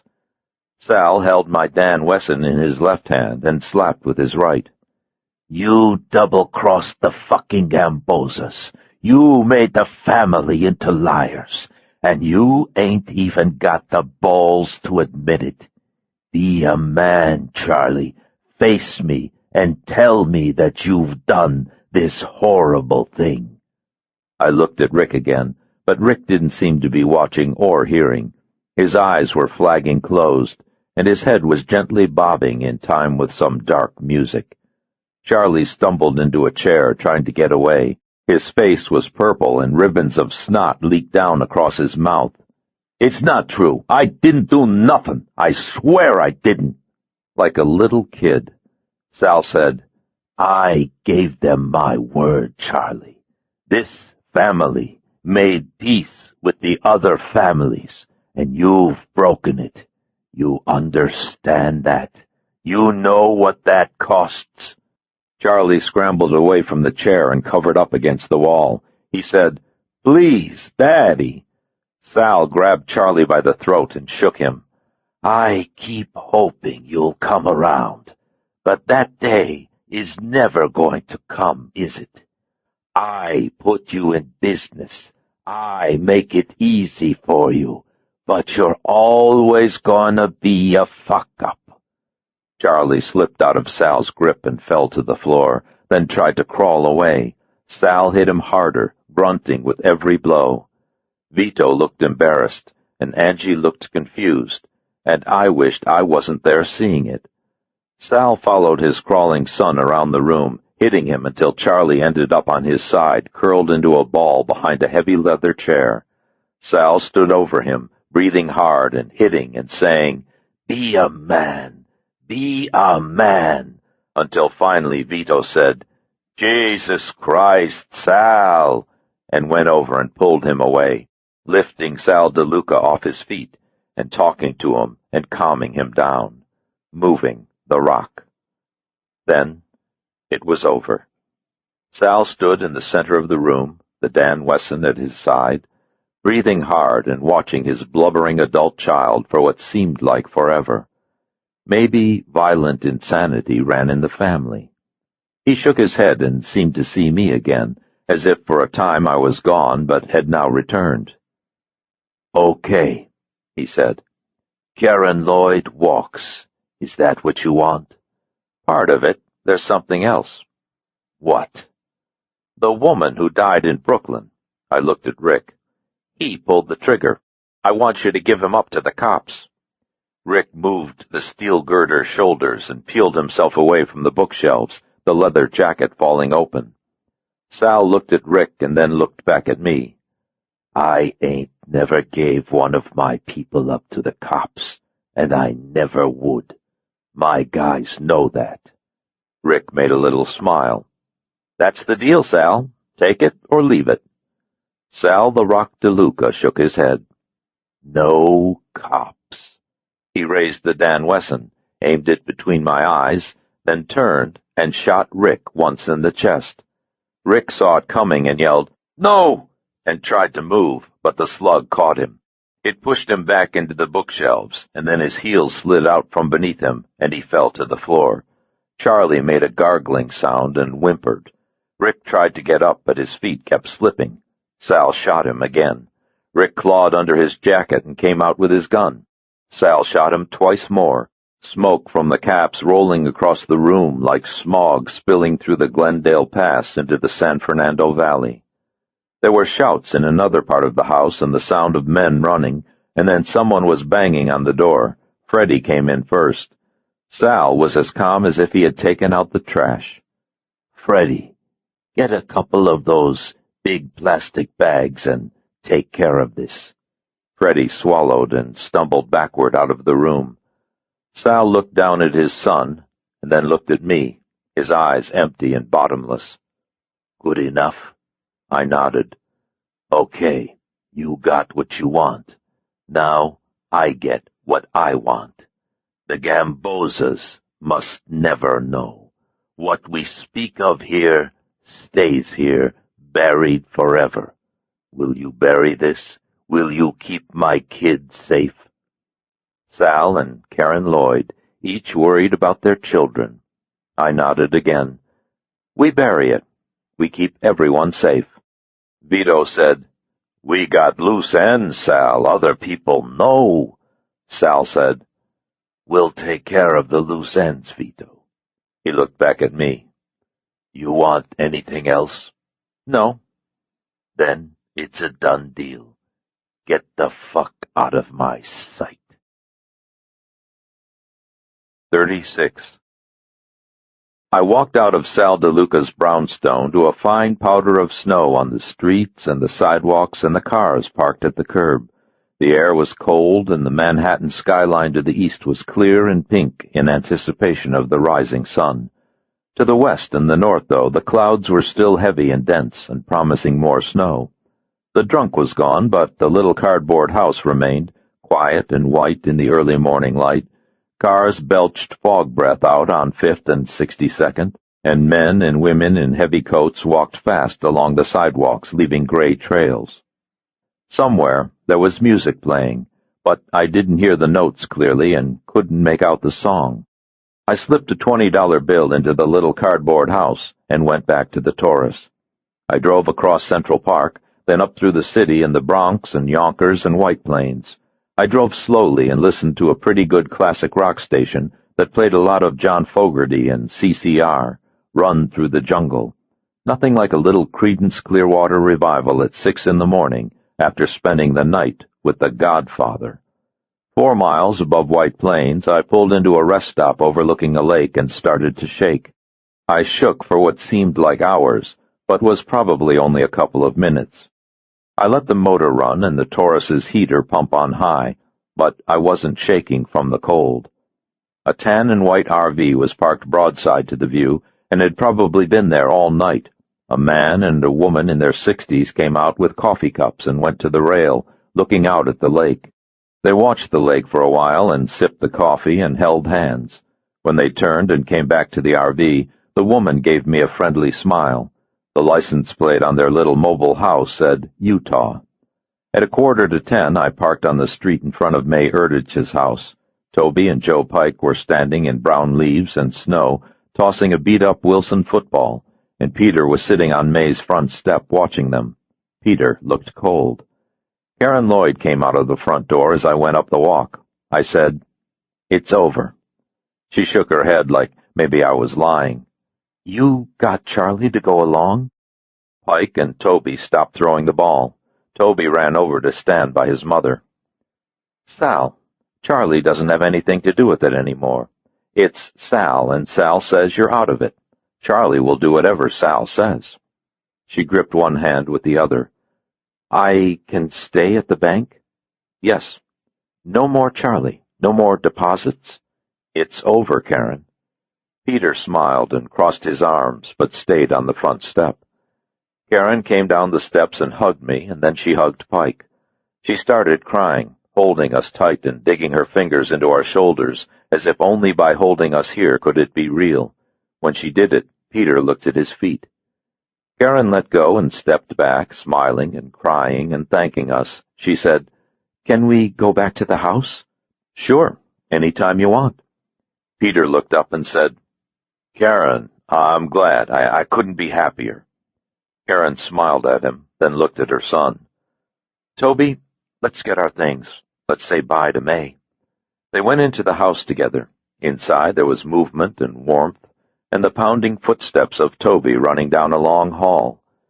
Peter uncrossed his arms and pushed away from the top step. He said, "I've got to get Danny. I want to bring her home and take care of her." I nodded. "The police will have questions. We'll have to figure out what to tell them." He made a little shrug. "I'll tell them the truth. She died saving my life because I'm a jerk." Pike said, "You can't." Peter looked at him. I said, "I gave my word to Sal that we wouldn't let what Charlie was doing get out to the Gambozas. You tell the cops or People magazine or anyone else you know how Danny died. The Gambozas or someone who works for them will put it together. When they do, the deal with Sal will be over. He'll come for you." "I don't care about me." "He'll come for Karen and Toby."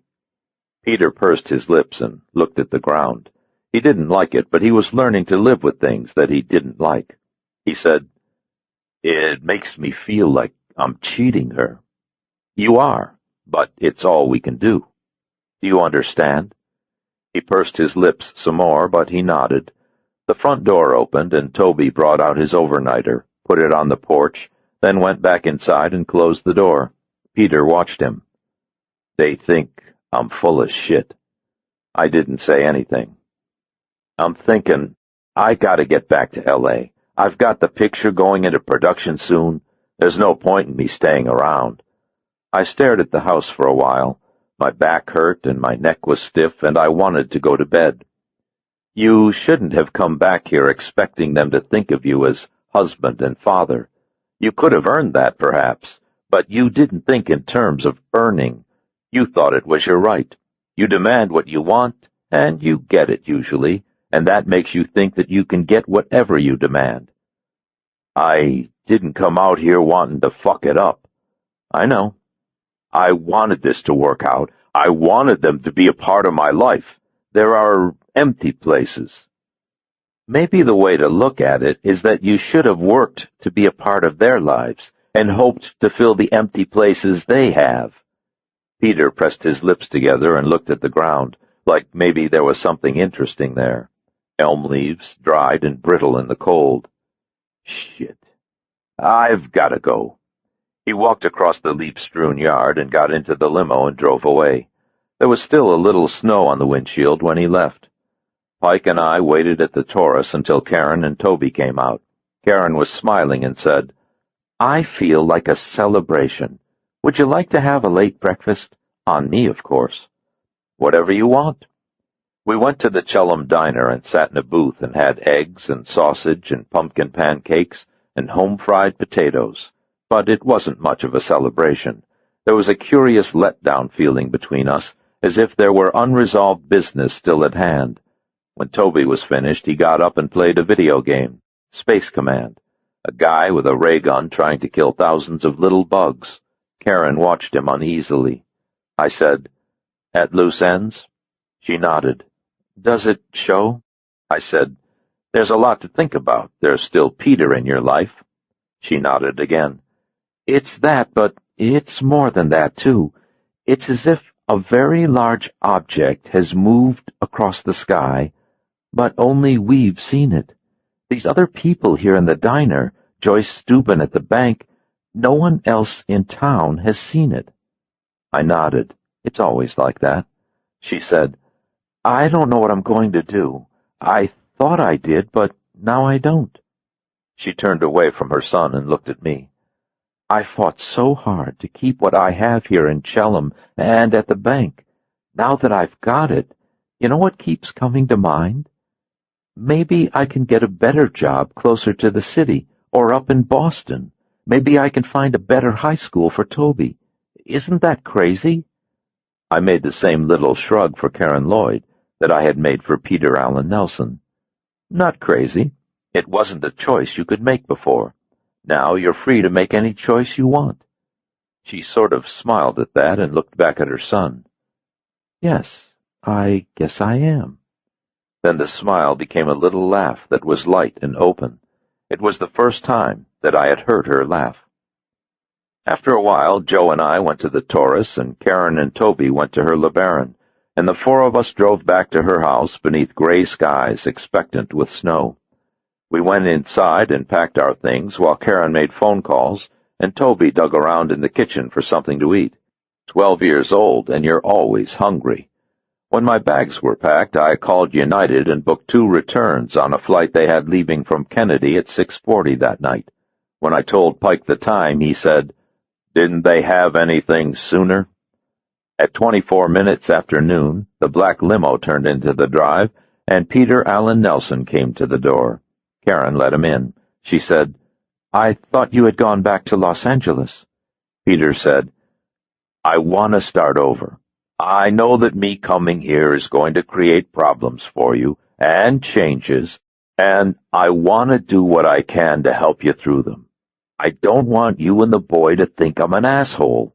I want Toby to get to know me, and I want to get to know him. And I want to work out things like visitation and holidays and getting together. I want to pay child support, but only if that's okay with you.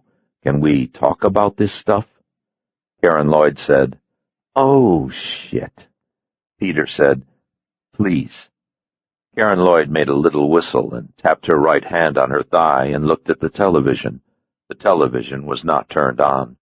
I said, "Sounds pretty good to me." Karen shook her head and frowned. Peter said, "Come on, Karen, please."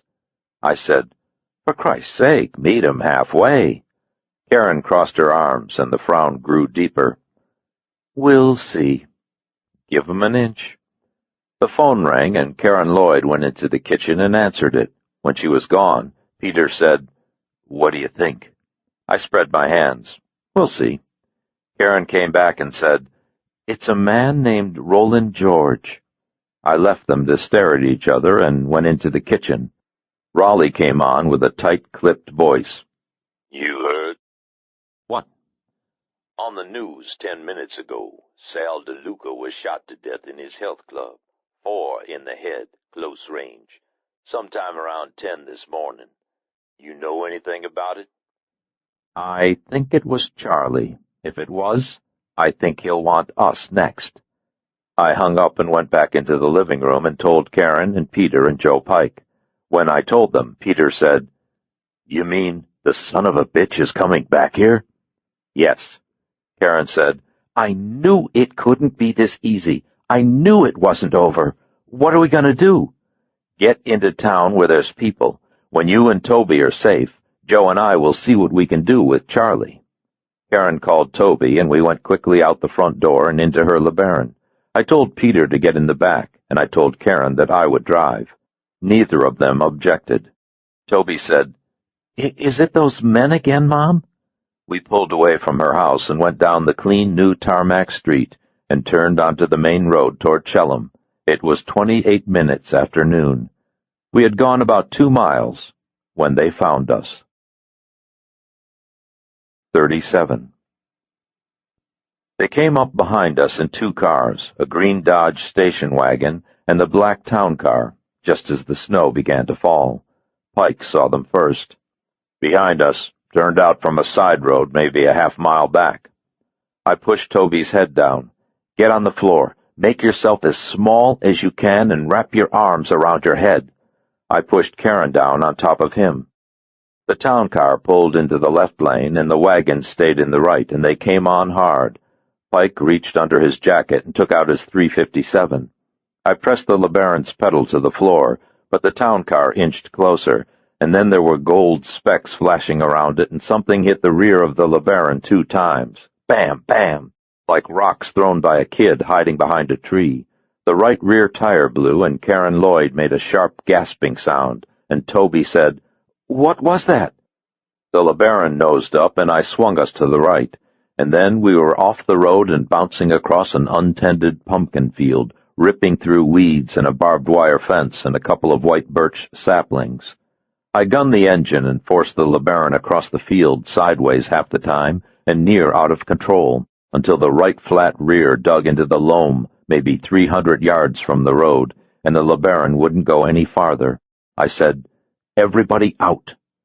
The station wagon and the town car skidded to a stop on the road, and doors banged open and 8 men pushed out, 5 of them with shotguns. Charlie DeLuca had been driving the town car, and Joey Putata was one of the guys in the wagon, but I didn't recognize anyone else. Rick was conspicuous by his absence. No one now to keep Charlie calm, no one to rub his back and say the quiet things and keep Charlie DeLuca among the land of the sane. Sal the Rock had learned that. Charlie was certifiably stark raving, bad to the bone, out of control. I shoved the driver's side door open and fell out, then pushed my seat forward and pulled Karen and Toby out after me. Pike went out the passenger side, and the .357 boomed twice. Peter followed Pike, and then the 5 of us were crouched down among the pumpkins behind the LeBaron.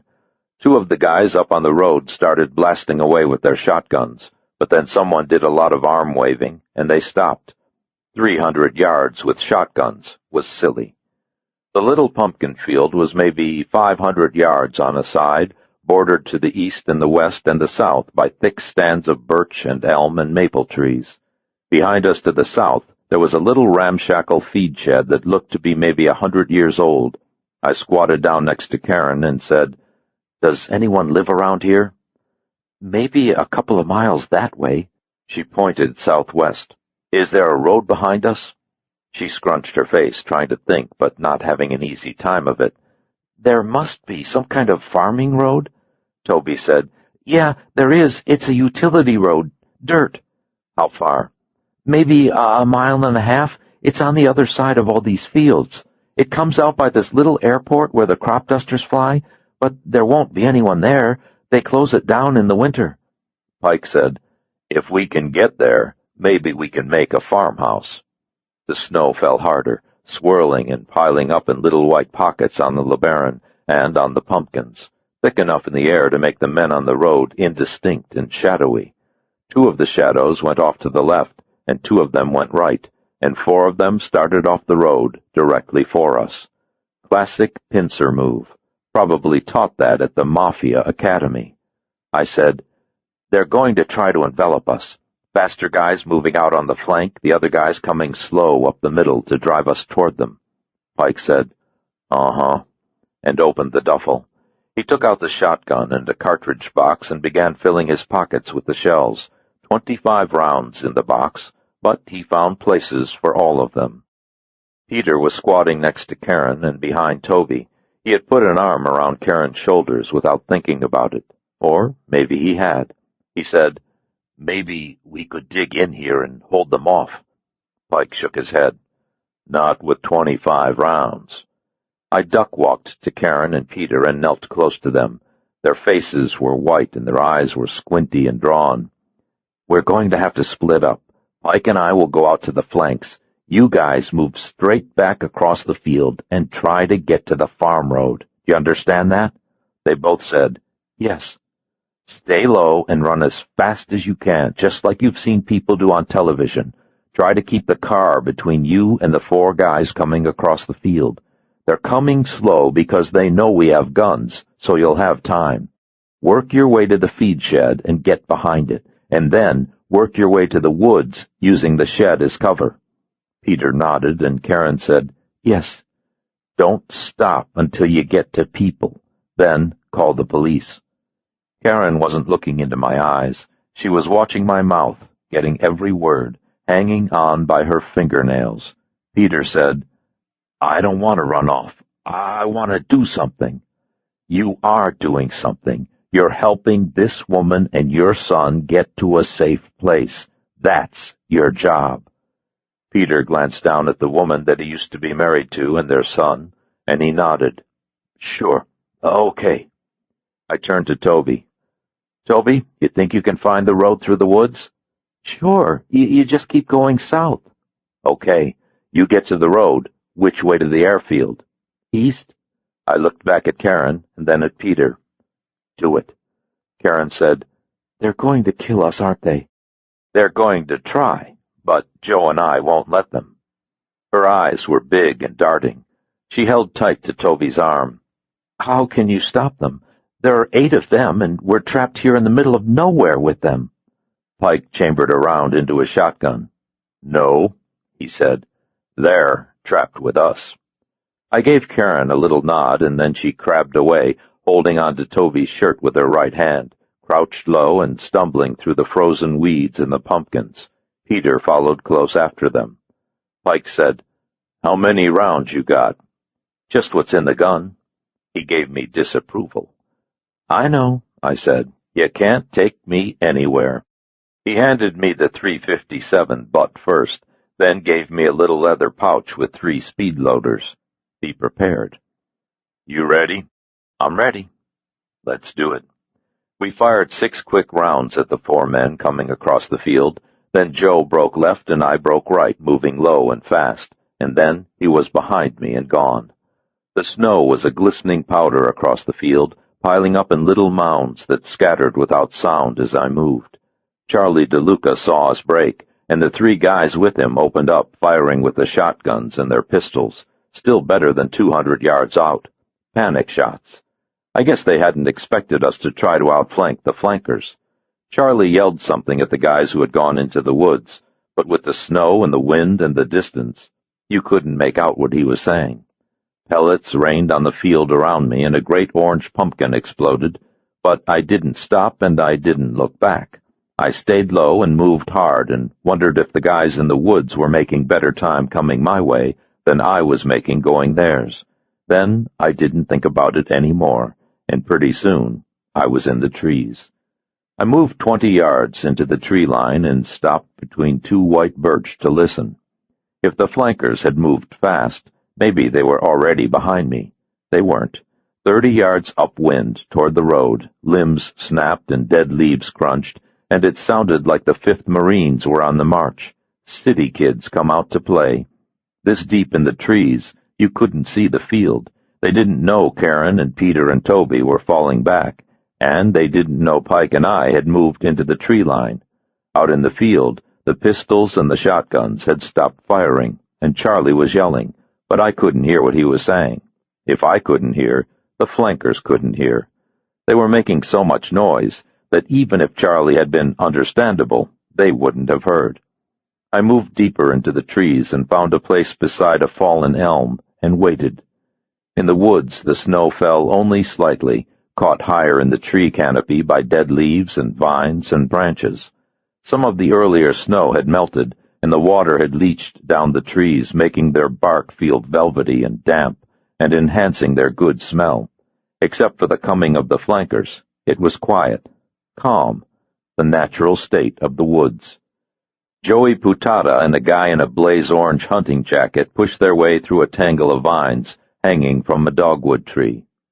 The guy in the orange jacket had heavy sideburns, and the kind of coarse, virulent beard that had to be shaved 3 times a day, and a little hat with a feather in the band.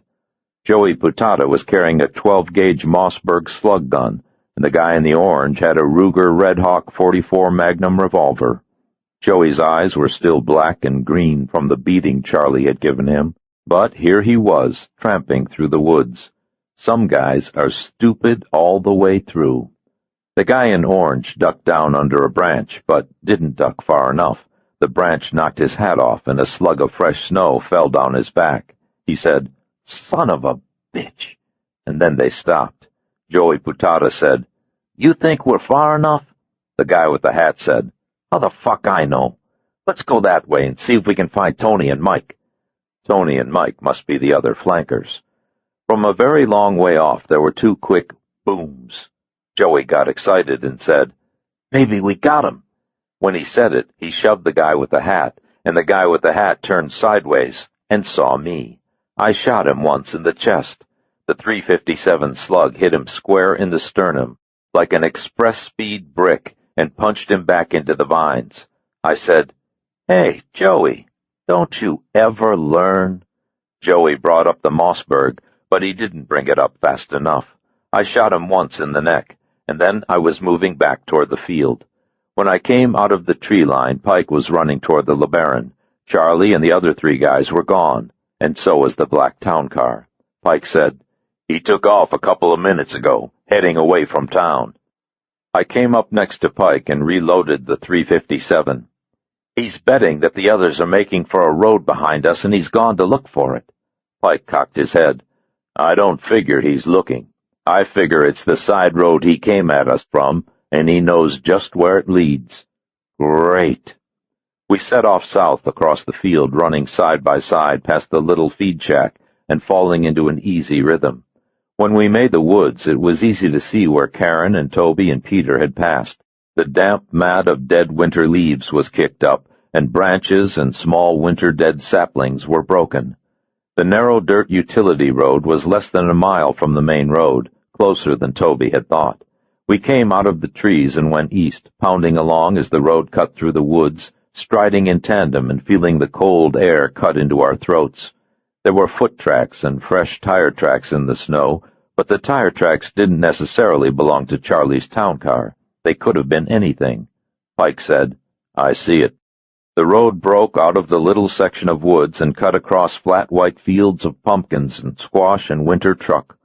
Half a mile farther down the road, there was an orange windsock flapping in the wind, and a utility shed, and a corrugated metal hangar. If the windsock wasn't orange, we would never have seen it against the snow. A couple of Piper Pawnee crop-dusting planes were next to the hangar, tarped and tied down, as winter-dead as the leaves. The black Lincoln town car was parked by the utility shed, and people moved between the planes. We hadn't come out of the woods in time. Charlie DeLuca had them. 38. Pike and I picked up our pace, running on either side of the road, our breath great white plumes in the snowy air. We ran hard until we drew close, then we throttled back, trading speed for quiet as we moved up to the hangar. The shadow shapes we had seen when we came out of the woods were gone. Charlie's town car was parked at askew outside the corrugated metal hangar, already collecting little pockets of snow on the windward side. The two Pawnees were on the field side of the hangar, and before them a couple of rusted water mules used for aviation gasoline and pesticides. Somewhere upwind, Karen Lloyd yelled, and there was a single sharp pop. Pistol, but the wind and the snow carried away the sound. Pike said, "They'll be in the hangar, or in the fields behind the planes." We went to the hangar, looped around the corner, and saw them through a dust-streaked window built into a door. Karen Lloyd was on her knees, crying, and Charlie DeLuca was holding Toby by the hair, pointing a Browning .380 automatic at his right temple. Toby was crying, too. He was probably crying because he was scared, but he might have been crying because a fat guy was hitting Peter Allen Nelson in the face and knocking him down. He would hit Peter and knock him down, and Peter would get up and go after him again.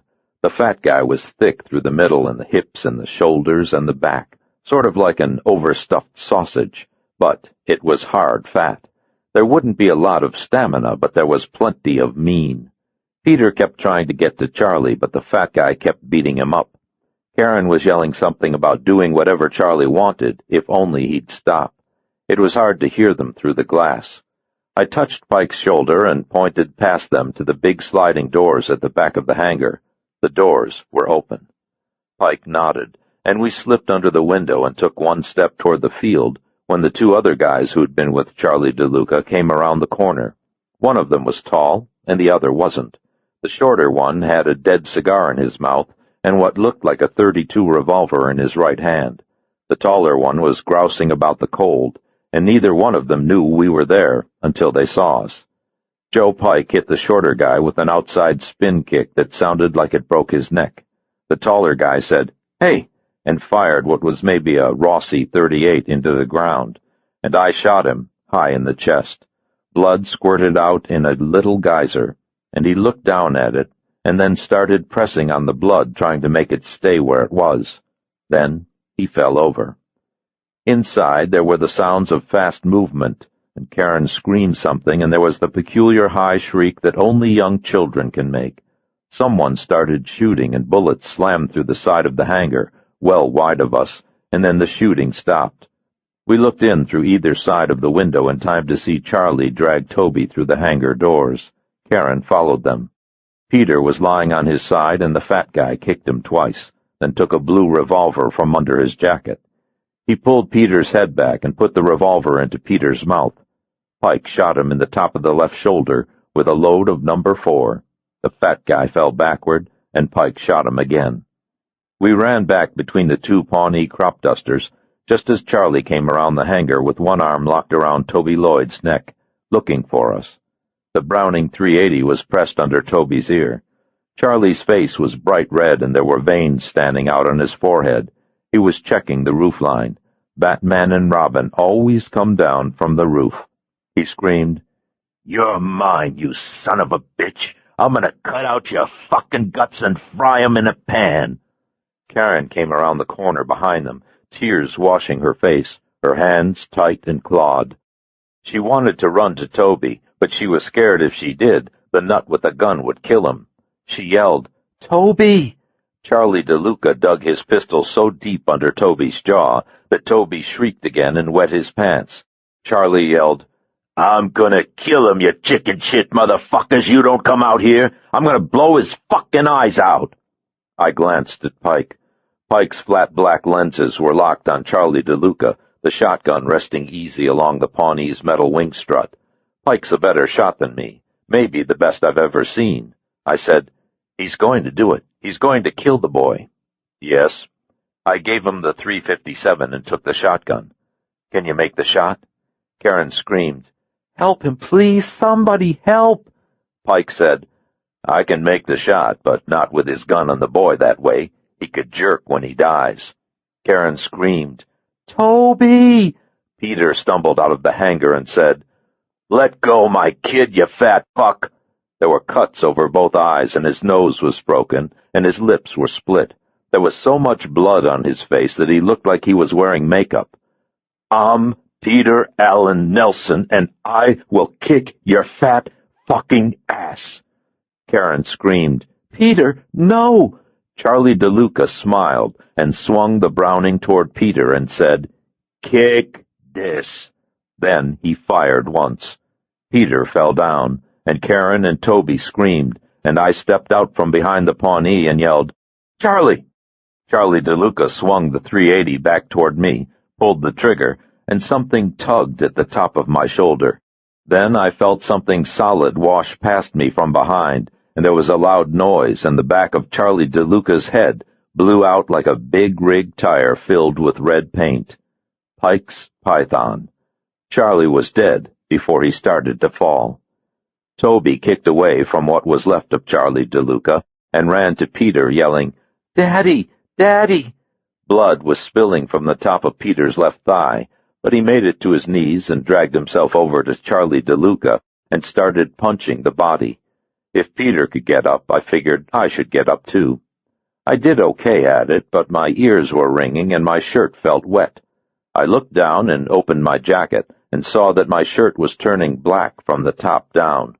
Then Pike was there, peeling back the shirt. "Doesn't look bad. Caught it across the top of the trapezius." "Sure."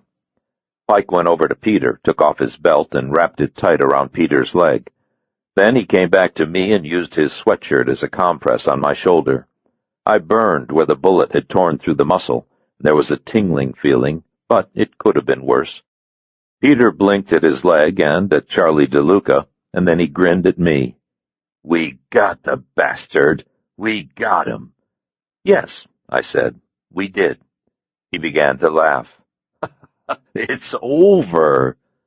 Karen was laughing then, too, nervous and scared and letting off the tension by laughing. "Yes," she said. "God, yes." Karen came over and hugged me. Toby helped Peter to his feet, and they came over and hugged me, too. Some days I guess you're more huggable than others. 39. We left the bodies at the airport and went into town to see Chelham's only doctor, a young guy with a beard and glasses named Hoxley. Karen Lloyd drove. The doc was good about it. He practiced out of his home just 4 houses down from May Erdrich's place, the kind of guy who wanted to know his patients and bring babies into the world and watch them grow. Idealistic, you know the type. When he cut off my shirt and Peter's pants, he whistled and said, "Man, I haven't seen anything like this since I left the Bronx General ER. A hunting accident." "Sure." He swabbed us down and cleaned us out, then put in a couple of stitches and gave us each 2 injections, something clear to fight infection and something white to fight tetanus. He also gave us some orange pills for the pain. He said, "Don't suppose I should call the police about this?" I said, "Mind if I use your phone?" I called Raleigh George and told him where I was and what had happened. While I told him, the doc crossed his arms and listened and absently stroked his beard. When I hung up, he said, "Think I should maybe go take a look?" I shook my head. "It won't do any good." He looked at Peter. "You look familiar." "I've got one of those faces." We left the doctor, dropped Toby with May Erdrich, and drove back to the little airfield. The snow had stopped falling, but not before a gentle skin of white had been pulled over the road and the airplanes, and the bodies in the field. Joe Pike and I unshipped the tarps from the 2 Pawnees' engine cowlings, and covered Charlie DeLuca and the 3 guys who'd died with him, and then we sat in the LeBaron to wait. A couple of Connecticut state cars got there first, followed by a plain blue sedan with somebody from the Connecticut AG's office. They came in the right way without the sirens or the lights, and I liked them for it. The guy from the AG's office walked over to us and asked who we were. I told him my name and Joe's, but I didn't mention Karen or Peter, and he didn't ask. He said that he had been told something about bodies at another location. I told him how to get to the pumpkin field, and that there were 2 bodies on either side of the field in the woods. He nodded and went back to the uniform cops, and then he and a car full of the uniforms drove away to take a look. 20 minutes later, a tan car with an FBI emblem on the side door and a white Ford from the New York State Attorney General's office pulled in just ahead of a gray Cadillac limousine. 2 guys got out of the FBI car, and a bald guy and 2 women got out of the NY car. Raleigh George and his dog got out of the limo. The law student was driving. Everybody except the bald man smiled when they saw Raleigh and shook his hand and told him it was good to see him. Nothing like palling around with a big-time novelist at a murder scene. Karen said, "Shouldn't we be out there with them?" "No, we sit and wait and see what they say." They went as a group to the spot between the 2 airplanes and lifted the tarpaulin and looked at what was under it. Maxie sniffed at Charlie's body and lifted his leg, and Raleigh had to pull the dog away. One of the women laughed. They stood over the bodies for a long time, sometimes glancing back to the car, but mostly not. Everybody seemed in agreement with what they were talking about, except the bald guy. You could see it in his face. He made sharp gestures, and once he pointed at our car. They talked some more, and then Raleigh George walked over to us and bent down by the driver's side window. He gave Karen the sort of reassuring smile your grandfather might give, and if he recognized Peter, he didn't say anything. He leaned close to me and said, "Can we have the bad cop?" I said, "Yes, if my people don't get named and don't have to testify." He nodded. "It looks like there's more than one officer involved. Looks like there might be several, with Kennedy's security who took part." I nodded back at him. "I sort of figured that."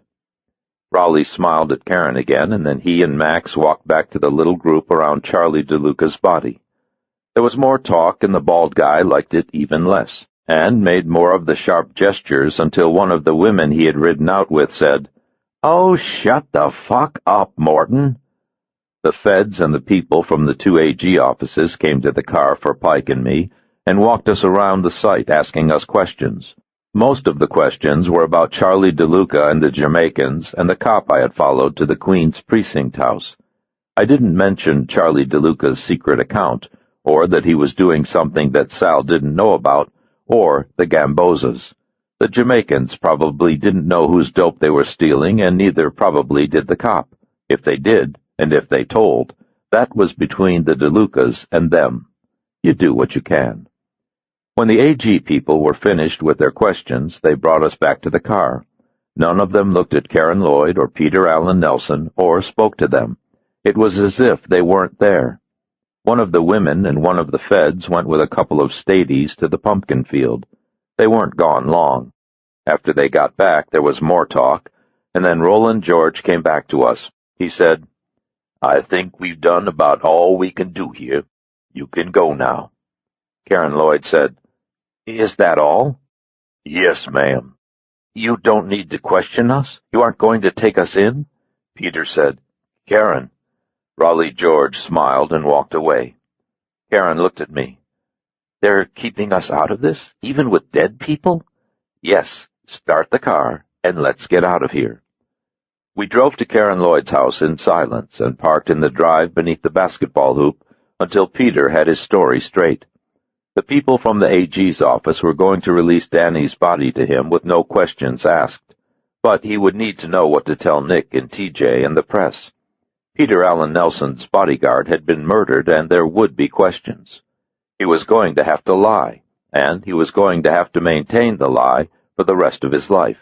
He said, "I can do it." Karen said, "You'd better."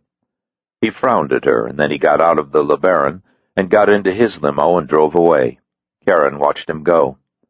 Do you think he can? I nodded. Yeah, he's learned a lot. I hope. She let out a sigh. I hate this. I hate it that once you let someone into your life, they're part of your life forever. I said, part, maybe, but not all. You're still you. You're vice president of the bank. You're twice president of the PTA. You're a Rotarian and a member of the library committee. Maybe, without having gone through what you went through with Peter, you wouldn't be any of those things. Maybe you would be less. She turned and looked at me, and then she leaned across and kissed me, and then she turned in the seat and kissed Joe Pike. She said, I'll do what's best for Toby. I've always been able to do that. What happens now with the DeLucas? I looked out the window at the house and the basketball hoop and Toby's bike leaning against the garage wall. Then I looked back at her.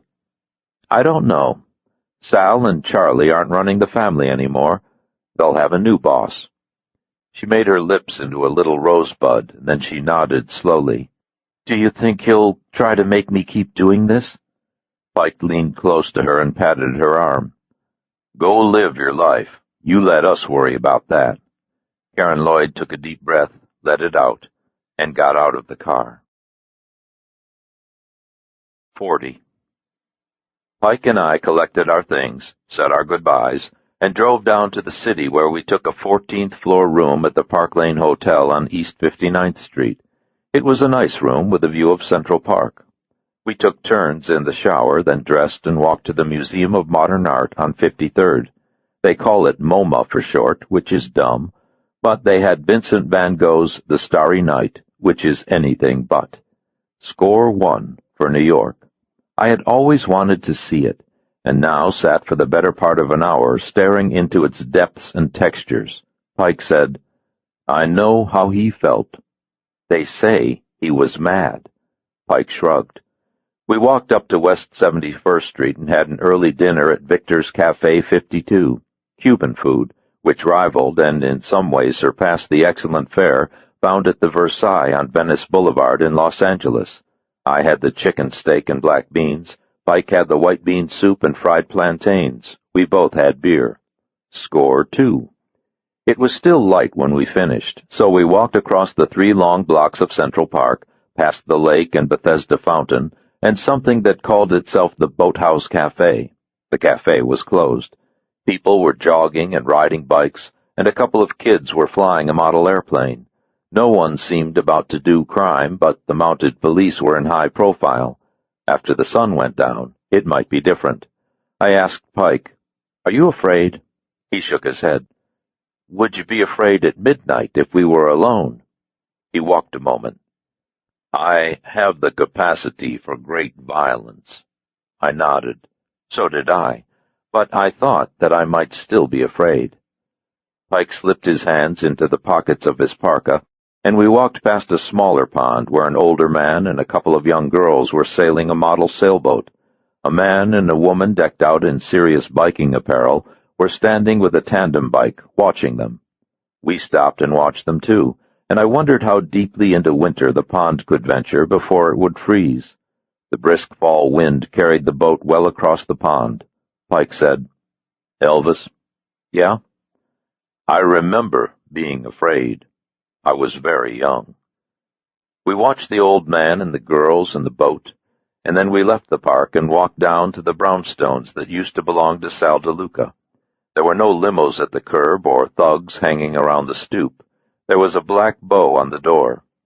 Joe stayed on the corner at Fifth Avenue, and I went up to the door and rang the bell once. In a little bit, Freddie opened the door and looked out at me. His face was flat and without expression. Yeah? You hear about Charlie? We heard. I'm at the Park Lane. Swell. Have a party. Tell Vito. Tell Angie. I'll be there until this is squared away. Freddie gave me the patented tough guy sneer. We got no business with you. That's where you're wrong. Tell Vito and Angie, the Park Lane. The next morning there was a 3-inch article on page 6 of the New York Times. It reported that a prostitute named Gloria Uribe and a man believed to be her pimp, one Jesus Santiago, were found shot to death in a warehouse in Lower Manhattan. Authorities had no leads as to the circumstances of their deaths. In a separate article on page 18, a Jamaican national and known drug dealer named Urethro Mubata was found murdered in the front seat of his late model Jaguar Sovereign in Queens. His throat was cut so deeply that the head was almost separated from the body. Police speculated his death to be the result of a drug deal gone sour. The New York Post reported that Richard Seeley, a drug addict, had been found dead in a Port Authority men's room with multiple fractures of the head, neck, both arms, and left leg. Guess junkies don't rate the Times. Loose ends were being tied. 2 days later, in the afternoon, I was walking down Central Park West across from the Hayden Planetarium when a blue Cadillac Eldorado pulled up beside me. Pike was maybe 40 yards back and across the street. Vito DeLuca opened the door and looked out at me. "Get in." I got in. Freddie was in the front seat, driving. Vito was in back, alone. Vito said, "I'm capo di tutti capo. You know what that means? You're Marlon Brando." Vito smiled, but there was something hard and tired in it, the weight of responsibility. "Yeah, you killed a lot of our guys. Charlie's people. Some of the capos, they don't like it. They think something should be done." "What do you think?" Out the window, past Vito, I could see Joe Pike moving closer, talking to a guy who was selling Middle Eastern food from a little cart. Vito looked out the window, but saw only people on the street. "I think Charlie came very close to bringing dishonor to the family. He was my nephew, my blood, but Sal was my brother. Sal knew how a man acts. You behaved like a man behaves. These guys, they talk about California and granola and Disneyland. I say, Christ, he put 10 of our guys in the ground. If he was Sicilian, I'd kiss him on the mouth. He could be a made guy." "What about Karen Lloyd?" Vito turned back and looked at me. He said, "Sal De Luca was capo di tutti capos, and when he spoke for the family. The De Lucas honor their word. Capiche? Charlie wouldn't. Charlie's dead." I nodded. "She's out. She will never be seen by the DeLuca family eyes again. The DeLuca family will always honor that." He put out his hand, and we shook.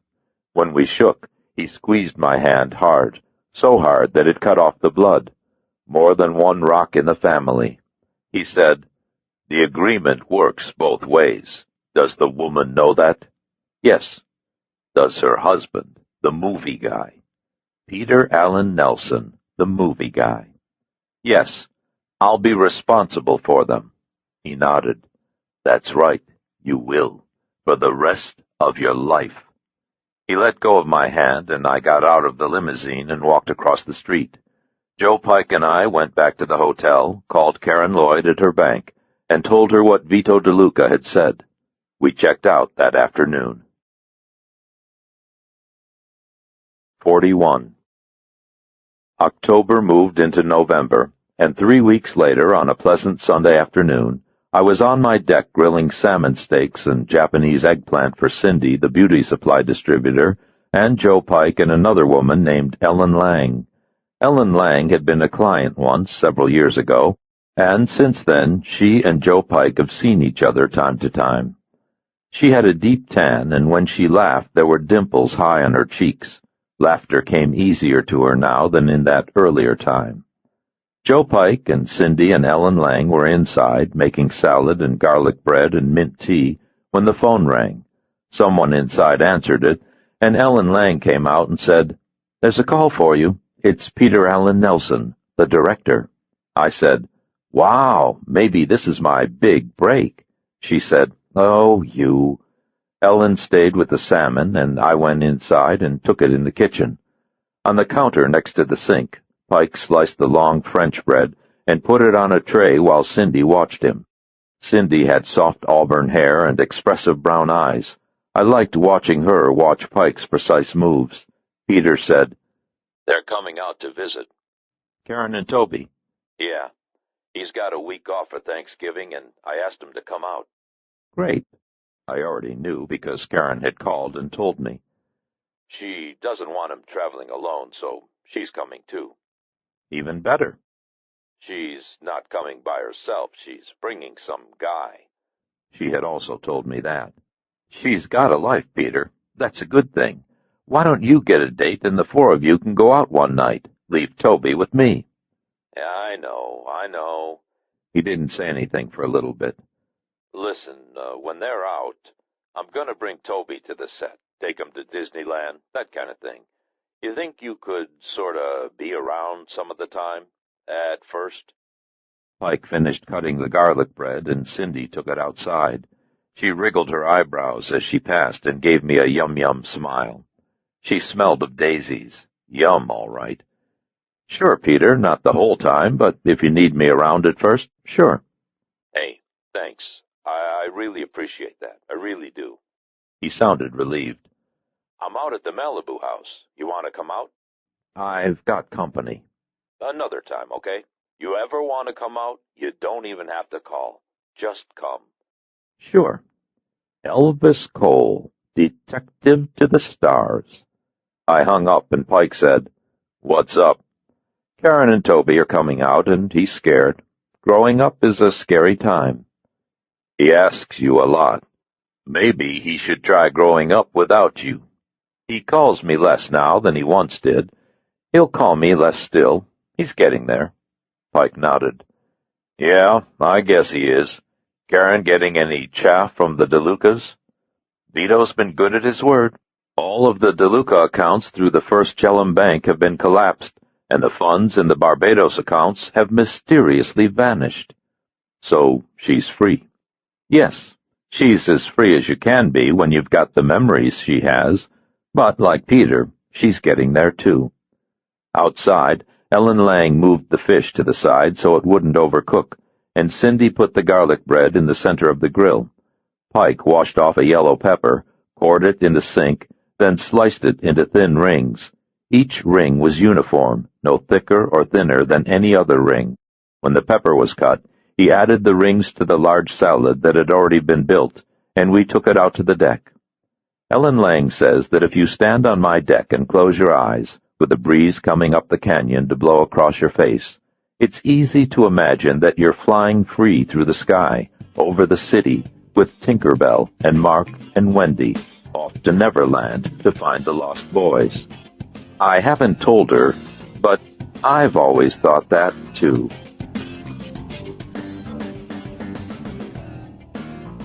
We hope you have enjoyed our presentation of